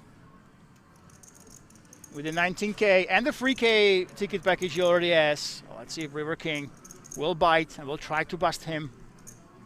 Oh, River King. This man came to play, and it will be ace-8 against king-queen for Mario Hag's life. Can the Swiss player survive? The flip against River King. That sip of water. There we go. A flip right here and a king right on the flop. Oh my goodness. River King continues his race towards catching up to Jarosz. Only ace or an 8 can save Mario Hag right now. Can it be the ace or the 8 on the river? No, it's another king. River King rivers the king, and he busts Mario Hag.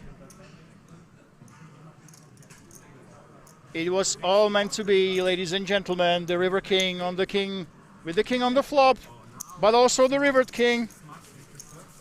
He calls himself the River King for a reason.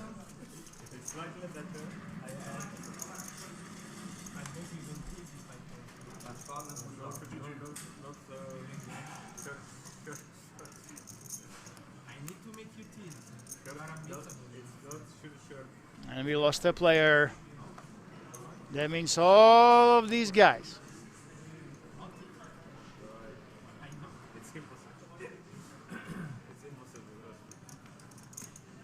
have made themselves from only €390 buy-in. All of these players are guaranteed €25,780 plus those 3K euro worth of tickets for the King's Million. On top of that, all of that is in their pocket already. Not a bad payday, let me tell you. You start to have a nice weekend, buying with €390, and you find yourself with what a lot of people consider a yearly salary. Depends on what country you hail from, but €25K and 3K up top, worth of chances for a lot more.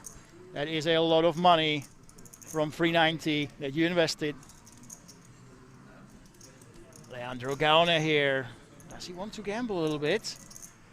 There's that time bank.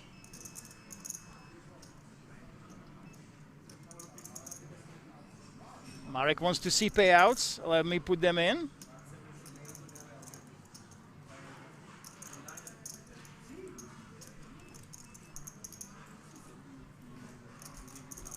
And Patrick Jarosz in the big blind. He's not thinking about folding. He's only thinking, hey, do I go ahead and free bet or do I just call here? It is a flat. And 6th place, 25,780 in the bag. But remember, guys, 3K worth of tickets already guaranteed for all these guys. Well, it is a whiff, and you might say that you might favor Patrick to take it down, but he does have some showdown value, and he does not have the initiative. Let's see if Bogdan wants to go for that C-bet.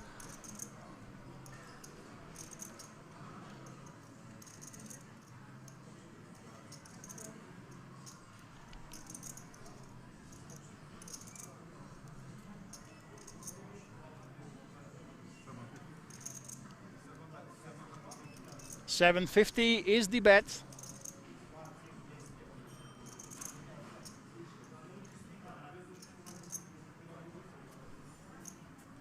And Patrick Jarosz surrenders.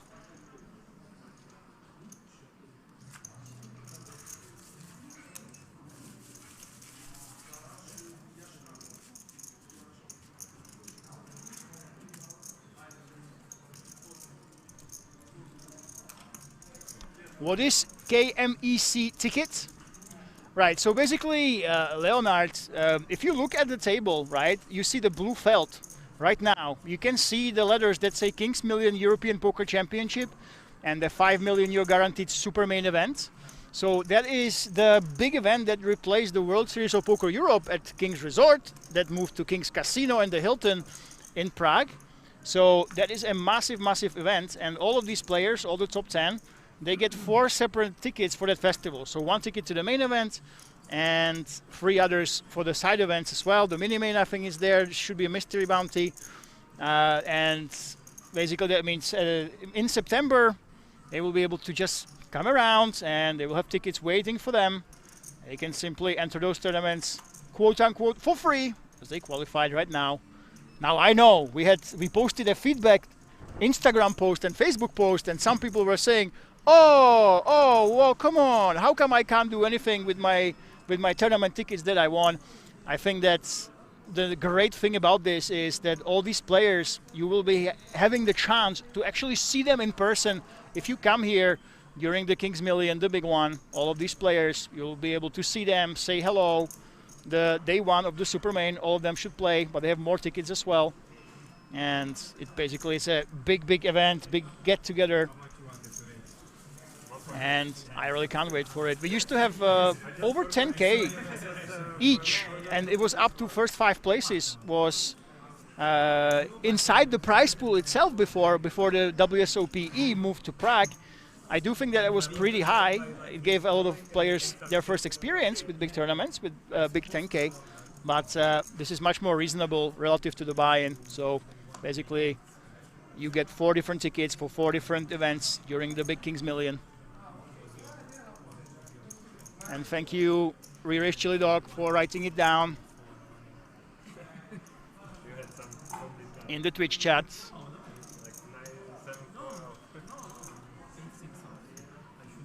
And we have the 6 brave players remaining from 1,893.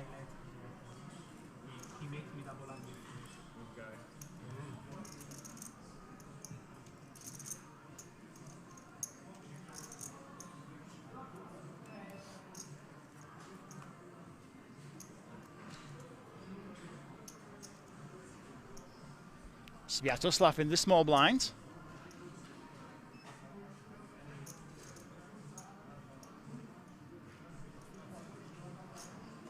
There we go.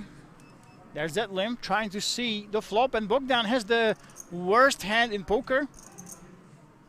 We are not playing the 7 deuce game. If you want to see, if you want to check out some of the reels, there's one reel during the World Series of Poker Europe when it was here at Kings Resort last year. There was an absolutely massive blow up with 7 deuce. one player inexplicably just went all in for a massive amount of chips near the final table bubble with 7 deuce. You should be able to check it out in the most viewed reels. That was crazy, but most of the time you just want to take it easy. This is the worst hand in poker. We're not playing the 7 deuce game in a tournament. But now actually he has a legit reason to go ahead and play it aggressively. But it's blind against blind. The small blind should not have too many of those aces, unless they play with the trapping strategy.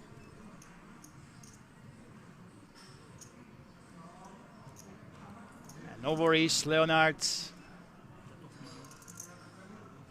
Sviatoslav decides to pot control. Let's see if Bogdan decides to put in some bluffs here.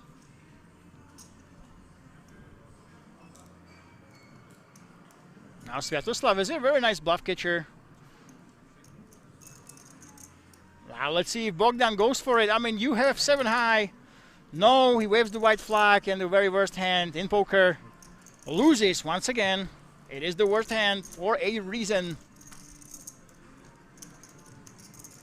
Thank you for all your work, Re-Race Chili Dog.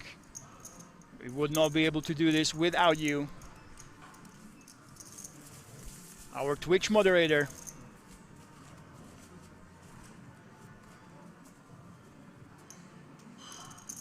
And I must say, as we inch towards that first prize, we do have to ask ourselves, hey, is there a possibility of a deal on the horizon?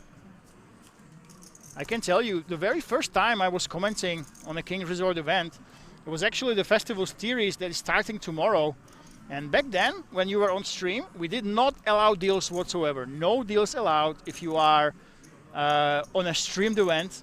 And what happened was, obviously, we had 2 players, one cash game player, one Presyan Cvetanov, and a Czech player, Michal Žičák, who didn't really have any big scores up until that date. So both of them really, really wanted to win it. It was up for 90K back then. And I think the heads-up match, it took about 6 hours. So 6 hours of back and forth, no deals allowed. The players were almost sleeping at the table. It was absolutely crazy. And those are the things of the past. So I would assume that once a heads-up match hits that 3-hour plus mark and stacks are relatively even, we might be seeing some deals. But if I would take a guess, I think that this man, Patrik Jaroš, who takes down another pot with a King-9 offsuit, my guess is that he doesn't have too many reasons to go for that deal. He might be the big obstacle between the other players and trying to make that deal, trying to secure bigger payout before the tournament plays out.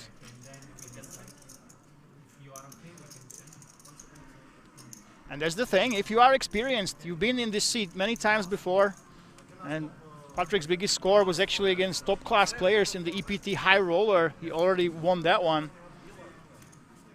You have a big advantage in terms of staying calm, going for it, being aggressive, and you really are disincentivized to make any sort of deal.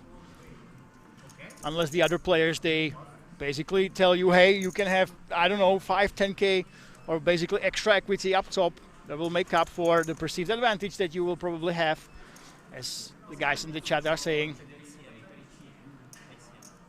Patrik Jaroš will definitely expect to have that edge against the other players. We can check, but I think I will not agree very often. And there we go, already exactly as I said. The players are saying, let's see the numbers. The deal is being discussed, but Patrik Jaroš, he says, we can check, but most likely I will not agree to any deals. That's exactly what you would expect. Not too many reasons for him to go for it, unless they give him a big premium for being the chip leader right now.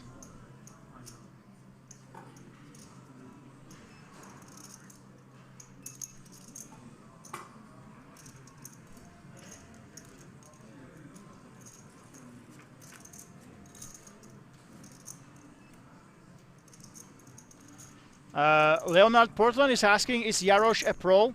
Jaroš is the top 7 highest earner in the Czech history. So yeah, he is a pro.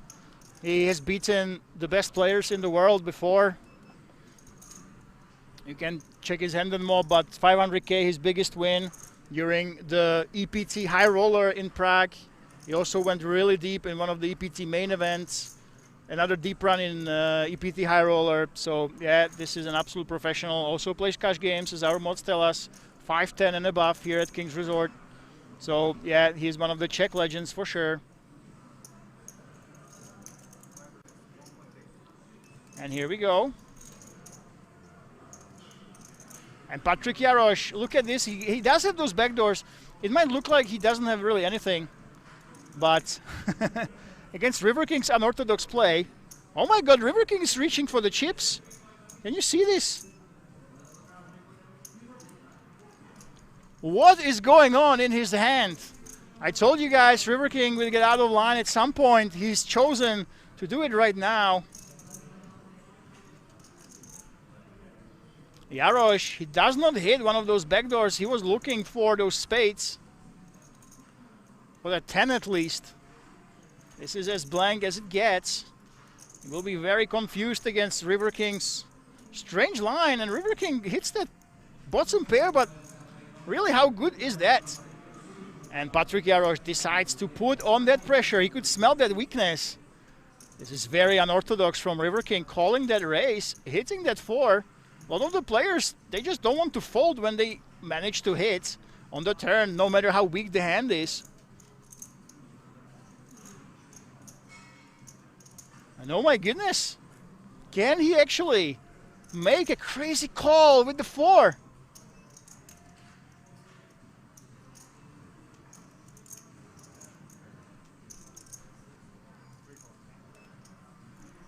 He finds it. Oh my goodness, call. This is a crazy hand already.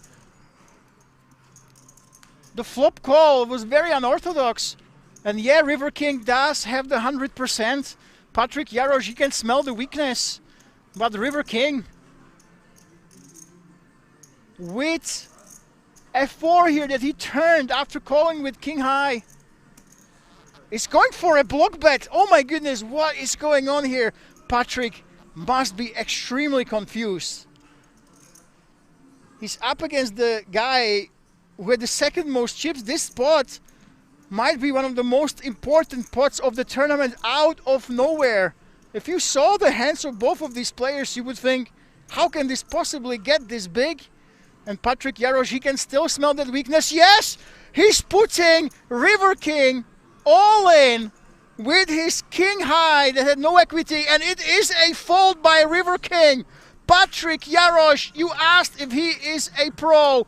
Absolutely he is. And he is completely fearless. He could smell weakness from start to finish. And he absolutely took advantage of River King. And we will be heading into the break with Patrik Jaroš, the overwhelming chip leader with almost 40 million chips. What a crazy hand we have just witnessed. I don't think there's too many players that would put in that all in, but this madman has done it. 30 entries, including just some of the best in the game. The biggest and brightest.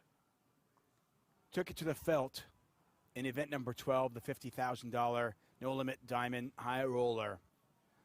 And we are down to 2.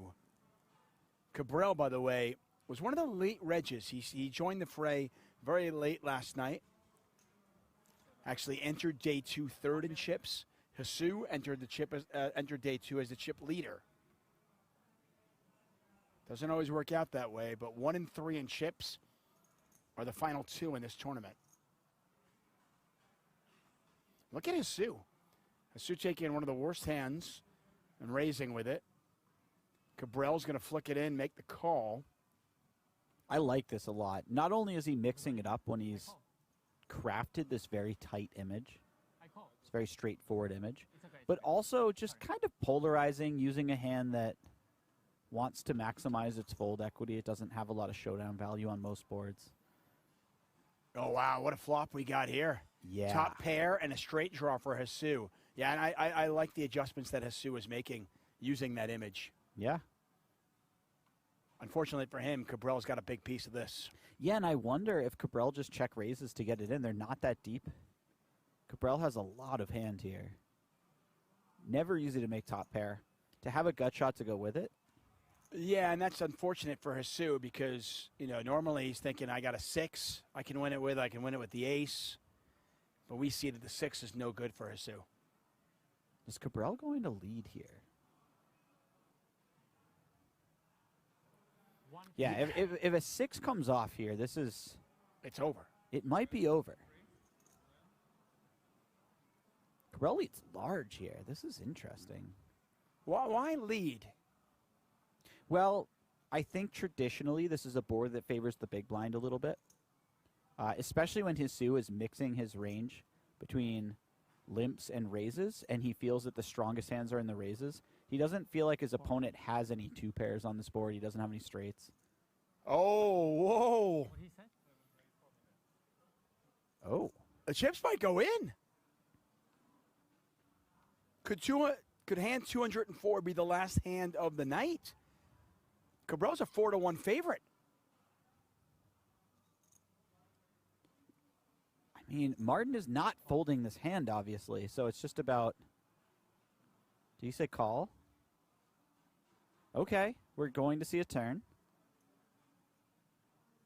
Maybe that gets Jesus off the hook? If this turn is something like a queen, I kind of see Jesus jamming. It's an ace! Oh, wow. Oh, my. Wow. That was an insane turn card. It really is. I'm all in. Oh, no. Oh, my God. No, you don't want to be all in. Oh, Look at this. That couldn't have worked out better for Jesus. He hits the ace, and look at Cabral. He sees the bad news. Cabral needs a 6. A 6 ends the tournament. Otherwise, it is Jesus who is an overwhelming chip leader. King of hearts. Where did that ace come from, Tuckman? That came out of nowhere. Is there a 6 left in the deck?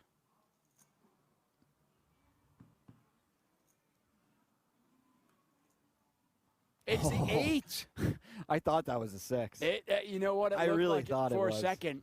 Cabral makes 2 pair, but no match for Jesus' wheel.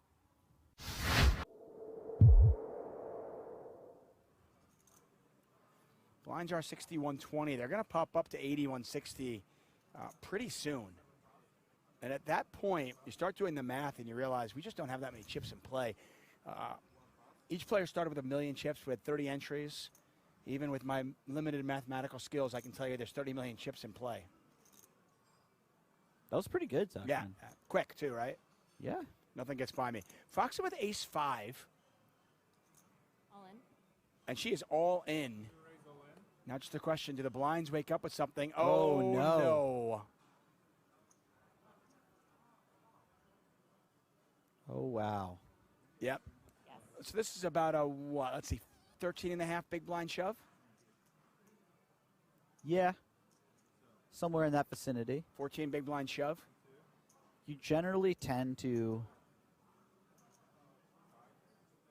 shove a lot of the offsuit aces that you're playing, and if you're doing some min raising, it's with some of the suited aces. When you reach your final table, things flip a little bit in that regard, but not always. Ace 5 off is just a great candidate for a bluff jam. You get a few better aces to call, or to fold, I mean, and ace 5 is just a particularly good low ace. 3,200,000. Cabral re-raising. Mustafa. Oh, and there's another ace. Yeah, seeing that ace is just brutal for Chrissy. I don't think that she saw it, but, you know, as a viewer, as a fan. So pretty unlucky for Chrissy. She had ace queen versus ace 4, hit her ace. The 4 on the turn keeps her having a big stack, and now just a few hands afterwards, her tournament life on the line. We know one of the aces are dead. But 9 of diamonds, okay? Okay? Okay, 9 of diamonds.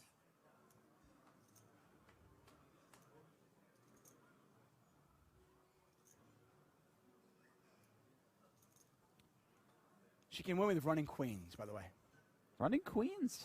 Okay. That's an option. A queen on the turn would be fun, right? Yeah, why not? Double, well, add some outs. We'll put it that way, not double. There's only one dead ace. This is tough. Ace of hearts. Yeah, ace of hearts would not help her now. Oh, I have flush draw. I didn't see that. I didn't see that.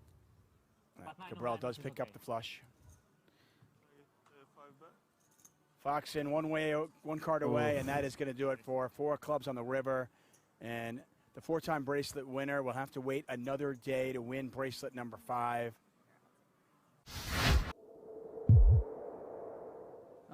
You have a good idea of how he's playing at this point. You don't know that he just folded the ace-queen, for instance, but... We already agree on heads up. So. By the way, blinds are 125, 250. Although, yeah, 125, 250. The green chips are 25K, the whites are 100K, and those pink chips are 500K. Cabral's got 9s. Ooh. Whoa, the limp. Oh my! And this is likely going in, Zuckman. I mean, Mustafov's only got 20 bigs.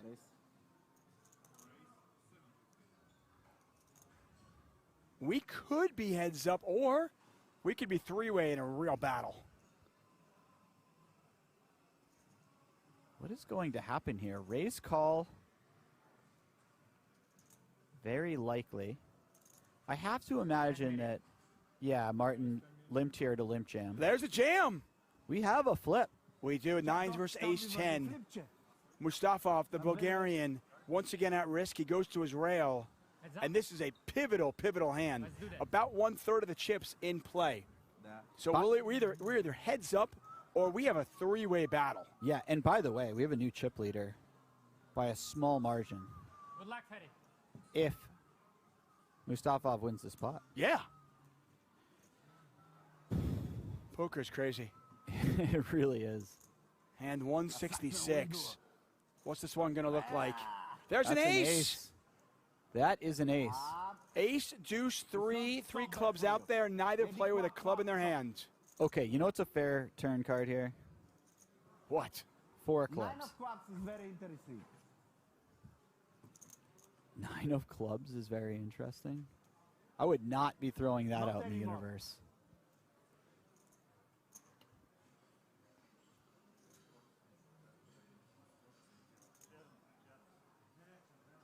Cabral, 9-ball corner pocket.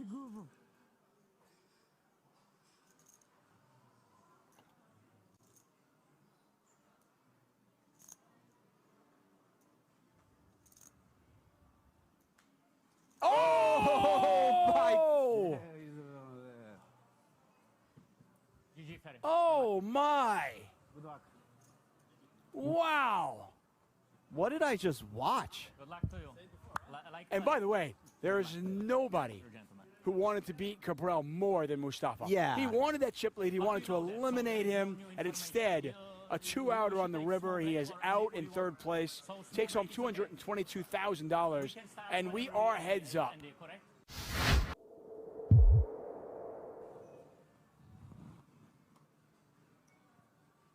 I love that the little graphic lights up on the bottom right.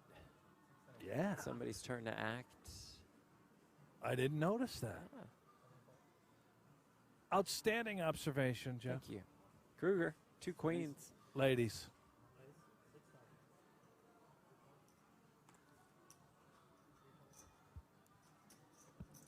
Vidal with the 8s, and we know he likes to see some flops.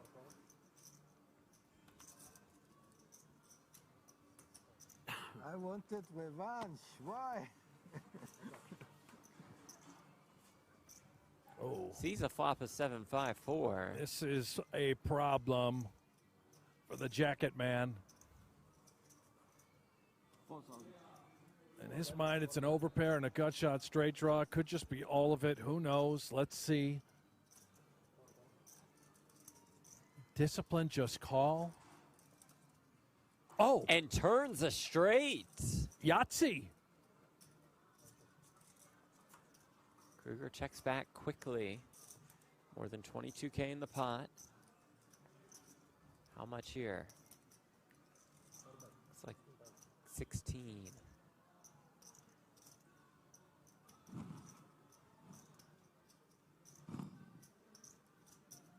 Oh, it's such a gross spot for Kruger. overcalled pre-flop, this type of texture, calls you on the flop, check, check, turn, and now you're facing a 16K bet. What is the bluff? Missed ace X of hearts? Can't be ace queen of hearts. We have that. It's got to be exactly like ace jack, ace king. Seems like ace king suited you would have heard from again pre. You bluff me? Yeah, to your point, hard to find too many bluffs. Excellent fold. Let's go of the queens correctly. It was way by time. Nice hand. Thank you. Choose the hand to go all in with. Black eights or 6-7 of hearts on this flop. Good luck. 4 of hearts on the turn completes the flush. Pocket pair has 6% chance to improve. River is 3 of diamonds. Congratulations to everyone choosing 6-7 of hearts. Follow for more poker intuition tests and come try your luck at Kings. Suited connectors or small pair? Suited connectors.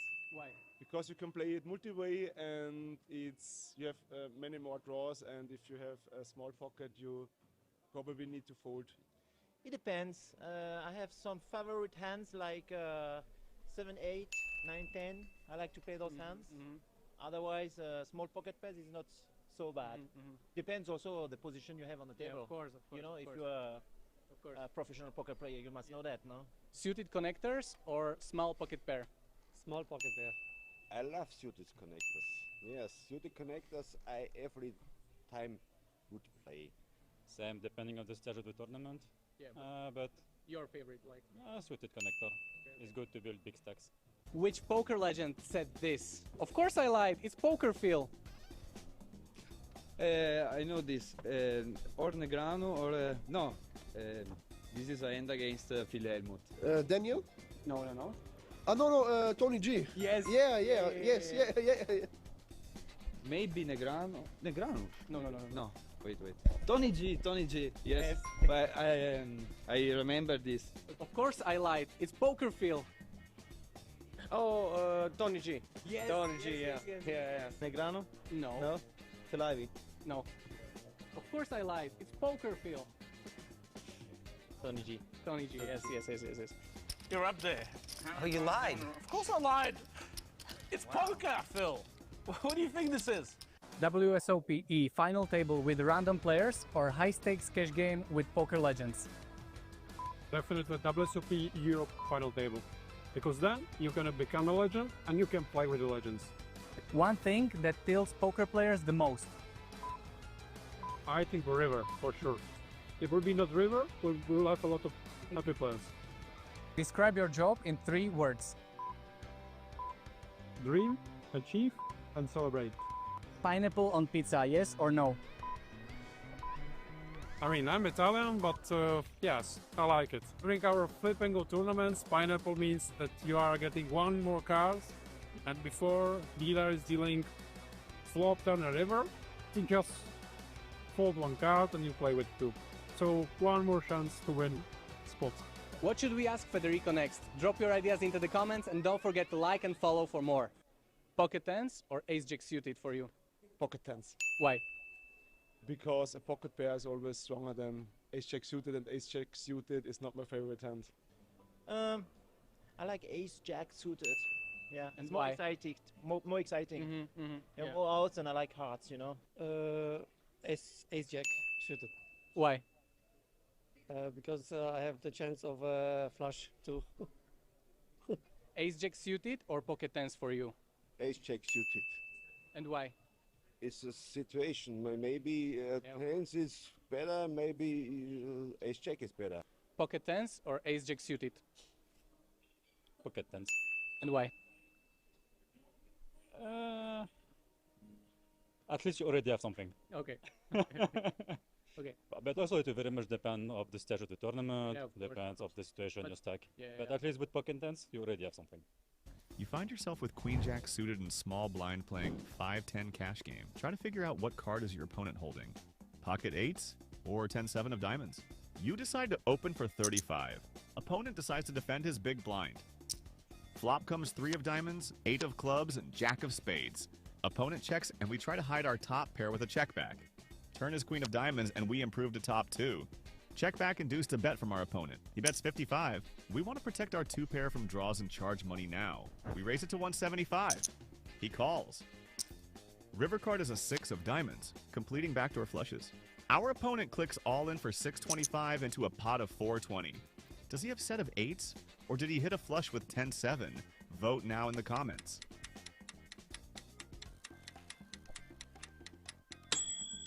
Pocket 8s. Congratulations to everyone with the right answer. Follow for more videos and come and try your luck at Kings.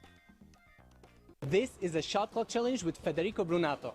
5 questions, 5 seconds each. Let's see if he can beat the clock. Most unforgettable moment you've seen at Kings? The guy which win 1.3 million from only 250 euro. If you had to play one tournament forever, which one would it be? Definitely Kings Milan. Why? Because you cannot find a better tournament in Europe. From only 250 euro you can win some part of 1 million euro. Favorite poker movie or show? Oranges with Madame. What's your guilty pleasure snack during events? M&M's. Chocolate or peanuts? Peanuts. Best value poker tournament in the upcoming months? I mean, EPM, Euro Poker Million, 2 million prize pool guaranteed for only 590 euro. Okay, good. You passed. Thanks. What should we ask Federico next? Drop your ideas into the comments and don't forget to follow. You have to tell me how many big blinds there are if we are playing 2, 4, 3, 4, 5. Stop. Guess the exact number of big blinds in this stack. Okay, I tried. Okay. 1, 2, 3, 4, 5. Okay, maybe it's 200 big blinds. Maybe a little bit more. Maybe a little bit more. But not much more. 207. 220 actually. Ah, But you are really close. Stop. 230 big blinds.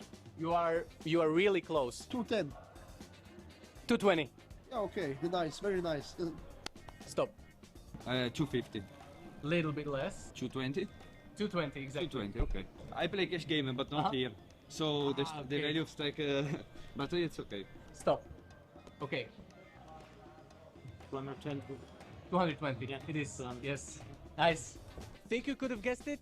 Try next time here at Kings. Is poker gambling or competitive sport? For sure it's a sport. At least for me. At least for me it is a sport. Yeah. 100%. It's no gambling. For sure no gambling. 0%. 0%, yes. I would say yes. I would say it's a mix of both, because in some moments you need the luck, but you have to have the skill to come wide in the tournaments, and yeah. So mix, yeah? Yeah, it's a mix of both. Is poker gambling or sport? It's a sport, I would say. Okay. Why? It's fun. But gambling is also fun. That is true. Is poker gambling or competitive sport for you? Competitive. Why? Because you have to take the right decision, observing, analyzing people. Yeah, so it's competitive, for sure. Well, I mean, there is of course a luck factor, I'm not gonna lie about that, but if you play a lot and you are better than your opponent, you know, on the long run, the math is gonna be in your favor always. That's why there can be people like me, like us, that do this for a living, you know. Value or bluff? We are going to show players here at Kings Casino this hand, and they have to come to a conclusion. Was it a river bet for a value or for a bluff? Let's go. Oh, Martin. Martin Cabral? Yeah. And Chidwick. If the players are talking, we'll do our best to lay out. Yeah. Cabral.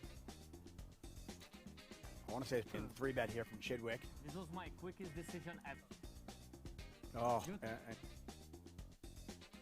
Fairly quick check by Stevie here. Pocket pack. I like this. Is the queen concerning for Cabral? You know, Stevie's got a lot of queens in there. He is going to find this lead, though. He just does not trust Cabral. Is it value or is it bluff, in your opinion? Value. It's a value bet. Correct. Yep. And can you guess the hand of Chidwick? Maybe ace king. You are close. It's stronger. Kings. Yes. Yep. Yeah. Would you have guessed it? Write in the comments and don't forget to like and follow for more poker related content. Ladies and gentlemen, we are here at King's Resort for the continuation of the final table of LaNotteDegliAssi for the €1 million guaranteed. And if you are just joining us, there was a massive hand right before the break where this man, the man up top, Patrik Jarosz, went for a massive bluff against a River King who peeled the flop with King High and block bet the river with one of the weakest pairs possible there, but Patrik Jarosz just went all in absolutely nothing. And because of that, he's the overwhelming chip leader, 39,700,000 chips. But there is no clear short stack. Everybody has at least 20 big blinds. Leandro Gaone and Bogdan are up there with 35 and 37 bigs. River King, 25 bigs. Sviatoslav, 21. And Shbura Torul, the flying man, 20 big blinds. So obviously we have a lot of play ahead of us. Patrik Jarosz is the overwhelming favorite right now, but I would not write the other players off. Now the name of the game, of course, will be the mid-stacks. They try to outlast each other. They don't want to fall into that danger zone of under 13 big blinds. And the job of Patrik Jarosz will be to try to put pressure on everybody else. You can't just sit on your massive chip lead. You do have to try to put those extra chips to use. Because of ICM, you need to put them to work because those extra chips are not worth as much in projected money as those compared to the other stacks average. So that's the name of the game. Everybody else trying to survive, trying to outlast each other, while Patrik Jarosz wants to capitalize on his massive chip lead right here. And Marcel Stamate says, I am praising Patrik Jarosz too much. Well, the fact is, he is the big chip leader. It has been a really strong run from him right now. And he's been the most vocal at the table as well. So let's see what happens when we resume the action. Top 6 remaining. No, but I put the guy put everything with the like all the stuff inside, and the deal from me is like very fair. No, it's very fair. It's very fair because the ICM without finishing the line for me it's 101. It's the ICM and without the 40%. What is this? Oh, I see. So there was a deal discussion. They did look at the numbers. Looks like Patrik Jarosz was the one that denied it.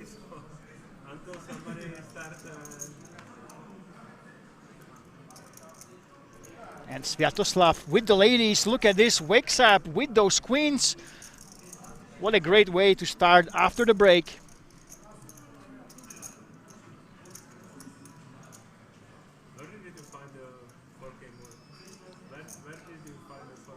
And Sviatoslav extremely likely to put in that race. You don't want to just call, let that ace or a king roll off. You don't want to be free 4 or more way when you only flat against the min race, allowing everybody else to come along for extremely good odds. So Sviatoslav is very likely to put some chips in, and yes, here we go. Correctly putting in that free bet. And he was the man who was trolling Patrik Jarosz, actually. He was telling him, hey, I don't care about the other short stacks. I'm going to snap you off with queen high blind against blind. I'm not afraid of you whatsoever.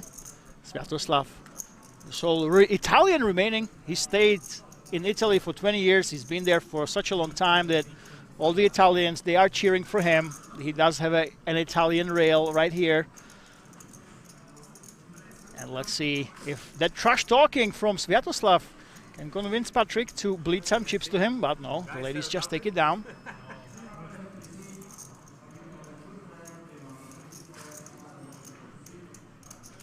By the way, we should be getting a co-commentator again. Stefano, he is Italian, so Marcel Stamate.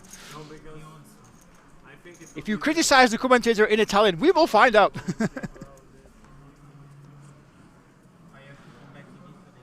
Or is that Romanian? Of course, guys, don't forget, it is the year of Romania. And the Romanians are still in the field. Never write them off. Bogdan. Roman has 37 big blinds. Spura Torul 20. Both are very strong players in their own right. So the Romanians that started with a lot of players during this tournament, they still have a chance of taking it down. And Leandro Gaone, the sole Belgian, king, queen in the small blind, absolute powerhouse of a hands.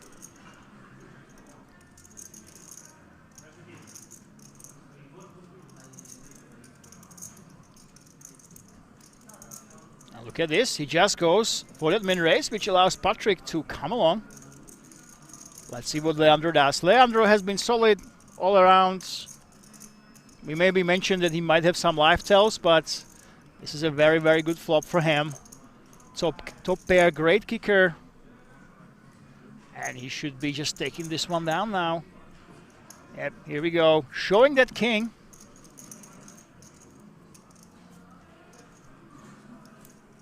And Gasgano says, Gaone the silent assassin. Yeah, he doesn't say much. I can't shake the feeling that I know this man. I have seen him somewhere. I'm not sure if it was at King's Resort.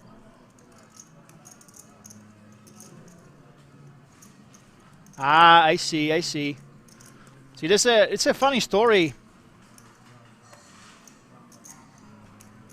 Leandro Gaone. I think I can talk about them. So there was this poker room in Prague. It doesn't matter what the name is. And basically they came into existence, right? The thing is, King's Resort has been around the block for a very, very long time. But there was this new casino in Prague that sprung around, and they actually ran a big series. They had all these celebrities in. They had Barbara Mlenková, the Czech survivor, I believe, celebrity. She's the darling of the tabloids. And he was one of the participants in it. It was basically a series of 6 separate tournaments, and there was a big finale. And Leandro Gaone actually took it down under the cameras. I don't think it was even tracked by Hand and Mob, and what happened was the whole casino, the whole poker room has since closed down. But yeah, Leandro Gaone had a reasonably big title, not too much money, but there was a lot of spotlight on that one. I was commenting, I remember, that's where I know him from. Finally, I remembered. So yeah, the silent assassin, he did have success in the Czech Republic. In a venue that soon closed down after his win. Hopefully it's not his or my fault. And now he free bets. The man we just talked about, the silent assassin. He plays a lot in Rozvadov, plays a lot around Czech Republic as well. Goes with the free bets, putting pressure up against Bogdan Roman. Well, Bogdan under the gun with the Queen-9 suited. You don't really want to play back against the player in position. Yeah, here we go.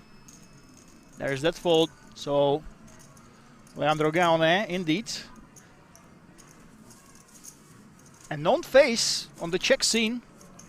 Not just at King Resort, but other venues too. And I already have commented on one of his wins, so...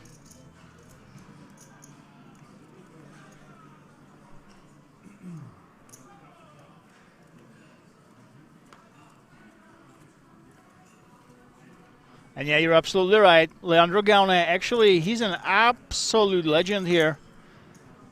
His biggest tournament was actually in 2013 in Rozvadov. He won the No Limit Hold'em birthday main event. It was Leon and Scott's special birthday tournament week, so his first title. And actually, only title that is tracked by Hand and Mob. I'm telling you guys, I have seen him win a big series from the Czech Republic is this one.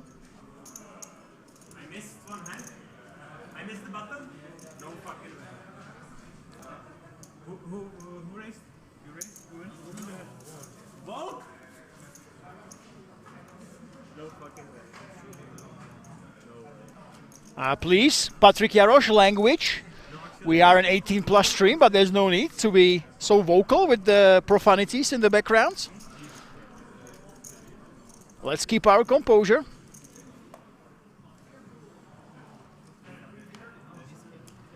And yeah, Leandro has been playing at King's Resort since 2013. He's been through thick and thin. That's why you know his face. And I know that he plays in Belgium. He also travels around. And now he wakes up with a big slick ace-king of clubs. He definitely will be raising it up here.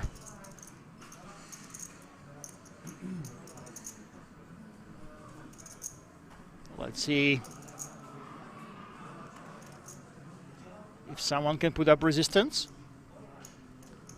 Sviatoslav, oh my goodness, it's the ladies queens against the big slick. We are very likely to see an all-in. 23 big blinds is just low enough to simply get it in before the flop, even with 6 remaining. With every single bust out, now the ICM pressure actually lowers, it goes down. There we go, straight up all in for 23 bigs, which actually is kind of awkward for ace-king. The big benefit of ace-king is that they generate fold equity when they go all in themselves. But the thing is, Sviatoslav can easily do this with hands like ace-queen suited, potentially. Reminder, there is no clear short stack. A lot of these players, they have similar stack sizes. And Gaone, the veteran from Rozvadov, has to call. All of those weaker aces can be continuing, and now we have an all-in. Sviatoslav, who's been living in Italy for 20 years, the favorite of the Italians that came in with Euro rounders, is now at risk against Leandro Gaone, who's looking for an ace or a king of clubs and trying to knock out Sviatoslav and push everybody into that top 5 of this tournament. That would guarantee them 34K plus those tickets they have already. So the El Clasico of final table poker, ace-king against queens. Can the ace-king hit that ace or the king, or will the ladies prevail?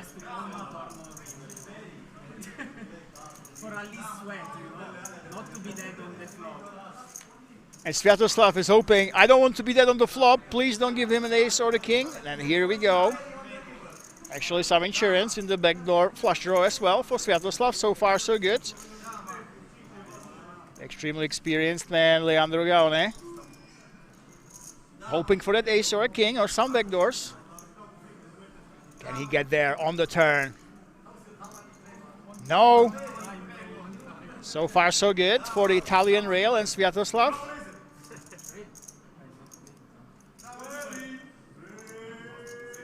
Can it be the ace or the king to send Sviatoslav home?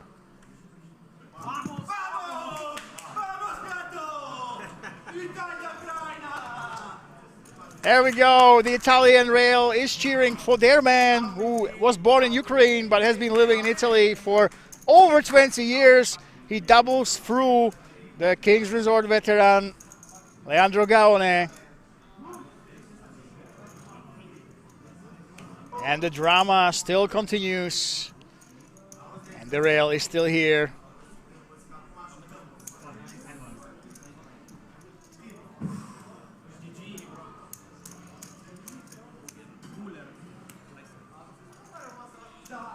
And by the way, guys, just so you can see, there we go. Patrick Jarosz, 75 bigs, 37 million. Sviatoslav, he teleported himself all the way to second place, 19.2 million.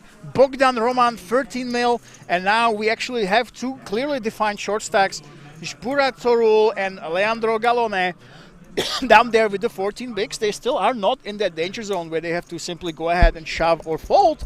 They can still go ahead and play some poker, min raise, try to steal the blinds without risking it all. But of course, you don't want to be down there with 14 bigs. You want to be at least at middling stacks with 19 big blinds. By the way, this will put a lot of pressure on Bogdan and River King. They definitely don't want to risk their chips. They want to outlast those 2 short stacks. So for those 2 players, Bogdan and River King, the name of the game, even for Sviatoslav, still should be to play very straightforward poker. Keep calm, don't lose your focus, try to ladder up. There's a lot of money on the line. The 6th place is 25K, 5th place 34. And of course, we already have the 3K in the bag here.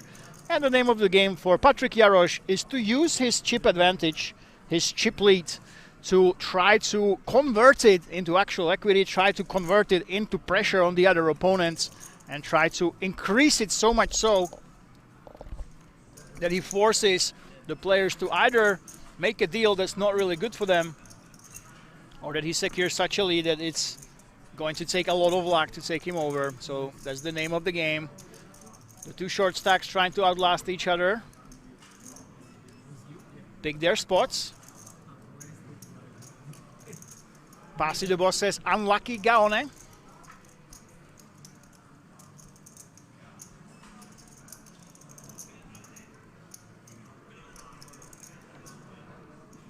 Patrik Jarosz facing an all-in from Shuratorul,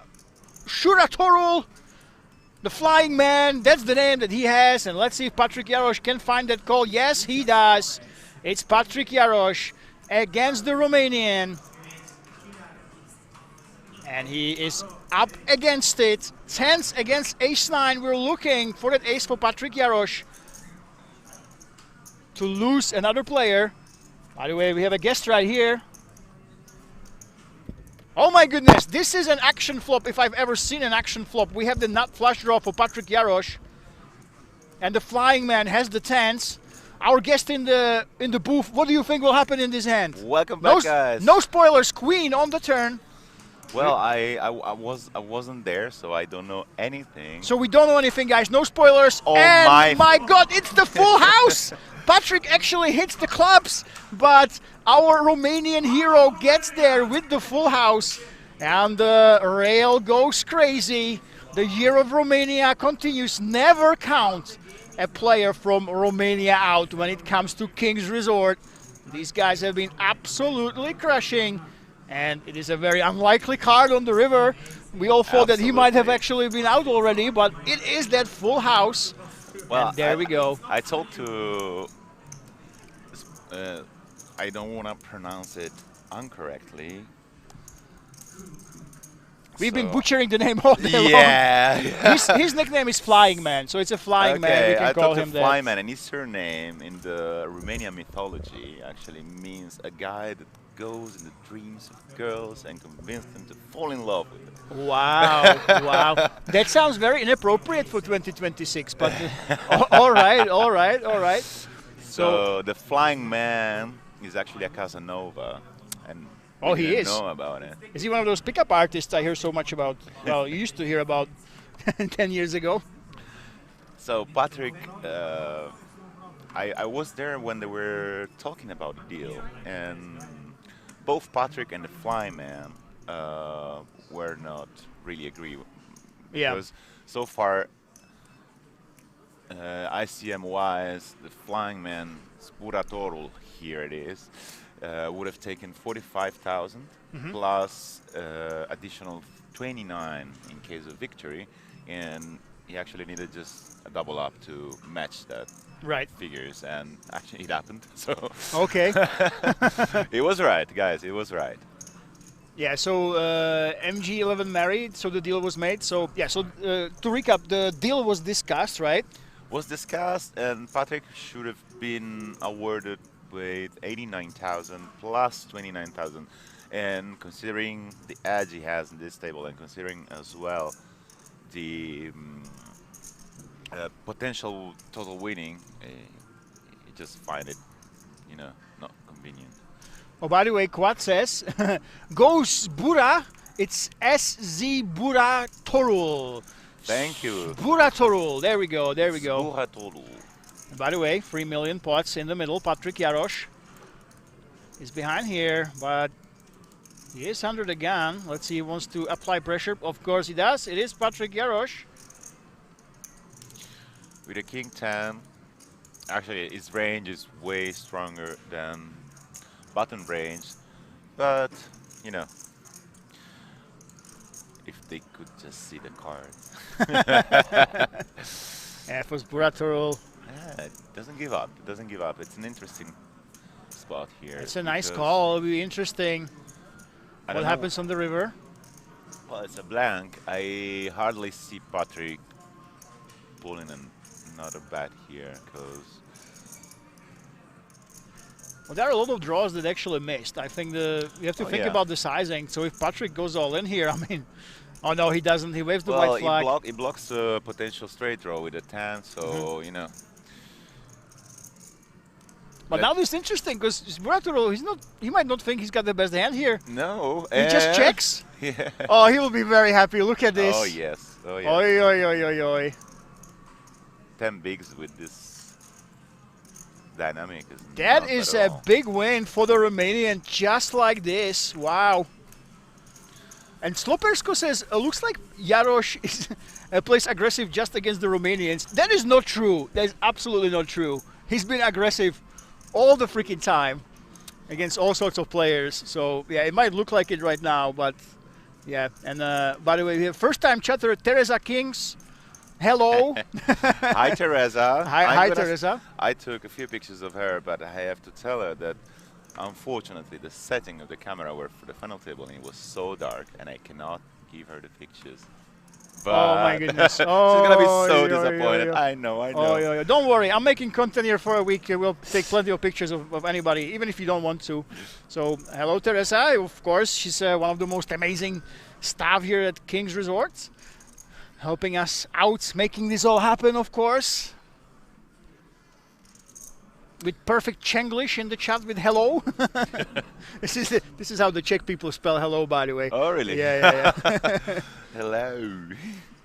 And Leandro, the absolute legend, takes it down. By the way, Marcel says, bravo, Zburatorul, Patrick Osa. Yeah, basically we're saying, yeah, let's go. And it is him. So he doesn't have the Romanian that we just talked about, the flying man. He doesn't want to deal. And Patrick, he doesn't want to deal either. Yeah. So that's a question. I wouldn't expect them to want it. Maybe if these two get the heads up, maybe then.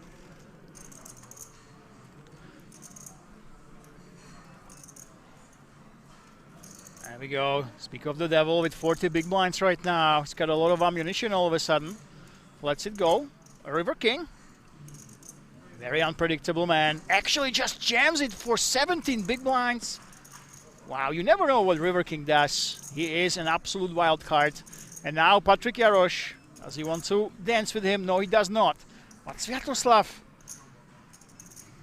the last Italian standing. He might have a Ukrainian flag, but he is the real favorite right here. He has lived in Italy for over 20 years. Actually, he was pretty disappointed. I talked to him before, and he was one of those who wanted to really make the deal. Also, actually, it's pretty healthy stack now. Yeah, so he's got 18 million, 36 bigs, right? Yeah. Well, let's say that when we talked, it wasn't that healthy, probably. And it was disappointing. He would have probably feeling the pressure. I don't know if he's feeling the pressure or not, because I don't really know his story. Well, we'll find out right now. Yeah. Because River King is very unpredictable. We've seen him some crazy plays, some very loose calls and unorthodox lines. I don't think they will expect him to have King 10 in this spot. It kind of looks like a pocket pair, yeah. There we go. He lets it go. I would call 10s plus probably 9, even 9, like. You know what I would call? No freaking idea, because River King, he is one of those guys, you cannot underestimate them. Look at this man. And I think he does play by feel. He tries to feel the table and see what happens. So, yeah, obviously very unorthodox plays. But that's the problem, 17 bigs, in theory, you're not supposed to really jam. And I don't think he'll be doing the same with the same hands. So, yeah, for me, I have no idea what I would do. You're talking about, like, ranges here. But when it comes to him, if you didn't see the cards that he had before, but I know that it's... Yeah, you basically close your eyes and try to come up with a solid strategy and try not to let him run you over, I think that's the way you have to play. Well, but probably aside of him, I mean, the other players, they actually know how to play, and it's going to be I don't want to say a high technical final table, but something better than other final table I've been watching or commenting. Jan Willem says the ace-9 suited was bad. It's an ICM killer. Yeah, we've kind of seen it. Patrick doesn't strike me as the guy who plays for the ladder up. It looks like he basically says, hey, I have a lot of chips, and I need to put them to use one way or the other. So he basically just takes his edges, you know, and even if it seems like it's not the best of calls, if he thinks it's close, so far in this tournament, Patrick has been just going for it. And that comes to calls, that comes to insane all-in bluffs, trying to put pressure on his opponents. And you can kind of tell if you take a look at his results on Hand and Mob, there's a lot of first, second, third places. So it does feel like from what we've seen so far, he does play to win. So yeah, Jan, from theoretical standpoint, I can't confirm that, but I will take your word for it that it was an ICM killer that call with the ace-9. It's definitely possible. And there we go. Speaking of Patrick Jarosz, this is an absolutely action board. Look at this. Top 2 against a flush draw against Bogdan. And the thing is, Bogdan has been trash talking against Patrick. Oh, never mind. I haven't seen him talking. No, not Bogdan. I thought there was a different player. Yeah, so no, Bogdan, never mind. Bogdan has never talked before. This 3 days. There were 3 days. 3 days, we've never seen him say a single word. Well, what do you think will happen now here? Do you think Bogdan? He's been watching. He's been silent. The silent killer. He's gonna flat because there's it's not an aggressive player in this sense, but it it sticks around. Sticks around, of course. I'm mistaken him with our remaining Italian hero. You know. They're still mumbling like. Yeah, they have been at each other's throats, and there we go. It is. Well, it's an interesting card here. But the thing is, Bogdan really shouldn't have any overpairs here. I do think Patrick is going to go for another barrel. Yeah, of course he can have a 5, but he has also other 10s, other 8s, and there is a draw, which he actually has. So it's not a person that is going to miss value in this spot, in my opinion. And by the way, I talked about the hand before with him when there was, I don't remember, like 10, queen, ace. Yep. Well, you know, ace-9 versus ace-10. Still against Roman, and he explained me that he had to bet on the river because there were still a lot of hands he could have taken value from, and of course, yeah, he had ace-10, GG. There we go, Patrick with that bet. The thing is, in Bogdan's shoes, when he has jacks plus, he's extremely likely to just go ahead and free bet, especially against the chip leader who's been very aggressive. So yeah, in Patrick's shoes, it might look like, oh, the overpair now beats me, but Bogdan should virtually never have one. So if you are in a situation like this, bam, just go ahead and value bet. And Bogdan, oh, this is a very disciplined fold. He just lets it go. He was worried that he might be dead already. Very nice fold there. Absolutely. And we have the guys in the chat, MG11 Mary, absolute blunder, not agreeing with that call from Patrick. It's interesting. It's a different in motivation and how players play, you know. Somebody just wants to take it down. They want to win. And ICM is ice cream machine for them. Other players, they take it. It's not ICM. It's straight up fear.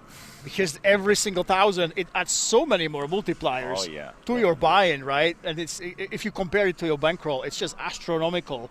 If you think about it, you know, if you get even 10x, your buy-in, right? It's a decent boost to your bankroll. We're playing for a lot of money here. Definitely. So yeah, it's very interesting how the differences in motivation are. Of course, if you look at something like Triton, everyone plays like a robot. They just try to play the charts.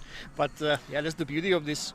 You will see even strong players, and I think from a theoretical standpoint, it's legit to criticize them if you play by pure ICM. But it just feels to me like Patrick is just here to win it. Yeah, that's pretty much what I'm feeling right now. Absolutely.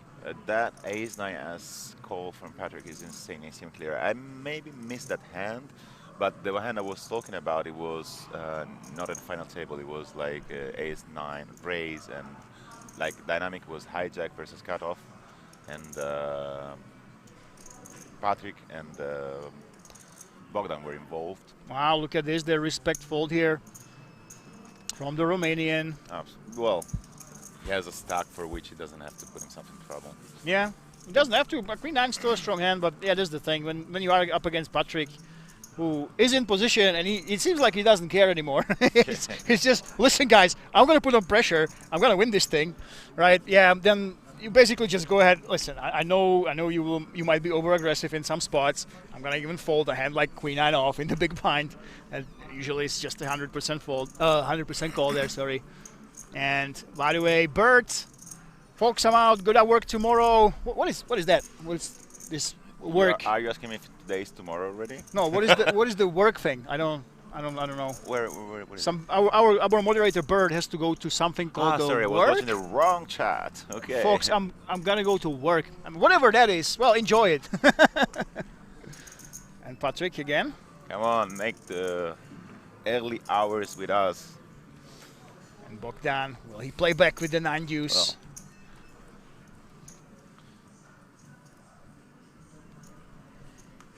VPIP of Patrick in this final table is going to be around 80%.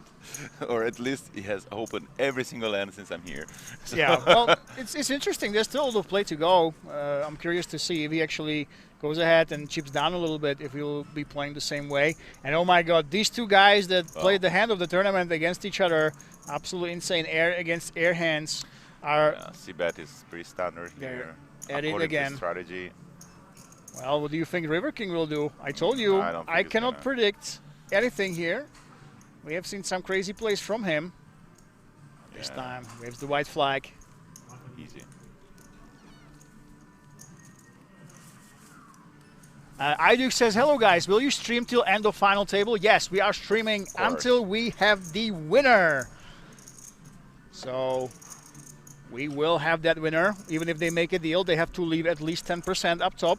And of course, they will play for the trophy, so one way or the other, we will have that. I think the big difference is usually when we make that deal, the biggest difference is in the heads up. You know, in the modern strategy with the antes, vast majority of the professionals, they employ that limping strategy. But more often than not, when we see a deal here, when they get to heads up, they just say, let's go for it, YOLO, and they start raising, and the heads ups usually end up way quicker than if we don't have a deal. So that's the question.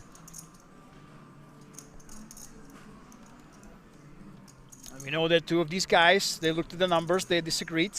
But you never know. It is a lot of money up top for such a small buy-in. And of course, the tournament will still be played out, but any deal will obviously change the dynamic. Sviatoslav, open raising. Those sixes. Leandro, the legend of King's Resort, in the big blind. Will he continue here? Actually jams it in. Wow, look at this. An insta-fold for Sviatoslav. Well, you know, I have a funny story with Leandro. I have a funny story with Leandro. There was this, I knew I remembered him from somewhere, right? So basically, you know, King's Resort and King's Casino, they're the staples of the Czech Republic. They've been here for a long time. And every now and then, and there's not a small club that's in Prague that's been here for a long time. Nobody else is a stable, basically staple. And there was this small casino that opened up, and they were like, we're going to start doing big shows. They get Czech celebrities. They got the streaming table. They got the best commentator in the world, a.k.a. me, you know, for their big finale. And they had six different tournaments. You had to win to qualify to the big finale free roll. And they got there, so there was like Czech tabloid celebrities. And I know I remember Leandro. Danger. River King, oh my goodness, all in. He just doesn't mess around. Leandro, the man of the hour, let it go. Oh my god, this is sickening. This is almost disgusting. Oh, can you believe it? Patrick Jarosz, the man who pushed River King away from his pair with his absolute air, will now finish the job unless we can savor and save those jacks with a jack on the flop turn or the river. Will the poker gods help River King with that? You know what? I'm going to say it. Let's go, River King. I'm sorry, Patrick. I'm sorry, but after what you put him through, he kind of deserves this. And it's a River Jack. We have to redeem the jacks, of course. River King would not help him. It's the River Jack. Look at Patrick. He's got that evil hand position. He looks like a villain. And look at the smiley Italian, which is smelling a pay jump. Oh, yeah, we smell that pay jump. The pocket rockets are ahead. We have some Tai Chi coming in from Patrick.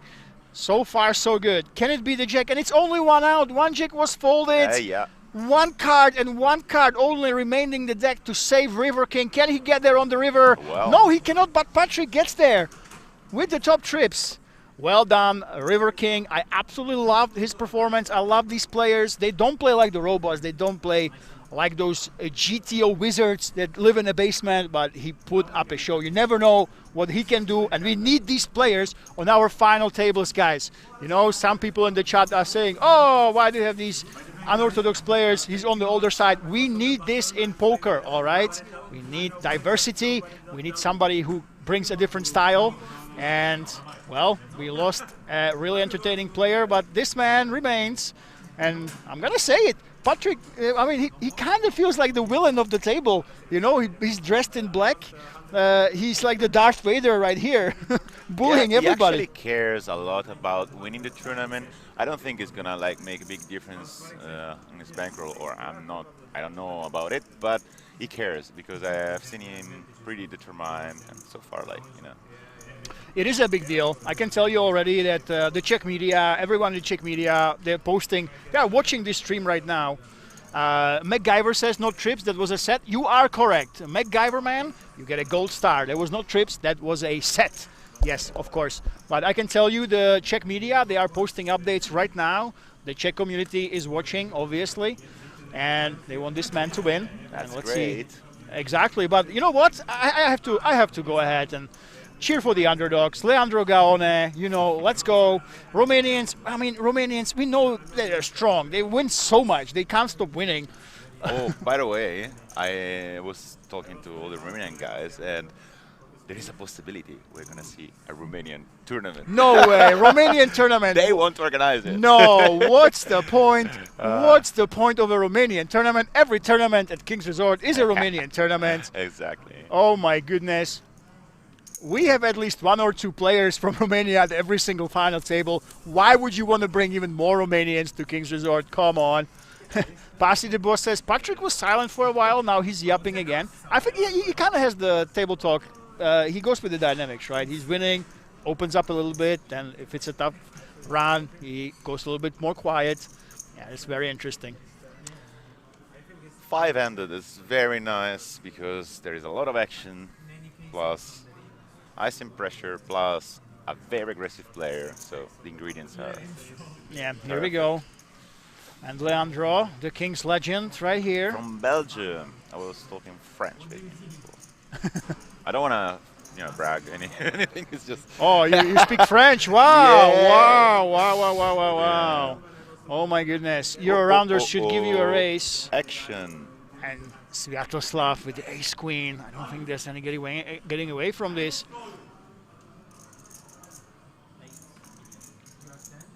Leandro is pushing the chips. Anyway, long story short, I didn't finish. I was commenting on him winning this like small series and a free roll, and after I commented, the whole casino closed down a couple of weeks later. So he will be the last champion of this unknown casino in Prague. Have you noticed that he asked him to push all his chips in? And yes. This is to get a tell. If you know, of course. I see. And he was a bit hesitant because he has ace queen off. You know, like you can't be sure.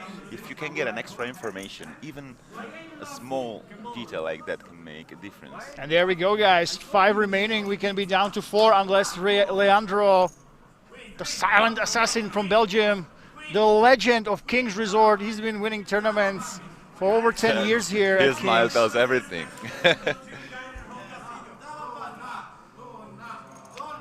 Well, there's a possibility of a chop here. There is, but there is also a huge possibility of having another bust. Leandro Gaone. Oh! Donna, they called it, and it came out. So, guys, 4-handed. What does Donna mean? Is it queen? Donna, yeah. Queen. Okay. No. Donna means lady. Lady, oh, lady. Yeah. I apologize. But yeah, it's a queen. Yeah, of course. Yeah. It's a queen, but it is a lady. Well done, well done. I mean, he doesn't have to be too sad, of course. This is one of the bigger scores of his career. We took down 34K plus the free K package. I remember interviewing the runner-up last event here in Kings, and you know, it was the biggest score of his career. But he said, like, I'm mad. Don't tell me anything. I'm mad. Tomorrow I will be very happy to see my bank account, but today I'm mad. And actually, like, the heads up was like 40K. They didn't agree on a deal. The young player that won the tournament was claiming to be a professional. And he said, like, no, I want to play. Oh yeah, I remember. Okay, run us through this. Top 4. Well, who are we working with here? Listen, I think. Oh Jesus. Do you remember the prediction? You know how many Romanians are going to be in the top 3? Oh, it so was pretty accurate.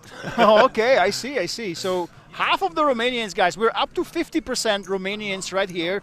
36% started the final day, and it is the year of Romania, so it might look like they are at the bottom, but 22 and 37 big blinds, that is a lot of damage you can inflict upon everybody else. And we are actually heading to a break. Another deal discussion is coming, ladies and gentlemen. I don't think they will actually do a deal here, but let's see if they do it. We'll see you in 15 minutes. You play bomb pot a lot or no? Not really. There's actually a lot of skill in bomb pot. Yeah, I mean... Does the fish don't bluff enough in bomb pot? And bomb pot's a lot about bluffing. Never saw any bluffing bomb pot. I don't know what bomb pot. Never seen a bluffing bomb pot either. I don't know what bomb pot to play, man. What do you mean? Sorry. What do you mean? It's a big bluffing game. If people are... You're a big bomb pot No, guy. I think Palma's just stone wrong here. Double board? Yeah. You're talking... Okay, I was going to say that. Yeah, double board. No, because I ordered before... double board bomb pot. Then there's a lot of bluffing Yeah, in that game. even more At wrong. least it is, if you're playing it right, you should be.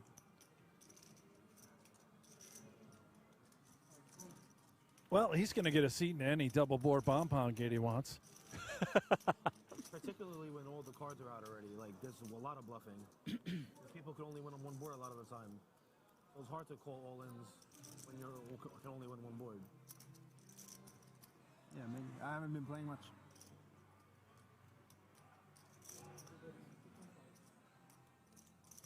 I know whenever they have it, though, every hand is all-in. Like, for the most part. Like, every pot is, like, gigantic. That's lineup, too. You got a good lineup for that. Because these guys are terrible. They're literally only playing for one board. You're like, what is going on here? Chasing flush draws. Sick people.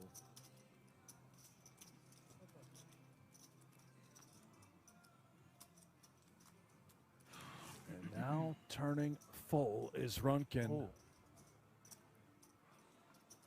Good check back.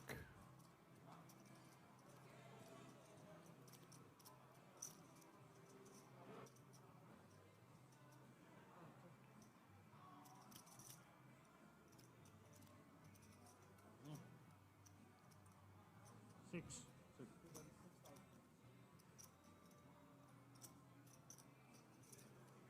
Oops. Betting 6K. Not Yeah, going to love what sneaky comes check next. on the river by Runkin with the boat. Check both turn and river, and obviously now come in with a check raise.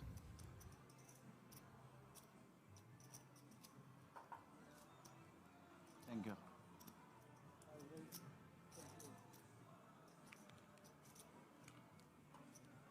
See y'all's comments about the sound. Our producers in Korea communicating with those in Rosvedhof, so they're going to get the table sound turned up for you guys.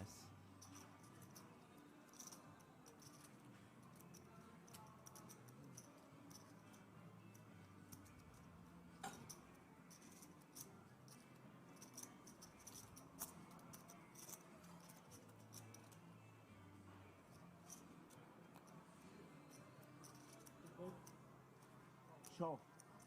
For the camera. Big hand, big hand. Green 10, green 10. You have a bluff?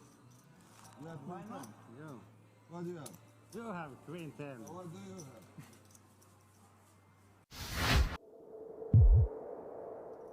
I don't know, you are the professional.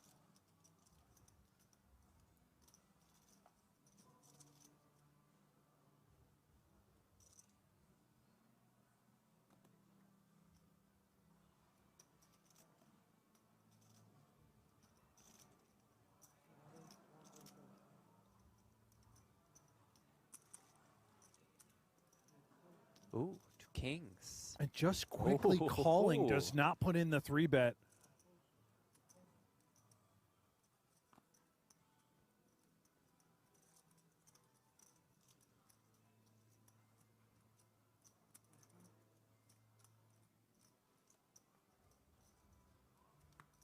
Shahar in there with the sevens.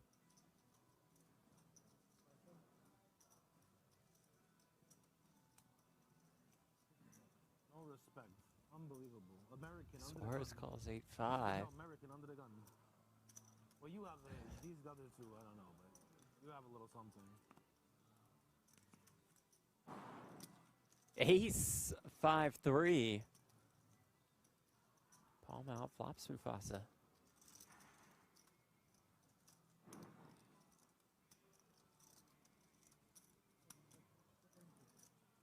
Just going to start betting right away. Could have gone check as well and just sort of pot control, remain under repped, but this may thin the herd. Maybe Shahar comes along. 7 of diamonds in hand. Yeah. Does make the call. Suarez, a little taste. Bottom pair. Well, middle pair. If we believe the 5 and the 8 are clean. That's a call. Being laid a price to peel.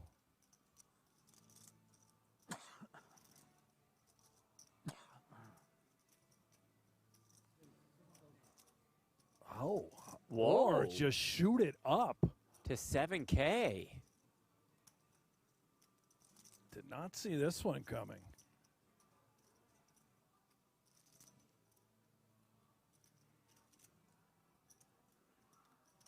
This is quite fascinating. Perhaps having the 5 of diamonds in his hand feels he can get a bit creative. Able to represent a hand like 5x of diamonds later on down the road. If a diamond were to present itself and gets the best hand to fold at the moment, now can he get 7s out?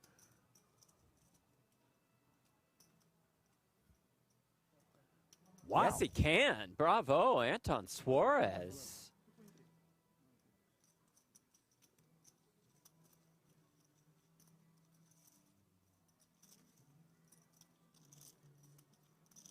Going to work with the 8-5, getting a good one through.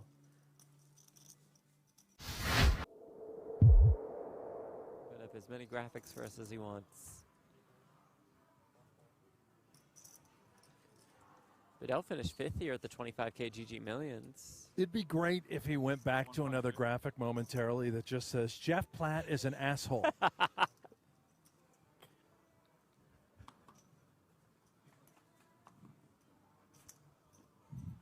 988. Open ender for Shields. Jacks are best.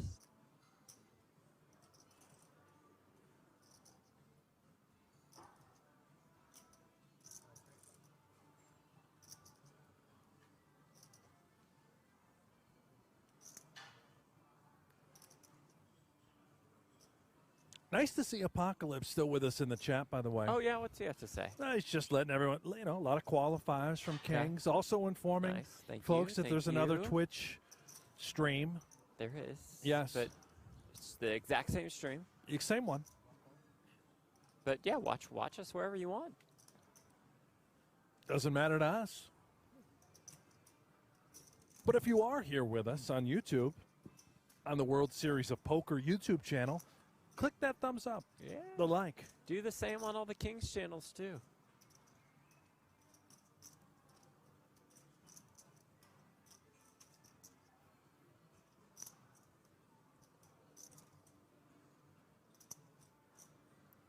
Back to the tank we go. Anthony says, bro, get this tanker off the table. Is there going to be a World Sunday in which somebody's taking too long and it's just boom, you're gone? It's the young heroes don't help themselves in these instances. They get targeted for this. Right. The reputation is that. Of course, it doesn't mean every young European player tanks. No, but it doesn't help when it's actually yeah. happening right here during the main event at this feature table. Americans are just as guilty. Oh, so true.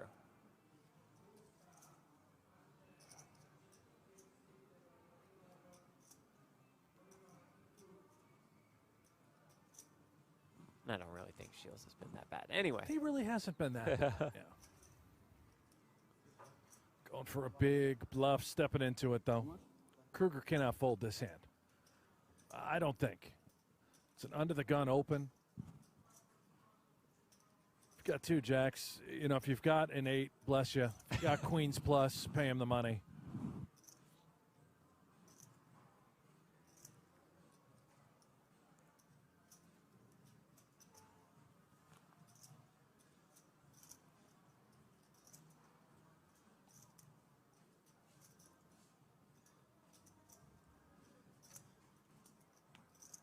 Really giving it some thought.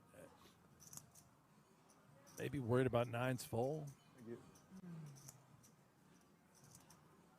Folded queens correctly. Can he call with jacks correctly?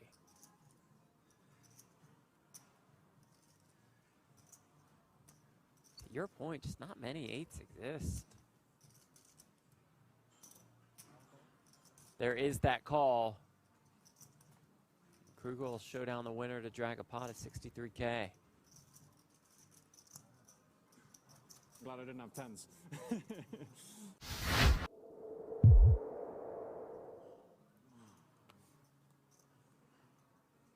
Mm. 1200.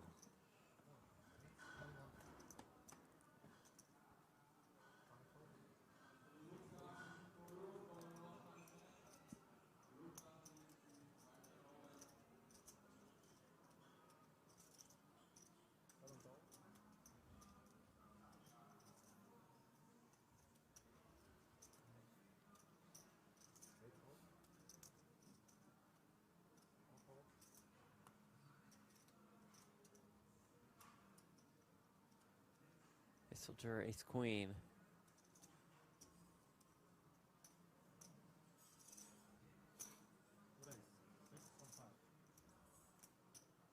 Up to 6,500.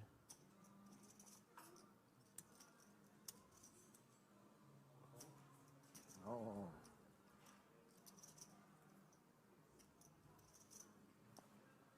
Dell calls with the ace-8 suited.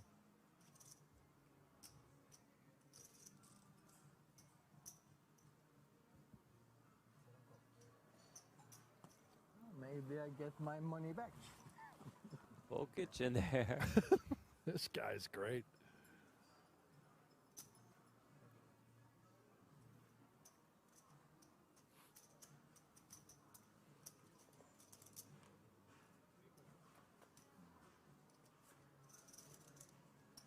King, queen, 6. Good for Volkic. Problems for Isildur.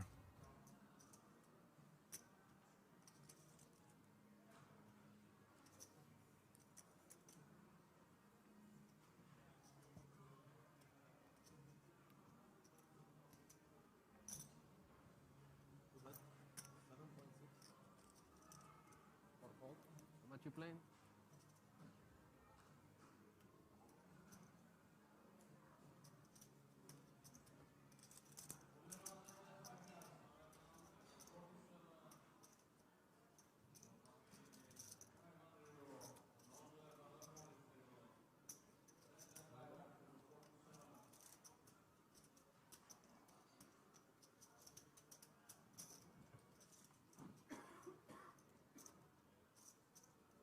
Turn 9.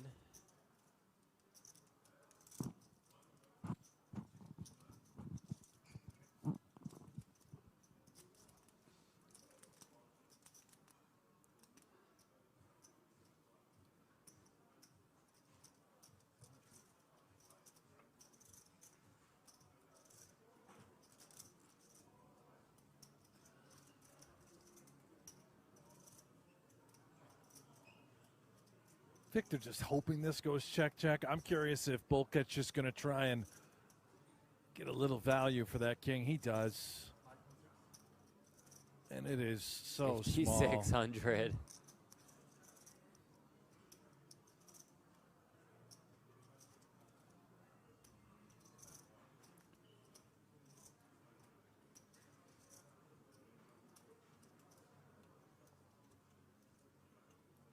Such an annoying spot. You're being laid a tremendous price, but you just feel like your hand is rarely, if ever, good. What do we beat? Have to be like 5-6 of hearts. Ace 10, Ace Jack. It's never a queen. Jack 10 would have got there. And of course, we're just worried about the king. Very nice. Very nice. Robert says, love that bet size by Lou Ferrigno. I see Volkic as a young Lou Ferrigno. Most certainly. Well played, Robert.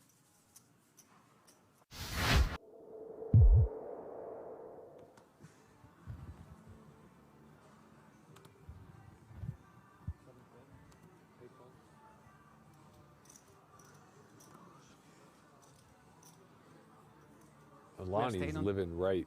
2 kings again. This time he's just going to be opening the action.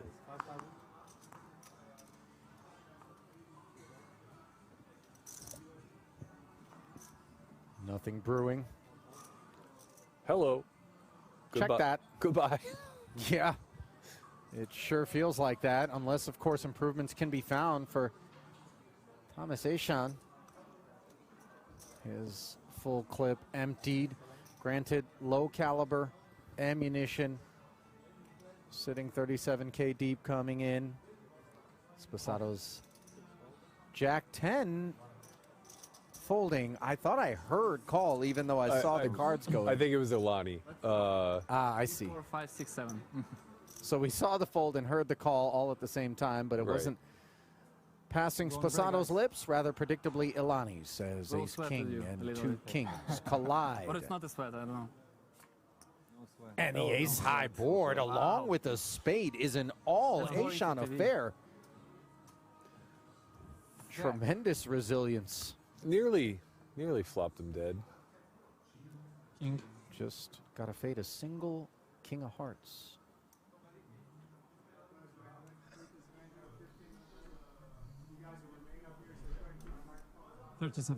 Oh my God. I jinxed myself. An absolute stone one outer, Matt. Wow. It's nice for TV, come on. It's nice for us, I have to tell you. I got to tell you, man, bravo, Thomas Eshon, for taking it on the chin like that. You know, this feels oddly, and I know that we don't have adequate data maybe to make these sort of blanket generalizations about what we're seeing. An ace suited on the button, a jam from Lee, but I was going to say sort of a piece of fruit ripe for the picking in terms of the deference and sort of the lull, like anybody that wants to actually say, all right, let me change gears here and snatch some chips. Might, you know, be well served. Yeah, I think part of it is, though, we're still so far away from the bubble entry, either just closed or will be closing after this level. A jam from Komoshi, and unfortunately for Lee's purposes, Balasevic has folded an ace. Spades are live, though. The path to a W and continued attendance here in this main event has been made that much more difficult for Daehyun Lee.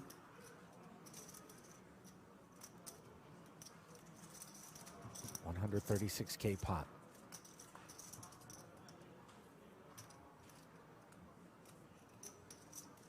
Now, while that isn't the flop that we had in mind, it does present an opportunity to counterfeit the nines. We'd love to see something like a jack. Jack on of the spades, turn. 10 of spades, maybe for max sweat. The 5 of diamonds instead. King of spades. What a boring turn. King of spades for split pot. King of spades is split pot. Moshi facetiously pretending not to have a grip on the game, and maybe this is somehow a karmic arrival on the river as Lee given a stay of execution. And ask your doctor if your heart is healthy enough for a double. My heart. Ladies and gentlemen, we are back to King's Resort for the conclusion of LaNotteDegliAssi €1 million guaranteed final table, and we took a break because the players were discussing a deal. Well, we have no idea if there actually was a deal. My new car? Oh, this is your new car. Wow. Okay. Okay. I thought it was the guys in the chat. And let's take a look at the chip stack. So Patrick Jarosz 80 big blinds, Sviatoslav 50. Zburatorul 37, Bogdan 22. I guess Patrick is the big chip leader. So the question really is if there was actually a deal. And you know what? I actually have an insider right here with a really fancy car that you saw in the intro, Stefano. So of course you run with the Euro Rounders. You've been giving us all this information. Was there a deal or not? I don't think there was. I think Patrick Jarosz, he is very experienced. If I were him, I would say no deal. So I take it there was no deal, right? Very sorry, but I have to disappoint you. What? No. Been a deal. No way. Patrick Jarosz, chip leader, is awarded of 94,000 euro. Sviatoslav 76,000, Bogdan 60,000, and Andrei 70,000. Oh my goodness! He actually did a good choice not to deal six-handed, and there are additional 23,500 euro for the winner and 10K for the second. Oh my goodness, so there is the deal. We'll try to inform the chat. Let me know if there are some moderators left, guys. I know you did this pesky thing that is called sleep because you have work, but let me find out. But yes, we actually did have that deal. We are still playing for a bunch of money up top, of course, but nobody has that 100K just yet. And I'm quite surprised. I'm not sure. Do you have any information about how it transpired here? Because I really thought Patrick would not be the one that would agree to it. Well, it's actually convenient for Patrick because he's giving up 20,000 to avoid any risk of like busting in third or fourth place. So far, they are all experienced players there, and variance can play a role, even if you are the strongest in the table and you have most of the chips, so it makes sense. The funny fact, it was I saw him having dinner and playing. Okay. And I think it will keep doing it. So. Yeah, I must say I'm surprised, especially the way he was playing. He was basically pushing every edge, and I know our chat pros were saying that he's been too loose with some of the hands. Yeah, I'm quite surprised. It did look like he's actually playing for the win, but he's still playing for the win. I mean, it's true. Like, it won't be quote-unquote clean now, But I also have to say strategy paid off because he's a huge chip leader, so... Yeah, that's right. Yeah, that's right. He still has he has a lot of money already locked in. 94K. I mean, yeah, I'm not sure. Like, ICM-wise, do you know the numbers? Is it actually beneficial for him, or is it straight-up ICM job here? Yes, it's ICM for sure, because I don't think they're gonna do any other ways. But I can get this information later. Yeah, we'll get it later, guys. I would ask for something extra. I was like, listen, guys, I know I'm the chip leader. It's me. it's me. I'm on the home soil. All right. I'm channeling the Cabrahel here. All right. So give me 200 euro on top of ICM or no deals here. And by the way, yeah. GA9, LA9, GA says Sviatoslav. That's right, guys. Sviatoslav got that deal. So we talk about Patrick, but don't forget Bogdan is 60K richer right now, at least, plus the 3K package already. Sviatoslav, 76,000 euro. Wow, that is a big, big payday. And everybody has at least 60,000. So you know what? The year of Romania continues, of course. They secured themselves kind of a win already, have that top 4 ICM chop, if it was an ICM chop indeed, and now they play for the extra money up top and the all-important trophy, of course. But congratulations, you know what? Well done, everybody. Yeah, all top 4 guys. All players. Absolutely. All of these 4 players are winners. They secured themselves a massive, massive payday. Big boost to their bankrolls. And of course, now we play for the money up top, but really 390 euro. Jeez, I wanna know how that feels to sometimes, go in such a big field. And of course, it was a little bit easier with a little bit less players than we expected, but still, this is insane. Still a marathon. Absolute marathon, and to get so much money for such a low buy-in, I mean, that's absolutely crazy. We don't know how many bullets they fired, but still. I think I'm absolutely convinced that when the Romanians that live here non-stop, when they smell value, they were just firing. I actually spoke to my Spanish friend that is here, And he said, yeah, the Romanians, they came in and they just went all in. If they bust, they go all in again because they thought, hey, I'm actually profitable here. I'm making the money, you know. They make your life tough. Yeah. So I think especially when it comes to the Romanians, we can assume that on average they fired way more than one bullet throughout this tournament. But still, why does it matter if you are making 60,000 plus? You know, there's only so many bullets you can fire during the tournament, so many flips you can try on the very last day to make a dent in that. We are still waiting for Bogdan to say a word. I think is it right? He never said one, right? Yeah, I mean, I don't know how they make it an agreement. I mean, maybe sign something. All right, okay. Just joking, guys. Patrik Jarosz with 7-6 suited. There we go. That's 6-7. And 77 big blinds. Not so bad. Of course, there's a difference. I know a lot of guys are confused, you know. When I say last time your runners were here, I said, oh, it's 4-way, but they made a deal. Only 1-2 actually are paid. I said ICM pressure has lowered a lot. But yeah, it is true, guys. If you don't have those payouts for the third and fourth, you only play for a lot of money up top. Basically, the ICM pressure goes down. And look at this. I don't think without a deal it would have shown. I don't think so. I think, yeah, you're seeing that deal in play right now. So obviously, before the deal was made, you had to be thinking about every single pay jump. But now, basically, we have a little bit of money for the second place. So it's 23.5, 10K. There is still a pay jump, but now when it's top 4, it's much closer to a cash game. So cash game ranges, you're short stack. You don't have that much pressure on, trying to ladder up. You're trying to really win this tournament. From an external point of view, I always prefer when they don't deal, because I like to see the Of sweat. course, sweat is the pain of the tears of losing.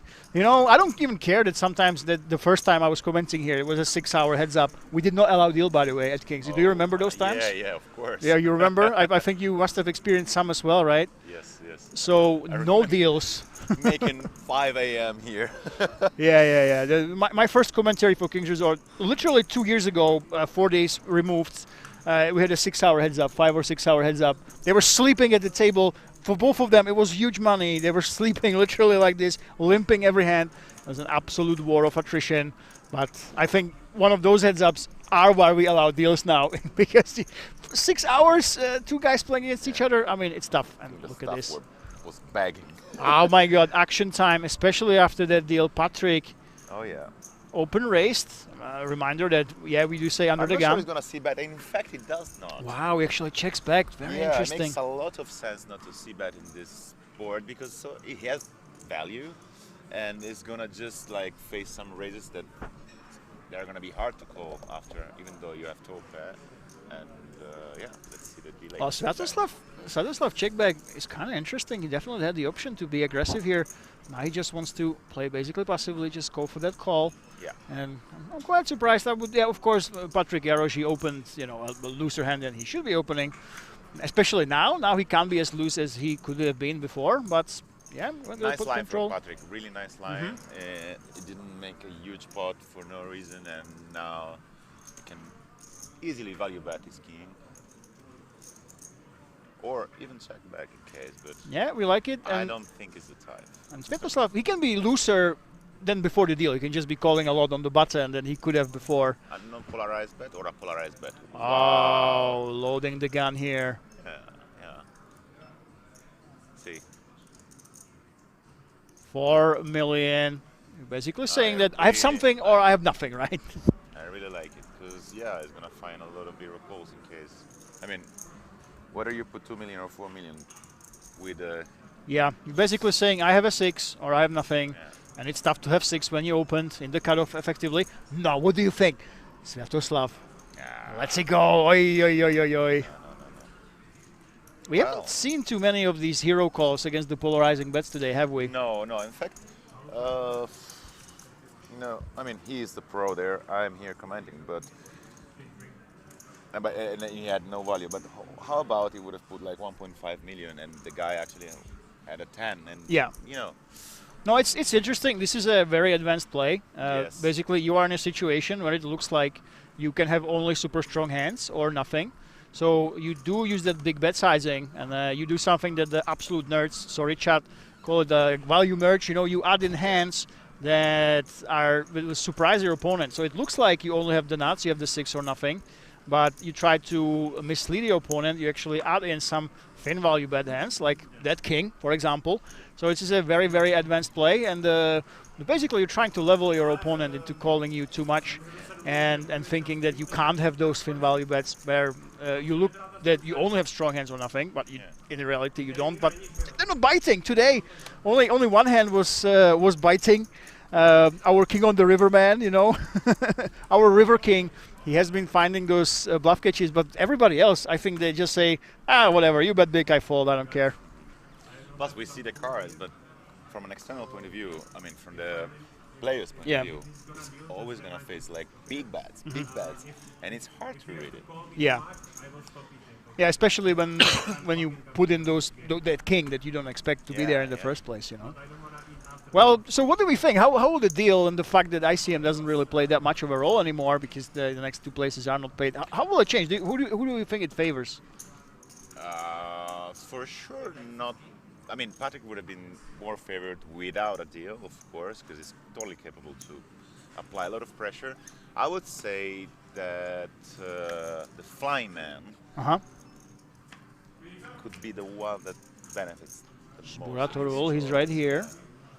You think so? That he'll be aggressive basically regardless of... It's fearless more than... Okay. You know, that's the thing. We've seen him like calling on the turn with King Queen before. Yeah, why not? I mean, it's not that aggressive the type, but at the same time, it's not scared of putting money, putting his money in. What about Sviatoslav? He does have a hand as a decent raising candidate, actually, with all the backdoors, so he can have... I just waved the white flag. I would actually like to see him put up some aggression, you know. A hand like this one, you can have the hearts, you know. You can hit the gutters, and if you get re-raised, you just don't care. If you miss them, you don't care. You have total air, and you have a lot of backdoors, so like, why not? Yeah, there we go. So Patrick Jarosz, still up there. Especially with no ICM pressure like now. Or Exactly, yeah. So I would like to, we want to see them get out of line. Usually we do see this. Once the deal hits, suddenly, you know, the guys that we've been criticizing all stream long, ooh, what in it? He doesn't even play any hands. Ooh, what in it? What in it? It turns out that he was basically looking to ladder up, and once this happens, once the deal hits, they turn into these massive aggro monkeys. They go absolutely crazy, and you were thinking, where the hell did they come from? Is this schizophrenia? Is this Jekyll and Dr. Hyde? So that's what I'm looking for here. I want to see someone. But I'm pretty sure that if River King would have been still at the table, what you just said. Yeah, you think he would be a monster that would wake up? Come on. Oh, a fold from Patrick Jarosz from the bottom. Yeah, I think this is why I was very surprised that he took the deal, you know, because with the ICM pressure and the big stack, you can definitely open the hands like 7-5s, but suddenly they turn into folds because, you know, the big blind can defend. He left. I'm pretty sure he went back to eat something. So there we go. Actually, there is also this element. He was hungry. Oh, he was hungry? Yeah. Oh, okay. So are you telling me that this man made basically a 50,000 euro decision because he was hungry? Yeah. He didn't want to argue with the other guys about the deal. I saw him running without shoes from the table to the other table, ordering food, and probably a wrap now. Wow, this is I've never heard of this strategy, but basically, so they went to the deal. He really wanted to get food. He was not ready to argue with them, so it's like, let's do ICM and leave some money up top. Oh yeah, 94 is okay. Yeah, Jesus. Yeah, I see that. Yeah, he's cleaning his mouth, you know. Didn't wash his hands, of course. And he managed to make it. Oh, my God. It's the aura, man. Seriously. And it goes back to food. I'm actually not sure. Do you know if the players can eat at the table? We have these nice blue, beautiful blue felt. Maybe they can't, right? I mean, back in time, I've seen people even the streaming, like having like a you know, on the side, yeah. On the side and gently eating. But then you see Phil Hellmuth, he just goes ahead and leaves a Philly cheesesteak on his actual playing chair and just attacks it, you know, like a piranha attacks a baby sheep, and it's crazy. So yeah, but I'm not sure actually. I haven't seen anyone eating at King's Resort. I'll hold that for Sviatoslav. That ace-5. That is a strong hand. First time I've seen Phil Hellmuth was 2015 in Berlin at WSOP Europe. And I saw him at the cash point, and he was holding, I don't know, a roll of bills. your mic. Make sure that we can hear you. Yeah. It was. There were like 30 or 40K probably Uh-huh. in his hand, and they just all fell on the floor, and it was a big mess. Let's say I would have taken it out. Oh wow. Could Yeah, not. yeah. Just for yourself. Yeah, and he was like, No, there's my friend Danilo, who's a TD in Malta, and apparently he was dealing on Helmuth, and he won a tournament in Europe, and you know, he was nice to him, whatever, and he tipped him 10,000, 10K, yeah, Wow. 10K tip. So people hate on Phil Helmuth, but I have to say, at the tables, of course, he's crazy and he's known for blowing up. But when you look at his social media, he always says, you know, I'm all about positivity. Of course, big part of it is just shilling his whatever his new project is. But Sure. no, but he's positive. You know, he's one of those. I'm kind of manifesting. I hang out with a lot of positive people. So yeah, I do think Phil gets a bad rep, and when you're not at the table, and that's the case for a lot of players, a lot of people, he does present himself differently than what you see when he does blow up. When Honey, he called me with blah blah blah Jig High, or that blow up against Tom Dwan in the Heads Up Championship, you know. And look at this, I can't recall having a three-way pod. It's been a while. Last time we had this, it was 3 Romanians. Now it's just one of them against Patrick and Sviatoslav. well, with this passive action, Patrick can do something here with his straight draw, and in fact he does from the big blind. You know, a double check from the original Razor already is a sign of weakness, and There we it's go. enough for him to take the pot, guys. So And he shows that card. Oh my goodness. I feel like, you know, he obviously checked. He does have this inner Martin Caberhel just hoping to burst out at some point, you know. We've seen him having those passages where he just wants all this attention on him. He even said not like that a couple times. Oh, by the way, a friend of mine sent me something about Cabral that he busted a tournament, a 25K tournament, the first hand. I have to check it out. See?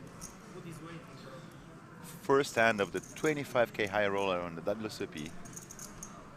Yeah, that's the thing. That high roller specifically, there's a lot of, well, I'm not sure even if controversy, but basically a lot of players with deep pockets, like Caberhel, Texas Mike, they just jump in. And Texas Mike is known for this. I'm not sure. I talked to him. He doesn't want this to be well known, but hey, we're at King's Resort. He's not going to watch this.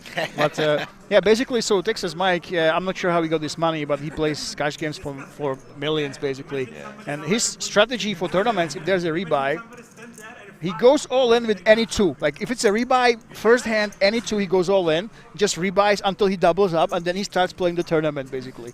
So, pretty much, it is a rebuy, I'm going to go for it, you know.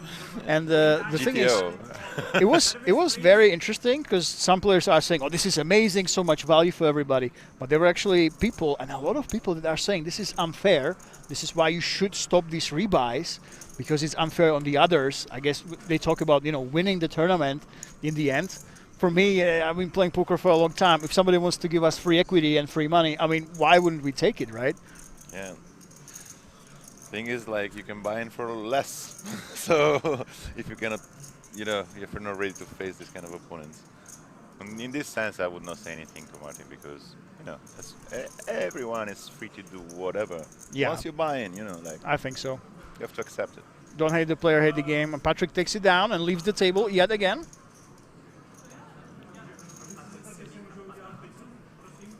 Now he's asking. Okay, so Patrick Jarosz, he's asking the rail, the servers, if they can make a pizza for him. He literally asked the server, "Can you make a pizza for me and like, bring it over?" He bet this ASI board only because the steak was getting colder, so he just. Oh, I see. And you see, Patrick Jarosz. Where are your shoes, Patrick? I mean, this is a little bit out of line for the players, right? I'm not sure how fresh his socks are, but Patrick is here with no shoes, playing in the Final Four. I spotted before. He has some like flip flops or something. Oh, he does. He does. They are somewhere. Close by. Lazar Kostic, welcome to the chat, by the way, on YouTube. Fantastic to have you here. If you guys have missed it, we do have a deal. Patrick has 94K already secured. Sviatoslav 76,000, Bogdan 60K, Andrei 70,000, and we're still playing for 23,500 up top and 10K for second. And reminder, everybody already has 3,000 Kings Million, the big one package. You see the beautiful 5 million guaranteed main event. Super main events, they have one of those tickets, plus 3 more. And like, take a look at this, Sviatoslav. Not the greatest board for him, but so far, so good. And I just don't think that there's much the flying man you're looking at. Spura Torul can do here with the 10-9. Yeah, he's waving the white flag, hoping to hit. Beautiful full house. What a wow. sweet river. I don't think there's much happening here, though. No, nothing. Of course. A bit of cinema.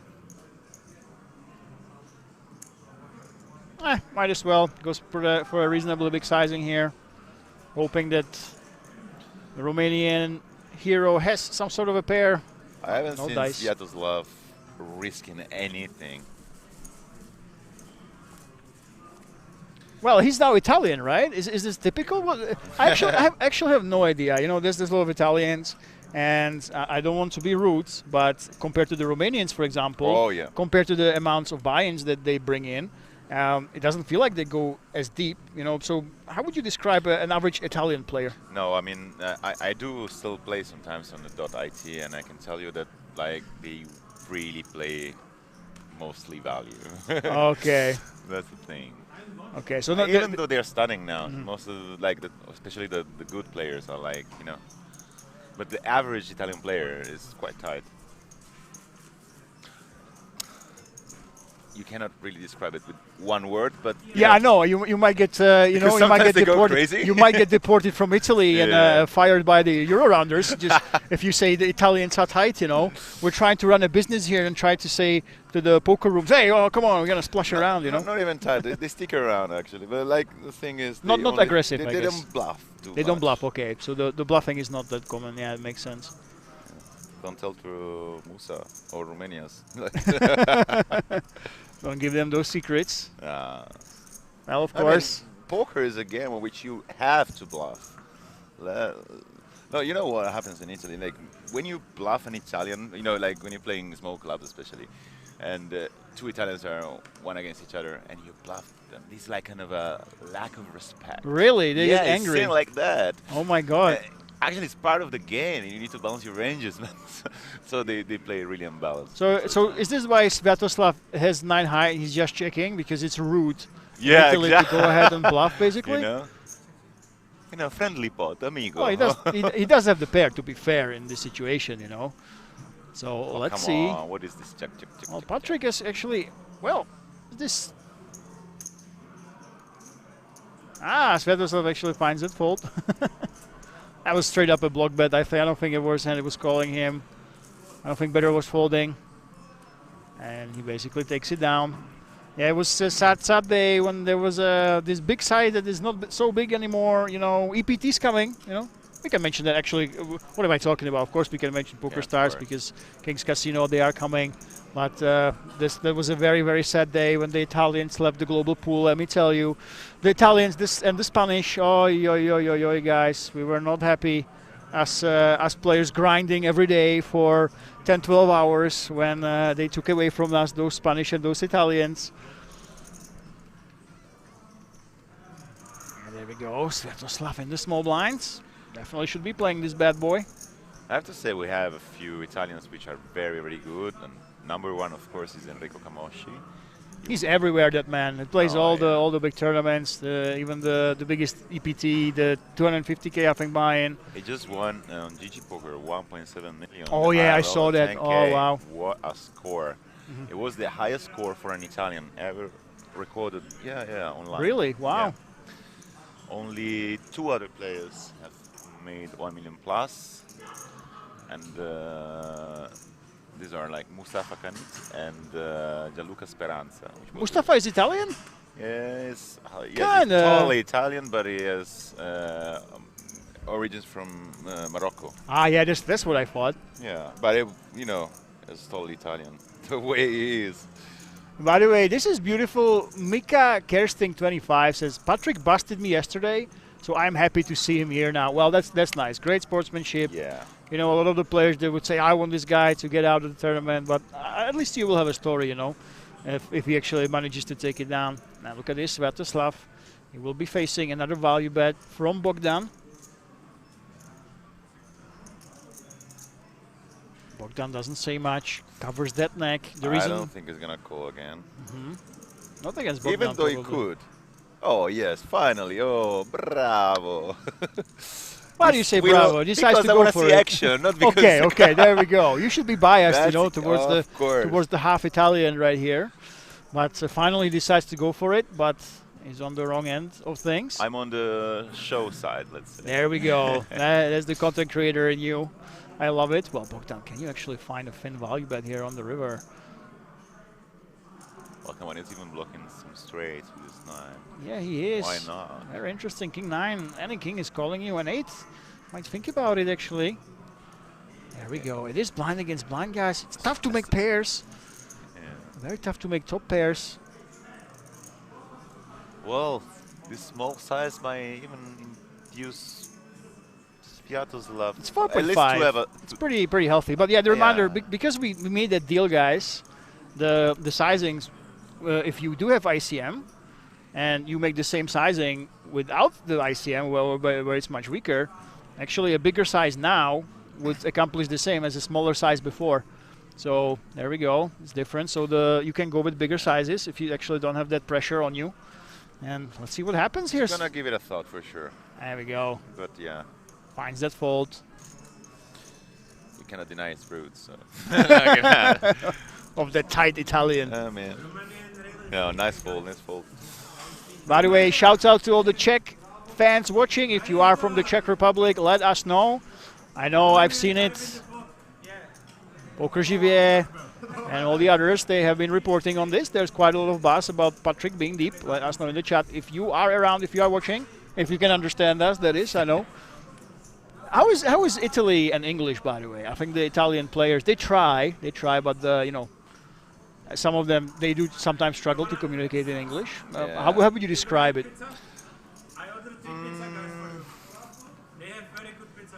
In Europe, they're among the worst, in my opinion. Okay. They're close to like Spanish people. But to be honest, only in the north part of Europe they speak good English. Like, you know, even in France, they are not too much. But yeah, definitely here in Kings, you see a lot of Italians that don't even know how to say to order a coffee. They don't even try. Yeah, exactly. Yeah, they don't even try. They actually pretend like they come here and they speak Italian to Czech people. But in Kings, they are very much trained, so they can even answer you in Italian. Of course, guys. our big boss that, you know, he can make or break us, Federico Brunato, of course. He is, I would say, half Italian, half Czech, speaks perfect Italian. Federico so is crazy, like yeah. When you speak Italian to him, he's Italian. When you speak, I don't know. Yeah, when you speak Czech to him, he's Czech. And ooh, look at this! The flying man gets there on the river with the Queen 4.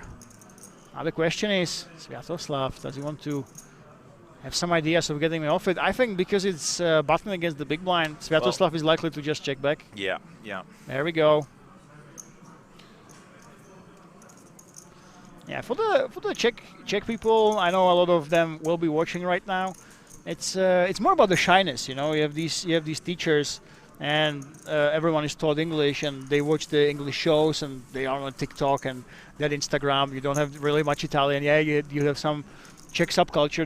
The Czech movies are there, but a lot of them do it. But then, for some reason, a lot of the Czech people, they're shy to actually use the English. You know, they understand maybe something, but when it comes to talking, they're self-conscious about the accent. And yeah, even at King's Resort, a lot of the Czech people, they revert to German for some reason. Well, the thing in Italy, we have everything is dubbed, and we It actually is. have a very high school of dubbing. So I personally know a few people that they dub at high level, and they are actors. They are literally actors, and every character, every famous character has its own voice, the same dubber, you know. So they actually identify themselves with the character. Ah, okay. So, Yeah. That makes sense. So that's why you don't have that much of a need to actually learn English. No, the less effort you put, and then. But the new generations now. By the way, hold that thought. Bogdan, very well done. Goes for that aggressive line with the king 10, and makes Sviatoslav fold because again, half Italian, obviously very tight, as our researcher here tells us. But yeah, very nice, and you should be seeing these mixed in free bets because the ICM pressure has been relieved. But yeah, that's very interesting. And especially when it comes to Spain, the Spanish ecosystem, quote unquote, is so massive. You have so many TV shows, telenovelas, and there's so many people that speak Spanish. When you live there, you just don't have any need to actually try the English, right? Plus it's try very to learn hard. Why you have to stay? Yeah, exactly. Study and like. I know. I've my. You can just go fiesta, you know. Yeah, of course. we actually studied international business, and it might be offensive these days, but they taught us that when you are in Latin America, the understanding of time is very fluid. So if you have a business meeting for 6 p.m., someone comes 6:15, it's like, oh yeah. You have a range, like in poker. Yeah, you have a range, exactly. You have a range when you come on time. Or if you do that in Germany, you are done. Like, you never work with them ever again, you know. I lived 6 years in Germany, in Berlin. Actually, Berlin is a bit different, but still, I struggled a lot. You know, for me, 70 was exactly what you just mentioned. Yeah. And look at this, Patrick Jarosz against Sviatoslav. Well, Patrick, we're still trying to see if he will put up some pressure in the final four. But yeah, right definitely, here. of course. Like, oh, the chip fell. It didn't go over the line though, so it doesn't count as a min bet. Snap fold. Almost a disgusted fold though, Sviatoslav. Are we seeing a little bit of frustration maybe, or was that simply? Yeah, no, I talked to him before. It was like not hitting anything, which is true, but also Patrick is not hitting anything. Yeah, there we go. Whatever. Well, Patrick Jarosz scooping those chips, of course. If you are just joining us, he's the top 7, over 3 million in live earnings, top 7 in the Czech Republic in all-time earnings. The man without shoes. I just want to check if with this score he's gonna climb up one position or not. I don't know the Czech all-time list, to be honest. Let's see. Yeah, by the way, speaking of Hand and Mop, the Hand and Mop Championship is starting tomorrow. If you are around Rozvadov, it's 175 euro buy-in, and actually at least two guys from Hand and Mop are coming, so 2 staff of the Hand and Mop. So if you have any complaints, hey, why didn't you update my tournament? Or if you say, hey, I have nicknames, can you merge them? They love to be bothered, let me tell you. And you can actually ask in person. They will obviously tell you to go to an email. But yeah, if you want to see the people behind some of the stuff behind the Hand and Mop, tomorrow is your chance. They'll be actually playing the Hand and Mop as well. It's very, very interesting. And look at this. Top pair against top pair. But Patrick, this could spell trouble. What do we think? Do you think Bogdan? I think that this, Patrick has shown an image of an aggressive player throughout all the tournaments, so I don't think and Bogdan is pretty much sticky, so. And for Bogdan, he actually, it looks like the King 8 is nothing, but he does block the 7-8 here. Oh yeah. And I think Patrick, we've seen that he's capable of open raising 7-8 off on the button, so. I would expect a large bet from Patrick now. Yeah, I would think so too. Let's see. The question is not really now, but the question is the river as well. But the 6-3, well, at least 4 million to create a pot size, even less, 3.5 to create a pot size bet probably. Let's see. It's even smaller, 3 million. Okay. I don't think Bogdan, he definitely cannot go anywhere. That's perfect because he creates a perfect pot size bet in case of a call. I like it. And Bogdan, we have the top pair, we have the gut shot. We also are removing some of the potential 7-8s that our opponent can have. I just don't see him ever folding. Not after that deal. Exactly. There we go. And with the a river. break. On a you think on a break, Patrick will actually just go ahead and chip it? He basically, it's a pot size bet, slide over bet. Do you think that he would actually? Well, now we will find out. Let's see. I must say, I'm not well, sure. I'm pretty sure that he did it sized it that way in order to just have an easy jam now. There we go. That's the big question. Will Patrick try to go for it all? Will he try to bust Bogdan? Or will we see a smaller bet, maybe targeting a 9 or a 10 that hit there on the river? That's the question. If he jams, I hardly see Bogdan folding. It will be difficult. Not after the deal was agreed by everybody. Yeah, Slopersko is asking yes. He blocks some straights. There is no flush draw. I mean, there is, you know. Flush draw didn't get there's there. A busted flush draw, so yeah. So now this might be the decision. The sizing might be the decision and for Bogdan's tournament life here, guys. Patrick blocks eventual queen jacks as well, which, you know, yeah. Oh. Now, you gotta either go all in or you go with a smaller sizing. Looks like we're sizing it down. Nice. It's about 1/3 pot size bet. Here we go. So we are targeting, basically nowadays not getting away from this. Bogdan, he will think about it, but he will definitely call and he will count his lucky stars for only losing 4.5 million, quote unquote, on the river. He's thinking about it. Look at this. He's sizing down Patrick Jarosz. I just don't think, against Patrick, you just can't make this fold. I personally don't know what's the optimal play here. I will ask him later, but in my opinion, you would have never folded if you would have said it bigger. Because yeah, this one surprised he's actually thinking about it for feeling, so long. You know, like it's not that. It looks more bluffy when you just go all in. He's thinking about it, but honestly, he has to come to this conclusion. If it was against anyone else, you can think about it. Against Patrick, you can't.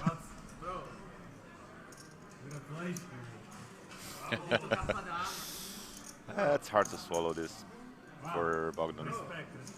Yeah.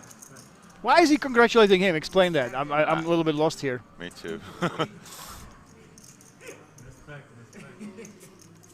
And in the chat, Saverio says, Sviato, my brother, very important player. Very important player. Well, it's going to be even more important after this score because he secured 76,000, so it's the second best result here. Oh, he guessed this kite squad says. Wow, all right. Wow, well done, well done. Guessing King Queen. Ooh. Nice sizing. Well, sizing good play. Well, I'm really curious if he did go all in, you know. He was maybe thinking that it's a little bit too thin. There's two pairs that beat me already. And I'm very curious. Obviously, I think when Patrick sizes it to this size, he doesn't expect the King 8 to call him every time. Yeah. So, yeah, he disagrees with the shoving sizing. Bogdan down to 13 bigs. Oi, oi, oi, after that hand.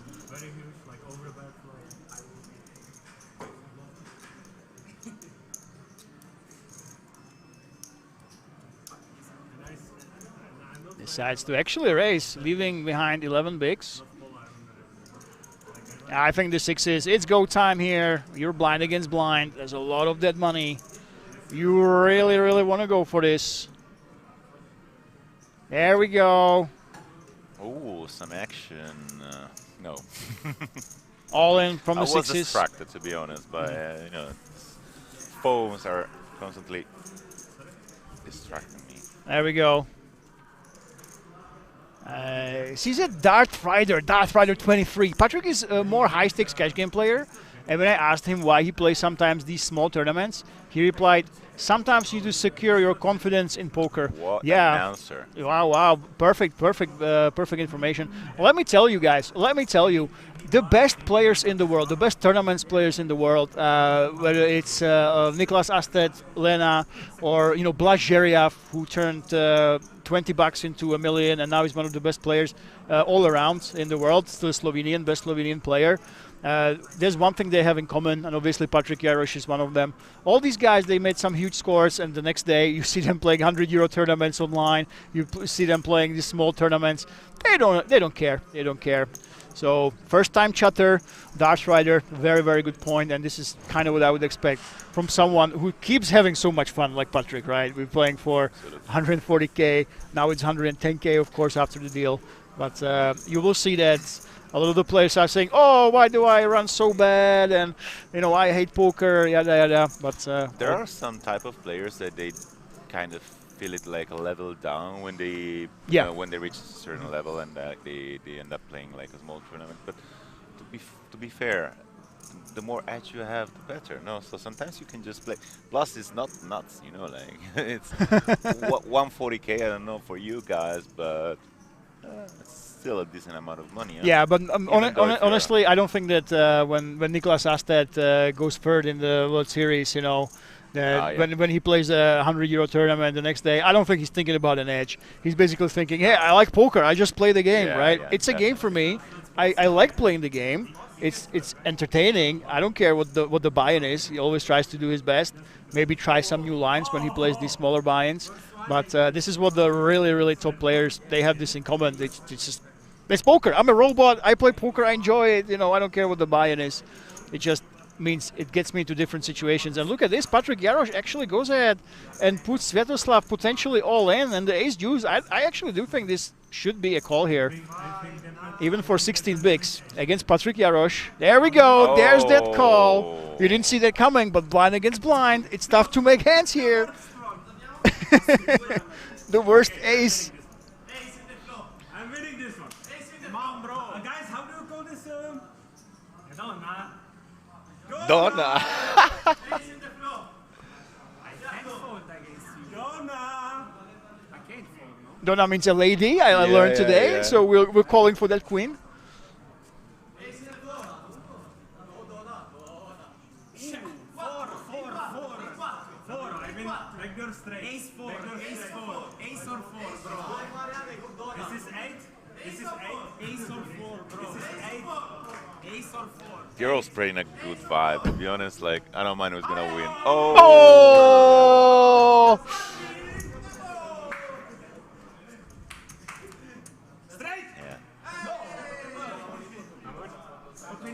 A nice Messi at the river. Yeah, there we go. There we go. Ace from space on the turn though. And oh my goodness, I think I saw him. Yes, in the background there's a legend of the Carlsbad scene, King of Karlovy Vary. You know, he's one of the regulars that speaks Czech and German. Oh, really? Very little English. One of the Czech guys that keeps playing. So if anybody from Czech Republic is watching this, let me know. Do you guys know the King of Karlovy Vary? He has arrived and he is for some reason on the rail here for our Italian, Romanian, and I guess for Patrick Jarosz, it does make sense that you would go rail if you are from the Czech Republic. So the King of Karlovy Vary himself, there he is in the background. The King of Karlovy Vary. And after all dust is settled, look at this, Patrick Jarosz, he binked it. I don't think this is up to date, is it? Oh yeah, it is. Yeah, there we go. So wow, Patrick, how much he had? 49 mil. He had a lot. Sviatoslav, 35 bigs, 21 million. The king of all-ins. the king of all-in squads knows the King of Karlovy Vary, of course. He's basically one of those. He doesn't play high stakes. He plays these small buy-ins, but he's a very street poker guy. He's on Czech podcast saying, "Oh, I win every session. I crush everybody in my local casino." You know, he does well at Kings, to be fair as well. King of all-ins in qualifiers, quote says. Yeah, it goes together with what the now I don't see the name anymore, but about the confidence, you know. Oh my God! So there, guys, come on! We don't want to stir controversy right here. But Darth Rider is saying, I guess he busted his 23 re-entries already. Oi, oi, oi, oi, oi! And by the way, we are asking for the payouts. Let me update you on the YouTube chat because we did have a deal. So let me paste that in so you know what the deal is, what we're playing for. And while he updates, I tell you guys once more, we have Patrick with 94,000 euro, Sviatoslav 76,000, Bogdan 60,000, and Andrei 70,000. Plus, the winner is gonna take extra 23.5 thousand, and the runner-up 10K. Yeah, here we and go. And the trophy, of course, for the winner. Is it the same Euro Rounders trophy, or do we have a special one? No, you're just the Euro Rounders, okay? Same. The club of Euro Rounders. There we go. Which now is becoming a thing, you know. Like I said, yeah. I talked to many players, and they want to have that trophy because you know maybe they have attended so many PokerStars events. They have this tiny cute gray spade, and they want to add the golden club of Euro rounders. Speaking of somebody who might get there a little bit closer to it, Bogdan with the kings, the cowboys. Oh, wow. That's a really nice hand. Well, Patrick, we know that he likes to be a little bit loosey-goosey with the calls, but he got caught now with opening up with king 5 off in the cutoff. That's 6 is a nice, fold, You know, and to be frank, to win a club of Euro rounders is very tough because you got to overcome thousands and thousands of players. Because of the low buy-ins, of course. So what you're saying is Patrick has the golden APT trophy for the high roller, so that's very easy, right? This is much more prestigious than his 500k euro, right? It's a little bit less here, but because a lot of people have that. That Euro rounders trophy. That's what we want. By the way, we have predictions. Zbura against Patrick, heads up from quads. Well, I mean, in terms of skill, kind of have to agree that they might be the two strongest players. Roman Mikus, House of Cards Poker. Yeah, there we go. The king of Carlsbad. Actually, Sviatoslav is a very good player as far as I know.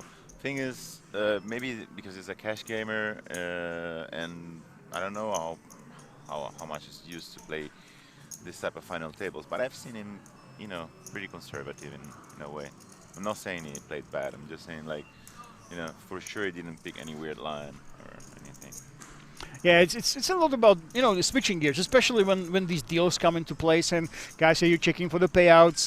The deals override them in the graphics you will see on the screen. We also see the original payouts, but this is the deal. So we're playing for 23.5k up top, 10k for the second place, 3,000 euro in terms of tickets already guaranteed. And there's the thing. Once you make deals, you have to change, obviously, and that's the thing about tournament poker. You have to adjust all the time. There's no single no single situation that is the same, and it depends on stack sizes. It depends on the payouts, who your players are, who your opponents are, your relative position to them.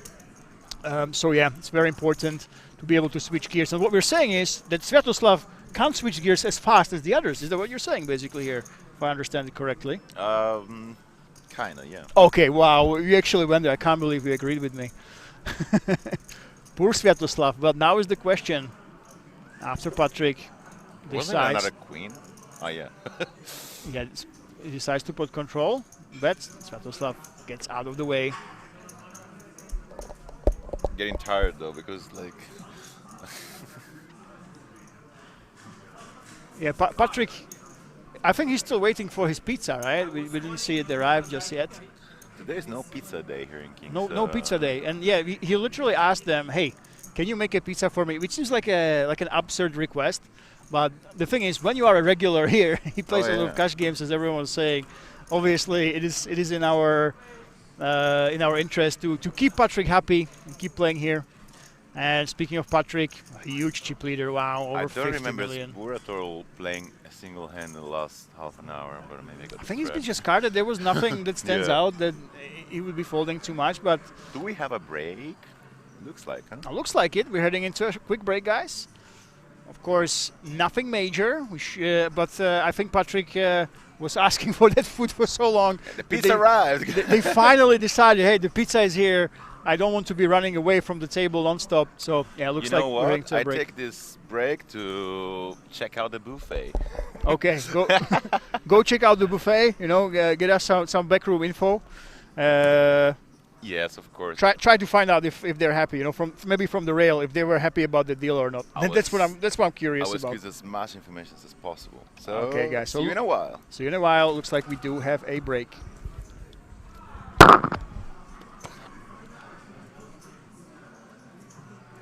All right, before we jump into it, obviously right now the cards are dealt, the proverbial cards, with Patrick Jarosz being all the way up there with 85 bigs.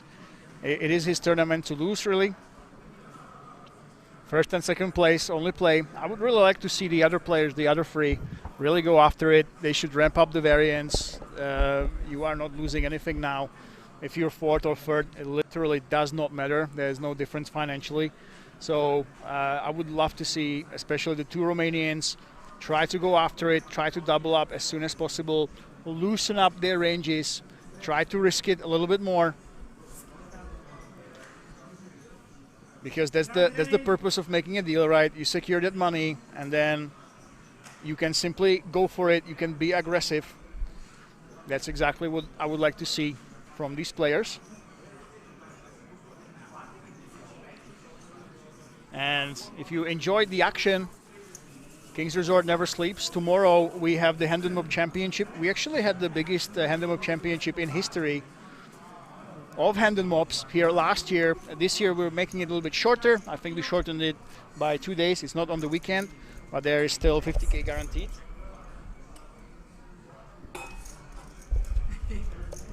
I believe it's 50,000 guaranteed from 175 euro buy-in. Not bad for a 2-day tournament. Literally a 2-day tournament. So there's that one. And there's a lot of madness because you see a lot of these small buy-ins and big money up top, and it's all about hold'em. But for the next week, we are bringing all sorts of mixed games, all sorts of craziness to Kings Resort. Swedish games, some crazy pineapple, OFC as well. Games you rarely see being played. They will be coming to Kings Resort. So if you want to try something new, come along for the festival that is starting tomorrow. And hold that thought. Sviatoslav with the pocket rockets against the man from Romania with ace-6 of diamonds.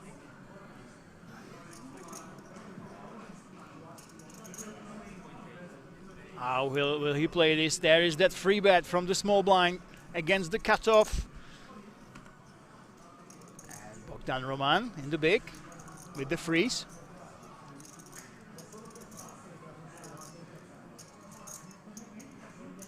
By the way, yeah, House of Cards says it is possible to order pizza. What a jackpot for Jarosz. And there we go. Spuratorul actually lets it go here. And Sviatoslav takes only a few chips. He'll never give up 80 is saying, I'm flying tomorrow for Hendon. And this is a really unique tournament. The thing is, the Hendon mob obviously is very prestigious. And I'm not sure if I can reveal this, but I will reveal this anyway. Actually, if the Hendon mob comes to your event, you have to pay some money because they send their staff. They give you the branding, they help you promote the tournament. So Hendon Mob very much cares about the Hendon Mob Championships. And basically when it comes to these quote-unquote low prizes, especially for Kings Resort, 50K guaranteed is basically nothing. But it's basically the most prestigious low payout, low buy-in tournament. So you might win 10 or 20,000 tomorrow, right? Or in 2 days, it's only a 2-day tournament. But it punches way above its weight in prestige because, you know, when you win the Hendon Mob Championship, it's not really about the money, but it's about saying, hey, I won the Hendon Mob Championship. You get a special badge on Hendon. And also the winner gets a package to South Africa, believe it or not. But the Hendon Mob, they run their global finale in South Africa. I believe it's in November. So you get to go to Cape Town and you get a free package if you actually win it in 2 days here at Kings Resort. So yeah, personally, if I was to choose, if I had only 2 days, I didn't want to play one of the big field tournaments. I wanted to play something a little bit smaller that's done quickly. I think one of the Hendon Mob Championships that is spreading all across Europe, I think I would jump into that one because it's relatively short and it's really prestigious and you get this unique trophy going on with it. So that's tomorrow, and You'll Never Give Up 80 is flying in for that. It's fantastic to hear. And Patrick Jarosz, look at this. He does have that flush draw. Sviatoslav ace high. And it's time for Patrick. Well, this is very tricky because Sviatoslav can have a decent amount of kings that just decided to check on the flop. So this is why Patrick decided to check into him. And now it will be very tough to bluff. Yeah, even Patrick, the aggressive player, is waving the white flag because he knows that Sviatoslav has a decent amount of ace highs. They would call here. And now the question is, do we want to put in a small value bet against queen high? It looks like we do. Oh my goodness, we literally target a queen here with this small bet. Deuce check back.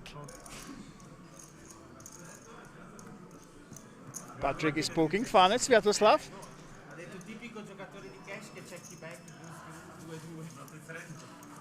I know it's range bad, but I have to play different. I know it's range I don't want you let you check raise. Oh, this is very interesting. I love this conversation. So basically, he's saying that I know this. I'm supposed to bet every single time on the flop, but because it's Patrick Jarosz, I want to mix it up. I can't play standard against you, Patrick. I want to trick you. In his face, he tells him that. I didn't see bet because I want to play tricky. I don't want you to read me easily. So I love that banter. I love those back and forths. And they are talking through those hands, actually revealing their strategy right here. By the way, Quad says, great to hear you again. Next time, bye for today. Fantastic to have you here, Quads. You are amazing. Almost as amazing as our moderators here in the chat, so it's great to see you here. And oh my goodness, we have an all-in and a call. Force of Bogdan against ace-jack of Sviatoslav. Bogdan is at risk. Romania against Italy. Sviatoslav is Ukrainian, but he lives in Italy. And he hits that ace right there on the flop, and we might lose a player unless a miracle hits. And Bogdan, who hasn't said much, he let the cards do the talking, has that. I know. Last hope in case the 4 hits, but it does not, and we lost a player. Right now, he can be thanking his lucky stars that he made that deal. Bogdan leaves this tournament with 60,000 euro, 60,000 euro and a free K package worth of 4 tickets to the Big Kings Million. So, of course, it always stings when you bust after losing a flip, but he has 60,000 reasons plus 3,000 reasons on top why he does not have to be sad. And he's leaving this tournament, and now they're free. And you'll never give up says, I'm staying for a week playing all tournaments. I don't think you can play all tournaments here during the festival. Some days we have up to, I think it's 8 or 10 tournaments if you include satellites. And it's impossible. So if you guys want to see some madness and play games we never play here at Kings Resort, if you want to see us experiment, come on down for the festival series starting tomorrow. And I'm pretty sure that on Wednesday we actually have 8 tournaments during the same day. So you will have to take your pick. There's everything from the hand and mob to sweet and special and random pineapples. We have a bunch of bomb pots being played as well. So yeah, if you want to see the side of Kings Resort you don't usually see, that's what's happening. And look at this, Sviatoslav against Patrick Jarosz. Sviatoslav has the better of it right now. Both of these players are very deep. 46 mil for Patrick, 31 for Sviatoslav. And it's Patrick who actually finds that bet here.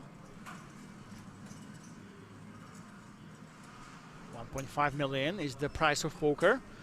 Tries to see the next card.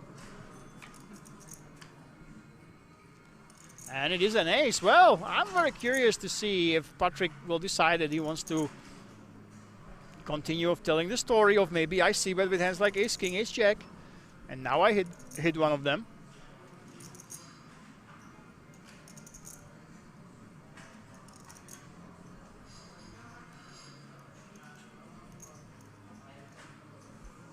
Now he's weighing his options, and of course Patrick, he likes to put on the pressure. Sviatoslav says good hand and gives up. You'll never give up. Is hats allowed to wear in the casino? As far as I know, yes, hats are allowed. I'm not sure if you get to the stream. Oh, brother!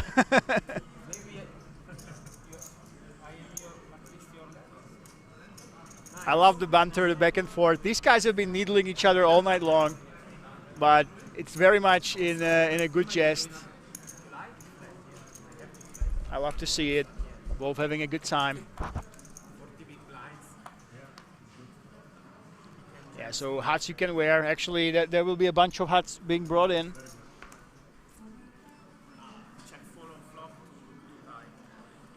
So that's a fun series. After that, the Benelux Classics continue the fun. It's only a 300k guaranteed actually during that one, because I know the Dutchies and the Belgians, they like to focus on a little bit more of the recreational part of the game. And then we have the big Kings Million, but anniversary, 23rd birthday for Kings Resort. I can't believe it. We were just talking today with the floor man if Leon will show up. Leon Sokernik, the man who started it all, who did step back a couple of years ago, but who still comes from time to Kings. I'm very curious if he will make an appearance. Of course, guys, some of the more wealthy of you,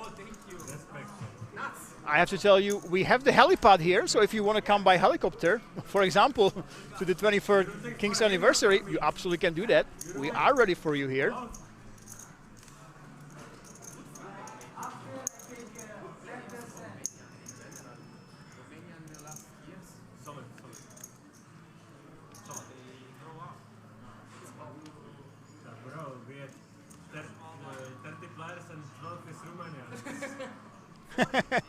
Actually, we started the day with 36% of the final day were Romanians, and there is still one remaining, but two of them, they made a deal. So two Romanians basically in the top four with that deal. So a big win for Romania. The year of Romania continues. It doesn't matter what happens here now.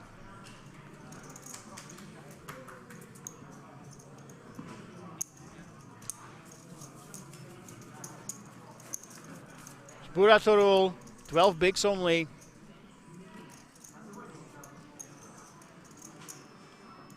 But he already secured himself 70,000 euro. So, yeah, 130K already went to Romania.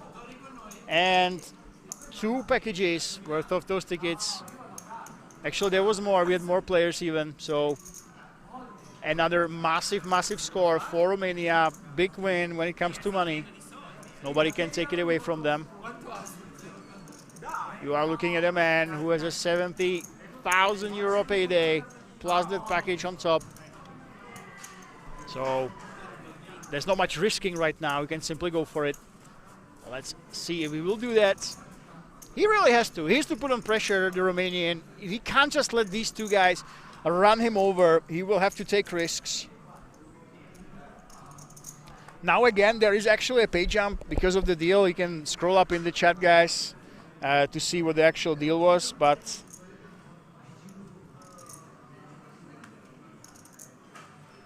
there is 23,500 extra up top and 10K for the second. Patrick already got himself 94,000 in the bag. And now he's open raising with the King 10, Sviatoslav. You never want to fold here. You could actually make an argument for a free bet. But it is just a call, and we are heading to the flop. And I must say, if these two guys get heads up, it will be a lot of fun. There's been a lot of back and forth, a lot of needling and trolling, in good jest, of course, between these two players. But now they still have to get there.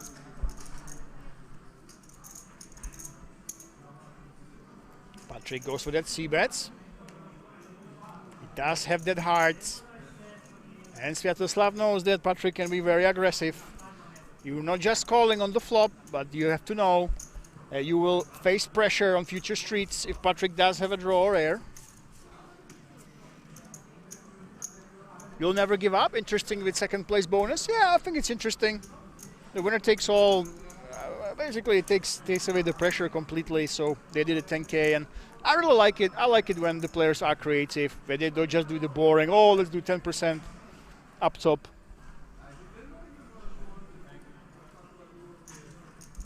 But they decide to restructure the deal. I've seen all sorts of deals. The World Poker Tour World Championship, I was there a couple of years ago in Vegas. I think they just decided to make the structure a little bit flatter. So everybody got 2 million, and they played for 5 mil up top. Total. I love to see it, love to see their creativity. And Sviatoslav lets it go. It looks like we will get some action.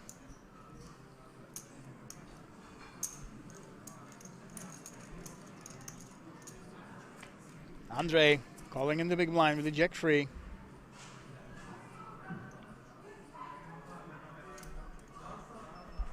there's not much he can do here.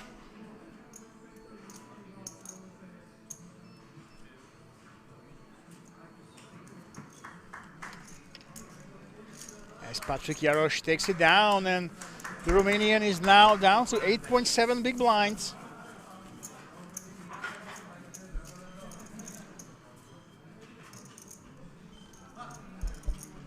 And now there's the big question. Is there anything he can do? Is there anything Andre can do to try to attack these two players, to stop them from going into the heads up?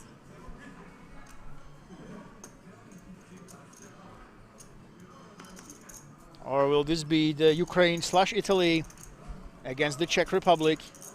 Ace-3 suited, it's go time in the small blind, nothing to think about. This is a powerful, powerful hand. And Patrick Jarosz, unfortunately for the Romanian, he has the force here.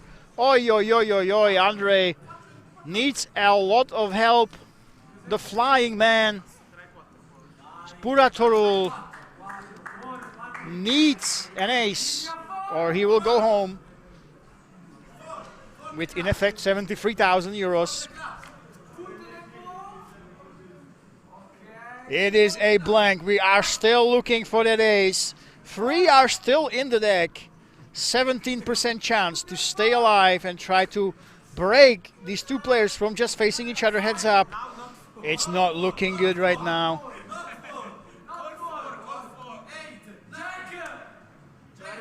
Four can hit on the river. And the Romanian rail is set. Nice sportsmanship between all these players. They've been through a lot. They did make that deal. Shout out to Romania. Fantastic performance. 60,000 and 70,000 plus those tickets go to Romania, and we have our heads up lineup. Italy/Ukraine against the Czech Republic. The lone Czech hope can win a big one after a long time here at King's Resort. We have to take a break to settle down, but before we take that break, absolutely have to say kudos, everybody. Kudos to those Romanians. Great performance. So many were here during the final day. They held strong, and 2 of them out of the top 4 managed to get themselves a deal. 130,000 went to Romania. These payouts are not correct. It was 70 and 60K plus those tickets up top. So well done, Romanians. Great performance. The year of Romania officially continues. They will not be winning this one, but they took a big chunk of the prize pool through that deal. And don't forget about Musa. He was right there with 13K as well at the bottom. So grab some tea, get some snacks, and get ready for that final heads up between these two players. We have a really, really short break incoming. We'll actually try to settle. Don't go anywhere, guys. I will remain here with you before we actually restart this. And I must say, Patrick Jarosz, he is no stranger, absolutely no stranger to these big moments, to these big heads ups. He played for a lot of money previously. He's a EPT high roller winner. He knows how to close it, and he has all the chips. Big, big favorite right now, of course. But don't forget, there's been a lot of meta game between these players. They've been joking around. They have been trolling and needling each other all night long. And because we have that meta game, we have that dynamic, we can expect some unorthodox plays. Some out-of-line plays as well.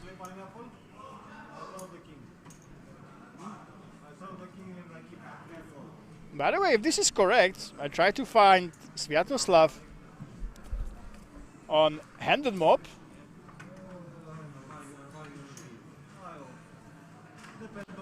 It looks like he has only 1 recorded cash, actually. I'm not even sure if this is possible.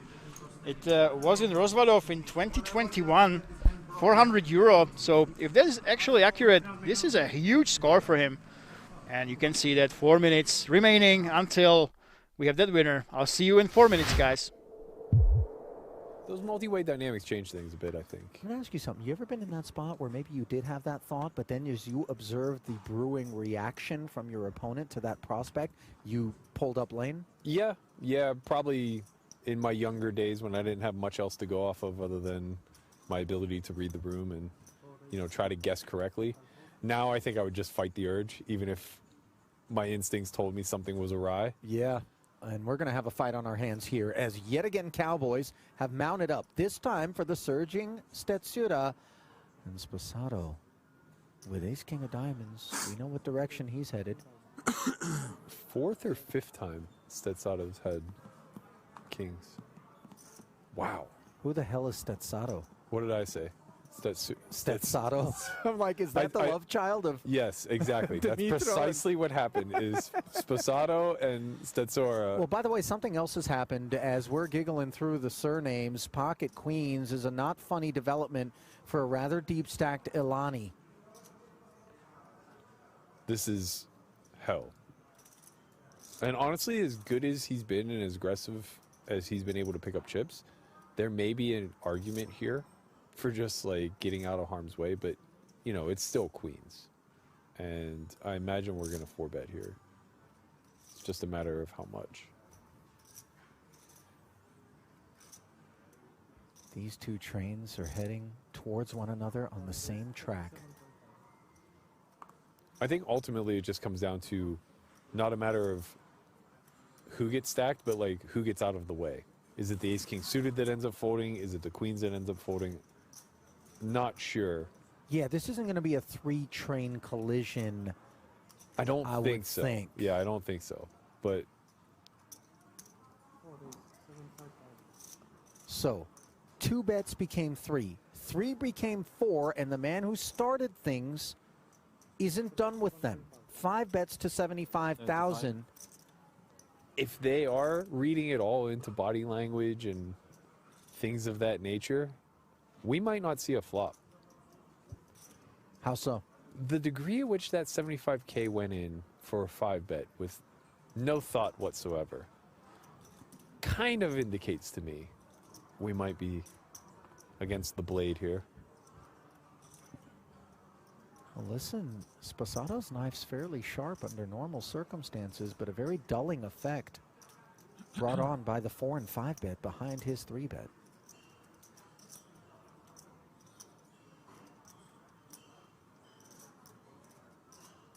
I wouldn't want to be that drawstring right about now.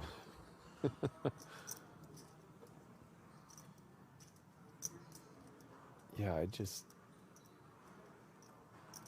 don't think I would feel very comfortable playing 6-bet all in here with anything but aces. There's not a whole lot of times where ace-king, suited in particular, flirts with a muck pre-flop, but this would strike me as one of those times. I think so.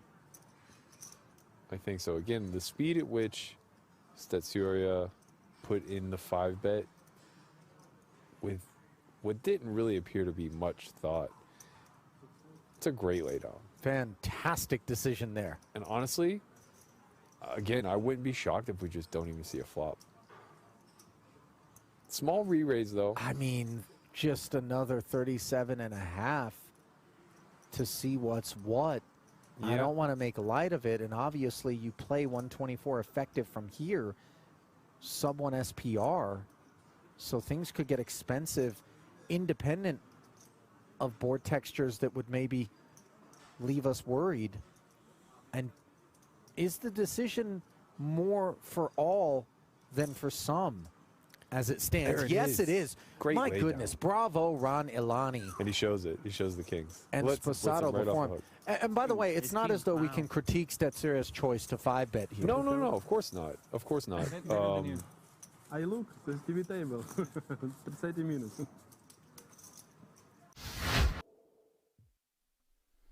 Ladies and gentlemen, this is it, the grand finale of the final table of LaNotteDegliAssi, the night of the aces, with €1 million guaranteed, and we have our two heads-up competitors. They're I can't say the word. There already was a deal between Patrick Jarosz, Sviatoslav, and the two Romanians, so everybody already went home with 60K plus. Now we are playing for 23,500. Up top, second place already has the 10K extra locked up. So Patrick Jarosz already 104,000 euro guaranteed to take home. Everybody in the top 10 also got the free K package for the King's Million. And now we're heading into the heads up. And Pasi the Boss on YouTube chat says, Patrick will likely take this. He's aggressive and holds a much larger chip count. Reminds me of Kristen Foxen a few hours ago, where she played aggressively even when she was behind and she got that bracelet.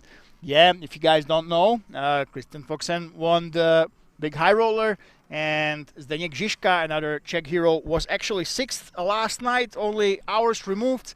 And now it's another time for a Czech player to bring us that big score.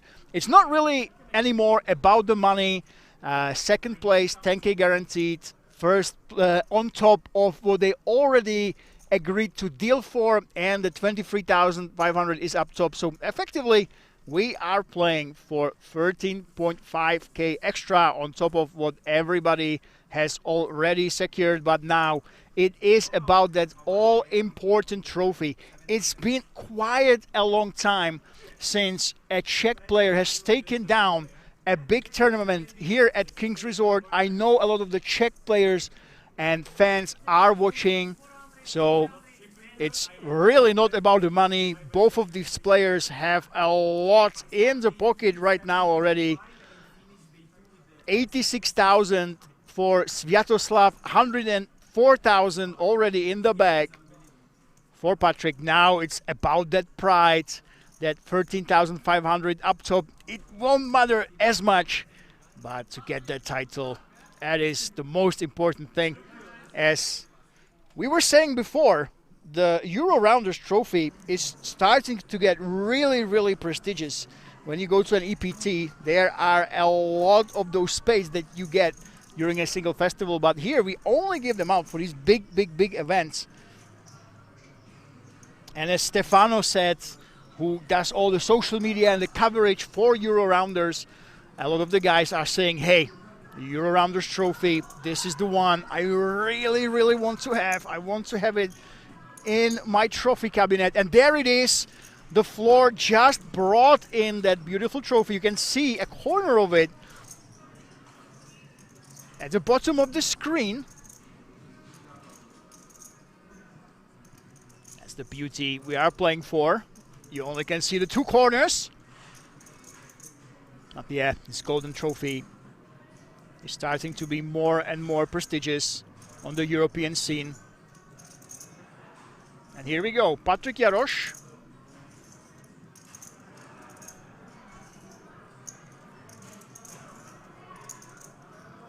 Goes ahead and bets Sviatoslav. And everything changed now. We are heads up, ladies and gentlemen. It's very difficult to make pairs. The ranges are the widest of all hold'em variants. And of course, because it's a tournament, we have the big blind ante as well. So big blind should be calling very, very loosely against a raise. So when Patrick goes ahead and very likely bets here, Sviatoslav will find it difficult to simply find the fold right here. It is that check back by Patrick.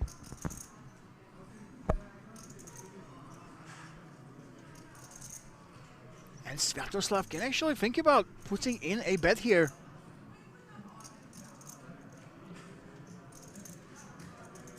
But the thing is, the queen high does have some showdown value.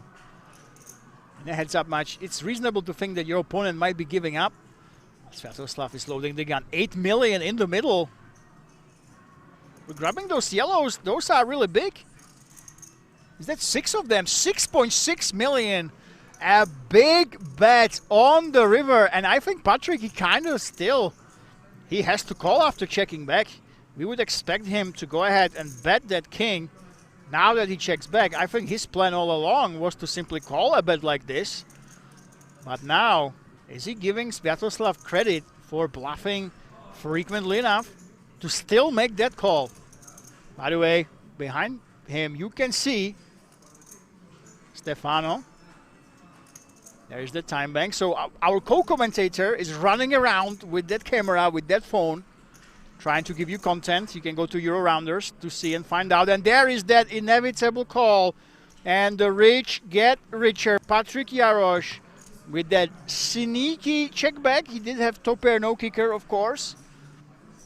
But still in heads up. You expect hands like these to bet with a decently high frequency. But with that check back, he baits out that big bet from Sviatoslav, and it pays off for the Czech hero.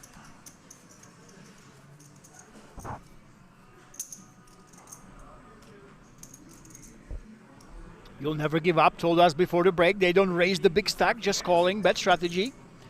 Well, now it's the heads up. The number one question you have to be asking yourself, what strategy will they choose?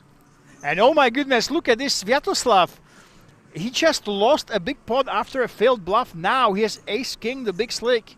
And he only decides to call. Wow, only trapping here with the ace-king. Patrick does not go for that aggression, however. Sviatoslav might just regret only limping here. He hits that top pair, top kicker with the ace-king.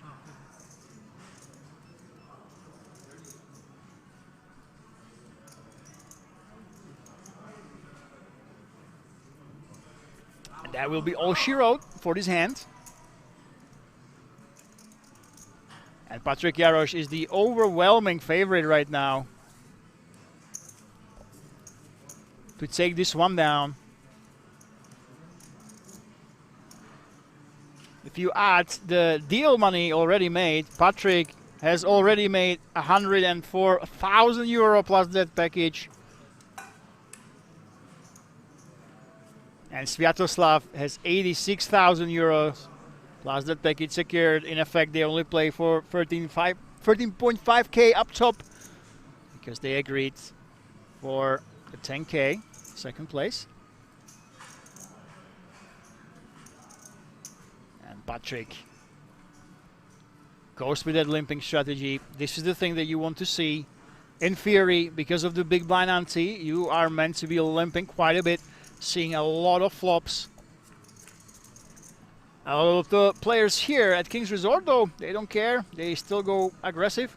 And Sviatoslav, a sneaky check. Looks like the players are opting to slow play their good top pairs.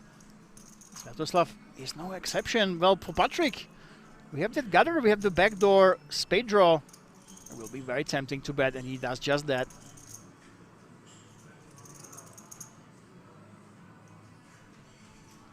Looks like we are raising. No slow playing here for Sviatoslav. Those yellows are 1 million denomination chips. And he puts on the pressure on Patrick. Well, we do have that gut shot. Those spades on the turn give us some additional hope. We have that position. And of course, we are Patrick Jarosz. We hate folding. This time we just let it go here. And Sviatoslav with a nice pickup moves up to 24 big blinds.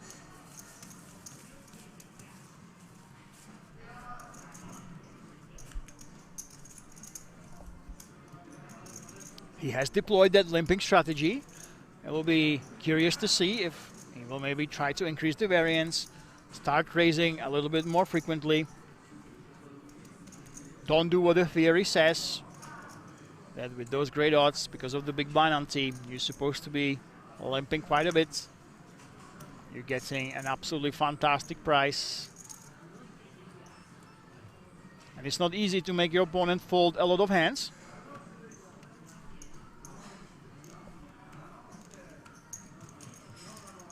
By the way, the man we were talking about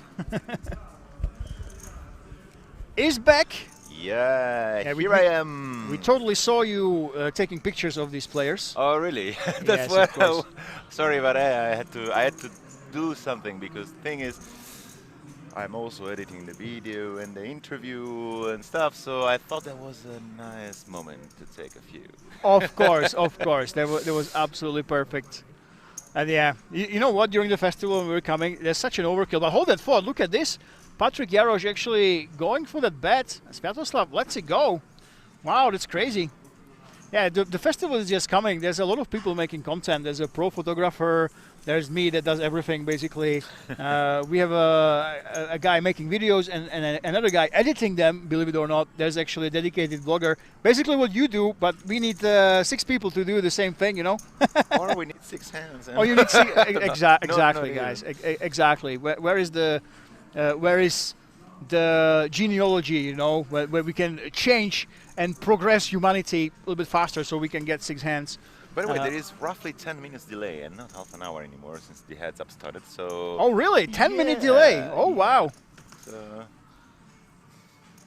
Which is the reason why I came back easily, because you know someone is gonna call me in case. Oh, I see. Is this a normal policy at King's Resort? I do not know, but I'm I not sure. appreciate that. I always catch the heads up and the winner. I somehow catch them during the break. I always thought it was a coincidence, but it actually does make sense that we will lower the delay. And oh my God, look at this. Patrick Jarosz has an open-ender. Sviatoslav, though, he's got the top pair, good kicker, which is close to nuts here in heads up, of course. It's very, very tough to just let go of this one. Let's see how he plays this. Looks like we are raising just like before. Sviatoslav, I love it. He does not let Patrick just run him over with those bets. He goes aggressive here. Now, what do you think will Patrick do? I'm thinking he's gonna... Oh my God! I was about to say he's gonna pull the trigger. He pulls the trigger, straight up all in. And this could be it, ladies and gentlemen. 34% for Patrick to take down the Euro Rounders trophy. He still does not have.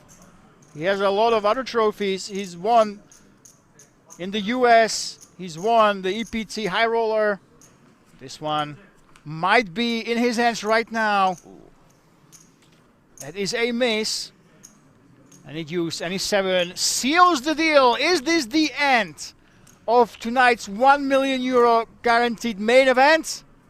No, it is not. Sviatoslav survives this all-in, and Patrick, I mean, he's not messing around, huh? Absolutely. Oh, yeah. They're railing like loudly now, the Italians.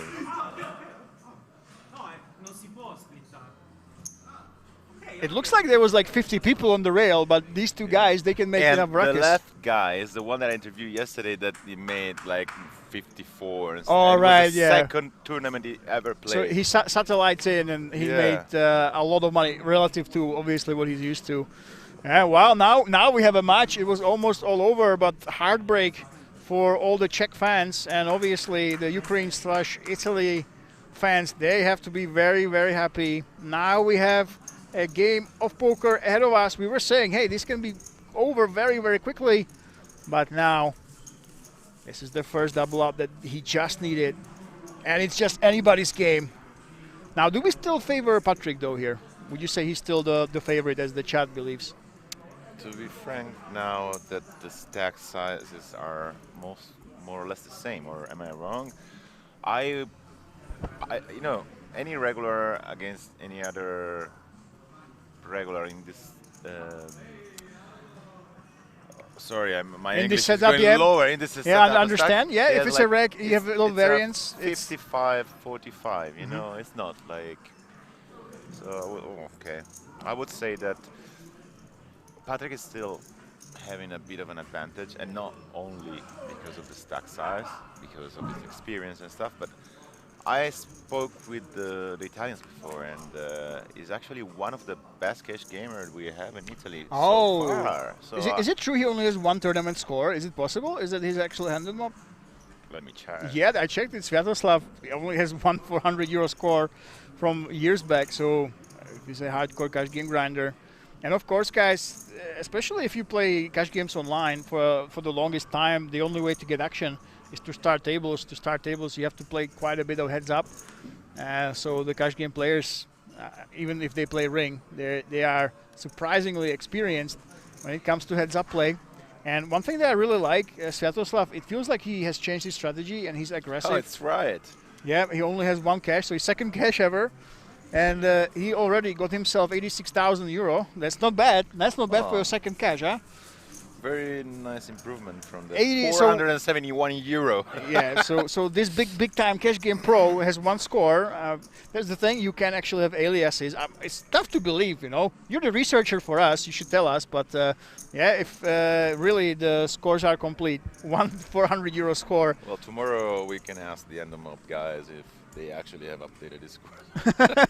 Maybe they made a mistake. Who knows? No, because you can use nicknames. Sometimes yeah, people true. they change their name, and you end up with multiple entries on Endomop. You know, this is why if you want to look cool, guys, before you enter a King's Resort tournament, because we have a lot of recreational German players, especially who don't want their bosses know that they are grinding every single weekend, and when they say they're sick, they are here in Rozvadov. We allow those nicknames. But if you want to appear on Endomop, do not use a nickname here at King's Resort. Don't do it if you want your record to be actually scored on the global database. Okay, it's very, very important. So I do understand them, but at the same time, as a content creator, journalist, whatever, you know, I hate it. I hate it. Put your name. It's understandable. Listen, we play. You come here, you know, you come across the border. You put 200 euro up, 290, right? And you say you're a school teacher, right? And in Germany, you can still afford these buy-ins, right? You come for a weekend, a cheap hotel. I mean, you can get 20 euro hotel here at King's Resort if you go to one of the side ones. So I understand that. And second, in Germany, the tax situation is kind of murky, you know, the regulation and everything. This is why we allow it. But guys, if you want that eternal fame, if you want your score be recorded for eternity, don't be cool, okay? Only use that nickname if you absolutely have to. If your wife would divorce you, if your boss would fire you, then I understand that you have that nickname, okay? If the taxman would be after you for every single penny, I get it. But if you don't have those serious reasons, come on, use your name. We want to know who you are. We want to know who is the amazing champ here that made it super deep in the tournament and who actually took it down, okay? I met a regular a few days ago, pretty well known, I don't want to say his name, but he changed his nickname into something like Mr. Mortadella. Oh my God. I'm not sure if it was Jarosz or Mrakesh, one of these guys, one of these crushers. I saw them win like a side event last week here in the Czech Republic. It was definitely one of the guys that's in top 10. You guys can tell me, if any Czech players are watching, you can tell me who it was. They won a side event here, and they changed their name to Prague Beer Poker Guide. And they were like, I don't know, 4K up top, of course, in one of the side events. It was hilarious to see one of these guys. It might have been Mrakesh, I'm not sure. But yeah, was it Jarosz actually himself? I'm not sure. But now you can change the name way quicker with the app. Yeah, or you can change it in the app. Yeah, I see. And the fun fact is that this guy, I know what I'm talking about, it was like changing it every tournament. And then the directions are like, okay, you need to have one nickname for the next 6 months. And so last one was Mr. Mortadella. So it's going to be so now he's Mr. Mortadella. Yeah, it was Mrakesh, Jan Kolář, 7539. So Mrakesh is also one of the crushers. I know he's a fan favorite. Everybody loves the guy basically. And yeah, so you can change it on a whim. So basically, he saw that he was about to win the tournament, and he changed his nickname to Prague Beer Poker Guide. This guy with millions of winnings, and he held the beer in the winner picture, by the way. Well, you have to be coherent. Yeah. So he basically changed it. It was crazy. Yeah, he's 9th actually. With this score, Jarosz will go closer towards the 4 million mark. But he's got quite a lot of way to go before he catches up to Ružička. He's going to catch Leon as well soon. Yeah, there we go. So yeah, Michal Mrakesh is the top 9. They're basically pretty close to each other. And there we go. Beautiful trophy. We can see it. We were talking about it. Finally, the camera is showing it. Thank you to the cameraman. Well done, showing us the beautiful trophy. Yeah, but Mrakesh decided, hey, it's a side event I want to be funny. And it says Prague Beer Poker Guide, and took a picture with a nice person, you know. As the thing, the Czech players are quirky. The solid players good, but I think quirky is the right way to when you talk about the Czech players, right? We talk about Cabrhel, Jarosz, Mrakeš, even Stashko, who was second at WSOP all the way back. And Sviatoslav with the king-queen, look at this. Goes for that check.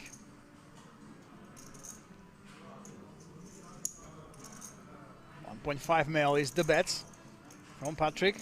I really like this Sviatoslav. He's been aggressive, you know. Will he just call or raise here? Because there's a throw as well. Yeah, he has been raising in these situations quite a bit, and we haven't seen too many bluffs just yet, but I'm pretty sure that he will add them as well. The thing is that in a heads-up situation, you know, most of the times, you know, the opener is gonna, you know, see bad range, and you don't always, you know, raise this kind of textures that you normally do probably when you play in I think it is important to just not let your opponent just see bet every single time and just see the turn, because they, you know, the nerds would say, oh, you don't want him to realize his equity, which means basically, sure, let's say he has 20% against you, you don't want him to be able to get to that 20%, so you actually raise.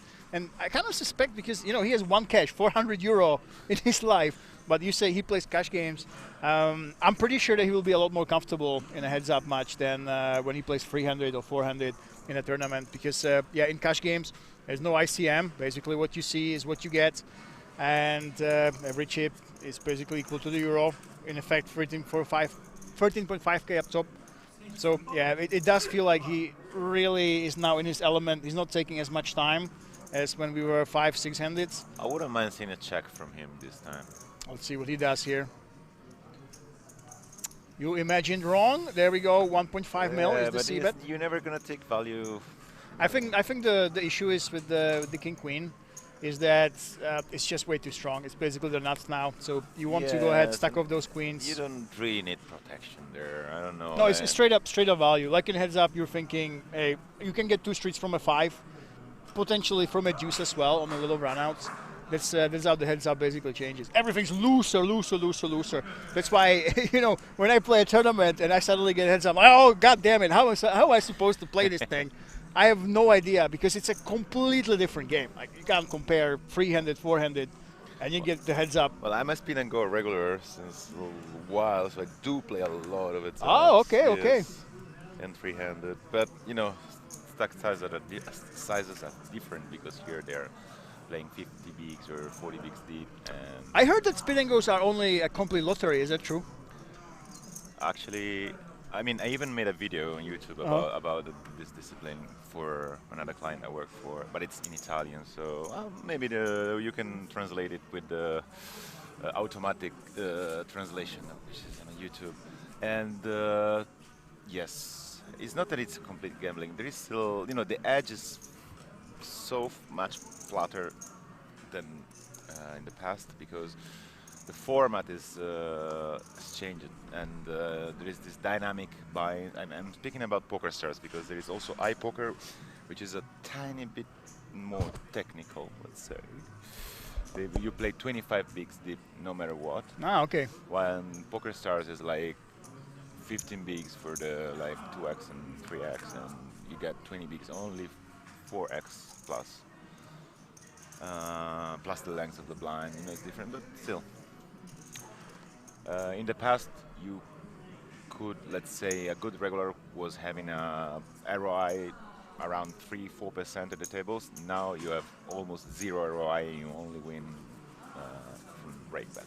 Yeah, it's funny when a new format comes along. I remember, if you guys don't know what a spin and go is, by the way, you basically have 3 players. And you have a certain buy-in, but then you basically have a wheel of fortune at the start, and you roll for what the prize pool is going to be. So you have it from 2x to some big jackpot, like whatever, I don't know, 500x multiplier or something like this. You're playing 3-handed, you're playing pretty shallow. And I remember, you know, when the cash game players and the tournament players, the sit-and-go players, spins came around. Oh, there were like 17 stables. Everybody was trying to like rinse the money because nobody knew what they were doing, you know, especially like all those stables. everyone was sprinting. Oh, come on, play for us. We teach you the basic strategy. We do it, you know. And just like with everything else, eventually it starts drying up. People realize how to play these things. That's why I love seeing, you know, mixed games and new variants. And next week, this week actually already, starting tomorrow, we have there is Crazy Pineapple, so we have those flips. But you have a legit tournament where you get 3 cards instead of 2. You discard one on the flop, you know, and you have some insane madness. I'm not even sure if that thing is poker. Open face Chinese, you know what that is? Yeah, I do know. And yeah, you don't even bluff. You just get points. I can't classify it as a poker. But whatever, it's a fun game. Yeah, I know. So yeah, so this is the thing. Trying to invent new games. On the side of course, these massive guarantees with low buy-ins. I think that's the way to go. Spins were one of those. I don't think they're it anymore. Mystery bounties are very popular. Oh man, I have to. Maybe am I unpopular saying that I don't like mystery bounties? You don't like mystery bounties? I mean, I like it when I'm not playing them. Yeah. Okay. You know, I like to see. Thrill, the people like shivering for a big bounty, but when I'm in, I swear, maybe I'm really unlucky, but every time I play a mystery bounty, I splash my stack, and I never get one. Are you? You're supposed to do that, right? And it's the fun part is, first of all, here at Kings, I absolutely love the thing. We use technology. You have a big ass chest. You press a big red button. And you just get a random number generator and a big ta-da sound that everybody can hear. And by the way, look at this. Are we going to get some action finally? You know, we've been talking over the action. If Patrick doesn't bet, no. Because he's going to check back as well, Miroslav. Yeah, we won't see much, yeah. Yeah, but mystery bounties, you know, the thing is, they are great for recreational players, right? They love it because you have that chance. Oh, by the way, you know, actually last week I won one. You won one? Online. It was a turbo mystery bounty. And the fun fact was that the big bounty was on the heads up. So we were playing with the big bounty on the heads up. You cannot. It doesn't count. You just play for the bounty. No, but that you doesn't make believe sense. how much of weird ICM dynamics there were in the final table because there was this big bounty there. And it was a small tournament, $10 tournament. I won, I think, 1.7. In total, which is decent, but... Oh, by the way, guys, speaking of which, I know it sounds insane that it's all in 1 week. We have the Hand and Mob, but the Bounty Hunter Days, some German organization, they actually partnered up with Kings and the festival. They're bringing 100K guaranteed. I think it's for 230 buy-in, so 230 buy-in, 100K guaranteed mystery bounty. It runs for 3 days or 4 days. I don't even know. There's like 4 starting flights. I don't know how does that work. But yeah, you also have that here. You have those mixed games. It's going to be absolutely insane. By the way, we have some information from CZ Darkstrider. There's some big drama brewing, guys. You know, we were talking about this surprisingly a lot, about Patrick Jarosz and his eating habits, right? So he's saying, where's my pizza? And we've seen him running around, leave that table. But the Darkstrider is saying, as a poker journalist, I ate with Patrick, who has 56 big blinds, to Sviatoslav 38 big blinds. I ate very many times, and he always was very healthy. It would really surprise me if he really ordered a pizza at 1 a.m. He drinks vinegar mixed with water before each food as an aperitif. What? Vinegar? What vinegar with water? What's going on? What's going on now? And he has slippers with socks, the typical Czech attire, you know. I think all the Italians, they must be rolling around. By the way, yes, Stefano is dying again. You heard that correctly? Okay, he is back. He is back. I was choking on my own. You shocked us with this reveal that this man, Patrick Jarosz, is drinking vinegar mixed with water. That was the trigger, I swear. Oh my goodness. Vinegar. I will bring him a bottle of Sardinia wine. It's not bad and keeps focus. Am I supposed to check vinegar? Is it why pickles are so popular in the Czech Republic and Poland and all these Central European countries? Wow, it's very, very interesting. But yeah, honestly, you're trying to get your first Euro-Rounders trophy. He has the EPTs. Did I really right? I tried, and it's actually not bad. Brothers. Yeah, you know, Darkstrider, listen, in Czech Republic... Maybe you're right. In Czech Republic, pickles are a big deal, okay? Like pickled gherkins, cucumbers, whatever, everything. Like pickled stuff. In the pubs, you can get that. So it kind of everything's with vinegar, right? So maybe we have resistance to that. You can even get something called a drowned man. It's basically a fatty sausage drowned in vinegar with onions. You know, they call it utopenets here. Check pub delicacy. Fan of it, or? It's like it's a sausage, but like a low quality, like fatty one. You know, like the short one that you put on top of a fire, outdoor fire. I mean, so yeah, this very strange Czech habits, but you know what? It's working out for him, right? This man, look at him, look at him. He doesn't look like he's got a lot of energy, but he's been pretty sharp. He's been aggressive all night long. Clearly lacking a pizza. Yeah, maybe he's lacking the pizza, or maybe he didn't have his vinegar mixed with water for a long time. So very interesting. Yeah, I love the little details here from the Twitch chat from Darth Rider about this man, Patrick Jarosz. Who decides, there we go, raise, and it's 4 million, 4 bigs. And Sviatoslav, he has a really powerful hand. He would raise, he would definitely call a free bet. I guess that's why we just limp. We don't want to face that big bet and have only one bet on the flop after that. Oh my goodness, look at this. Patrick Jarosz has the nut flush draw, also the gutter to the nuts. Is Sviatoslav ever playing money here now? He does have the backdoor. You have the backdoor spade draw here. Yeah, but it's not that much of a backdoor guy. Yeah. What? Excuse me? What was that? And there we go. That is that bet and a fold.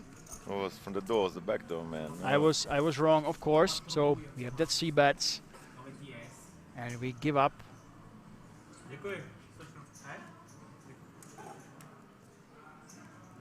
There's that water. No pizza inside. Just yet. No vinegar. No vinegar in that water. And there we go. 4 deuce of diamonds.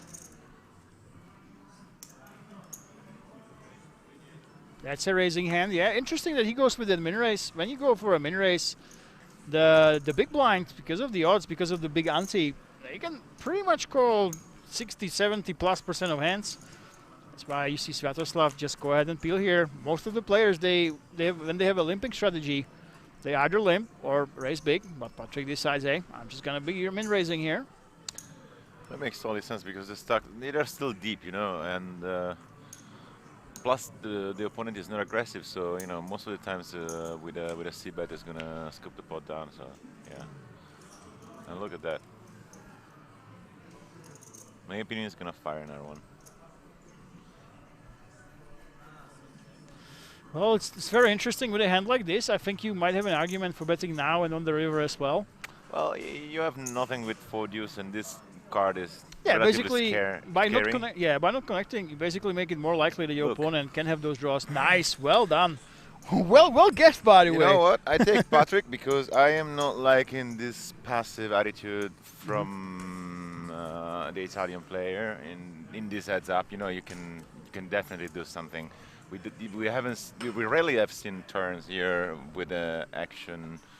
Yeah, he likes to play that aggressive strategy on the flop. So when he gets to the turn, and that's the thing. This is one reason you have to be really careful against a player like Jarosz. If you go ahead and raise your strong hands, if you only call, well, you don't have those strong hands potentially anymore. Exactly. And the problem is these leaks and these imbalances, potential imbalances, they get really exposed when you play heads up. You play hand after hand after hand, the dynamic develops. So we have seen this man that you're looking at right now to be raising his strong hands on the flop. And obviously the drawback of that is when you only call and you usually just raise your strong hands, well, you just don't have those in your range. And a player like Patrick can just blind barrel, you know, even though the commentator that's been here all night can't even see it coming. Lazar Kostic says, GG. Yeah, very nice bet. Uh-oh. Now let's see how we're going to get tricky. He's thinking about it. Look at this. Nope, it's a raise. Yeah. 4 mil, his standard raise size. Yeah, it's going to not fold. Or not. Wow, okay. Okay, so you don't know his game completely perfectly. Good. I was gonna say. I mean, according to his playing style, when he makes 4x, he's gonna have something. he does it all the time. He's not completely imbalanced with this. I don't think so. So here we go. This is a very dangerous board. 10-9-8. When someone limp calls your your raise. He kind of smashed this. This is why he actually checked here. And, well, Patrick, does he want to be aggressive here? He definitely has the option. On the other hand, he does have the king high. I don't want to be the Here we Bastian go. Contrario, we say it in Italian, but I would have bet this. I just goes for a check call. I think we've seen time and time again when Patrick smells weakness, he just bounces. Yeah, And the but thing is, aren't you missing value when he has like a draw, for instance? Like once you isolate, like why not betting there?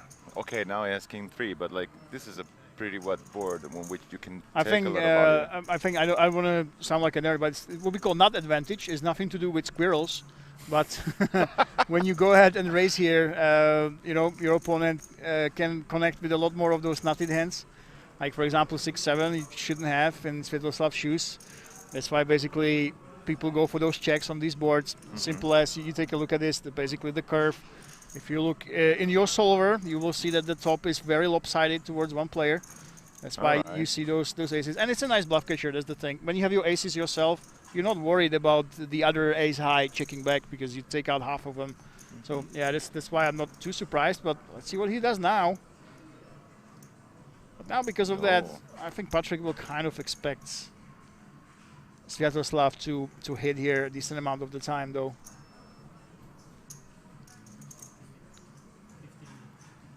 $15 million. It's a pot-sized bet. Very tough spot for Patrick. Look at it. He was on the fence. Terrible sizing. Oh, no. Terrible sizing, and there we go for that stretch. By the way, this is such a typical Czechman fashion. You know, you have the sandals or the flippers, and you have them with socks. This is so typical for a Czech middle-aged man, and it's hilarious to see. Actually, when there was the super high roller in Prague, Jesse Lonis and Jon Kite, you know, the guys that play these buy-ins, both of them were bonding over this. Oh, look, we have socks and slippers in the 20K. I think it's absolutely hilarious, you know. Oh, well, when you spend like hours and hours sitting on the table, it's nice and comfortable to not have something tight on your feet. Oh, look at this. Absolutely action flop. It's very tough to make pairs in heads up, and Sviatoslav has a really strong middle pair. Now he has a draw coming with it.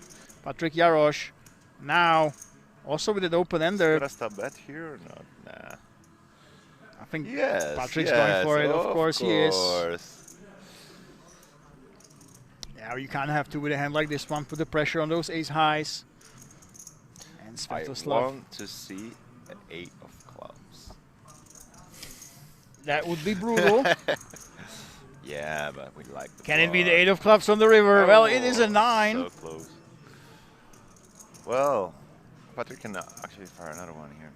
He shouldn't have too many 9s, though, should he? Like, what story are you telling that is credibly saying that you might have that 9? I think what size would you do to make your opponent fold, according that you don't know that he has a trips? Yeah, I know it's. You have to bluff, but yeah, the size would have been too big. That's why he's checking, I think, yeah, because you were risking too much for a bluff. That's the problem. I don't think he would be betting a 9 on the turn, you know. So when you get there like this, oh, there we go. Jesus, he's right. Bad sizing. Again, and this is the beauty of heads up. You know what? It's very tough when you play heads up. Once you start doing something, you don't want to change it. You're like, oh, I bet big. I will expect my opponent to think, oh, I'm bluffing next time. So you kind of get locked into the strategy, and we've seen it time and time again that the heads-up match, it develops, it breathes, it becomes its own universe as you change the metagame. You try something new, then you keep trying it, your opponent adapts. And last time I was commenting a heads-up, for some reason, they just stopped c-betting. It's like the poker, it started on the turn, you know. I think it was actually one of the Euro-Rounders events. At some point, one guy said, I'm going to check back. And the other guy started checking back, and they just kept checking back all the time. And then basically it seemed like the flop wasn't even there. I was like, what's the point, guys? What's the point? But you are very likely to see this. It's almost impossible to let go of the dynamics. And there's always a lot of back and forths that will influence your game when it comes to that heads up. Lazar Kostic, commentators are gold. Hell yeah, let's go. Wag, thank you very much. You deserve all the money we're paying you, which is 0. If you guys don't know, Stefano, what can the guys do to basically, you know, make you appreciate it? They should go, oh, look at this bet and a call. I'll tell you later after this. After this hand, yeah, Patrick Jarosz, we know that he loves to find these no equity bluffs. This is not one of those times, though. He waves the white flag. It's very difficult to represent the jacks. And that's the thing. I do feel like, you know, Patrick, it seems like sometimes he pulls these no equity bluffs and it looks like he's a little bit crazy, but he tries to tell the story. Oh, definitely. He manages to do it, even in a good way. Yeah, that's the thing. Know, he tries to make it make sense. That's the thing. 6 million, come on, do it. No. 2.5, I think. No, 3.5 million. I think basically he's saying that, hey, I probably have a weak queen here, and I'm saying I checked because of the jack, and now I'm betting into you. The bet check bet line is always a bit, you know, smells a bit like bluff, but sometimes you use it actually to get value from all this hero Oh my God, he finds that fold. Look at this. Beautiful sizing. It works with people that they don't have this, you know, hero call tendencies. Yeah, in their repertoire. Yeah, that's the thing. It's very tough not to project. And when you're not used to be just betting, checking, and betting the river, when somebody else does this, you're like, oh, I guess you have it. But obviously, we were pretty high up in our range relative, obviously, to the range of Jarosz. I think that we should be finding that fold. Nice bluff. He just found it again. Yeah. That's absolutely beautiful. Okay, so how can the guys follow your work? How can they appreciate it?